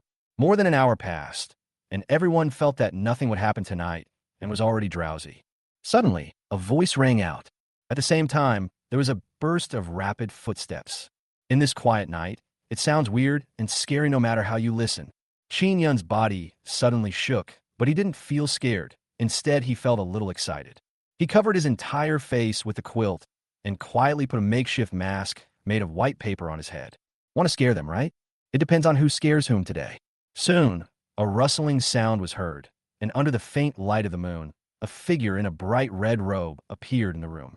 Then came 2 other people in white robes. If this happened to an ordinary person, he would be scared to death. But at this moment, Huang Wentian and Feng Qing, who were hiding behind the cabinet, wished they could just go out and kick the 2 men. Especially Feng Qing. After being so frightened by the scene in the mirror, he ran out without even wearing underwear. If Huang Wentian hadn't reminded him, he would have been running naked. Walala, holarala. There was something stuck on several figures, and as they turned, they made a sound like paper being blown by the wind. It really seems like that. But after several people circled around on the ground for a few times, Qin Yun was locked in the quilt and refused to come out. After more than half an hour, several figures finally couldn't bear it anymore. The man in the bright red robe swayed to the front of the quilt, and when he saw the figure trembling under the quilt, A smile appeared on the corner of his mouth. He gently lifted the quilt with his hand, imagining the panic-stricken look on the face of the person inside after being frightened by them. By then, he will definitely leave in a panic. They can also continue to live here as a matter of course. However, the next second, when his hands lifted the quilt, the pale face inside made his body tense immediately.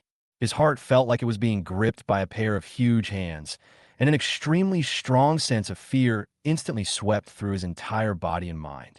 Before he knew it, a stream of heat flowed directly down between his legs. Then came a heart-wrenching cry. There's a ghost. Chapter 129, Arrest You. In fact, it's not surprising that he reacted so strongly. As the saying goes, if you scare someone, you might scare them to death. Especially when a few people were pretending to be ghosts. They originally wanted to scare people, but what happened was a terrifying ghost face appeared. How can it not scare a few people? Qinyan jumped out of the bed directly. Huang Wentian and Feng Qing, who had been hiding in a bed, also rushed out when they saw a few people appear. I'll scare you. Huang Wentian kicked the figure in front of him without saying a word. Seeing that the situation was not good, the other two people wanted to escape, but Huang Wentian chased them and kicked them to the ground one by one. With a click, Qin Yin turned on the light and sat on a chair beside Huang Wentian and Feng Qing. Looking at the pale faces of the three people in front of them and the wet Dahongpo pants, a smile appeared on their faces. Good boy, you deserve it. Who asked them to scare me? Tell me, what are your names? Qin Yin said calmly. My name is Zhang Long. The Dahong Pao figure spoke in a trembling voice. My name is Zhang Hu, and his name is Zhang Feng. After hearing the three people's names and looking at their faces, Qin Yin laughed. Oh, three brothers again? The three of them lowered their heads and said nothing. Brother, I was wrong. Please let us go this time. I promise we will never come here again. After a brief silence, Zhang Long said, We are also honest people. We came to the city from the village to make money, but it is too difficult to make money in the city, and the rent is too expensive. There's no other way. We can only find a place. We slept under a bridge before, but there were too many mosquitoes inside. Qinyan glanced at the legs of the three people. The three people didn't look like they were lying, and there were dense marks of mosquito bites on their legs. Yeah, brother, we really have no other choice. The foreman we hired before didn't even pay us a dime after we finished the work for him. Zhang Hu also spoke, his face full of pleading. Who came up with this idea? Qin Yun asked again. It's me. Zhang Feng raised his hand embarrassedly. So, you made up that story too? Zhang Feng nodded and recalled. For a while, we used to chat with that lady when we had nothing to do. Over time, she started to trust us. I thought about it for a long time before I came up with this idea. After saying that, Zhang Feng touched the back of his head naively and smiled, as if he was a little proud of his cleverness. What kind of work do you usually do in the city? Qin Yin saw that the three men did not look like bad people, so he asked again. I carried heavy bags, killed chickens and fish, and applied plaster on the construction site. I did whatever the foreman asked me to do. Zhang Long spoke. Brother, I beg you, please don't take us to the police station. We don't want to go in. Zhang Hu said to Qin Yin. Qin Yin thought about it and decided that he would need a lot of manpower to start his own company, so it would be fine to accept these three people. Especially Zhang Feng. He has a very active mind. It might come in handy in the future. I can give you a chance, but you have to work for me in the future. $15 a month, how about that? Qin Yin said calmly. Hearing this, the three people's eyes suddenly lit up. They looked at each other and were smiling from ear to ear. They worked with the foreman and could only earn $5 a month at most, but they never expected that they would be given $15 here. This is $15, enough to buy a lot of pork. But brother, how could we trust you before? But soon, Zhang Long was the first to react. The price is high, but if they're like the foreman before, they will work hard for a long time, but not get a penny. Isn't this a bad dish? Qin Yin didn't bother to waste time talking to the two of them and said directly, If you don't agree, I'll send you to the police station right now. No, brother, I agree, we agree. The three of them hurriedly said that if they were sent in, it would be a big misfortune. Okay, you guys don't have to stay here anymore. I'll give you $10 to rent a place. I'll tell you when to start work. After saying that, Qin Yin took out 10 yuan and handed it to Zhang Long. Brother, are you just going to give us the money? Aren't you afraid that we'll run away? Zhang Long asked uncertainly. After being in the city for so long, this was the first time he saw someone being paid without doing any work. The city is so small, where can you run to? If I catch you again, I will force you to stay inside and eat the food there for a few days. Qin Yun spoke coldly, then waved his hand. You guys go ahead. When you find a house, come here and tell me. The three of them nodded and walked outside, looking back every step of the way. Until now, they still can't believe that what they have in their hands is really $10. Brother, why don't we take these $10 and leave? We haven't told him where our village is anyway. When we return, he won't be able to catch us even if he has great abilities. Zhang Hu rolled his eyes twice and spoke. There was some hesitation on Zhang Long's face. It would take a long time to get these $10 back to the village. What do you think, little brother? Zhang Long asked Zhang Feng, who had been silent. Zhang Feng glanced at the two of them, a hint of disdain flashing in his eyes. If you take the money, I will go back and tell him now. When the time comes, I will personally take you both to the police station. Third brother, when Zhang Hu heard this, his expression suddenly changed. Second brother, please don't speak yet. I want to hear what you have to say. Third brother. Zhang Long looked at Zhang Feng and asked, use your pig brains. Would someone who can easily come up with $10 owe us wages? Zhang Feng said with a look of disappointment on his face, although the method I came up with to live in this house is not perfect, it is impressive enough. Otherwise, how could we possibly live here for 10 days or half a month? But he figured out how to crack it in just one night. With a brain like that, you can't go wrong following him. Finally, Zhang Feng walked forward and said sullenly, if you insist on going back to that little broken mountain village, I won't stop you. Anyway, I'm going to stay in the county and follow him. It won't go wrong. After hearing Zhang Feng's words, Zhang Long and Zhang Hu looked at each other and nodded. Zhang Feng has been smarter than them since he was a child, so they are willing to believe him. Chapter 130, Break Your Legs. Seeing that the two agreed, a smile appeared on Zhang Feng's face. Nowadays, more and more people are doing business in the county town, and staying in the village can only make a living. But if he stays and takes root in the city, he will have a smooth road ahead. Zhang Feng was clearly aware of his shortcomings. Since he had always lived in the countryside, his vision was limited. In addition, he had no capital, so when he came to the city, he could only work for the foreman. Today, Qin Yin could easily take out $10, so he would definitely not deduct their wages. For him, it is a sure win. The three of them discussed for a while, then went straight to a small alley and found a bungalow. Because the facilities were not very good and the three of them only rented one bungalow, the monthly rent was only $8. However, they did not mind and just pulled a blanket over and went to sleep. In Old Man Wei's courtyard, Qin Yin didn't wake up from bed until after 10 o'clock in the morning. Now that all the business is on the right track, Qin Yun is very comfortable being a hands-off boss. Qin Yun, just as he was brushing his teeth, a beautiful figure walked in. Qin Yun looked up and saw Chen Shuqi carrying painting tools. But now Chen Shuqi's face looked bad. Her eyes were red and swollen, and she looked like she had just cried. What's wrong? Come in and tell me. Qin Yun put the toothbrush and tooth powder aside, spit out the water in his mouth, and spoke to Chen Shuqi. The two walked into the house. After a moment of silence, Chen Shuqi spoke up, Qin Yun, my father. He doesn't want me to bring Grandma out. Qin Yun frowned. Logically speaking, if Chen Shuqi's grandmother stayed at home, she would be a burden to her father. It would be a good thing for him if Chen Shuqi took her grandmother away. But why do you disagree now? Qin Yun thought about it for a moment and quickly figured out the connection. Grandma stayed at home, and Chen Shuqi was able to earn some money every month, which they could also deduct from the money. But if they took Grandma away, they would really have no source of income. Understand. Leave this to me.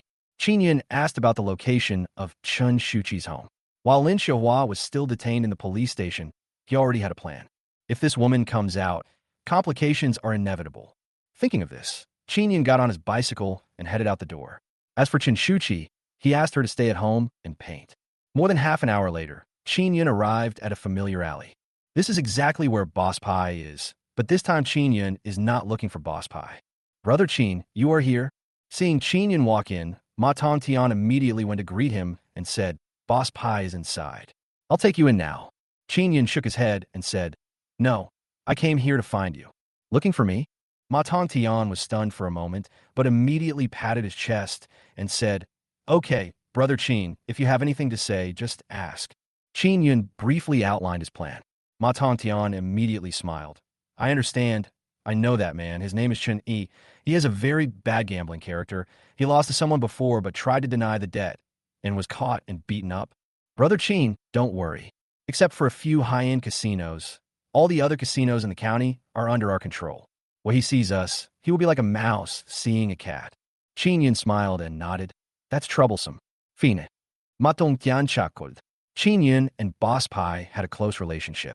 The closer he was to Chin Yun, the more he would be valued. How could he possibly refuse Chin Yun?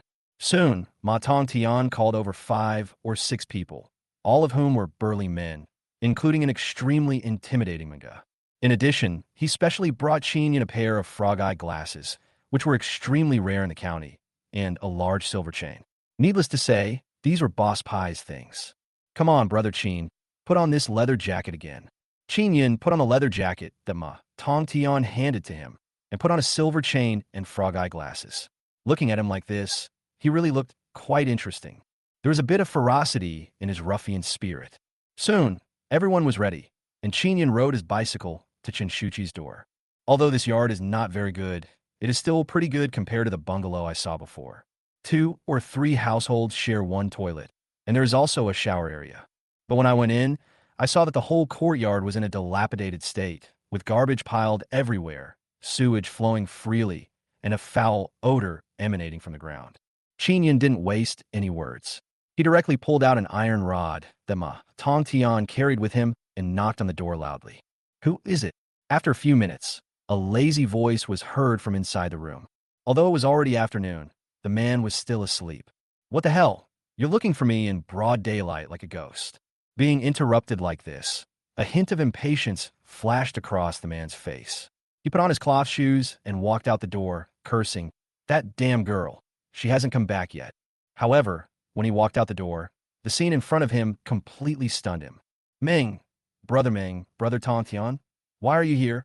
Chen Yi Sepulk, Ko Shusi. He knew how powerful Ma Tong Tian and his men were. Someone had caused trouble in the casino before and almost had his leg broken. Stop talking nonsense. It's not us who are looking for you today. It's our boss who is looking for you. Ma Tong Tian spoke coldly, then made way to the side. Ma Tong Tian's boss. Chun, he was immediately shocked. Ma Tong Tian and the others were already cruel enough. If this was their boss, how powerful would he be? The moment he saw Chin Yun, he began to have doubts in his heart. This boss, is he so young? Before he could say anything, Chin Yun said coldly, "Your name is Chun Yi, right? Your daughter has found a job and will never come home to live with her again. I came here today to pick up her grandmother." Chin Yun did not hide anything. His main strategy was to use his power to suppress others. Chun Yi's pupils suddenly widened. Shuchi hasn't graduated yet, right? How could she possibly find a job? Damn it, did I ask you to? Our boss has everything he says. Mengu on the side immediately stepped forward, pulled out the wooden stick in his hand, and pretended to hit him. Chun Yi quickly shrank his neck and took 2 steps back. Also, I'm telling you, don't bother Chinshuchi anymore. If I find out, I'll break your legs. Chin Yun continued speaking, and Ma Tong Tian behind him felt a little depressed when he heard it. Chapter 131 Success. At this moment, Ma Tong Tian even felt that Chin Yun in front of him looked more like someone who had stayed there for quite some time. Otherwise, there wouldn't be such a fierce force. How was this possible? She's my own daughter. How can I not go look for her in the future? Hearing this, Chun Yi was uncharacteristically unresponsive and said directly, "And you have to take her grandmother away." "That's my mother, my closest flesh and blood." Chin Yun sneered. "A gambler like you, yet you still want your closest relatives? You want to go find Chinshuchi just for her money, right? Now, all the casinos in the entire county are under our control. You have 2 choices. Either never go to a casino again, or do as I say." Although there are some high-end casinos in the county, with Chun Yi's ability, he cannot enter these places. Chun Yi was immediately in a dilemma. After a moment, he suddenly raised his head and said, "I choose the casino. But I have one condition. From now on, when my wife and I go to the casino together, you have to charge me less for the table fee." Hearing this, Chin Yun couldn't help but sigh in his heart. In this world, gamblers are never worthy of pity. If he had been able to come up with another answer, Chin Yun wouldn't have minded giving him a hand, considering that Chinshuchi had helped him in his previous life. This is good for Chinshuchi too. But now it seems that there is no such opportunity at all. He's really a gambling dog. Ma Tong Tian on the side sneered, "I can promise you this, but if you don't do what we agreed with our boss before, I'll break your legs." Chun Yi nodded quickly. Qin Yun waved his hand, and several people immediately came out from the side. They went into the room and lifted Qin Shuqi's grandmother onto the wheelchair that had been prepared long ago. Qin Yun didn't say anything to Chun Yi and just turned around and left. After returning to the courtyard, Qin Yun called Qin Shuqi and sent the two of them to the courtyard they had just bought. Qin Shuqi's grandmother had difficulty moving around, so she let the two of them live in a room downstairs, while Feng Qing lived upstairs. Just as he arrived at the room, Qin Yun saw that the two of them did not bring all their belongings. So he went out again, bought some things, and brought them back. Qin Yun, thank you for helping me so much, but Qin Shuqi's eyes were red with excitement. For so many years, she has always carried the burden of life alone, and no one has ever thought of giving her a hand. Even her biological parents treated her as a money-making machine and never cared about her. But now, Qin Yun has helped her so much. Qin Yun smiled and waved his hands, secretly saying in his heart that he should actually thank Qin Shuqi. In his previous life, if it weren't for her, he would probably have made a big mistake in prison. It's okay. Just draw your pictures well. I make money from your pictures. Qin Yun blinked at her and said with a smile. Qin Shuqi also smiled, carefully took out a painting from the bag, and placed it in front of Qin Yun. This is a painting I just drew. I'm afraid that a simple sketch can't fully express the beauty of the house, so I added some other techniques. Qin Yun took the painting and looked at it. His eyes suddenly lit up. He knew nothing about painting, but the painting in front of him was extremely beautiful. Every line and every texture is drawn vividly, especially the shadows cast by the sun. Although it can't compare to the camera behind, it definitely meets Qin Yun's requirements. It's really beautiful. This painting is very well done. Qin Yun praised sincerely, and then took out a large piece of paper from his pocket. This is the payment for this painting. The extra part is your reward. I hope you can paint like this in the future. It will be absolutely perfect. Qin Shuqi quickly shook his head and refused. Qin Yun has helped her so much. How could she possibly ask for this money again? Here, your grandma just arrived, and she needs money for many things. You can take it first. Qin Yun forced the money into Qin Shuqi's hand and said, there won't be this much money in the future. Qin Shuqi wanted to return it to Qin Yun, but Qin Yun just walked out of the courtyard. At the same time, inside the city, in the Qin family, old Mrs. Qin counted the money in her hand again and again, her face full of worry. Now, there's only more than 30 yuan left in the whole family. If they fail to make money before spending all the money, they will have to return to Qinshui village. And even if he went back, Qin Sihai had already gone in, and there was still no strong labor in the house. Their lives are difficult. No, Grandma, we can't do this. Qin Wentong gritted his teeth and said, I'll ask my second uncle and the others to come back tomorrow and ask them to pay some money every month. This is better than us living off our savings. Old Mrs. Qin also nodded. This was the only way now. And Grandma, I think we still can't let Qin Yun go. Qin Wentong spoke again. Then what can we do? We've argued and thought about it before, but there's nothing we can do. Old Lady Qin wanted to snatch the money from Qin Yun's pocket more than anyone else, but every time, Qin Yun could find a way to slap them both in the face. That was before. Qin Wentong's eyes were deep, and he spoke slowly. Could it be that my great-grandson has some good idea? Hearing this, a gleam of light appeared in old Lady Qin's cloudy eyes. Qin Wentong nodded and said, Grandma, don't forget, I'm a college student now. Qingqing University has a law department. I'll go find some seniors and ask them for help. Maybe they can help us with a lawsuit. Let's take Qin Yun to court and make him pay you child support every month. He was the one who sent my dad to jail, so he has to pay me too. This method really works. Old Lady Qin chuckled and patted Qin Wentong on the shoulder. You are worthy of being my good grandson. This time, I must make that ungrateful wolf pay the price. The two of them smiled at each other, wishing Qin Yun could take out the money right now. At this time, Qin Yun had returned to the courtyard, tidied the room, and cooked some dishes. When Huang Kuan and others came back, they were eating together. Qin Yun specially brought a bowl of rice to Old Man Wei's room.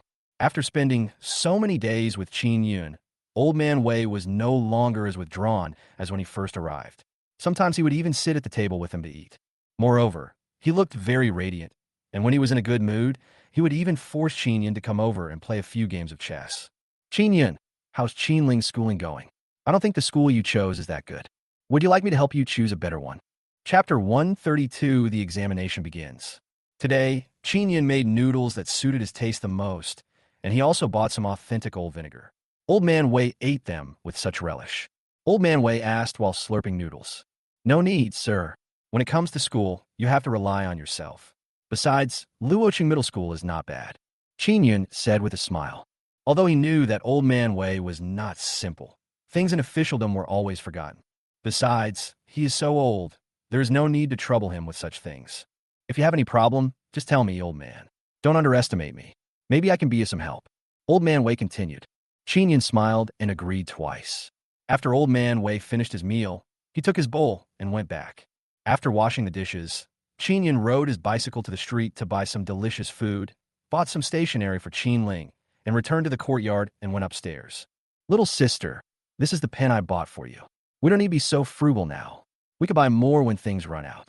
I can still afford to support you. Qin Yun said with a smile. Qin Ling has lived under harsh criticism since childhood and is used to being thrifty. Even when her pencil is almost used up, she still holds it in her hand and is reluctant to throw it away. I see, brother. This pen can still be used. It will be a waste to throw it away. Qin Ling spoke. As the exam is approaching, Qin Ling is studying hard almost every day. Even her meals only take about 10 minutes, and she runs upstairs immediately after finishing them. Don't work too hard. Studying is just one of the options. Even if you don't pass the exam, there are other options. Qin Yun still warned. Don't worry, brother. You've created such great learning conditions for me. I'm sure I'll do well in the exam the day after tomorrow. Qin Ling was very confident that she would do well in the exam this time. Okay, then I'll personally take you there the day after tomorrow, and I'll come find you the first thing you do when you get out of the exam room. Qin Yun said with a smile, then chatted with Qin Ling for a while before returning to his room. The next morning, Qin Yun took the key and opened the storage room. Later, I want to start my own company, and it will not be like the one selling Hawthorne water now, which requires a lot of money. With the implementation of the above policies, Mutai liquor is now hard to come by, and the price on the black market has reached over 20 yuan per bottle. Although it is not as expensive as in later generations, the current prices are not too expensive, so it is undoubtedly the most appropriate to sell it now. Qin Yun left about 10 bottles called Huang Wentian and others, put the wine on the cart, and pushed it to the alley where Boss Pai was. Ma Tongtian was in charge of counting and transporting. Looking at so much Matai, his eyes almost popped out with envy. He remembered how many people called Qin Yun a fool when he spent so much money on wine. Although wine gets better with age, it's just sitting there. If you spend all your money on wine, aren't you living a low life? Now it seems that Qin Yun's investment vision is several times ahead of theirs. Hey, what a rare guest. How come Boss Qin has time to come and sit with me today? Qin Yun had just sat down when Boss Pai said jokingly. Ever since he sent Qin Si Hai and the others in last time, he has never come here to look for Boss Pai again. Qin Yun smiled and said, Aren't you here to talk to Boss Pai about something? Sell all the Matai you brought this time. Hearing this, Boss Pai was stunned. Matai is experiencing a surge in price right now. Selling it now might not be a good idea, right? If you need money, just tell me. I can lend it to you. Qin Yun shook his head. I don't have the habit of borrowing money. In his previous life, Qin Yun had seen too many tragedies where families were broken up and people were killed because of borrowing money. He had wanted to join the big group to go into business, but in the end he lost everything. No matter what era it is, there are only a few businessmen who can make money. And Qin Yun paused for a moment, then continued. Haven't you noticed? Although the price of Matai has increased, people's wages and prices have also increased. Now may not be the best time to take action. Boss Pai thought for a moment and then nodded. Don't mention it. She really hasn't thought about this question. Okay, I'll take all the Matai. I'll sell it to you at 25 yuan a bottle. If I make a profit later, I'll share the money with you. Qin Yun nodded. It was perfect to do business with someone like Boss Pai. But could Boss Qin tell me what profitable business you set your sights on? Let me get a piece of the action. Boss Pai said with a smile. Qin Yun didn't hide anything and said directly, I plan to do some renovations. Furnish? Boss Pai was a little confused. Can't we just find someone to do that? The carpenter makes the furniture, and the painter paints the walls. Why? You want to be a foreman? Qin Yun shook his head. Although Boss Pai is smart, he is still a person of this era, and his thinking is still limited. Food, clothing, housing, and transportation are always people's primary needs. Once they have money, they want to buy good clothes, eat good food, and naturally live in a better place. As for traveling, that's not something you and I can participate in on Earth. So, when it comes to living, if you buy a house, you definitely want to live comfortably. Qin Yun continued. But people nowadays still lack some aesthetic sense. So, I'll design and decorate it, and earn some money from it. Boss Pie nodded, not quite understanding. She always felt that this kind of thing was unnecessary, and people's current concept is to spend as little money as possible. Anyway, I still hope you can make a lot of money. Boss Pie poured Qin Yun a glass of red wine. Celebrate for you in advance. Qin Yun smiled, picked up the wine glass, and drank it all, then chatted with Boss Pie for a long time before returning to the courtyard. His estimation of the times was correct. From accumulating wealth by catching fish to making his first pot of gold, his goal was far more than that. Now that he has been reborn, he will try his best to change everything. Standing at the pinnacle of the times. The next morning, Qin Yun and his younger sister Qin Ling packed up their things together. After checking to make sure nothing was left behind, Qin Yun rode his bicycle to the gate of Luoqing Middle School. Brother, I'm in. I'm sure I'll do well in the exam this time. After waiting for a little after 8 o'clock, Qin Ling nodded to Qin Yun and skipped into the examination room. Qin Yun smiled and waved to Qin Ling, saying, "Don't be nervous. Believe in yourself." Qin Yun waited until his younger sister was out of sight before turning around, getting on his bike, and heading to Qingqing University. As soon as he entered the campus, Qin Yun saw an unexpected figure. It's Qin Wentong. Chapter 133, Shuk Akanaman. There were a few people standing next to Qin Wentong, holding a few books in their hands, and it was obvious that they were full of justice.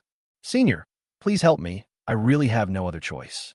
Hiring a lawyer is too expensive." Qin Wentong looked very humble, almost kneeling down to beg the people in front of him. "My grandmother and I are both miserable people. I am from the countryside and have worked very hard to get into university. My grandmother is old and should have been enjoying her retirement, but I never expected something like this to happen. My father did make a mistake, but he was also seduced by others. He can't be blamed for this." Listening to Qin Wentong's words, the senior student standing beside him couldn't help but frown. One of them said, "Junior, logically speaking, we are all alumni, and we should help each other, but we still have classes to attend, and there are many things to learn." A hint of gloom flashed across Qin Wentong's eyes, but he soon put on a smile again. "Senior, please consider this a gesture of kindness. You all have passed the exam to obtain the required documents and are capable of litigating. Besides, if you want to graduate from our school, you also need to have practical activities, right?"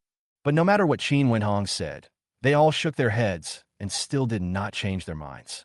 Qin Wentong had already cursed those people in his heart, but he couldn't show it on the surface. At this moment, he suddenly caught a glimpse of Qin Yun's figure. His eyes suddenly lit up. Then, Qin Wentong pointed at Qin Yun and said, "Senior, it's him. He is my brother Qin Yun." But after he made money, he seemed to have become a different person. Not only did he want to separate from us, he also sent my dad to jail. Originally, my dad wouldn't have been sentenced that long, but he had some connections in the city, so he was sentenced to 8 years. Qin Wentong was very smart. He only mentioned the fact that Qin Yun sent Qin Sihai to prison, but did not say that this was Qin Sihai's own fault. As for connections, Qin Yun never used them at all. After hearing what Qin Wentong said, the expressions of several people changed. The senior who had just spoken had his eyes darkened. Is he really such an inhuman thing? It's absolutely true. Qin Wentong saw that there was something going on and immediately spoke up. The senior said coldly, "In that case, I, Zhao Wei, will have to take care of it." People of this era, those who study law, have a scholarly spirit in their chests. Whenever they see injustice, they want to provide help to the best of their ability. A flash of excitement immediately flashed through Qin Wentong's heart. Among these seniors, Zhao Wei is the best student and has experience in representing others in lawsuits. It would naturally be best if he took action. "Wait a minute, senior, that person seems to be Gao Yunshu's boyfriend." At this moment, one of them spoke again, "And I've heard of him. I even held a meeting to praise him before." Hearing this, Zhao Wei hesitated again. How could someone who was praised at a meeting be as despicable as Qin Wentong said? Seeing Zhao Wei's expression, Qin Wentong's heart sank, and after a moment, a smile appeared at the corner of his mouth. Then he walked to Zhao Wei and sighed, "What a pity, it's really okay." "Why is it a pity?" Zhao Wei asked. Qin Wentong said, "It's a pity that Gao Yunshu, who has a perfect figure, appearance, academics, and character, was deceived by this person and lost his way. He sought connections in the county, deliberately gilding himself. Holding a meeting to receive praise was just one of the steps he took. He was like a wolf in sheep's clothing, trying to get close to Gao Yinshu. But Gao Yinshu just fell for it. Qin Wenong looked up and glanced at the expressions of several people. The faces of several seniors have begun to look a little ugly. Gao Yinshu is their recognized goddess, but they never expected that they would be deceived by such a person. I think there's only one way to separate Gao Yinshu from him now, and that's to expose his true face. The best opportunity now is to help me win a lawsuit, Qin Wentong said casually. Do you remember our university's motto? Dare to be the first, be fair and just. Zhao Wei ignored Qin Wentong at first, but the more he thought about it, the more he felt that what Qin Wentong said made sense. Fuck you, senior. This guy's not a good guy. He even dared to deceive Gao Yinshu. Let's fight this lawsuit and expose his lies. One of them finally couldn't help it and spoke directly. Several others also echoed. Zhao Wei finally nodded. Okay, Junior, we promise you this matter. When the time comes, we will organize the materials and file a case first. A smile suddenly appeared on Qin Wentong's face. Now, let's see what you Qin Yun will do. Just as Qin Wentong and a few others turned around and left to do some preparatory work, suddenly, a beautiful figure came from a distance. Gao Yinshu was wearing a light green skirt today. Her skin, like delicate porcelain, extended from the hem of the skirt, which was very beautiful. She was wearing a pair of milky white sandals on her feet, with curved eyebrows and eyes, which instantly attracted everyone's attention. However, Gao Yinshu didn't even look at them. He walked straight to Qin Yun and put his arm around him very naturally. This scene immediately angered Zhao Wei and others. Since when can a liar win the heart of a beautiful woman? Qin Yun noticed the gazes of several people, but he didn't care. After all, when walking with Gao Yinshu, he would often encounter such gazes. Qin Yun, why are you here? Gao Yinshu said to Qin Yun with a smile. My sister is taking an exam, and since I don't have anything else to do, I came to see you. Let's go out for dinner together. Qin Yun spoke. Okay, get out of class just ended, and the food in the cafeteria is terrible. She is indeed a beauty. Even when she is complaining, she looks very pretty. Just as the two were about to walk out of the school, suddenly, Zhao Wei and others blocked Qin Yun and Gao Yinshu. Yinshu, listen to me. Qin Yun is not a good person. You should break up with him as soon as possible. Zhao Wei stared at Gao Yinshu with burning eyes and spoke. Qin Wentong stood aside with a hint of coldness in his eyes. When Qin Yun saw Qin Wentong was also here, he already had a guess in his mind that this matter was most likely Qin Wentong's doing. That's right, Yinshu, you're so beautiful. You can find any man you want. Why waste your time on this man? There's a saying, this kind of man is like a sugarcane man. It's sweet at first, but the more you eat, the more unpalatable he becomes, and the more despicable he becomes. Chapter 134, Becoming the Defendant. Qin Yun sneered in his heart. He was the one who said these words to discuss Qin Wentong, but he didn't expect that Qin Wentong would remember them and use them on him. Just as he was about to say something, Gao Yinshu had already spoken. She changed her usual gentle demeanor and frowned. What happens between Qin Yun and me is none of your business. In my mind, Qin Yun is the most handsome man. What's more, Qin Yun has always been wholeheartedly good to me. I have the ability, and I believe that Qin Yun will not let me down. Also, let me remind you that choosing the wrong friends can sometimes lead to big mistakes. When saying this, Gao Yinshu deliberately glanced at Qin Wentong. She was very smart and realized that Qin Wentong might be the one who was obstructing the matter. After saying this, he ignored what others wanted to say and turned around and walked out of the school with Qin Yun. Looking at Gao Yinshu's back, several people sighed deeply. It seems Gao Yinshu was deceived by this kid. Zhao Wei's eyes fell on Qin Yun, and he said slowly in a deep voice, Gao Yinshu is a good girl. Even if she despises us, we can't let her continue to go astray. Junior, go back and prepare the materials. We will also start preparing to sue him. Zhao Wei turned around and said to Qin Wentong. Qin Wentong immediately nodded in agreement. He originally thought that Gao Yinshu's words would make several people suspicious, but now it seems that there is no need to worry about this. Here, Qin Yun and Gao Yinshu came to the state-owned restaurant and ordered a few dishes at random. After eating, the two walked towards the school. Look at the time. My younger sister should have finished her exams by now. Wait, it's been a long time since I bought clothes, right? As they were walking past the department store, Gao Yinshu suddenly stopped and asked Qin Yun. Qin Yun slapped his forehead. Not to mention, although he usually cares about Qin Ling, but as a man after all, There are always some things that he doesn't consider carefully. Qin Ling had indeed not bought new clothes for a long time.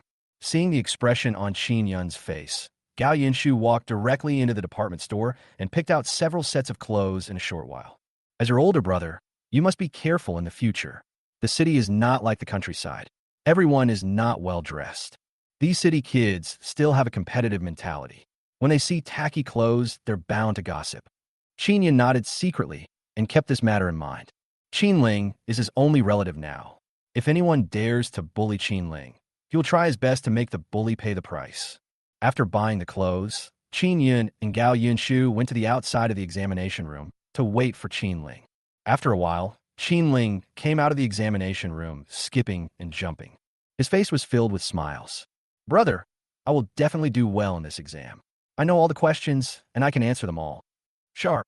Qin Yun praised Qin Ling generously. He patted her head and said, now that you're done with the exam, I'll make you a nice meal tonight and reward you. The current exams are still very simple compared to later ones, and there are only 2 subjects to take. Come here, little sister, this is the clothes I bought for you. You will look great in them. Gao Yinshu handed the clothes in his hand to Qin Ling. Thank you, sister. Qin Ling smiled. When she first saw Gao Yunshu, she didn't have much affection for this beautiful sister. Instead, she had greater hopes for Chen Shuqi, who she spent every day with, because she always felt that Gao Yunshu and they were from a different world. But as they got along better, she realized that Gao Yunshu was a very good person, and more importantly, Qin Yun liked her very much. As they talked, they walked to the farmer's market, bought some vegetables and meat, and returned to the courtyard to cook more than a dozen dishes. Huang Kun and others were also happy for Qin Ling from the bottom of their hearts. After spending so much time together, Qin Ling has become like their biological sister. Although they are making a lot of money now, they still have regrets in their hearts. If I'd studied hard, I would be in college now, right? Little sister, when will the test results come out? Qin Yun asked with a smile. 5 days later, as Qin Ling picked up some food, she said, there are only 5 people taking the exam this time, and the teacher said the grading will be quick. Qin Yun smiled and nodded. When I first found the principal, he also meant the same thing. Because the large-scale entrance examination had ended, there were only a few people scheduled to take the exam later. After the meal, Qin Yun and everyone finished their meal and sent Gao Yinshu back home. Early the next morning, Qin Yun took the money and certificate and went to the industrial and commercial department. Now that we have almost recruited enough people, it is time to register the company. The director and Gao Rui are also watching. He is the first person to try something new, and there are countless people watching him who are eager to try it. If no results are achieved, the private market in the entire county will stagnate. But at this moment, Qin Yun's heart was full of confidence. He believed that he would never be lost in the crowd. When I arrived at the industrial and commercial department, the staff member was a girl with short hair who looked refreshing and capable. Hello, comrade. What business do you want to handle? The woman asked. Qin Yun handed over the certificate. Hello, I want to set up a company. Here are the letters of certification from the director and Director Gao. I also brought other documents. As he spoke, Qin Yun handed the other things to the woman. The woman's eyes suddenly lit up. Their department had actually just been established and did not have many functions. However, on her first day at work, she heard that a young man had just been recognized by the higher-ups. I will come here to handle the formalities and add fuel to the private economy of the county. Thinking of this, the woman couldn't help but look at Qin Yun curiously again. It was strange that he could receive such great favor at such a young age. You will definitely be able to achieve great things in the future. Wait a moment, comrade. I'll handle this for you now. The woman went on to say that although she was envious, the necessary procedures had to be completed. Qin Yun smiled and nodded. With the letters of certification from the director and Chief Gao, it was like having a green light all the way, so he was not worried. Just when he thought it would be done quickly, the woman's voice made him frown. Notice, I just received an official document stating that you are currently a defendant and are temporarily unable to establish a company. Defendant. Qin Yun was stunned. How could he become a defendant when he was fine? Chapter 135 Uncle Gao Helps. Qin Yun then asked, Can I see the document? The woman shook her head. I am sorry, comrade. This is the rule. You're not allowed to see it. But you can go home and wait for the summons. It should arrive soon. Qin Yun nodded, then went out, got on his bicycle, and headed home. Sure enough, just as Qin Yun returned home, a staff member arrived at the door. Comrade, Your name is Qin Yun? The staff member looked up and asked. Seeing Qin Yun nod, the staff member handed the summons to Qin Yun and continued. The court session will be in 3 days. Please arrive on time. Good. Qin Yun took the invoice, walked back to the courtyard, and immediately opened it to read it. Seeing this, Qin Yun immediately frowned. It clearly stated that the plaintiffs were Qin Wentong and Old Lady Qin.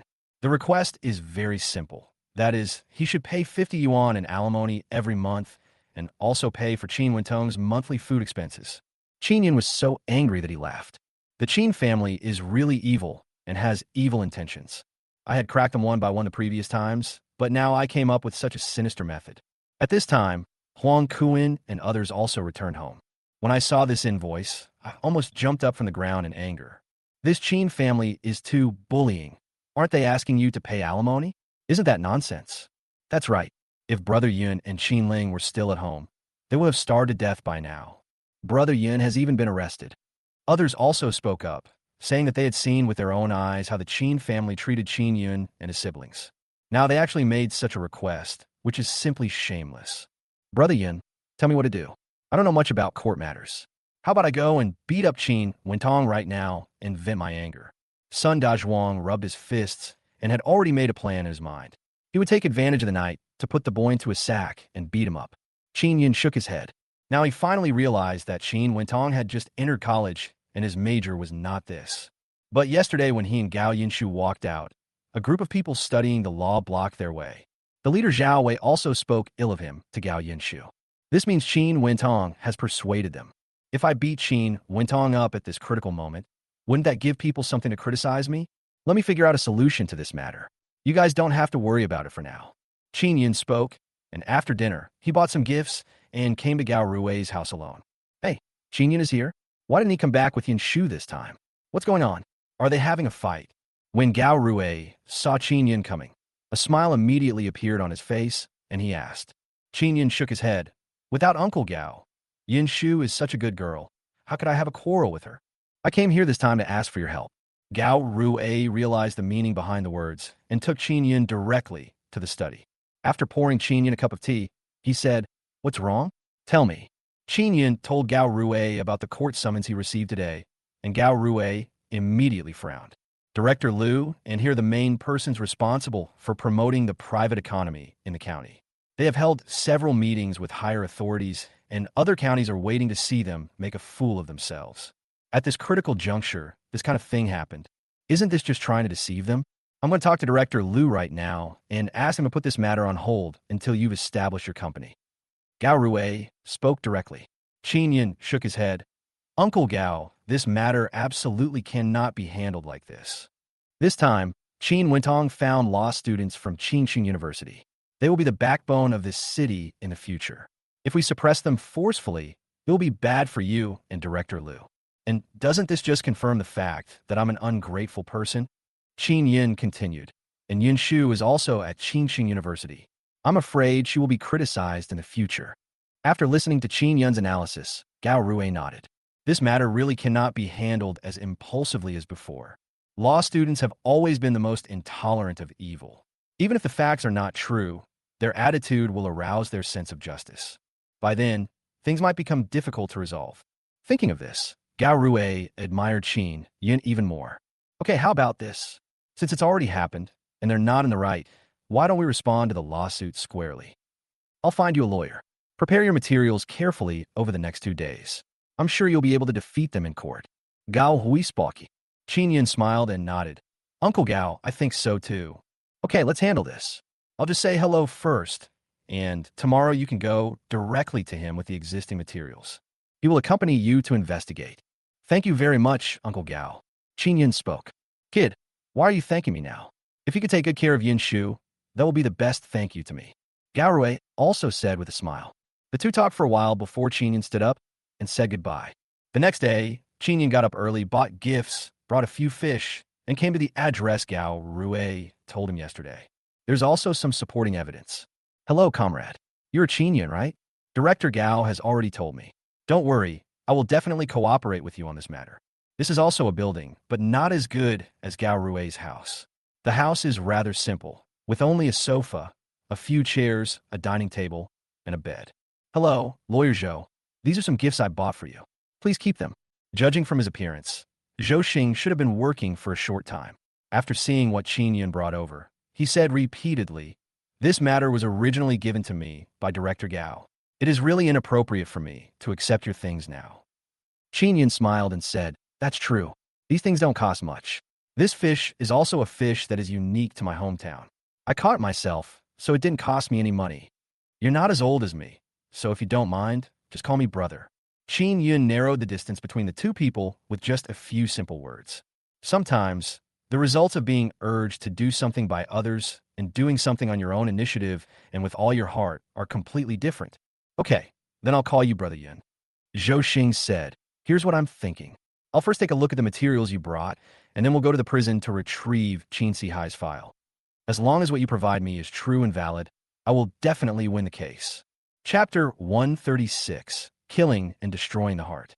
Qin Yun smiled and nodded, then placed the materials on the table. Zhou Xing didn't waste any time. He took out some paper and pen from the side and started taking notes.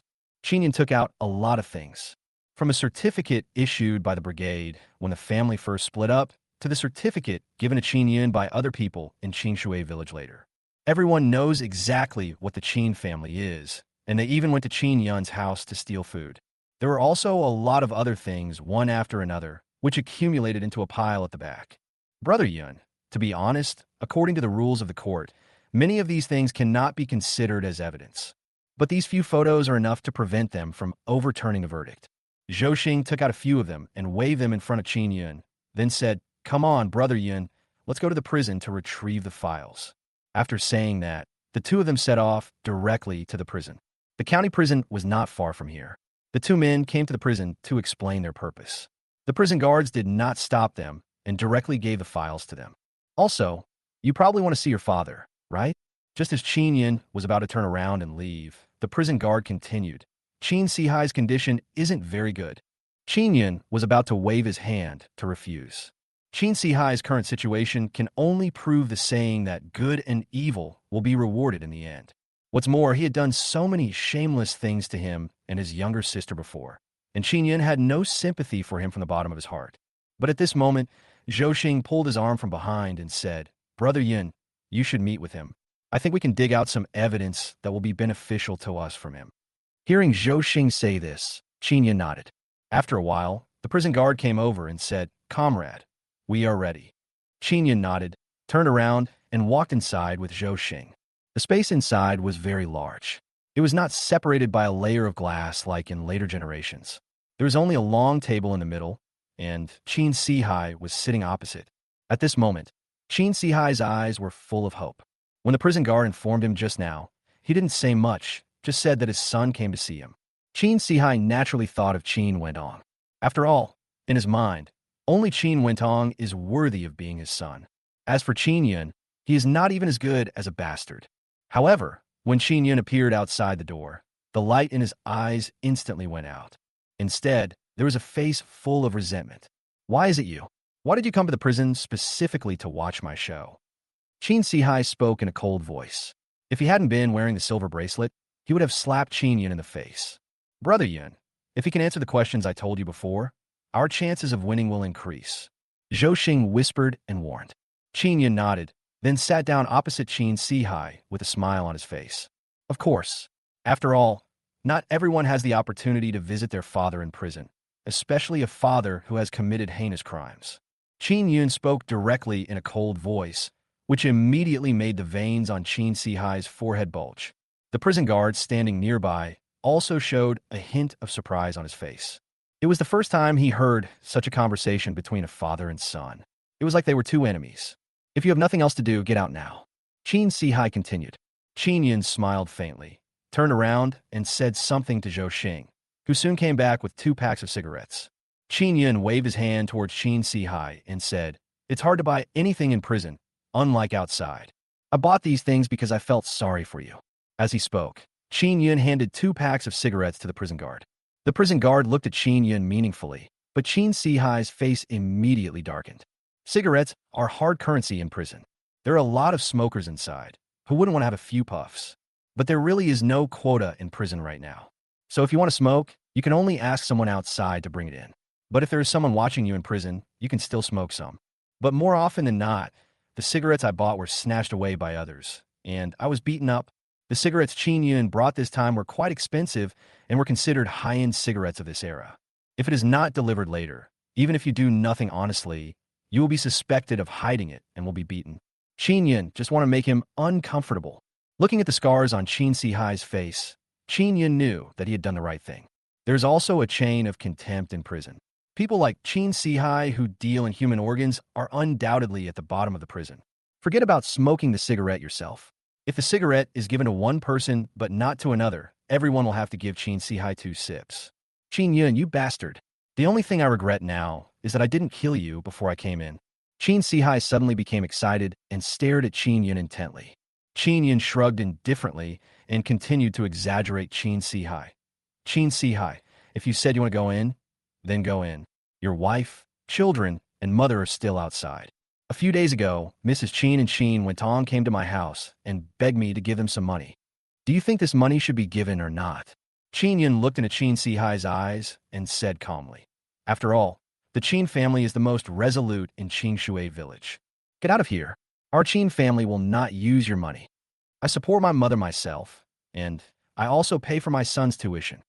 Qin Si-hai suddenly roared. You're a loser who couldn't even get into university. You made a little money by luck, but sooner or later you'll lose it all and be finished. As he spoke, Qin Si-hai stood up and punched Qin Yun directly. Qin Yun quickly dodged backwards. If he didn't have a silver bracelet, he would have been beaten by Qin Si-hai. The prison guard on the side immediately stepped forward and stopped Qin Si-hai. The prisoner was emotionally agitated, so this visit ended early. The prison guard spoke to Qin Yun, although he didn't know what kind of hatred there was between Qin Yun and Qin Si-hai. But Qin Yun's visit was in accordance with the regulations, so he couldn't say much. Qin Yun stood up and said, Excuse me, prison guard. Please give me a few more minutes. I'll have one more word with him, and then I'll leave. After saying this, Qin Yun spoke directly to Qin Si-hai, regardless of whether the prison guard agreed or not. Also, I have something else to tell you. Your good wife, Luo Fengjiao, has passed away and moved into a tenement. Old Lady Qin and Qin Wentong have gone to look for her. But guess what? Luo Fengjiao called another man from the compound and beat them up. Chapter 137, Obtaining Evidence. TSK. Luo Fengjiao is really capable. She's already so popular in such a short time.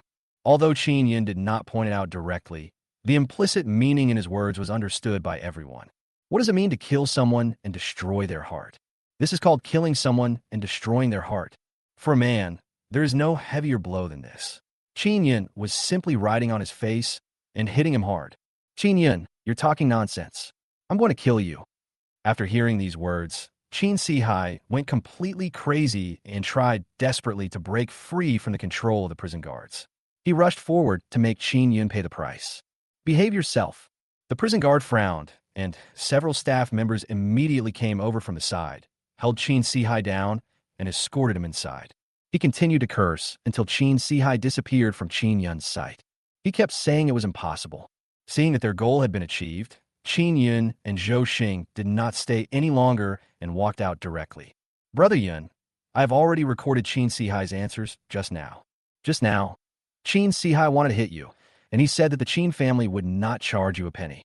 Zhou Xing said, with this kind of evidence, it can serve as a support point. After all, when sentencing Qin Si-hai, there was no mention of depriving him of other rights, only detention. Qin Yun nodded, and Zhou Xing continued. Okay, then I'll go fill out a form and get it stamped. Although there were no cameras or anything like that in this era, there were quite a few prison guards present just now. Moreover, Zhou Xing had his ID with him, and, after showing it to the prison guard, he quickly got it stamped. The two men took the certificate and rode their bicycles towards home. Sugarcane Man, what are you doing in prison? I'm telling you, leave Gao Yunshu as soon as possible. Otherwise, you'll be in trouble after the trial tomorrow. Just as the two of them turned a corner, a group of people suddenly came towards them. The leader was Qin Wentong. Qin Yun narrowed his eyes. It seemed that they were also looking for Qin Si-hai. Among them, Zhao Wei immediately spoke to Qin Yun. Qin Yun ignored him, but Zhou Xing, who was standing next to him, said coldly, Young man, you're a law student. It's your right to defend others, but I still want to remind you. In the legal profession, reputation is paramount. If you win a notorious lawsuit, it won't be good for your future career. I studied law for 3 years. How I file a lawsuit, and for whom I file a lawsuit, is naturally none of your business. I can tell you that I've already filed 3 lawsuits during my university years. I won every single one. Zhao Wei's face was filled with pride. I believe that this time, I will definitely win. Zhou Xing shook his head, but didn't say anything more. After all, some roads have to be walked by oneself to know the ups and downs of life. That's all I have to say. We'll be leaving now. Zhou Xing said this lightly, and then walked forward with Qin Yun. However, Zhao Wei and others arrived at the prison gate. Hello, we are lawyers. This is Qin Sihai's son. He wants to see his father. Zhao Wei spoke to the prison guard. After all, he was just a student, and his investigation of evidence was far less sophisticated than Zhou Xing's, so he didn't even think of looking at Qin Sihai's files. Why are there so many people coming to see Qin Sihai today? The prison guard grumbled, but did not stop them and asked them to wait where they were. This era was different from later generations. There was no rule that only allowed visits a few times a month. Qin Sihai was called out again not long after he went in. However, when he saw that it was Qin Wentong, his expression relaxed. Dad, we're going to sue Qin Yun. Before Qin Sihai could sit down, Qin Wentong spoke directly. Qin Sihai interrupted Qin Wentong and asked, Did you go to see Luo Fengjiao before? Qin Wentong was stunned, but nodded. Dad, how did you know? Qin Sihai's voice became even more urgent. Did Luo Fengjiao hire someone to beat you up? Qin Wentong nodded. Dad, I get angry just talking about this. Didn't you give her more than 100 yuan before? But now we have no money left. So my grandmother and I thought about going to her to get the money back, but unexpectedly, she turned against us and said she would not marry you. She wanted to find someone else in the city. Hearing Qin Wentong's words, Qin Sihai was suddenly struck by lightning. He clenched his fists tightly. He never expected that Luo Fengjiao would be such a woman. She actually took his money and ran away. Moreover, he had not been in prison for long before he went straight to find another man. He is worse than an animal. Dad, I also want to ask, do you have any money left? We already have. Qin Wentong asked again with hope. Qin Sihai was very rich before, and he could easily take out several great Unity banknotes from his pocket. I'm in here now. Where can I get money for you? Qin Sihai's brows immediately frowned. Ever since Qin Wentong came to prison, he had never cared about him. Even when he saw the scars on his face, he remained indifferent. I just asked myself for money. Hearing this, Qin Wentong's face immediately darkened. Junior, it's getting late. Let's start questioning Uncle right away. You don't have much evidence right now. If we don't get any evidence in our favor this time, I'm afraid the subsequent lawsuits will be difficult to win. Zhao Wei frowned and spoke. Qin Wentong seemed to wake up from a dream, and then gave Qin Sihai a wink. Qin Sihai also understood instantly. No matter what, as long as Qin Yun can pay the price, Qin Sihai will definitely be willing to do it. Uncle, I want to ask why you are in prison. Zhao Wei took out paper and pen and asked. Qin Sihai thought for a moment, sighed, and said, Qin Yun, it's all Qin Yun. In fact, I was also deceived by someone and got involved in the current illegal and criminal activities. But my current situation is inextricably linked to Qin Yun. Qin Sihai then spoke, and in his words, he almost put all the responsibility on Qin Yun. Zhao Wei was taking notes frequently.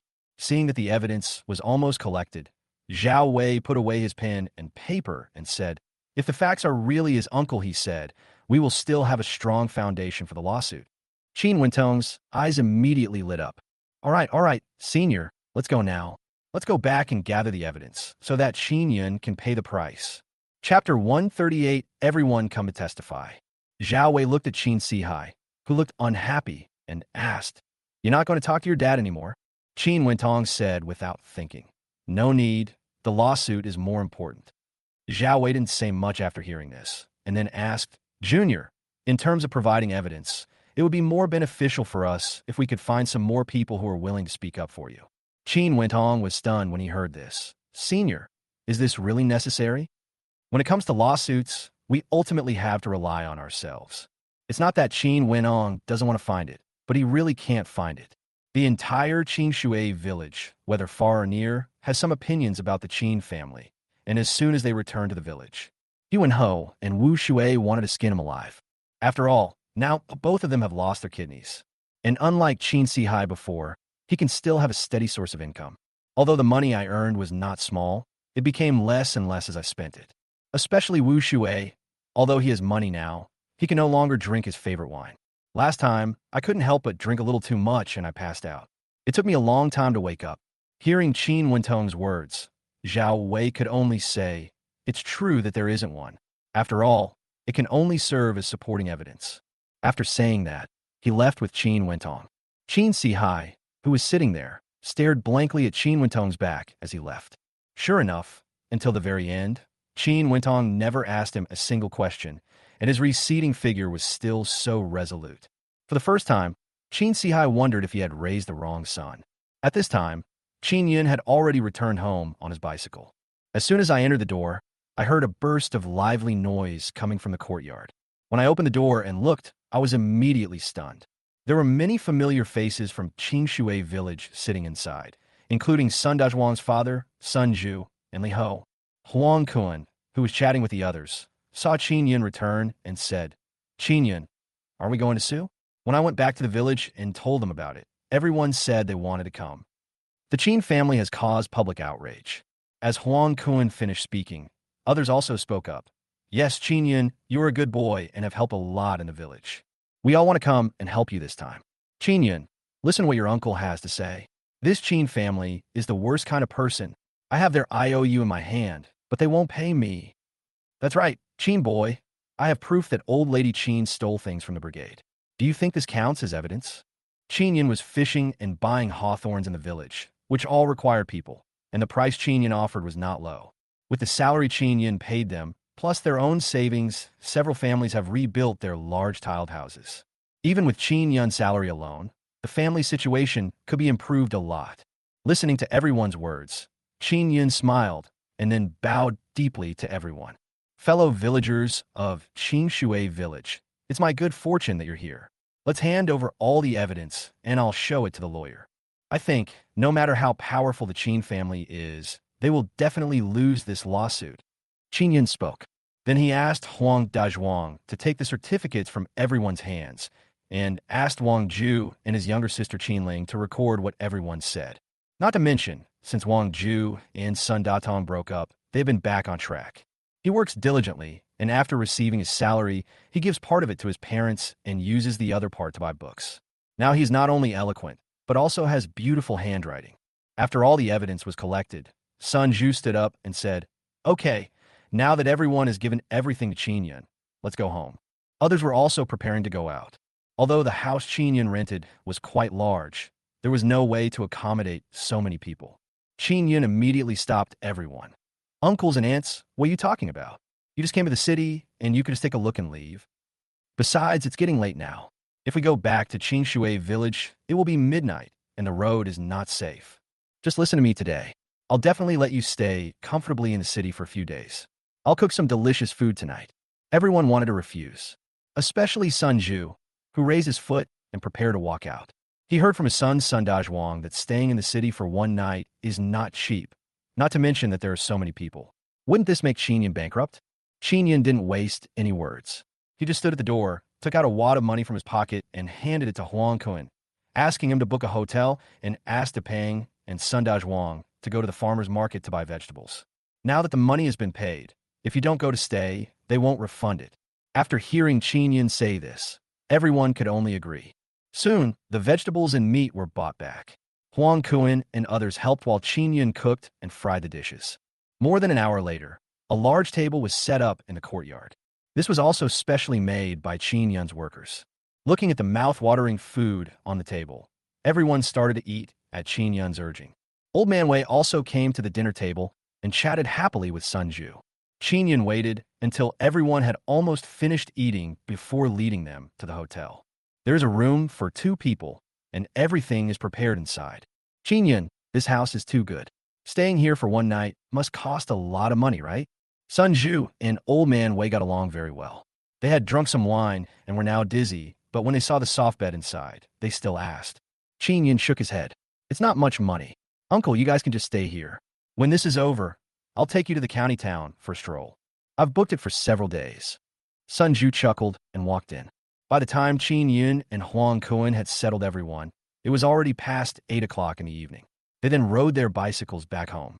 The next morning, Zhou Xing came to find Qin Yun, and the others heard that the lawsuit would be going on today, so they also came to the courtyard early. Everyone then walked towards the court. At this time, Qin Wentong and others just arrived at the door. After seeing Qin Yun leading so many people, Zhao Wei's face suddenly turned ugly. When Qin Wentong was asked to find some witnesses, he kept refusing. But now the other side has found a group? For what he said before, Qin Yun was an unforgivable, ungrateful person. Chapter 139, Court Opening. Zhao Wei looked at Qin Wentong with some suspicion.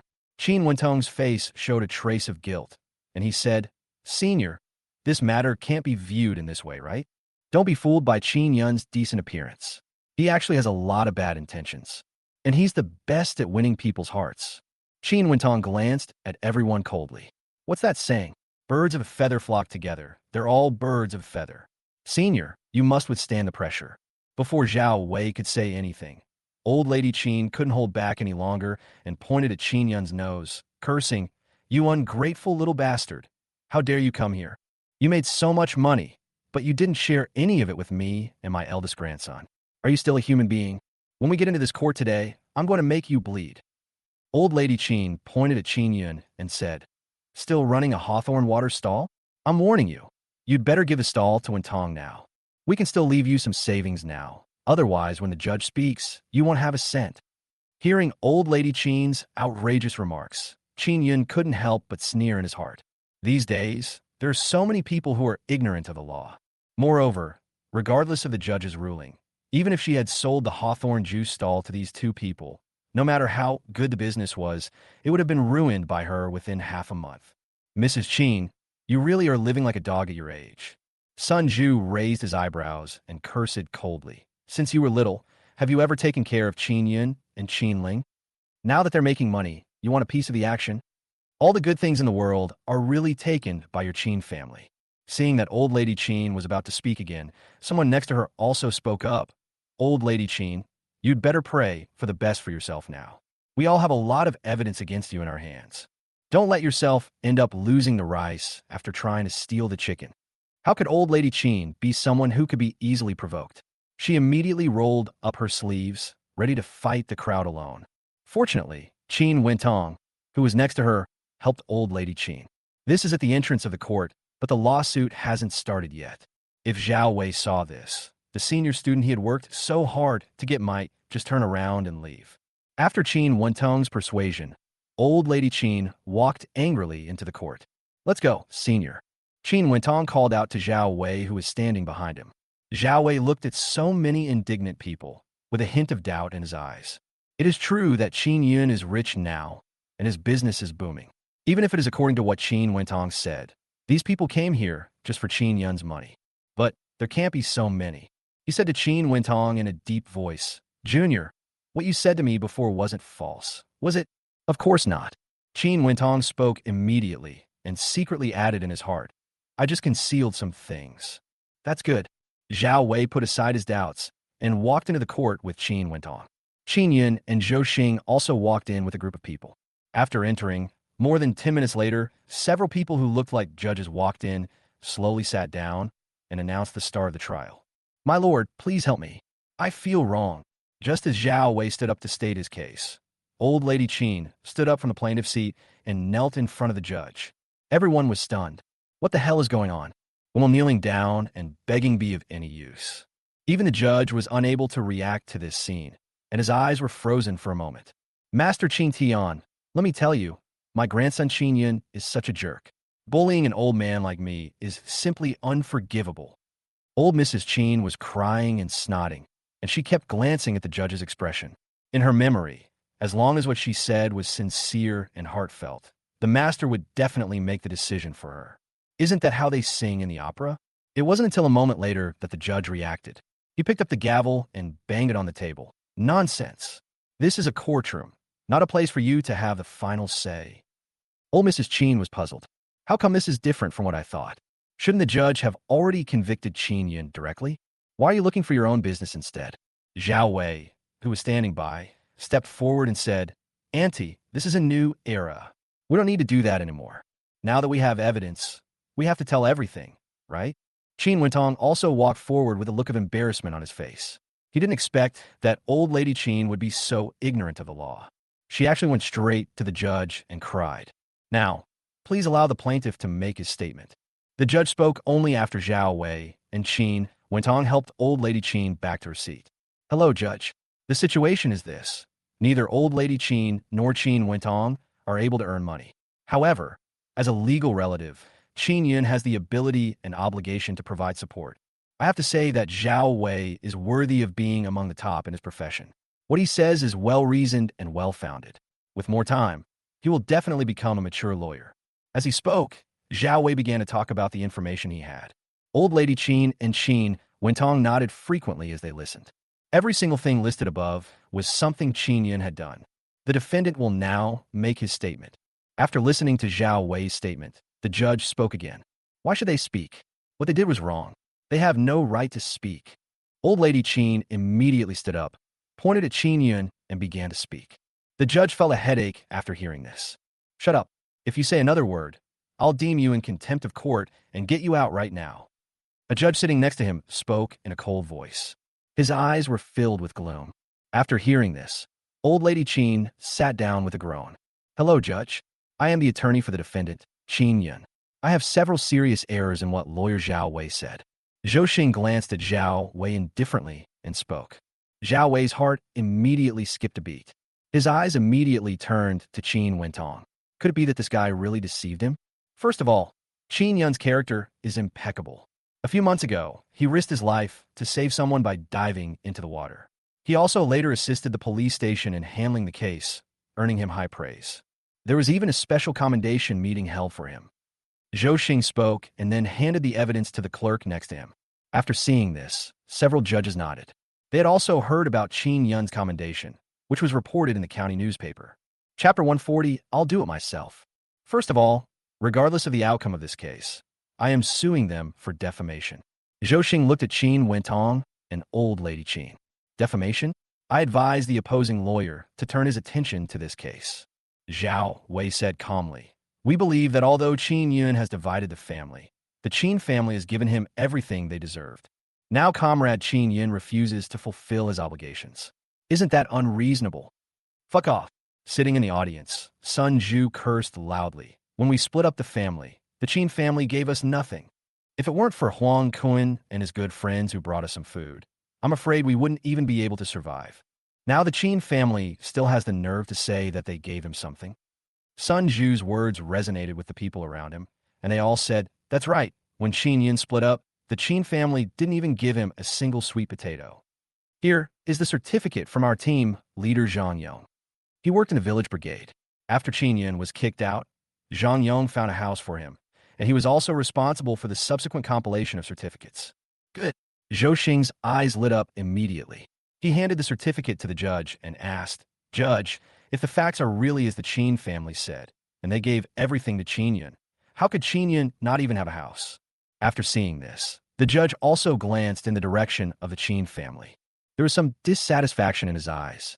Zhao Wei's face looked a little unhappy. It is not a good thing for this kind of thing to happen in court. Qin Wentong did not tell the truth after all. He turned his head and looked at Qin Wentong. Qin Wentong looked at old lady Qin, scratched his head, and said, Oh, I was out when this matter was being handled. It was my grandma who told me about this. She's old, so it's normal for her to make mistakes occasionally. Zhao Wei let out a long sigh and continued. There's another thing. Qin Yun made some money by fishing and bought some food. But when old lady Qin came home and wanted to eat some, but Qin Yun arrested him as a thief and even threatened him to take the Qin family's mule away. You can't deny this matter, right? Zhao Wei then spoke. Qin Yun sneered and said, Comrade Judge, this is indeed the case, but it was not done through any so-called blackmail, and they didn't just want to eat something. They are here to rob. Qin Yun recounted what happened that day. Qin Ling, who was in the audience, suddenly stood up and lifted her sleeve, revealing a scar on it. They are the ones who came to rob us. I never had a single delicious meal when I was at the Qin family before. Qin Ling's eyes were covered with tears. My brother doesn't make much money, so he went to the city and bought me some meat and eggs. He wanted to come back and improve my life. But she and Luo Fengjiao came in and asked for it. I had already given them some, but they were still greedy and snatched my things. There were other people in the audience listening to the trial. After hearing Qin Ling's narration, a hint of anger suddenly appeared on their faces. You can only judge a person by his appearance, but not by his heart. I never thought this old lady could do such a thing. Yeah, that little girl looked so pitiful. She had just earned a little money and finally bought some things, but she tried to steal them. How disrespectful of her elders. Listening to the voices of the crowd, Zhao Wei, who was standing next to Qin Wentong, also frowned. As a lawyer, one must deal with all kinds of people. He knew that what the little girl in front of him said was unlikely to be a lie. And it can only be that old lady Qin lied. If he had known the result would be like this, he would not have taken on the case no matter how much Qin Wenong said. But now, Zhao Wei sighed. The lawsuit had already begun, and he couldn't just leave halfway through. Thinking of this, he had no choice but to speak. In court, the law prevails over emotion. As a member of the Qin family, Qin Yun should shoulder the responsibility of supporting the elderly. Zhao Wei spoke with some difficulty. Qin Sihai has been imprisoned, and his family is also in great difficulty. Zhao Wei's words immediately caused the people below to explode. Fuck, this lawyer is such a piece of shit, right? He's actually defending someone like that.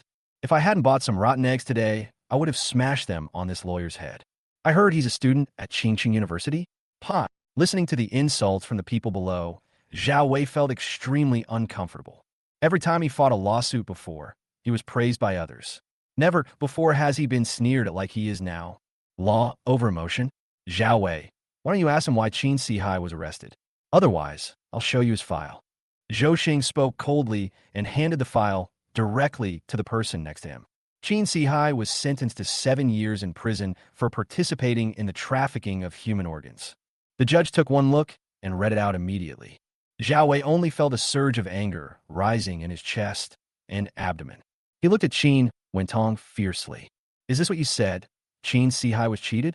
How could he possibly let someone else in and take away someone's kidneys? It's clear that he is blinded by money. Plaintiff, do you have any further evidence to support? As it stands, although Qin Yun has an obligation to support Old Lady Qin, since Old Lady Qin has not fulfilled her obligation to support her, this matter remains open for discussion. The judge spoke. Seeing Zhao Wei remain silent, Qin Wentong became anxious and poked Zhao Wei, saying, Senior, quickly refute him. No matter what, he has to give us some money. That's right. Qin Yun made so much money. Why wouldn't he give it to me? Old Mrs. Qin also came over and spoke. Zhao Wei was almost going crazy with anger. What the hell is this? If someone makes money, should he be given it? He finally understood that the two people's description of Qin Yun was completely false. They wished they could turn into vampires and lie on Qin Yun's body to suck his blood. He really wanted to curse. But after looking at the judge above, he forced himself to suppress his anger. All he could say was, we don't have enough evidence right now, so there's no way we can ask Qin Yun to pay. Can we debate among ourselves? Qin Wentong asked. Can. Zhao Wei nodded and simply sat aside. He really didn't want to offend the two of them. Qin Wenong took a deep breath and took a step forward. It's just a lawsuit. You can just handle it yourself. Chapter 141, A Bite Back. Qin Wentong's heart was full of confidence. Who is he? He is the first college student in Qingshui village. And he also saw it when Zhao Wei was debating just now. There was no technical content at all. Isn't it just talking? He spoke directly to the judge and said, I think Qin Yun is wrong. He is a member of my Qin family. Now that he has made money, he should give it to us. Besides, he was the one who sent Qin Sihai in jail, so he should be held responsible for this matter. When Qin Wentong's voice fell, the judge immediately shook his head. When talking about evidence, one cannot bring in one's own subjective emotions, but Qin Wentong just said, I think now. It's complete nonsense. Just as he was about to say something, Qin Yun and Zhou Xing smiled. What the judge just said is still open to discussion, which means that Qin Yun may still have to pay some money. Because the law is the law after all, and he is indeed the grandson of Old Lady Qin. But now, without saying a word, Zhou Xing directly took out the record of his conversation with Qin Sihai in prison. Please look at the second page, Judge. It states that Qin Sihai has voluntarily waived his obligation to support Qin Yun. As for alimony, there's no question about it. The judge picked it up and saw that it was stamped by the police station, so there was indeed no problem. Qin Wentong was stunned when he saw it. Did Qin Sihai really say this? Isn't this harming people? Furthermore, Qin Sihai has shown violent tendencies many times in prison, even attempting to attack Qin Yan. They don't look like father and son, but rather enemies. Zhou Xing continued calmly. Furthermore, I still have no regrets about the past events. I certainly didn't take on any obligation to support Qin Yan. In addition to the current evidence, Qin Wentong was also able to earn money through part-time work while in school. As far as I know, the Qin family owns a house in the city, and it's quite large, larger than the houses of ordinary people. Zhou Xing's words are full of gems.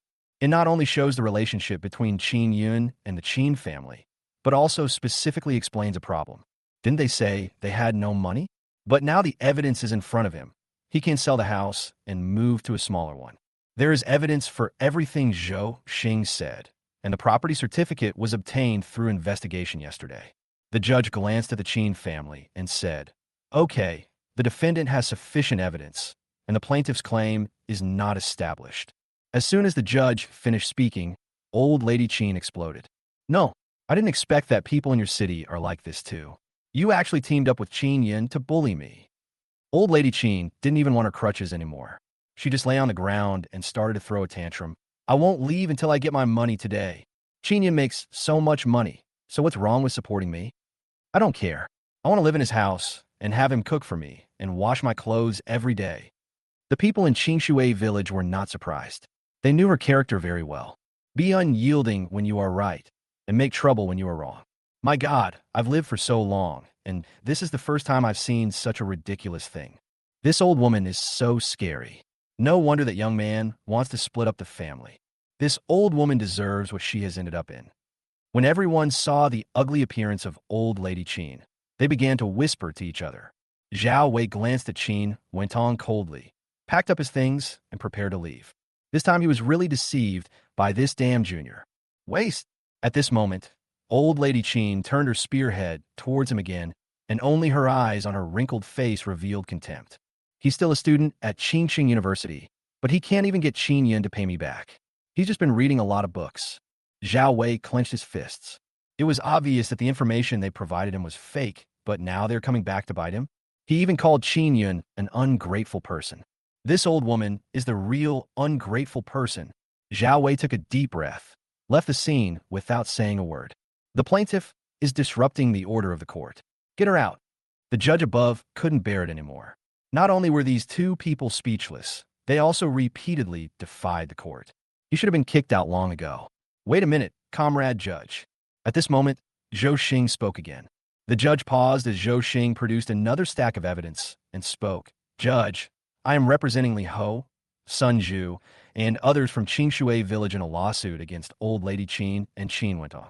After hearing Zhou Xing's words, Qin Wentong, who was originally supporting old lady Qin and preparing to walk outside, was stunned.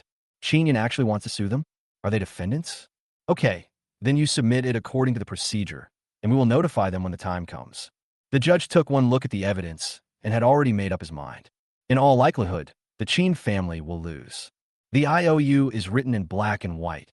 No one can escape. Qin Yan, you're going too far. You're actually suing us? Don't you think we're suffering enough? Qin Wentong couldn't help it and yelled at Qin Yun. Qin Yun was amused. This meant that the officials were allowed to set fires, but the people were not allowed to light lamps.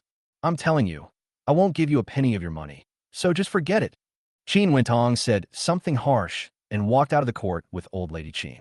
The people in Qingshui village immediately became indignant. The Qin family had borrowed money for more than a day or two, so they didn't actually have much hope in their hearts. Everyone, rest assured, as long as we win the lawsuit, everyone's money will be recovered. Zhou Xing smiled and spoke to everyone. After all, they have such a big house. If they don't want to give it, we can apply for compulsory execution. When they heard Zhou Xing's words, smiles appeared on everyone's faces. He is a lawyer and had just won a case, so everyone trusts him. Seeing that everyone had left, Qin Yin did not stay and walked out with Zhou Xing.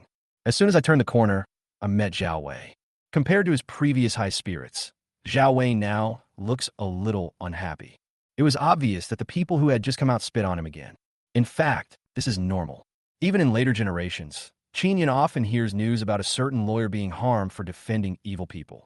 There were even lawyers who lost their lives because of this. Zhao Wei is already considered good. Chun Yuan, I am sorry. It's because I listened to Qin Wentong's lies that I spoke ill of you and will sue you. Zhao Wei said, now I know it's not easy for you and your sister to survive in the county town after leaving the Qin family. I sincerely apologize to you here. Chapter 142. Find a second uncle? Qin Yun nodded, waved his hand, and said, it's okay. Just be careful of Qin, went on from now on. He's very good at confusing right and wrong. He even used sweet words to deceive another girl before. Brother Qin, don't worry. Besides being a law student, I'm also the leader of a Qingsheng University club. If he can live comfortably in the university, I won't be named Zhao. A flash of anger crossed Zhao Wei's face. I will definitely write this incident down in detail in the school newspaper. Qingsheng University's school newspaper is very famous, and Zhao Wei has a considerable influence. It seems that it is indeed difficult for Qin Wentong to spend his 4 years in college happily. Junior, don't mind what others think of you just now. Zhou Xing also spoke up. We are lawyers. The true mission and value of lawyers is to pursue legal justice on the basis of protecting the legitimate rights and interests of the parties. People may wonder why we should defend a person who has committed such a heinous crime, but please remember one thing. We are not gods and cannot understand everything. What if that person has been wrongly convicted? Even if there is a slight possibility, we must defend him, and only through procedural justice can we get infinitely close to substantive justice. Let me ask you a very simple question. If you were to commit a crime one day, would you want a lawyer to defend you? So-called human rights mean that here, we are still willing to give a person who has committed a heinous crime a chance to prove his innocence. Zhou Xing's words were very profound. He saw the fire of justice in Zhao Wei's heart, so he said such words. Thank you, senior. I understand. Zhao Wei thought for a moment, nodded deeply, and spoke seriously to Zhou Xing. Zhou Xing nodded. In the legal profession, sometimes you need to have a strong spirit.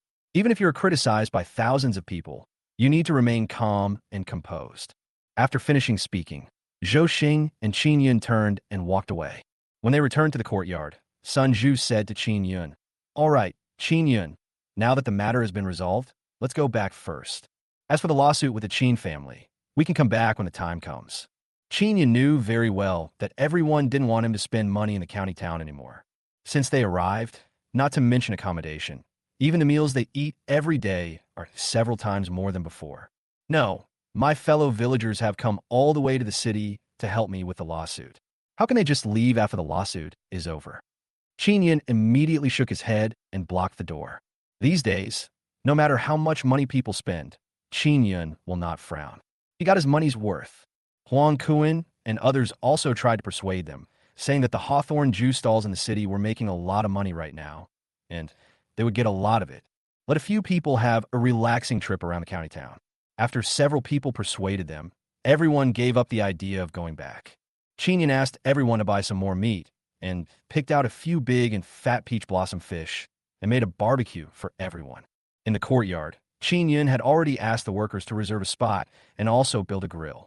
A group of people were happily eating and grilling at the same time. Considering that Old Man Wei couldn't eat such greasy food, Qin Yun also specially left some vegetarian dishes.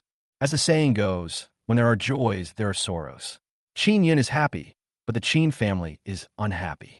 Even when Qin Wentong brought old lady Qin back home, she was still cursing. In her mind, her acting skills were so good that the judge should naturally let Qin Yun give her the money. Grandma, please stop making trouble. We're going to be sued. Qin Wentong finally couldn't help it. Just now in court, old lady Qin had made the two of them look bad. Especially at the end, he even insulted Zhao Wei. Seeing Zhao Wei's eyes when he was leaving, he knew that these 3 years would not be comfortable. Old lady Qin was filled with rage. It's all because of your awful idea. We were suing Qin Yun, but now those poor bastards from Qingshui village are suing us instead. We owe them at least 20 bucks. There are only 50 or 60 yuan left in the house now.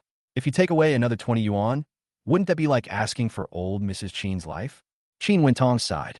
He didn't expect the result to be like this. So what should we do next? Are we really just going to sit there and wait for death? Old lady Qin spoke and said, as the saying goes, it is easy to go from frugality to extravagance, but difficult to go from extravagance to frugality. In such a short period of time, old lady Qin has already discovered the benefits of living in the city. Let her go back to Qingshui village to drink sweet potato porridge? This is worse than killing her. Now I can only go find my second uncle and the others. Chin Wentong whispered. If they could move in, everything would be fine. Old Mrs. Chin also nodded. After the two of them discussed it, they headed straight for the courtyard rented by Chin Erzhan. As soon as she entered the compound where they were, old Lady Chin couldn't help but cover her nose and asked, "What's that smell?" The two arrived at the right time. Chin Erzhan and his second aunt had just returned from work, their faces full of fatigue. It is true that you can make money in the city, but it is also true that you are tired. Second uncle, are you back? Seeing the two people coming back, Chin Wentong forced a smile and asked. Chin Ershan's face instinctively showed a hint of wariness. He heard that Chin Sihai had been arrested and sentenced to more than 7 years. Now that these two people have come to his house, could they be asking him for money? Chin Erzhan immediately waved his hand and said, "Mom, even though my wife and I work in the city, we are temporary workers and we really don't have any extra money. Otherwise, we wouldn't be renting here." Old Lady Chin rolled her eyes at the two of them and said, "I know you two ungrateful bastards won't pay. I came here to let you two live in our house together. Just give me the money every month." Chin Erzhan and his second aunt looked at each other. "Uncle, don't worry. The house is very big and can easily accommodate the four of us. Besides, the facilities inside are much better than here. There are places to take a shower and go to the toilet." Chin Wentong also spoke. "Mom, it's okay for us to move in. You see, we are a family, and it's a good opportunity for us to reunite in the city. When the time comes, you can give me the money, and I'll let my wife cook so we can eat better." "What?" Old Mrs. Chin immediately became anxious. Judging from what these two people said, they're not going to take the money? "No, you have to pay me. Otherwise, what will I eat every day? And you have to buy me a roast chicken every week." When Chin Sihai was rich before, Old Lady Chin would buy one to eat almost every 3 or 2 days. Chapter 143. It wasn't my test.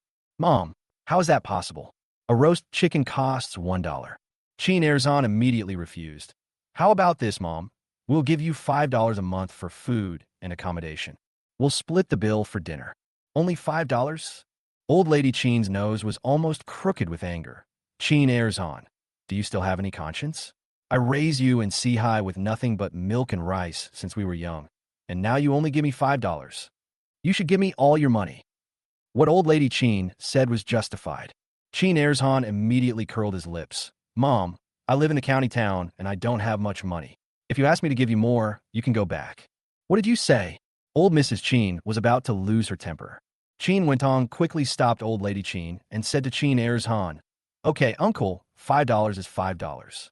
But we have to pay 2 months' rent first, so we can buy some things, right?" This time Chin Erzhan did not refuse. He walked back to the room, took out a stack of money, took out 10 yuan, and handed it to the two men.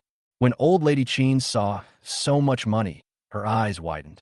"I wish I could grab all the money right now. Second uncle, pack up your things and come anytime." Chin Wentong spoke to Chin Erzhan again, and then pulled Old Lady Chin outside. The next day, Chin Yin got up early and walked towards Luoqing Middle School with his younger sister. Today is the day when the results come out.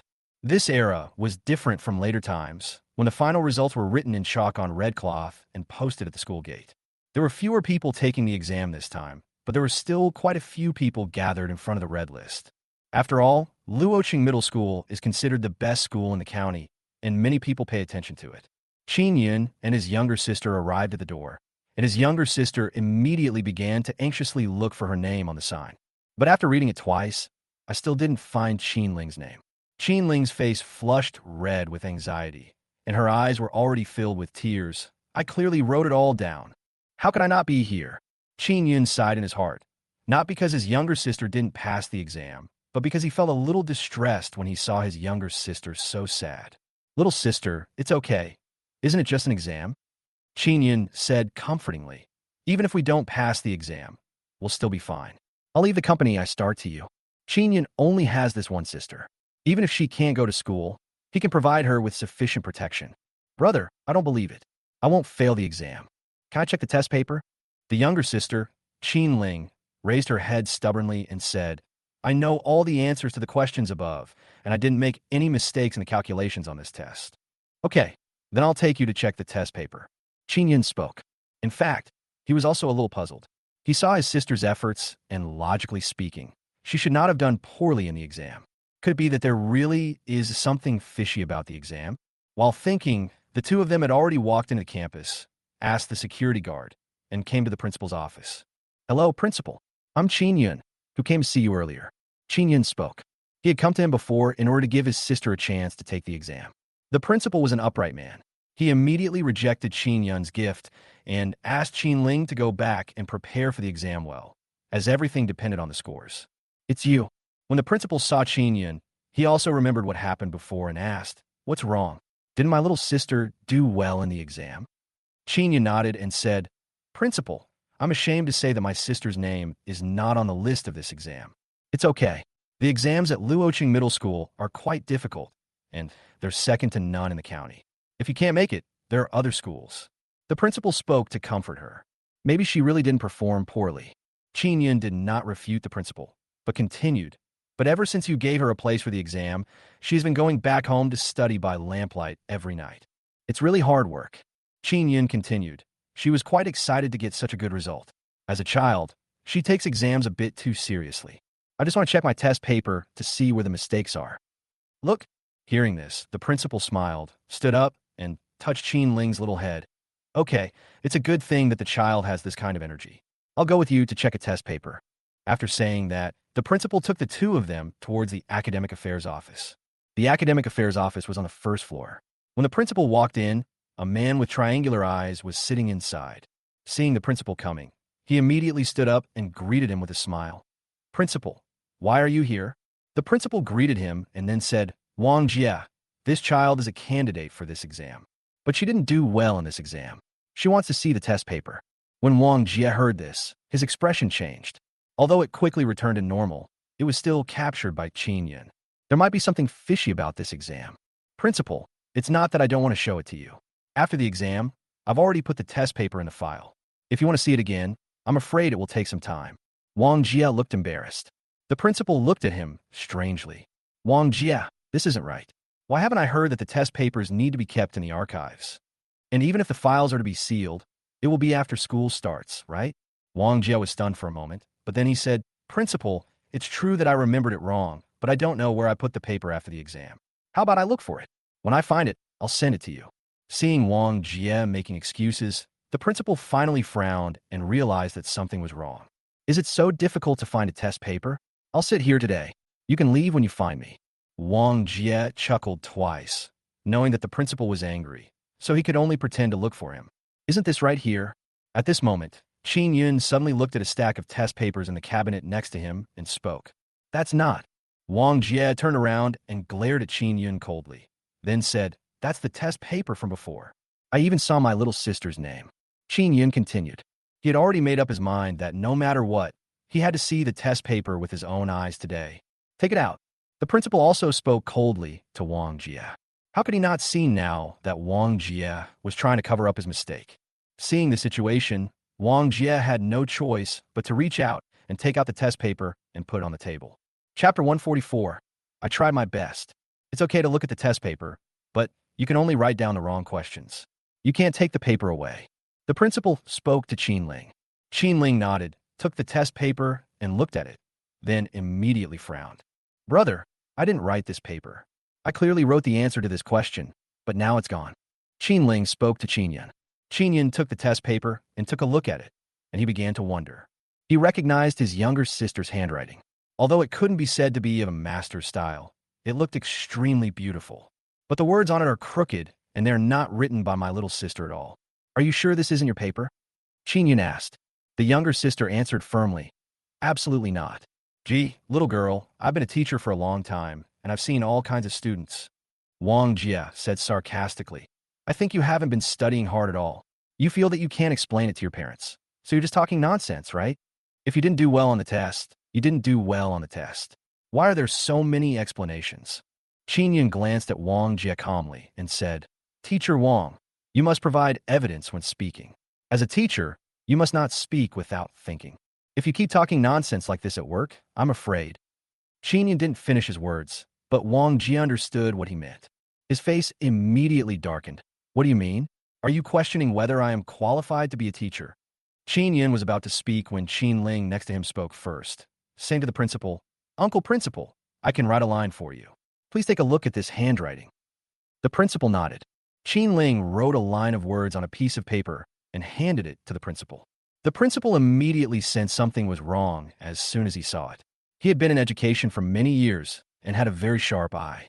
This handwriting was definitely written by Qin Ling normally. Well, let me give you another question. The principal spoke, then took out a piece of paper, wrote another question on it, and gave it to Qin Ling. Qin Ling took a look, and without even thinking, she took out a pen and started writing. After a while, the answer was written out. The principal glanced up and was a little surprised. The questions he asked were not simple. Even the senior students had to think carefully. But Qin Ling wrote it directly. Come and look. Which one of these papers is yours? The principal said, if I can confirm that someone switched the items, I will definitely not let them off easily. After saying this, the principal glanced at Wang Jie.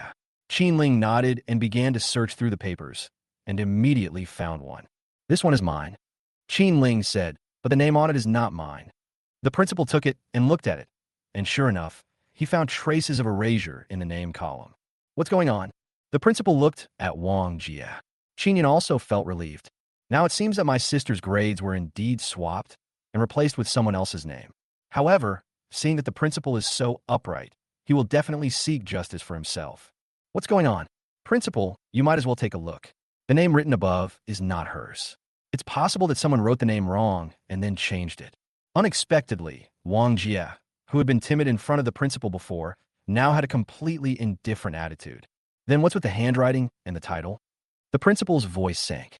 If you can easily solve a question of this difficulty, how could you fail to solve the one on the test paper? Wang Jie, at least open your eyes when you speak. Then I don't know. Maybe she has encountered this question by chance. Wang Jie said, Principal, why don't you go back first? I will give you an explanation later. Speak now. I never thought something like this would happen in Luoqing Middle School. If you don't give me an explanation today, I will report it to the higher-ups and have you fired. The principal was also angry. Influenced by his family, he has always been fair and open in doing things, but he never expected that someone would be so harsh on him right under his nose. In this era, teachers are assigned by the Education Bureau, and even the principal can only be given a job through feedback. Okay, principal, why don't you wait for me for a moment? There was no sign of nervousness on Wang Jie's face. Instead, he said something to the principal, turned around, and walked out, leaving the angry principal in the room. Qin Yan, don't worry.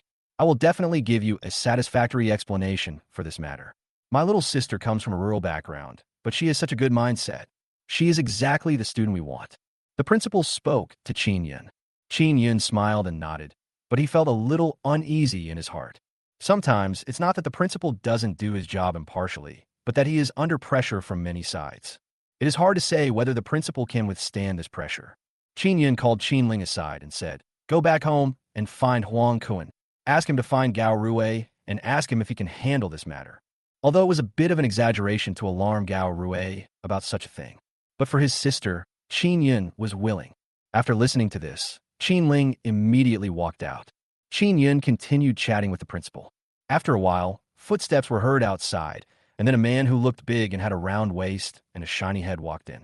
Wang Jie also followed behind. Principal Lu Feng, listen to me. This is all a misunderstanding. When Lu Feng saw this person, he was about to speak, but was interrupted by this person. After saying this, he called Lu Feng outside. Suddenly, a fierce quarrel broke out outside. However, Qin Yan did not go out to see. About half an hour later, Lu Feng came back. His face looked very unhappy, and there was a hint of guilt in his eyes as he looked at Qin Yan. But Wang Jie next to him had a smug look on his face. Qin Yan, I'm so sorry. We can't accept Qin Ling. Lu Feng said in a low voice, I'll write you a letter of recommendation when I get back. Otherwise, you could go to Xinqing Middle School. That's a good school, too. Looking at Lu Feng's expression, Qin Yan sighed inwardly, but still walked forward, shook Lu Feng's hand, and said, I'm sorry to bother you, Principal. You've done your best. I told you, if you didn't do well on the test, you didn't do well on the test. There's no need for so many excuses. At this moment, Wang Jie's sarcastic voice sounded again. Obviously, he was still upset about Qin Yan's ridicule of him just now. He's not worthy of being a teacher. I'll make sure your sister can't even get through the school gate. Chapter 145, It's Not Hers. Qin Yan glanced at Wang Jie coldly, and a surge of anger rose from his chest. It was clearly him who was behind this matter, but now he is using this as an excuse to mock them.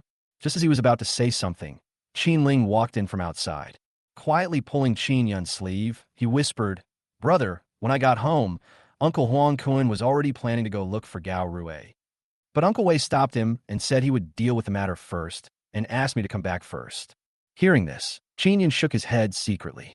Judging from the current situation, the person behind Wang Jie should be quite powerful.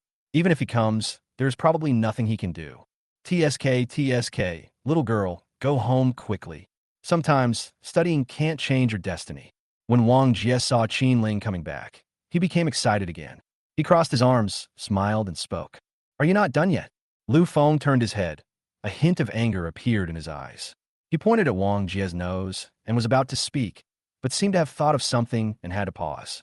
After glaring at Wang Jie fiercely, he squatted down and said to Qin Ling, "Child, don't listen to him. You are very smart and study very hard. You will definitely be able to get into a good university and become a pillar of society." Qin Yun also noticed that Lu Feng had just argued with the two of them for a long time because of Qin Ling, but in the end the result was that he couldn't even twist his thigh with his arm. "Let's go now. Luoqing Middle School is not a place you can attend." Wang Jie spoke to the two of them jokingly, then stepped aside and looked at Qin Yun with a mocking look in his eyes. Qin Yun glanced at Wang Jie coldly. Since Gao Rui didn't come today, he really had no choice but to come back another day. After all, his power alone was too weak. Little sister Qin Ling also knew the dilemma in her brother's heart, so she sensibly did not argue with Wang Jie. She took Qin Yun's hand and prepared to walk outside. "Qin Yun, look at how cowardly you are. You've been bullied to the point of being bullied, yet you still don't dare to say a word." At this moment, a deep voice rang out. Everyone turned around and saw a slightly hunched figure standing outside the door. It's old Manhwa. Qin Ling worked so hard to get into this middle school, and now all she has to do is go home because of a bunch of bullshit from you. Where in the world is there such a bullshit logic? Old Manhwa was dressed very smartly today. His clothes were very well ironed. He was wearing a pair of leather shoes, and there were traces of his recent shave on his face. Obviously, he came prepared. But what old Manhwa said was not very pleasant to the ears. He kept calling bullshit and almost poked Wang Jie in the face with his finger. I also know what happened just now. They changed Qin Ling's name to someone else and didn't allow her to go to school. Your Luoqing Middle School is in deep trouble. Old Manhwa didn't pause and looked at Wang Jie coldly. You are the head of the academic affairs office of this school, right?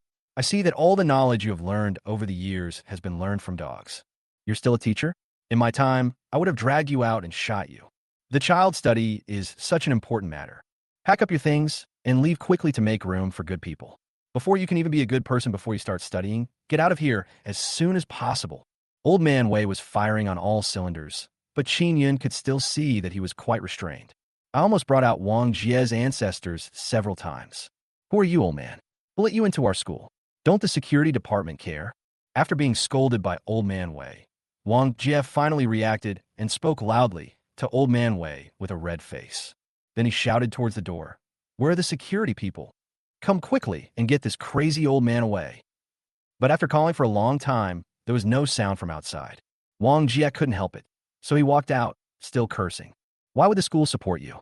You're just a bunch of freeloaders. Wang Jie didn't finish his words before his voice stopped abruptly, like a goose with its neck strangled. You, why are you here? Wang Jie's voice was trembling. The person who came was actually the head of Luocheng Education Bureau, Lei Guosheng. Lei Guosheng lives up to his name, with a square face and thick eyebrows, looking intimidating without even being angry. You're just the head of the academic affairs office, and yet you have such great authority. Do you think an ordinary student would be kicked out of school on the spot? Lei Guosheng looked at Wang Jie, his eyes full of coldness. No, I'm a teacher after all. Lei Guosheng didn't even look at Wang Jie. He walked straight into the academic affairs office and found a chair to sit down. At this time, the fat man who walked in with Wang Jie had beads of sweat on his forehead.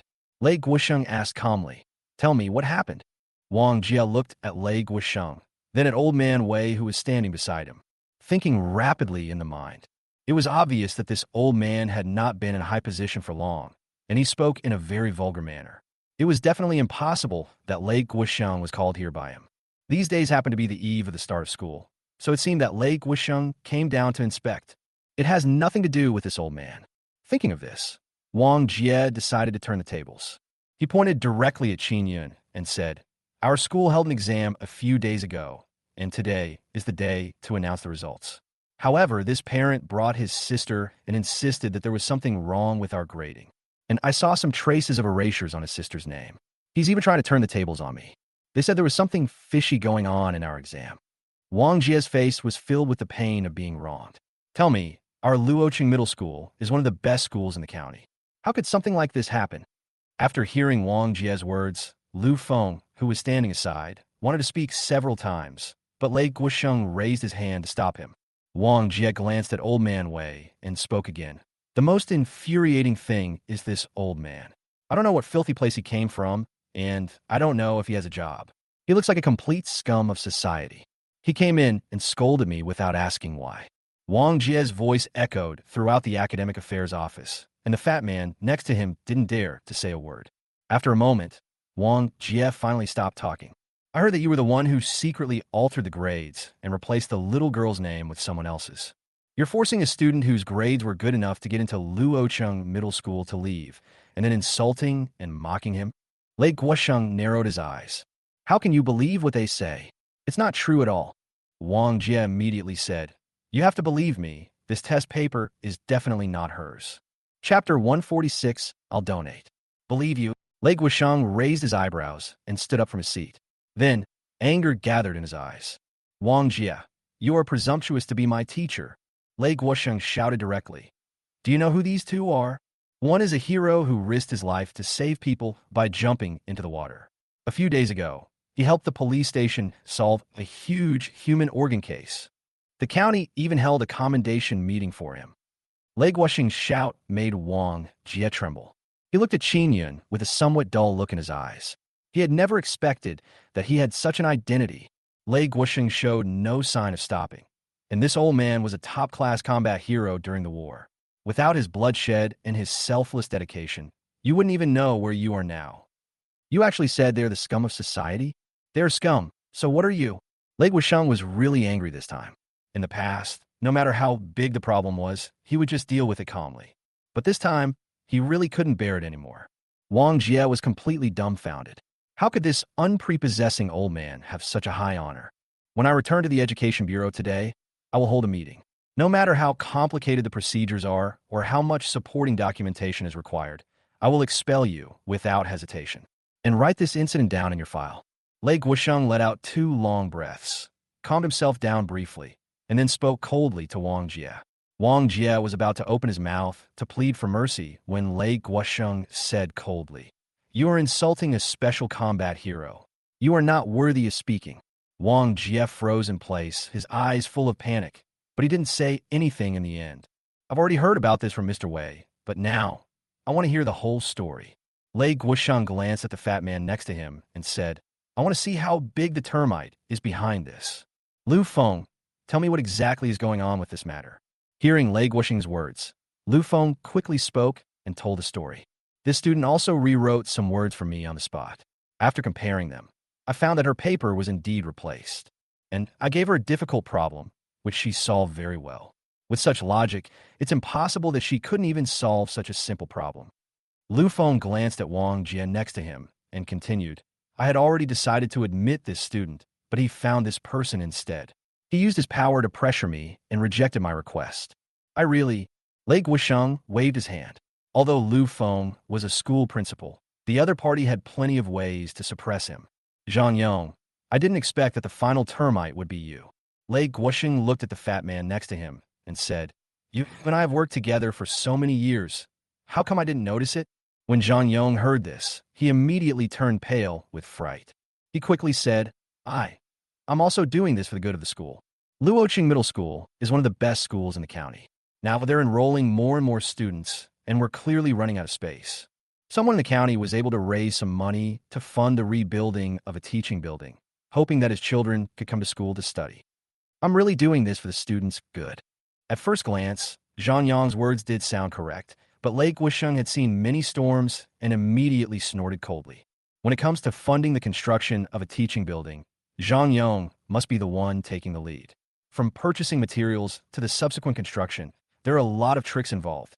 The person who expressed this idea borrowed the name of Zhang Yong's Education Bureau, and it was the two of them who lined their own pockets.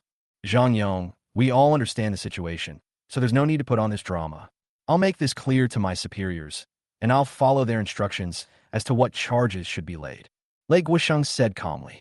Zhang Yong's face was pale. He knew Lei Guosheng's temper. Once he made up his mind, there would be no room for maneuver. After a moment of silence, he stood up and said, Lei Guosheng, you are confused. As the head of the Education Bureau, he actually gave up other students for one student.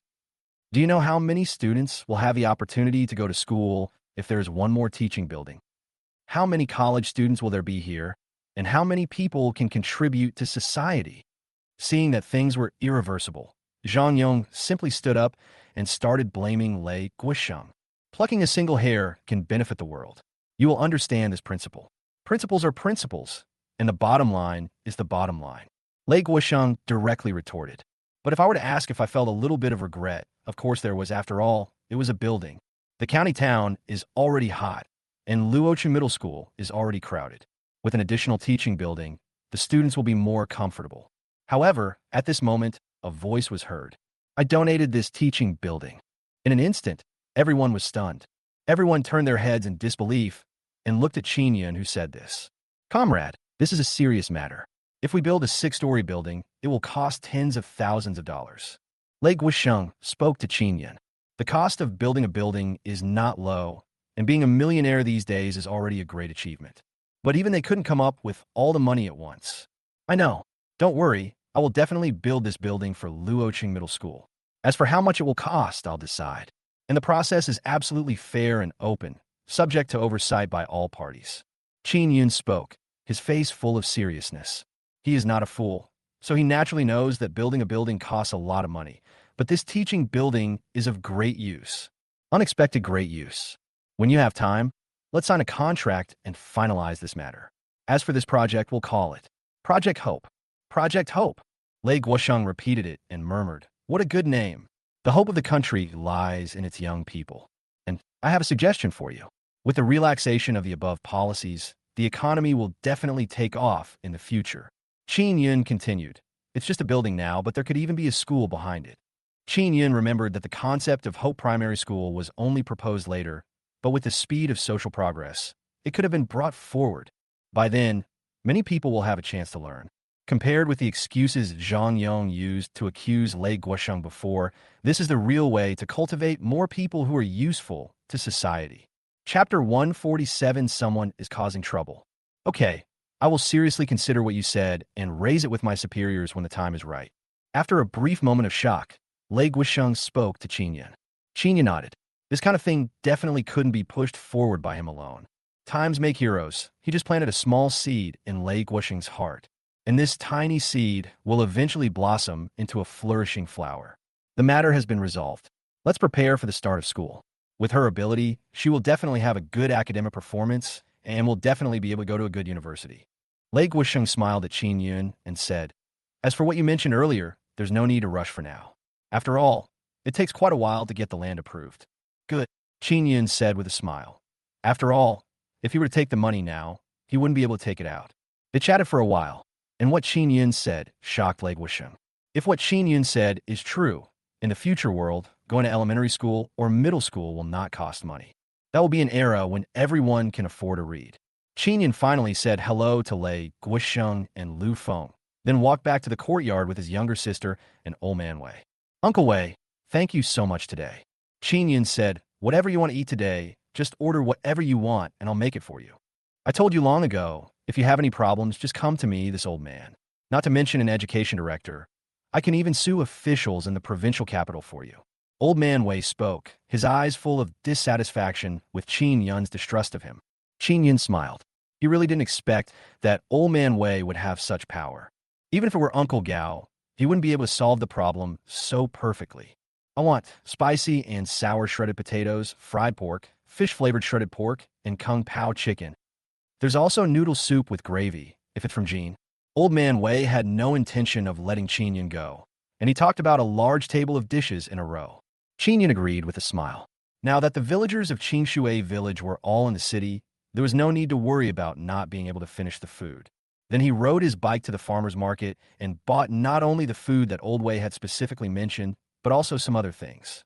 After returning home in the evening, Huang Kuan specially left some hawthorn water for everyone to taste. Old Man Wei was the happiest among them and ate a lot more than usual.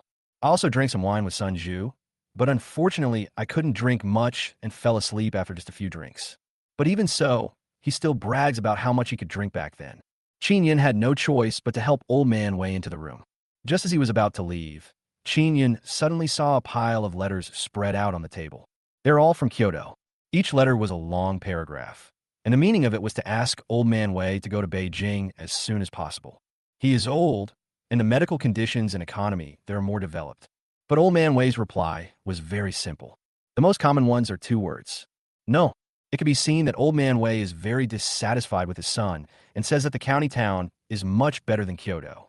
And with Qin Yun's company, who cooked delicious food for him every day, he lived a very comfortable life. He even said that he was not as good as one of Qin Yun's fingers. Qin Yun couldn't help but feel a little ashamed. He had heard from Gao Yunshu that Old Man Wei's son held a high position in Kyoto. How could he possibly compare to such a person? After reading this, Qin Yun smiled, covered Old Man Wei with a thin blanket, and then turned and left. After leaving the courtyard, everyone had almost finished their meal. After cleaning up with Huang Kuan and the others, they returned to the house to rest. Qin Yun, this is the painting I drew. Please take a look and see if it fits. If not, I'll revise it.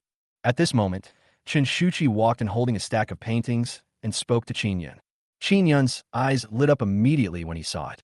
Although Chen Shuqi is not a professional painter, his paintings are really good. Even each painting can be used as a decoration. And there are so many of them, you can tell they really put in a lot of effort. What a beautiful painting. Qin Yun counted the number of paintings, took out a wad of money from his pocket, and handed it to Chen Shuqi. You've worked hard during this period. You can take a break for a while.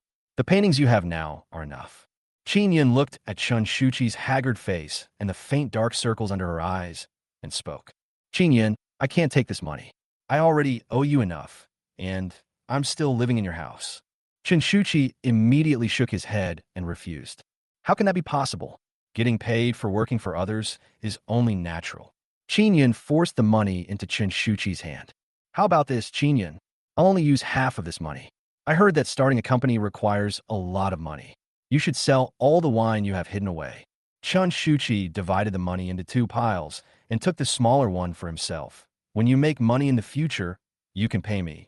After finishing speaking, before Qin Yun could say anything else, Chen Shuqi walked quickly towards the gate of the courtyard. By the time Qin Yun reacted and chased after him, Chen Shuqi was nowhere to be seen. Qin Yun shook his head helplessly and smiled, but he was not in a hurry. He would just go and rent a small building and return it to her when the time came. The next morning, Qin Yun got up on time and called Huang Wentian and others to walk towards the furniture store. Now, the painting has been completed. Feng Qing has also made some house design drawings, and his decoration design company should be opened. Soon, Qin Yun arrived at the furniture store. Just as he walked in a short distance, he saw an open space in front of him. The open space was surrounded by blue mesh cloth, and it was dusty inside. Most of it had been emptied. If I'm not mistaken, this should be the place Su Ren prepared for Qin Yun. Qin Yun glanced around and nodded secretly. Su Ren did not give him a discount.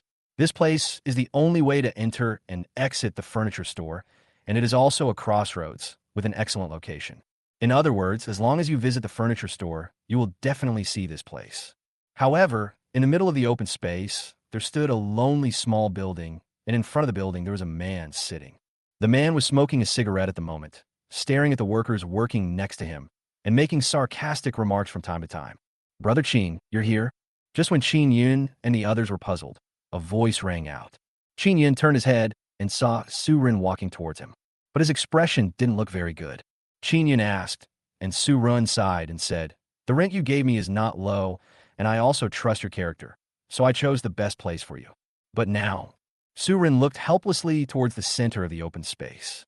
Chapter 148, Nail House. Su Ren continued, the land of the furniture mall has always been rented from others. I rented it for the money and then distributed it to the various merchants. It was originally a minor issue, but when it came time to renew the lease, this person suddenly asked for an exorbitant price. I had no choice but to demolish the other parts first and leave only theirs. After listening to Su Rin's words, Qin Yin nodded. He had seen this look on TV countless times. Whenever there is a house being demolished, there are always those who are greedy and want higher compensation. Qin Yin naturally has his own way to deal with such people. Okay, Brother Su, let me handle this matter. Qin Yin smiled at Su Rin and said, Anyway, thank you, Brother Su.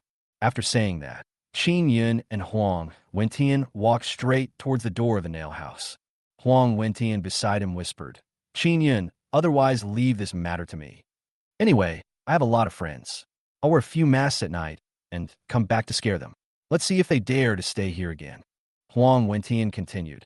If that doesn't work, I think we can let Ma Tong Tian and the others handle it. These days, the tough ones are afraid of the tough ones, and the tough ones are afraid of the desperate ones. Hearing this, Qin Yun immediately shook his head. If he did that, what's the difference between him and those bandits and bullies? Huang Wentian didn't say anything when he saw Qin Yun refuse. Comrade, how much are you planning to rent this house for? Qin Yun walked up to the man and asked. The man's name was Wang Wang. He was thin, with red bloodshot eyes, and looked very haggard. It was obvious that he had been staying here for the past few days, fearing that his house would be demolished while no one was at home. Wang Guang looked Qin Yun up and down, and thinking about how he had talked to Su Rin before, he had already guessed about Qin Yun's identity. You want to rent this place, right? It's $100 a month, payable in full for a year. I'm leaving now. Wang Guang picked up the tea beside him, took a sip, and spoke lightly. Qin Yun was stunned. Su Rin was right. This kid really asked for too much. He had learned before that even the best location in the furniture store could only earn a maximum of $15 a month. But he actually asked for 100 yuan?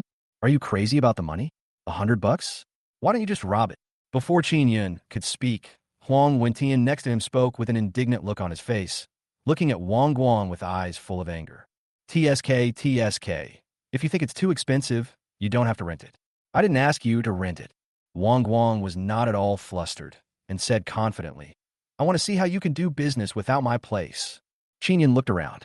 Although the house looked unsightly, it was actually at the back of the entire open space. Qin Yun frowned and returned to Wang Guang. Brother, this 100 yuan is really too expensive. Even the best place in the county doesn't rent that much. If you really want to make a living, how about 25 yuan? The price Qin Yun offered was already higher than that offer by others. In fact, it is already very fair. If other places in the county are cheaper, then you can rent somewhere else. I won't stop you. Wang Guang was certain that Qin Yun would never give up this place, and his eyes were full of sarcasm and indifference. What a high-profile thing to do. Or like this. Qin Yun thought for a moment and offered Wang Guang another plan. I'll give you 21st. If I make money later, I'll double the original rent. No, please don't. I'm the type who can't stand other people's empty promises. Wang Guang shook his fan and said with disdain, it's the same old saying. If you have money, rent it. If you don't have money, collect it. TSK, TSK. This place of mine is a hot commodity. Who knows who will get it by then? Seeing the expression on Wang Guang's face, Qin Yun felt a surge of anger in his heart. Without saying anything else to him, he turned and left. Brother Qin, how's it going? Is it done? When Su Rin saw Qin Yun coming out, he immediately stepped forward and asked. Seeing Qin Yun shaking his head, Su Rin sighed, patted Qin Yun on the shoulder, and said, It's okay, Brother Qin. When we meet someone like this, there's nothing we can do. I'll find you another place. It's not as good as this one, but it's not bad either. There are also quite a few people coming in and out of the furniture factory. Faced with Su Rin's kindness, Qin Yun refused and said, It's okay, Brother Su, just stay here. A living person cannot be killed by holding his urine, and I have another solution. Please ask the workers to stop for a moment. I'll have others come up with a construction plan, and we'll follow it when the time comes. Su Rin looked at the house, standing on the open space, then looked at Qin Yun. The house is here. There is no way for him to get around it, right? Just when he was about to ask something, Qin Yun had already walked to the other side of the worker and asked for a dimension drawing of the site. After saying hello to Su Rin, he walked straight towards the exit of the furniture store. After walking out, Qin Yun had no intention of going home. He bought some gifts on the way, mostly nutritional supplements that were more suitable for the elderly, and then came to the small courtyard he had rented a few days ago. Walking into the courtyard, Qin Yun immediately felt a refreshing coolness. I felt comfortable all over my body in an instant. Qin Yun, why are you here? Chen Shuqi was washing bed sheets in the yard. When she saw Qin Yun walk in, a look of surprise immediately appeared on her face. Then he casually wiped the water stains on his body and welcomed Qin Yun into the house. These are some supplements I bought for Grandma. They are very good for your health. Qin Yun placed the gifts he had bought on the floor while looking around the room. I have to say that Chun Shuchi is a good girl who is thrifty and manages the household well. Her house is kept spotless, and although there are many items, they are all in good order. This must be a lot of money. Why buy gifts if you come? Grandma and I are doing well now. Chun Shuchi said, since leaving my house, Grandma's mood has improved a lot, and her complexion is much better than before. Thank you for giving me such a high salary. Qin Yun smiled and waved his hands. These are all trivial matters. By the way, where's that kid Feng Qing? I came here to look for him. Feng Qing? He's out now. He said he's going to collect folk songs. He should be back soon. Chun Shuchi said as she poured a cup of tea for Qin Yun. Qin Yun had just picked up the teacup and taken a sip when footsteps were heard outside. Chun Shuchi called out from outside, and Feng Qing immediately walked in excitedly, his face full of excitement. Chapter 149. Don't spoil him. Brother Qin, guess what I saw outside? As soon as he entered the door, Feng Qing asked impatiently. Before Qin Yun could say anything, Feng Qing spoke up. The cement factory next door is going to start raising funds for housing. I went over to take a look today and had a long discussion with the person in charge.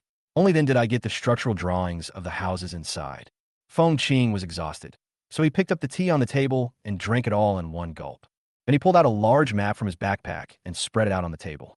The markings are very detailed, and the length, width, and area of the room are clearly shown.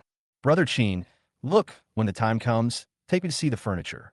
I've already thought about it. This is the living room, and I'll put a sofa here. A clear idea has already appeared in Feng Qing's mind.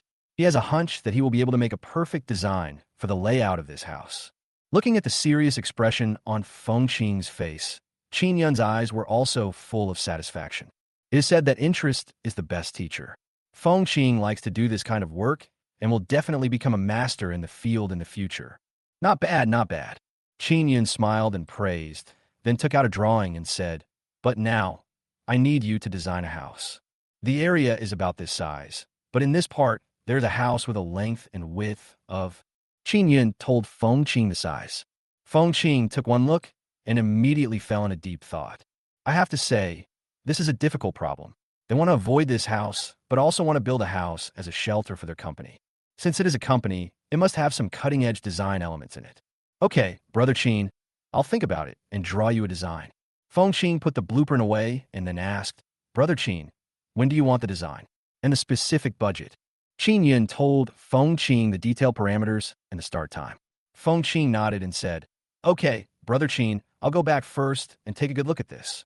Qin Yun nodded, said goodbye to Chun Shuchi and prepared to leave, but was forcibly kept and forced to have a meal at home. It was not until dusk that Qin Yun returned to the courtyard. Old Man Wei was very unhappy today.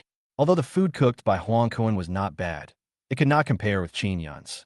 It wasn't until Qin Yun came back and made him a midnight snack that his expression improved. The next day, Qin Yun and Huang Wentian came to the construction site again. Feng Qing was also following beside him. This morning, Feng Qing came to me with the blueprints and said that he had thought of a solution, but he still needed to go to the site for an on-site inspection.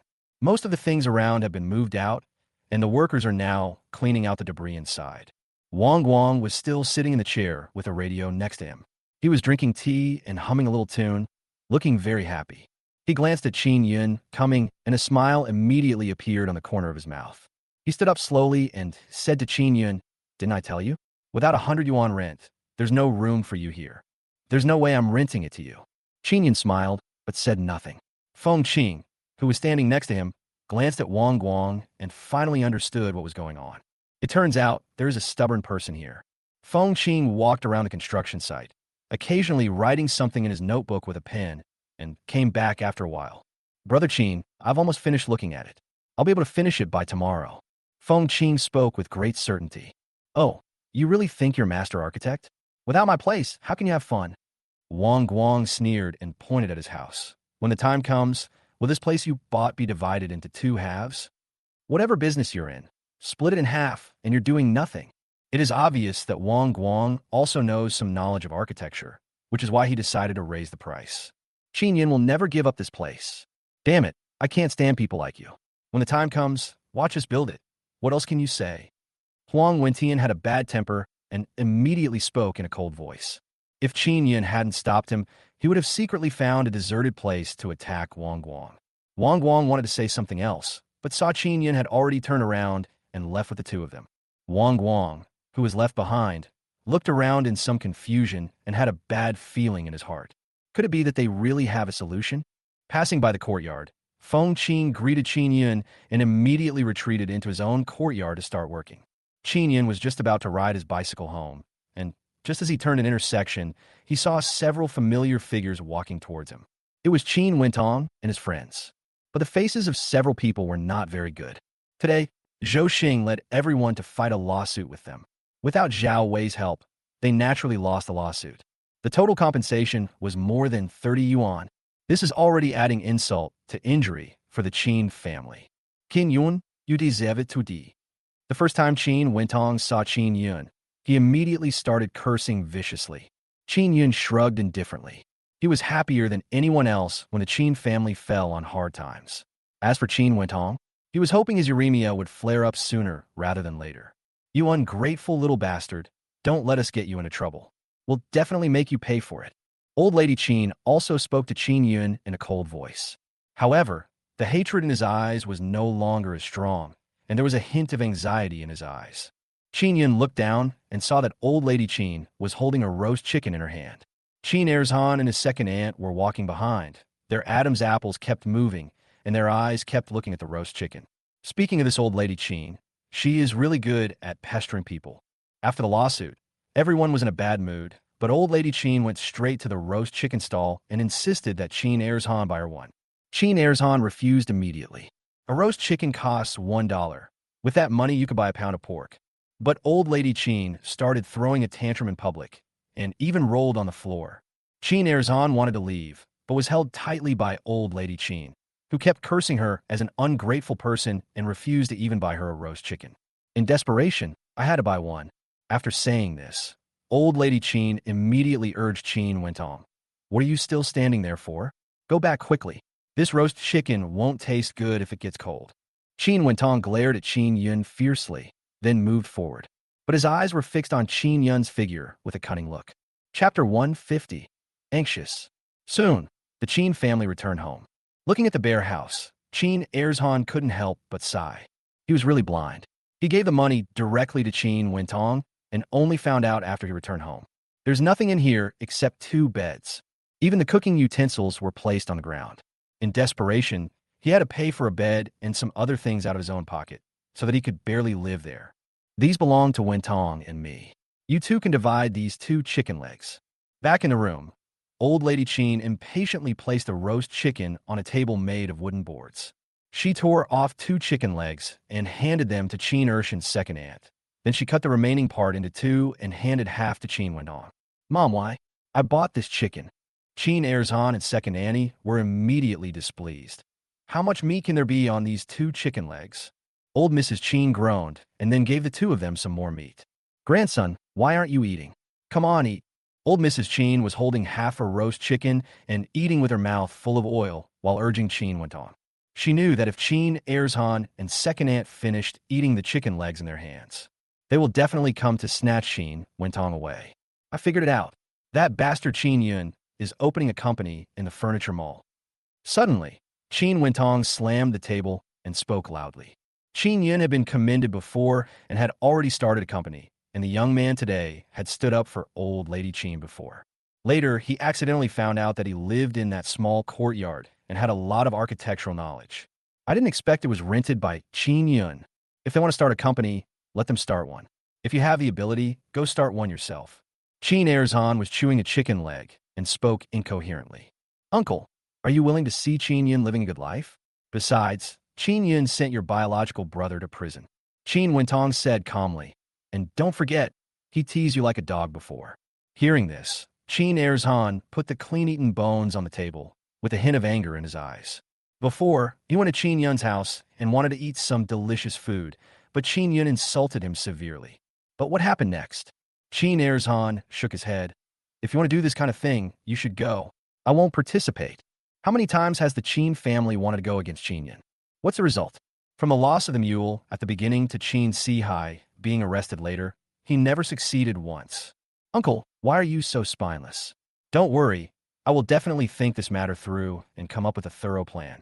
When the time comes, Qin Yun will definitely be in big trouble. Qin Wentong said firmly. Seeing that Qin Erzan was still hesitant, Qin Wentong continued. Second uncle, please trust me again. The Qin family is almost broken apart by Qin Yun. Can you swallow this? Seeing the expression on Qin Wentong's face, Qin Erzan finally nodded and asked, what do you think we should do? Qin Wentong finally breathed a sigh of relief. Second uncle, follow Qin Yun these few days and see what he has done. Let's find out first. Knowing ourselves and the enemy will ensure victory in every battle. After listening to Qin Wentong's words, Qin Erzhan finally nodded. This plan finally doesn't sound as reckless as before. The next morning, Feng Qin came to the courtyard with the design drawings and excitedly gave them to Qin Yun. Brother Qin, this is the blueprint I drew. What do you think of it? Qin Yun glanced over and nodded immediately. Although he didn't understand construction, he had read relevant books in his previous life and knew a thing or two. The drawing designed by Feng Qin looks extremely standard, with every part clearly marked as to where it should be built and how long it should be. He also drew a blueprint of what the house would look like after it was built. This one should have been drawn by Chinshuchi. It was first outlined with a pencil and then colored. It looks extremely beautiful, and it is mixed with some avant-garde design schemes, which looks extraordinary. Well done. Qin Yun praised him, then looked up at the haggard Feng Qin. Without being stingy, he took out 15 yuan from his pocket and handed it to him. This is a reward for you. It is not included in the wages. This project is considered qualified. Looking at the 15 yuan in Qin Yun's hand, Feng Qin was so happy that she almost cried. He has never been looked down upon at home. Even if he said that Qin Yun had hired him and would pay him 30 yuan a month, no one believed him at all. Feng Tian, the only person who knew about this, stayed at the police station almost every day and had no time to go back. But now, he finally got his first real money. Thank you, Brother Qin. Feng Qin did not refuse like Chinshuchi, but directly put the money away, his eyes full of pride. In those days, the salary of an ordinary worker was no more than 20 yuan. But now, including his salary, he already has more than 40 yuan. Seeing Feng Qin's anxiety, Qin Yun smiled and said, okay, you must have worked all night to draw this yesterday, right? Go back and have a good rest first, love. If there's anything you don't understand, I'll come back and call you. Feng Qin responded and then walked out the door. Qin Yun rode his bicycle to the construction site. How's it going? Have you finished with the blueprints? Su Ren saw Qin Yun walk in with a smile and stepped forward to ask. Qin Yun nodded, and Su Ren directly called the worker to Qin Yun's side. Looking at the drawings, the worker had some confusion on his face. Masters, if there's anything wrong with this drawing, please tell me, and I'll modify it later. Qin Yun spoke directly. Feng Qin is still young after all.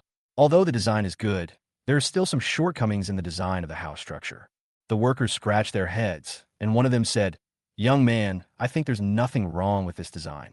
It's just that this part on the second floor, in the corridor, needs to be reinforced with a triangular beam. Qin Yun nodded, then took out a piece of paper and a pen and wrote it down.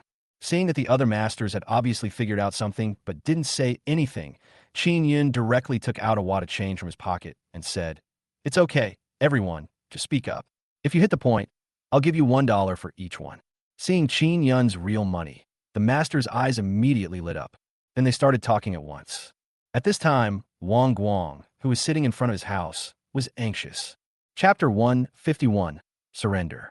Judging from this, Qin Yun is really going to start doing it himself? He also heard what the worker said just now. He knew the worker. He was an old worker. You can usually tell whether the design drawings are suitable, where something is missing, and where something is extra. What he just said seemed to be that there was no major problem with this design. Wang Guang felt a little flustered. It is true that the land he owns is valuable, but someone has to buy it. Judging from Qin Yun's plan, he clearly wants to build a building that covers a large area. Others are not fools. His land is located next to it. Even if the location is good, it is still a tiny place. How can they compete with Qin Yun? Thinking of this, Wang Guang stood up unsteadily and walked towards Qin Yun. He also knew some architectural knowledge and wanted to see what the design drawing in Qin Yun's hand looked like. However, just as he approached, someone pushed him out. He was about to say something when he saw the strong muscles on Huang Wentian's body. All I could say was, If you don't allow me to, then don't look. I'll just leave. Huang Wentian gave him a cold look and said, "Get out of here right now. I'll keep your land for you and give birth to a baby for you in the future." Wang Guang glanced at Qin Yun twice before returning to the door of his house. Seeing that the workers had almost finished their talk, Qin Yun also distributed more than 10 yuan. Then he smiled and said to everyone, "Okay, masters, your suggestions are very good. I have just made a note of them. I'll have someone go back and revise it right away." Qin Yun glanced around and continued, "However, according to the suggestions you all just made, there's no major problem with the foundation. We can start construction now. The design will be revised in about 2 or 3 days. I'll bring it to you then, and we can discuss it. Although $1 is not much, everyone has worked hard to get here, so they cherish this extra money very much. Many workers have secretly made up their minds that the next time Qin Yun comes, they must let him take a good look. Okay, let's do it. I'll come back and take a look when the time comes." Qin Yun greeted him with a smile, then turned around and walked outside with the design drawings. Surin started his business from scratch in the furniture store. He already had experience in everything from laying the foundation to building a house. With him watching over it, there wouldn't be any big problems. Just after Qin Yun left, Wang Guang glanced at the bustling construction site, and his anxiety grew even greater. He sat in the chair and thought for a moment, then got up and left in a hurry. The next morning, Qin Yun, Huang Wentian, and Feng Qing arrived at the construction site. He also specially asked Huang Kuan and others to bring a large bucket of hawthorn water to help the workers cool down. Don't underestimate these small favors. People of this era don't have so many cunning ideas and have more harmonious relationships with their employers. A cup of hawthorn water is not worth much, but it means something different when it falls into the mouths of workers. This host is pretty good. This way, you will work harder. As for Feng Qing, he was standing by and constantly revising the design drawings, while also asking questions to the masters on the construction site. He also knew that his theory had advantages, but in practice, there were still many areas that needed improvement. Just when Qin Yun and the others were drinking hawthorn water here, suddenly, a figure came over. He greeted Qin Yun and said, "Hey, brother, are you planning to build a new furniture store?" Qin Yun glanced at the person who came and nodded. "Brother, to be honest, I'm here looking for a place to open a furniture store." The man continued, "I have to say, brother, you have a keen eye. This is a really good place you chose." Qin Yun frowned. The saying that competitors are enemies is true in every era. If this person had not spoken so politely, Qin Yun would have driven him away. Seeing that Qin Yun didn't react, the man didn't feel embarrassed and continued, "But brother, why didn't you buy that place? I saw a notice outside the furniture store saying that the land was for rent. The rent was $50 a month. But 50 yuan is still a bit high, but I guarantee it can be lowered even further." A smile appeared on Qin Yun's lips. It was not until now that he was sure that this kid could no longer hide his true colors. Qin Yun interrupted the man directly. "You want to open a furniture store too? Then let me ask you, how much money are you prepared to take? They also sell furniture. Where do you source the goods?" Hearing Qin Yun's words, the man was obviously stunned. Scratching his head, he made up a lie. "I'm prepared to take 200 or 300 yuan. I have a relative who does this. I'll just go find him when the time comes." Hearing this, Qin Yun immediately sneered twice and shook his head. Although 200 or 300 yuan is a lot in this era, the initial investment in the furniture industry is huge. With 200 or 300 yuan, you can only buy some small furniture, and it is impossible to buy big items. The man wanted to talk to Qin Yun again, but Qin Yun didn't say a word and could only turn around and leave. "Brother Yun, it seems that Wang Guang has lowered his price. Then can we?" Feng Qing, who was standing by, had only been in society for a few years and hadn't reacted yet. He spoke to Qin Yun. Qin Yun shook his head. This man was sent by Wang Guang. "Huh? That's impossible." Feng Qing's face was full of surprise. "Then why didn't he come to us directly and ask for a lower rent?" Huang Wentian laughed beside him. "You don't understand this, do you? Who contacts whom and how to contact them? This has its own rules in business. We went to him, but we were at a disadvantage. It would be difficult to negotiate a lower price." Hearing this, Feng Qing nodded as if he understood, then lowered his head and continued to draw on the design. "Brother Qin, what do you say we should do?" Huang Wentian asked. "I think if his price is lower, we can consider renting it. Come on, let him keep that piece of land. I don't dare to take it." Qin Yun refused without even thinking. Seeing the confusion on Huang Wentian's face, Qin Yun stretched out 2 fingers. I disagree with this for two reasons. We can be sure that Wang Guang is absolutely unfair. He can raise the rent to an exorbitant level today just for the lease renewal. Who can be sure that if we make money in the future, he will act as if nothing happened and continue to behave himself? Chapter 152, still disagree. The second reason is that I've already invested extra money into this project, bought more materials, and even gave an extra $20 for the design drawings. And I bet even if he lowers the price, it won't be as low as the normal price around here. Hearing Qin Yun's words, Huang Wentian nodded in agreement. He believed in Qin Yun's judgment. From the very beginning, Qin Yun had never made a mistake. Although the rented house was a bit expensive, Old Man Wei had great influence. When Qin Ling was prevented from going to school, Old Man Wei said a few words and got Lei Guosheng to school. Not only will the issue of Qin Ling going to school be easily resolved, but those involved in the conspiracy will also be directly expelled. Now that he thought about it, Qin Yun's investment vision was really high. Of course, there's also a subjective reason. Qin Yun looked at the blueprint of the completed building placed next to him and said, I really like this architectural style. Damn it, this guy is really patient. I've already bargained for the price. What else does he want? Wang Guang was sitting in front of the door of his small house. He had seen what had just happened. It seemed that Qin Yun didn't want to rent his land at all. What should I do? If Qin Yun didn't rent it, he would have to wait for his own land to give birth to a baby. He sighed for a long time and wanted to take a step towards Qin Yun several times to surrender. But the energy in his heart stopped him from thinking this way. Unable to stay in front of the house any longer, Wang Guang stood up and hesitated for a long time before deciding to go out for a walk and have a meal first. He walked to a small stall and ordered a bowl of noodles with garlic. As he was enjoying his meal, a figure sat down in front of him and called out to the owner, Boss, I want a bowl of noodles like this one. It's Qin Wentong. Wang Guang looked up at Qin Wentong, said nothing, and continued eating the noodles in the bowl. Boss, I pay for the noodles with this comrade. Qin Wentong took out a few banknotes from his pocket and spoke to the boss. This time, Wang Guang looked at Qin Wentong seriously and tapped the edge of the bowl with his chopsticks. Brother, tell me what you want to say. I have to say that the money for this bowl of noodles made Wang Guang feel a lot better. Qin Wentong smiled and said, Brother, if my guess is correct, your land should be unavailable for rent. How do you know? Wang Guang felt annoyed when this matter was mentioned, but for the sake of the money, he controlled his temper and did not drive Qin Wentong away. Not only do I know this, I also know that the person who rented the surrounding land is named Qin Yun, and he has a good relationship with the owner of the furniture store. He helped to acquire this piece of land. Qin Wentong continued to speak, which surprised Wang Guang. What Qin Wentong said was indeed correct. I know Qin Yun very well. Once he makes up his mind, he will never change it easily. Only by making him pay a price can he surrender. Qin Wentong started to talk nonsense. Wang Guang's eyes gradually brightened.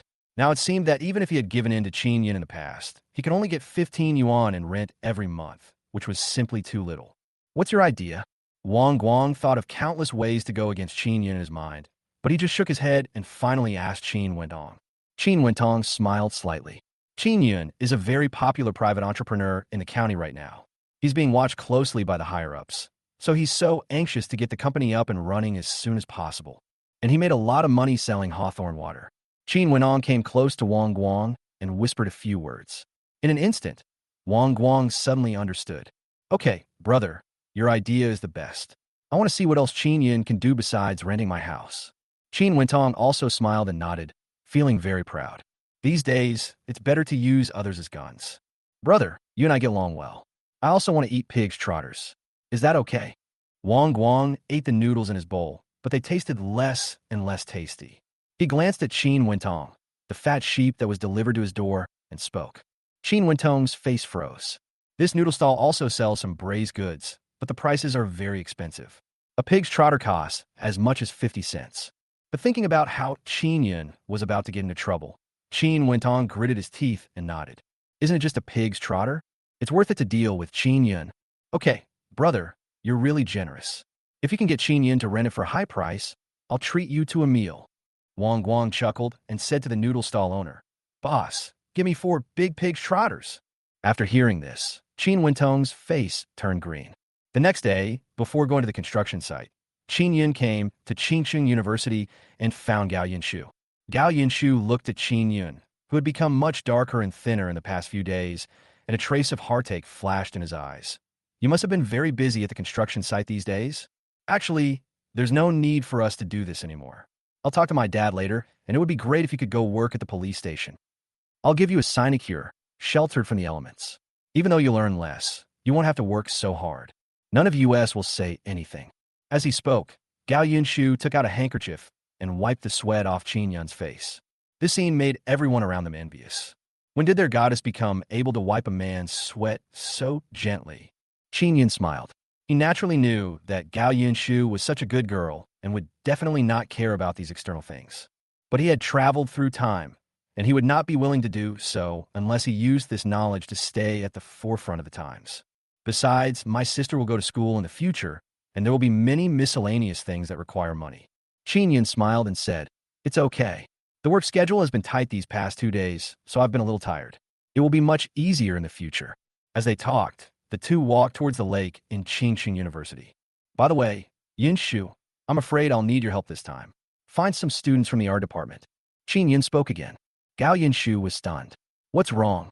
I remember Chinshuchi's painting skills were very high. Do you want to replace him with someone else?" Qin Yun shook his head. "I am very satisfied with her painting, but I have another task. I want to put it on a piece of paper this big." Qin Yun gestured to form a rough shape. "Write my contact information on it, and there's some other information on it." This time, Zhao Yang went very far away, and it would take him a long time to come back. And what I brought back this time are all fashionable items. The purpose is for the temple fair that will be held soon. Chapter 153. A murder occurred? When the temple fair begins, there will definitely be a lot of people coming and going, and that will be the time when the flow of people is the highest. Qin Yun has already figured out. He only needs a few people to make his company a hit. The most important thing in establishing a company is to quickly build awareness. This is why in the previous life, advertisers would spend a lot of money to get their names on various well-known TV programs. With fame, people will subconsciously remember this company, which gives it a huge advantage among similar companies, especially now that the market is almost a blue ocean. At that time, this thing that is similar to a business card will play a big role. Gao Yunshu nodded, understanding Qin Yun's meaning, and asked, "Then how much are you planning to pay?" Qin Yun thought for a moment and said, "We'll provide the paper. You only need to draw some simple lines on it. I'll have Chinshuchi make a template when the time comes. If they draw 50, I'll give them $1. It'll probably take about 1,000. Gao Yunshu nodded. This price was actually quite high. According to Qin Yun, it was very simple to draw these things. He could probably draw 20 of them in an hour. At the end of the day, you can make a lot of money. Leave this to me. I'll find someone first. Once Shuqi makes the template, I'll have them start working on it. I'll carefully screen those who are qualified." Qin Yun smiled and was about to say something when he saw Huang Wentian walking towards him anxiously from a distance. "Brother Qin, something bad has happened." Qin Yun's expression changed immediately. He greeted Gao Yunshu and walked out with Huang Wentian. As they walked, Qin Yun asked, "What's going on?" "It's that Wang Guang. He got our design drawings from somewhere and is now causing trouble." Huang Wentian answered. Qin Yun breathed a sigh of relief, and without further ado, he got on his bike and headed towards the construction site. When I arrived at the furniture store, before I even went in, I heard a burst of crying coming from inside. Qin Yun took a look and saw a fat woman with disheveled hair lying directly on the construction site. At the same time, he kept crying and shouting that he couldn't live anymore. Wang Guang next to him said nothing. He held the design drawing in his hand and sat on a rattan chair like a master, looking at everyone provocatively. The workers had no choice but to stop working and stand aside. Surin was also waiting for Qin Yun to arrive. Huang Wentian glanced at Wang Guang and said coldly, "This old fellow is really restless. Qin Yun, I think we should do as I said before. Give this old fellow a good beating. He's more honest than anyone else." Qin Yun shook his head. Now the higher-ups were putting all their hopes on him and his company. If this thing causes trouble, he won't be the only one implicated. Qin Yun walked towards Wang Guang. Before he could say anything, the disheveled woman suddenly stood up and pretended to hit Qin Yun. "It's all your fault. You actually broke ground on this day and killed my son. You must pay for my son's life." The woman's words shocked everyone. Even Qin Yun was stunned. No matter what the matter was, as long as it involved human life, it would be a big deal. But how could he not know when he had killed a life? "Tell me clearly, when did Qin Yun kill your son?" Huang Wentian on the side spoke up. My big yellow dog, was killed by you just like that." Upon hearing this, Qin Yun's face darkened. The Dahuang you're talking about, could it be a dog? What's wrong with a dog? Doesn't a dog have a life? Hearing this, the woman suddenly became excited. My big yellow dog, I've always fed it the best since it was young, and it even sleeps with me. But this morning, when I woke up, I found that my dog was dead. This matter has nothing to do with you. After hearing this, everyone felt relieved. Since it's not a human life, that's easy to say. Are you sick? Your dog's death has nothing to do with Qin Yun, especially since it died on our construction site. Huang Wentian immediately cursed coldly. No matter who hears this, they can't connect two unrelated things together, right? How come it doesn't matter? The woman continued. I heard from my husband that you ordered construction to begin yesterday. I checked the almanac yesterday, and it wasn't suitable to break ground at all. You're the one who ruined my family's feng shui. Qin Yin was confused, and so were everyone else. When nothing really mattered, metaphysics came into play. Hey, big sister, this isn't the way you extort money. These are clearly two different things. Huang Wentian snorted coldly and said, if you are really short of money, you might as well take a broken bowl to the street. Maybe you can get more than this. How do you speak? At this moment, Wang Guang finally spoke and walked up to the two of them with the design drawings. Look, what did you build in front of my house? Wang Guang pointed to the corridor at the top and said in a cold voice, do you know that this is the heart-piercing evil, and the top is pointed? This is the worst of the worst situations. I'm going to fuck you. Huang Wentian couldn't help it. He grew up under the red flag and hated this kind of feudal superstition the most. He opened his mouth and cursed coldly. You don't believe this, right? Let me tell you, everyone over there believes this. Anyway, the dog's death today has something to do with you. As soon as the words fell, Qin Yun and the others were about to say something when a voice came from behind them. Alas, young people nowadays don't understand. These things all have their own explanations. Exactly, what should be done on what day? And I've seen the design, it's really not very good. Young people don't know shit. If something like this happens, you have to pay them back. Besides, this house hasn't even been built yet, and it's already been tainted by fate. If this isn't properly resolved, won't this business fail quickly? Qin Yin turned his head and saw a group of people gathered on the construction site.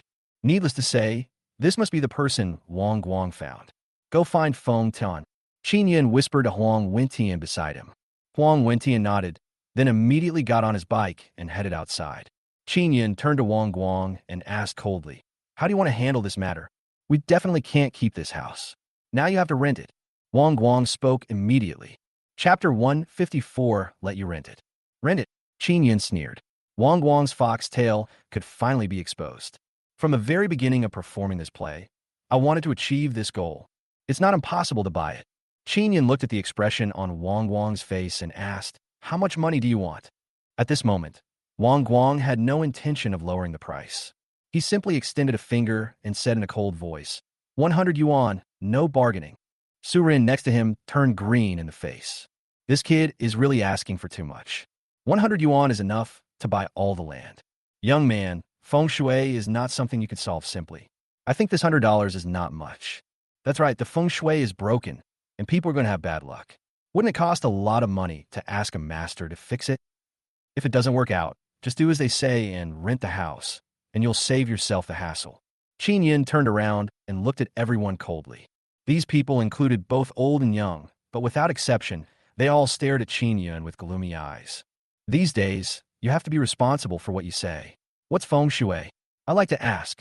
Qin Yin said coldly, if there really is such a method in the world, then no one would need to go out. They would just need to set up a formation and harm others at home. I don't care about that. We say over there that feng shui can harm people. One of the middle-aged men curled his lips and said in a cold voice, well, Qin Yun, if you don't rent it, do you believe we can't make you start this job today? Wang Guang spoke again. What do you want? Qin Yun had just opened his mouth when Wang Guang shouted coldly, look here. He ruined our family's feng shui, and he still hasn't compensated us. I destroyed his construction site today. What can he say? As he spoke, Wang Guang picked up an iron rod next to him and smashed it hard on the foundation next to him. When others saw this, they were immediately filled with indignation. At this time, Qin Wentong, who was hiding in the corner, shook his head. Forget it. I'll just treat these few pig trotters as feeding the dog. I was doing everything well before. Why am I acting stupid now? What are you doing? Put your things down. At this moment, a cold voice came. Feng Tian was wearing a uniform and looked very majestic. There were quite a few people around him. We've received a report that someone here is promoting feudal superstition and inciting the public. Now, please come with me. On the way here, Huang Wentian had already told Feng Tian about the matter, and he roughly knew what it was. As soon as Wang Guang and others saw Feng Tian, their momentum instantly wilted. Comrade, I was wrong. This matter cannot be blamed on me. It was Wang Guang who paid for us to come. Yes, I still have the money he gave me. All the people who had originally supported Wang Guang turned against him at this moment, wishing they had nothing to do with Wang Guang anymore. There were also Wang Guang's relatives inside, who came to support Wang Guang, and their expressions were different at this moment. No one expected that at the critical moment, Qin Yun would be able to get people from the police station to come over. At this time, Wang Guang was so scared that his legs went limp. He didn't care about Feng Shui anymore and said immediately, "Comrade, I don't dare anymore. Don't arrest me. If I leave, my house will be gone." Feng Tian didn't care about anything else. He waved his hand, and immediately several people came forward and put a pair of silver bracelets on Wang Guang and his wife. He even said hello to Qin Yun before leaving. Seeing that Wang Guang and the woman had left, Qin Yun said to everyone, "Everyone, the matter is over. Let's get started." Many masters also nodded. The wages Qin Yun paid them were already very high, and there were also various subsidies. Just taking the cup of hawthorn water to relieve the summer heat, as an example, no one else could compare to them. As Qin Yun's voice fell, everyone began to move. Qin Yun stayed at the construction site for a while before turning around and leaving. After returning home, Qin Yun didn't think too much about it. When doing more business, it is inevitable to encounter some difficult people. He cooked some delicious food for everyone, went out to buy some school supplies, and came back to give them to Qin Ling. "I'm going to school tomorrow, so I have to study hard and strive to go to college and bring honor to you." Qin Ling nodded. "Don't worry, brother. I will study hard." Qin Yun smiled and nodded. The next morning, Qin Yun sent Qin Ling to the school gate. "Here, these are some snacks your brother bought for you. Share them with your classmates when you get to school. Don't be stingy." Qin Yun gave some date cakes and snacks he bought on the way to his sister. "I understand, brother. I will get along well with my classmates," Qin Ling said with a smile. Looking at his sister jumping around, Qin Yun felt a little guilty. Although I have tried every possible way to provide my younger sister with nutrition after moving to the city, she is still a little smaller than other children of the same age. Moreover, because she was always ordered around by the Qin family in Qingshui village, my younger sister has a somewhat hunched figure and dark skin. Fortunately, my sister at least didn't develop any diseases like the one in her previous life. After sending his sister to school, Qin Yun went to the construction site again. After the previous incident, Huang Wentian was more careful and brought a group of brothers to the construction site. "I'm afraid someone else will come and cause trouble again." Feng Qing was also at the construction site. When he saw Qin Yun coming, he immediately smiled and said, "Brother Qin, I've revised this design. I've asked many workers, and they all said there's no problem." Qin Yun smiled and nodded. He didn't need to worry about what happened next. Then he brought some gifts with him to Su Ren's office. After putting them in a corner, Qin Yun said, "I'm sorry to bother you, Brother Su, with what happened these past few days. It's not a big deal. Didn't Brother Qin help me a lot before?" Su Ren said with a smile, standing up and making 2 cups of tea for them. After Qin Yun sat down, they chatted for a while before saying, "To be honest, I came here this time because I wanted to use Brother Su's channels. Look, my company will be built soon, and I'm sure I'll need some furniture to build a model room. Brother Su, you are an expert in this field. You know where the wood is good and where the goods are cheap. You have to tell me all these things. But as the saying goes, even brothers have to settle accounts clearly. Since this is our first collaboration, I'll give you a 10% increase on the price of these furniture." Qin Yun took a sip of tea and spoke. Chapter 155, Being Bullied. Although Su Ren was indeed good to him, Qin Yun could not be a Paishio who only saw people coming in but never leaving. After a few times of this, even the best-tempered person would not do business with him again. Su Rengang wanted to wave his hand to refuse. In fact, he had been keeping an eye on the reporter from a newspaper in his heart. He had been trying to build a good relationship with Qin Yun over the past few days, and this was one of the reasons. You know, his furniture store is still known as a profiteer. The unlucky boss and manager before were like a bad apple that spoiled the whole pot of soup. Now, when people in the city mention their furniture mall, they still get more criticism, and their customer flow is not as good as that of several other furniture malls. Brother Su, this is our first cooperation, so you must be a little worried about me. That's why I raised the price a bit. But if you go out and buy more later, the price will be lower. Qin Yun said with a smile. Of course. Surin said, Brother, tell me what kind of furniture you want, and I'll have it delivered to you. Qin Yun nodded to Feng Qing beside him, and Feng Qing immediately took the drawings and handed them over. I have to say that Feng Qing is really capable. The drawings above are all of furniture, beds, chairs, and tables, with the colors marked next to them. After Su Run took a look, his face was full of surprise. It's clearly marked here. This is the first time I've seen such a clear diagram. After Su Run took a look, he immediately praised it. He has been immersed in this industry for many years and has seen all kinds of furniture. Just take this chair as an example. Not only is the pattern beautiful, but the structure is also exquisite.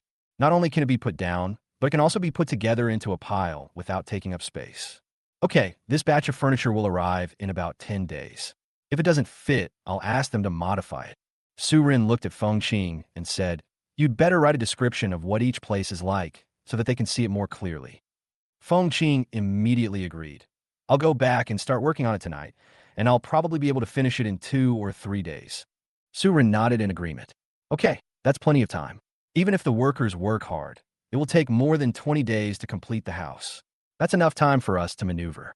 Qin Yin talked to Su Ren for a while before turning around and leaving. After returning to the courtyard, Qin Yin was just about to take a rest when Feng Tian came to the door. Brother Qin, we've investigated and found out that this sinister idea wasn't his.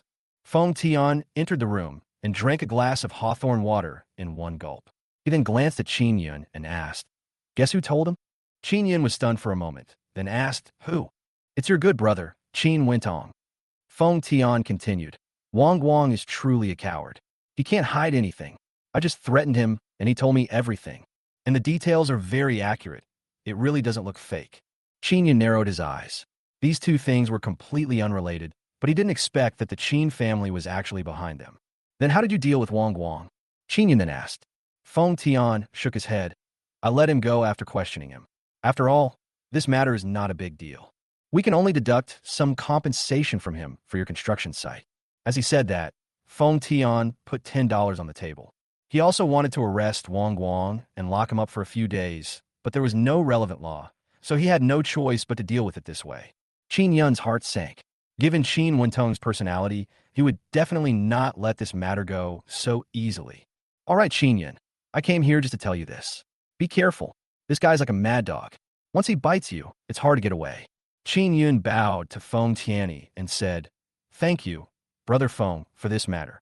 Feng Tianyi waved his hand. What's the big deal? If you want to talk about help, you have helped me a lot. Originally, Feng Qing's job was a long-standing problem in the family, but now she has come to work for Qin Yun, and the salary Qin Yun offers her is very high. What he can do is really not worth mentioning compared to Qin Yun. The two chatted for a while, and it was just time for dinner, so Feng Qing and the others came back. Brother Feng, don't leave. Stay here and have a meal with us. Qin Yun smiled and invited Feng Tian. Thank you very much, Brother Qin. Feng Tian bowed to Qin Yun. He had eaten the food cooked by Qin Yun before, and the taste was simply amazing. Even when he later went to a state-owned restaurant to eat, he felt that the chef's cooking skills were still far inferior to Qin Yun's. Okay, then I'll go pick up Qin Ling first and buy some food on the way. We'll have a good meal when we get back. As he spoke, Qin Yun prepared to get on his bike and head outside. Feng Tian came to Qin Yun and stopped him. Brother Qin, let me go with you. You've been in the city for such a long time, and I haven't come to see you. This time I'll buy some gift for my little sister. Qin Yun was about to shake his head to refuse, but Feng Tian patted him on the shoulder and rode his bicycle forward. Qin Yun had no choice but to follow. On the way, Feng Tian bought a lot of things for his younger sister. Qin Yun kept asking Feng Tian to buy less, but Feng Tian insisted on buying. The two soon arrived at the school gate. But after waiting for a long time, the other students had already come out. The old man outside was about to lock the door, and there was no sign of Qin Ling. Qin Yun had a bad feeling in his heart. He said hello to the guard and then walked into the campus. Qin Ling's class is class 3. Qin Yun walked into the classroom and took a look around, but still couldn't find his sister.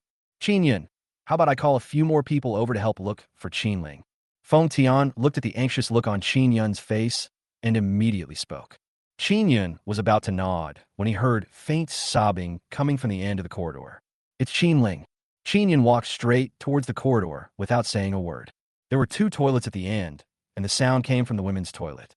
Qin Yun was anxious, but he didn't care and rushed in. Sure enough, he found his little sister at the back of the toilet. "Little sister, tell me who bullied you. I'll skin him alive." The moment he saw his little sister, Qin Yun's eyes instantly turned red, and there was an extremely strong anger in his eyes. I saw the little sister in her school uniform, curled up in the corner, looking pitiful. The small figure was still shaking, and its body was covered with the date paste he had brought for Qin Ling in the morning. Chapter 156, Domineering.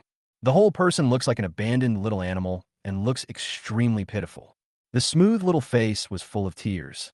Qin Yun took off his clothes, wrapped up his little sister, and then walked outside. When they returned to the room, Qin Yun immediately held his little sister in his arms and comforted her for a long time. Only after his little sister's emotions calmed down a little did he let her take a shower. "Little sister, tell me who bullied you and made you like this. I'll go get an explanation for you." Qin Yun tried hard to control the anger in his heart and spoke to his younger sister. The younger sister was silent for a moment, then whispered, It's Zhou Miao. Zhou Miao." Qin Yun whispered the name, and Qin Ling continued, "I brought the date cakes to school. Everyone liked them very much and was very happy to eat them.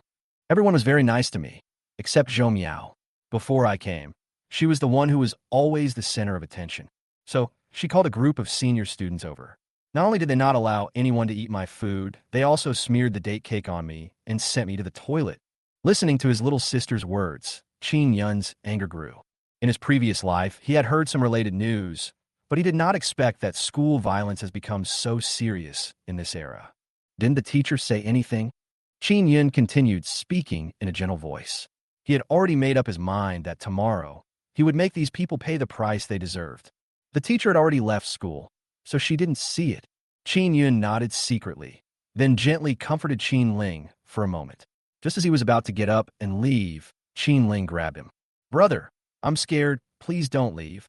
Qin Yun rubbed his sister's head and said, "Okay, I'll stay here and not go anywhere." After saying that, he went back to the room, got the mattress, and made a bed on the floor in Qin Ling's room. The next morning, Qin Yun got dressed and walked towards the school with his younger sister.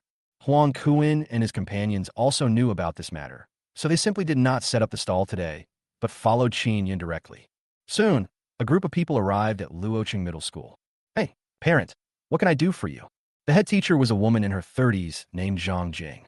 She wore a pair of glasses and was currently leaning over the table, writing a lesson plan. Looks very responsible. But at this moment, Qin Yun's heart was filled with anger, and he said directly, "My sister was bullied by a classmate named Zhou Miao. I'm going to ask her parents to come to the school now and give us an explanation." Being bullied? Upon hearing this, Zhang Jing immediately became serious. As a teacher, she knew the seriousness of the matter. Children of this age are in the process of forming their values. There's a saying that some people use their childhood to heal their entire life, while others use their entire life to heal their childhood. "Okay, I'll notify her parents now." Zhang Jing did not delay and directly called the school security and asked them to go to the address. "Dear parent, I understand how you feel right now. If something happens to your child, you must be extremely angry." Zhang Jing found a chair for Qin Yun to sit down on. "I'm also responsible for this matter. I failed to ensure the safety of every student in school. Don't worry, I will give you an explanation." As she spoke, Zhang Jing poured Qin Yun a cup of tea and whispered, "Can I know the official details of what happened?" Qin Yun glanced at Zhang Jing, and without hiding anything, he told her what happened after school yesterday evening. Listening to this, Zhang Jing's expression turned ugly. Classmate Zhou Miao is very jealous. No matter what he does, he always wants to be the best. But she's just lazy and doesn't want to put in the effort. I caught her snatching other people's essays several times and claiming they were her own. It was obvious that Zhang Jing was also very troubled by Zhou Miao. But I didn't expect that she would actually go to a senior student and do something like this.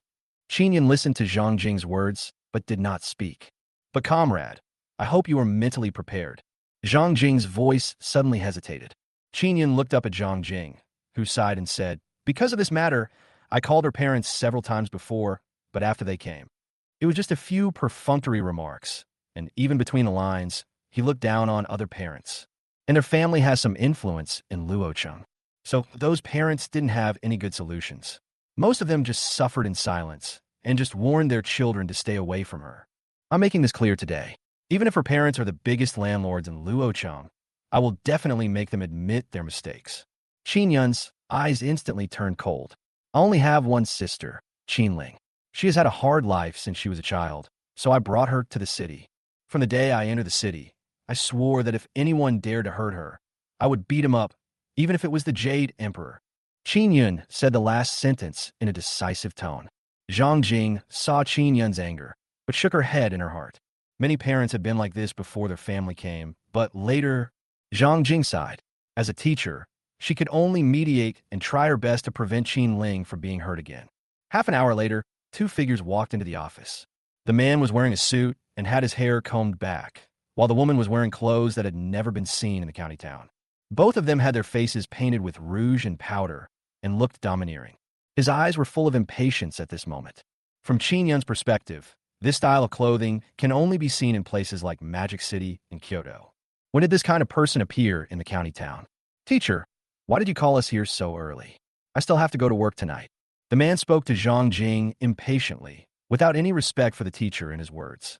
Exactly. We're still asleep at this hour. Isn't it just school? Why are there so many things going on? The woman next to her also spoke up, looking at the office environment with great disdain, and was very disdainful of it. Parents, your children are bullying others at school, and I need you to give me an explanation. Zhang Jing said, no matter how busy you are at work, you still have to take care of the children, right? Frog in the well, do you know what business I am in? Zhou Tiansheng snorted coldly, his face almost looking up to the sky. I am doing business with foreigners. You can't even imagine how much money I can make in just 1 hour. Chapter 157 Arrogance. No matter how much money you make, if your child gets into a fight at school and it's your child's fault, shouldn't you at least say sorry? Zhang Jing's eyes also turned cold. Money and character, these are two different things. I can make money. No matter what my child did, I can make up for it.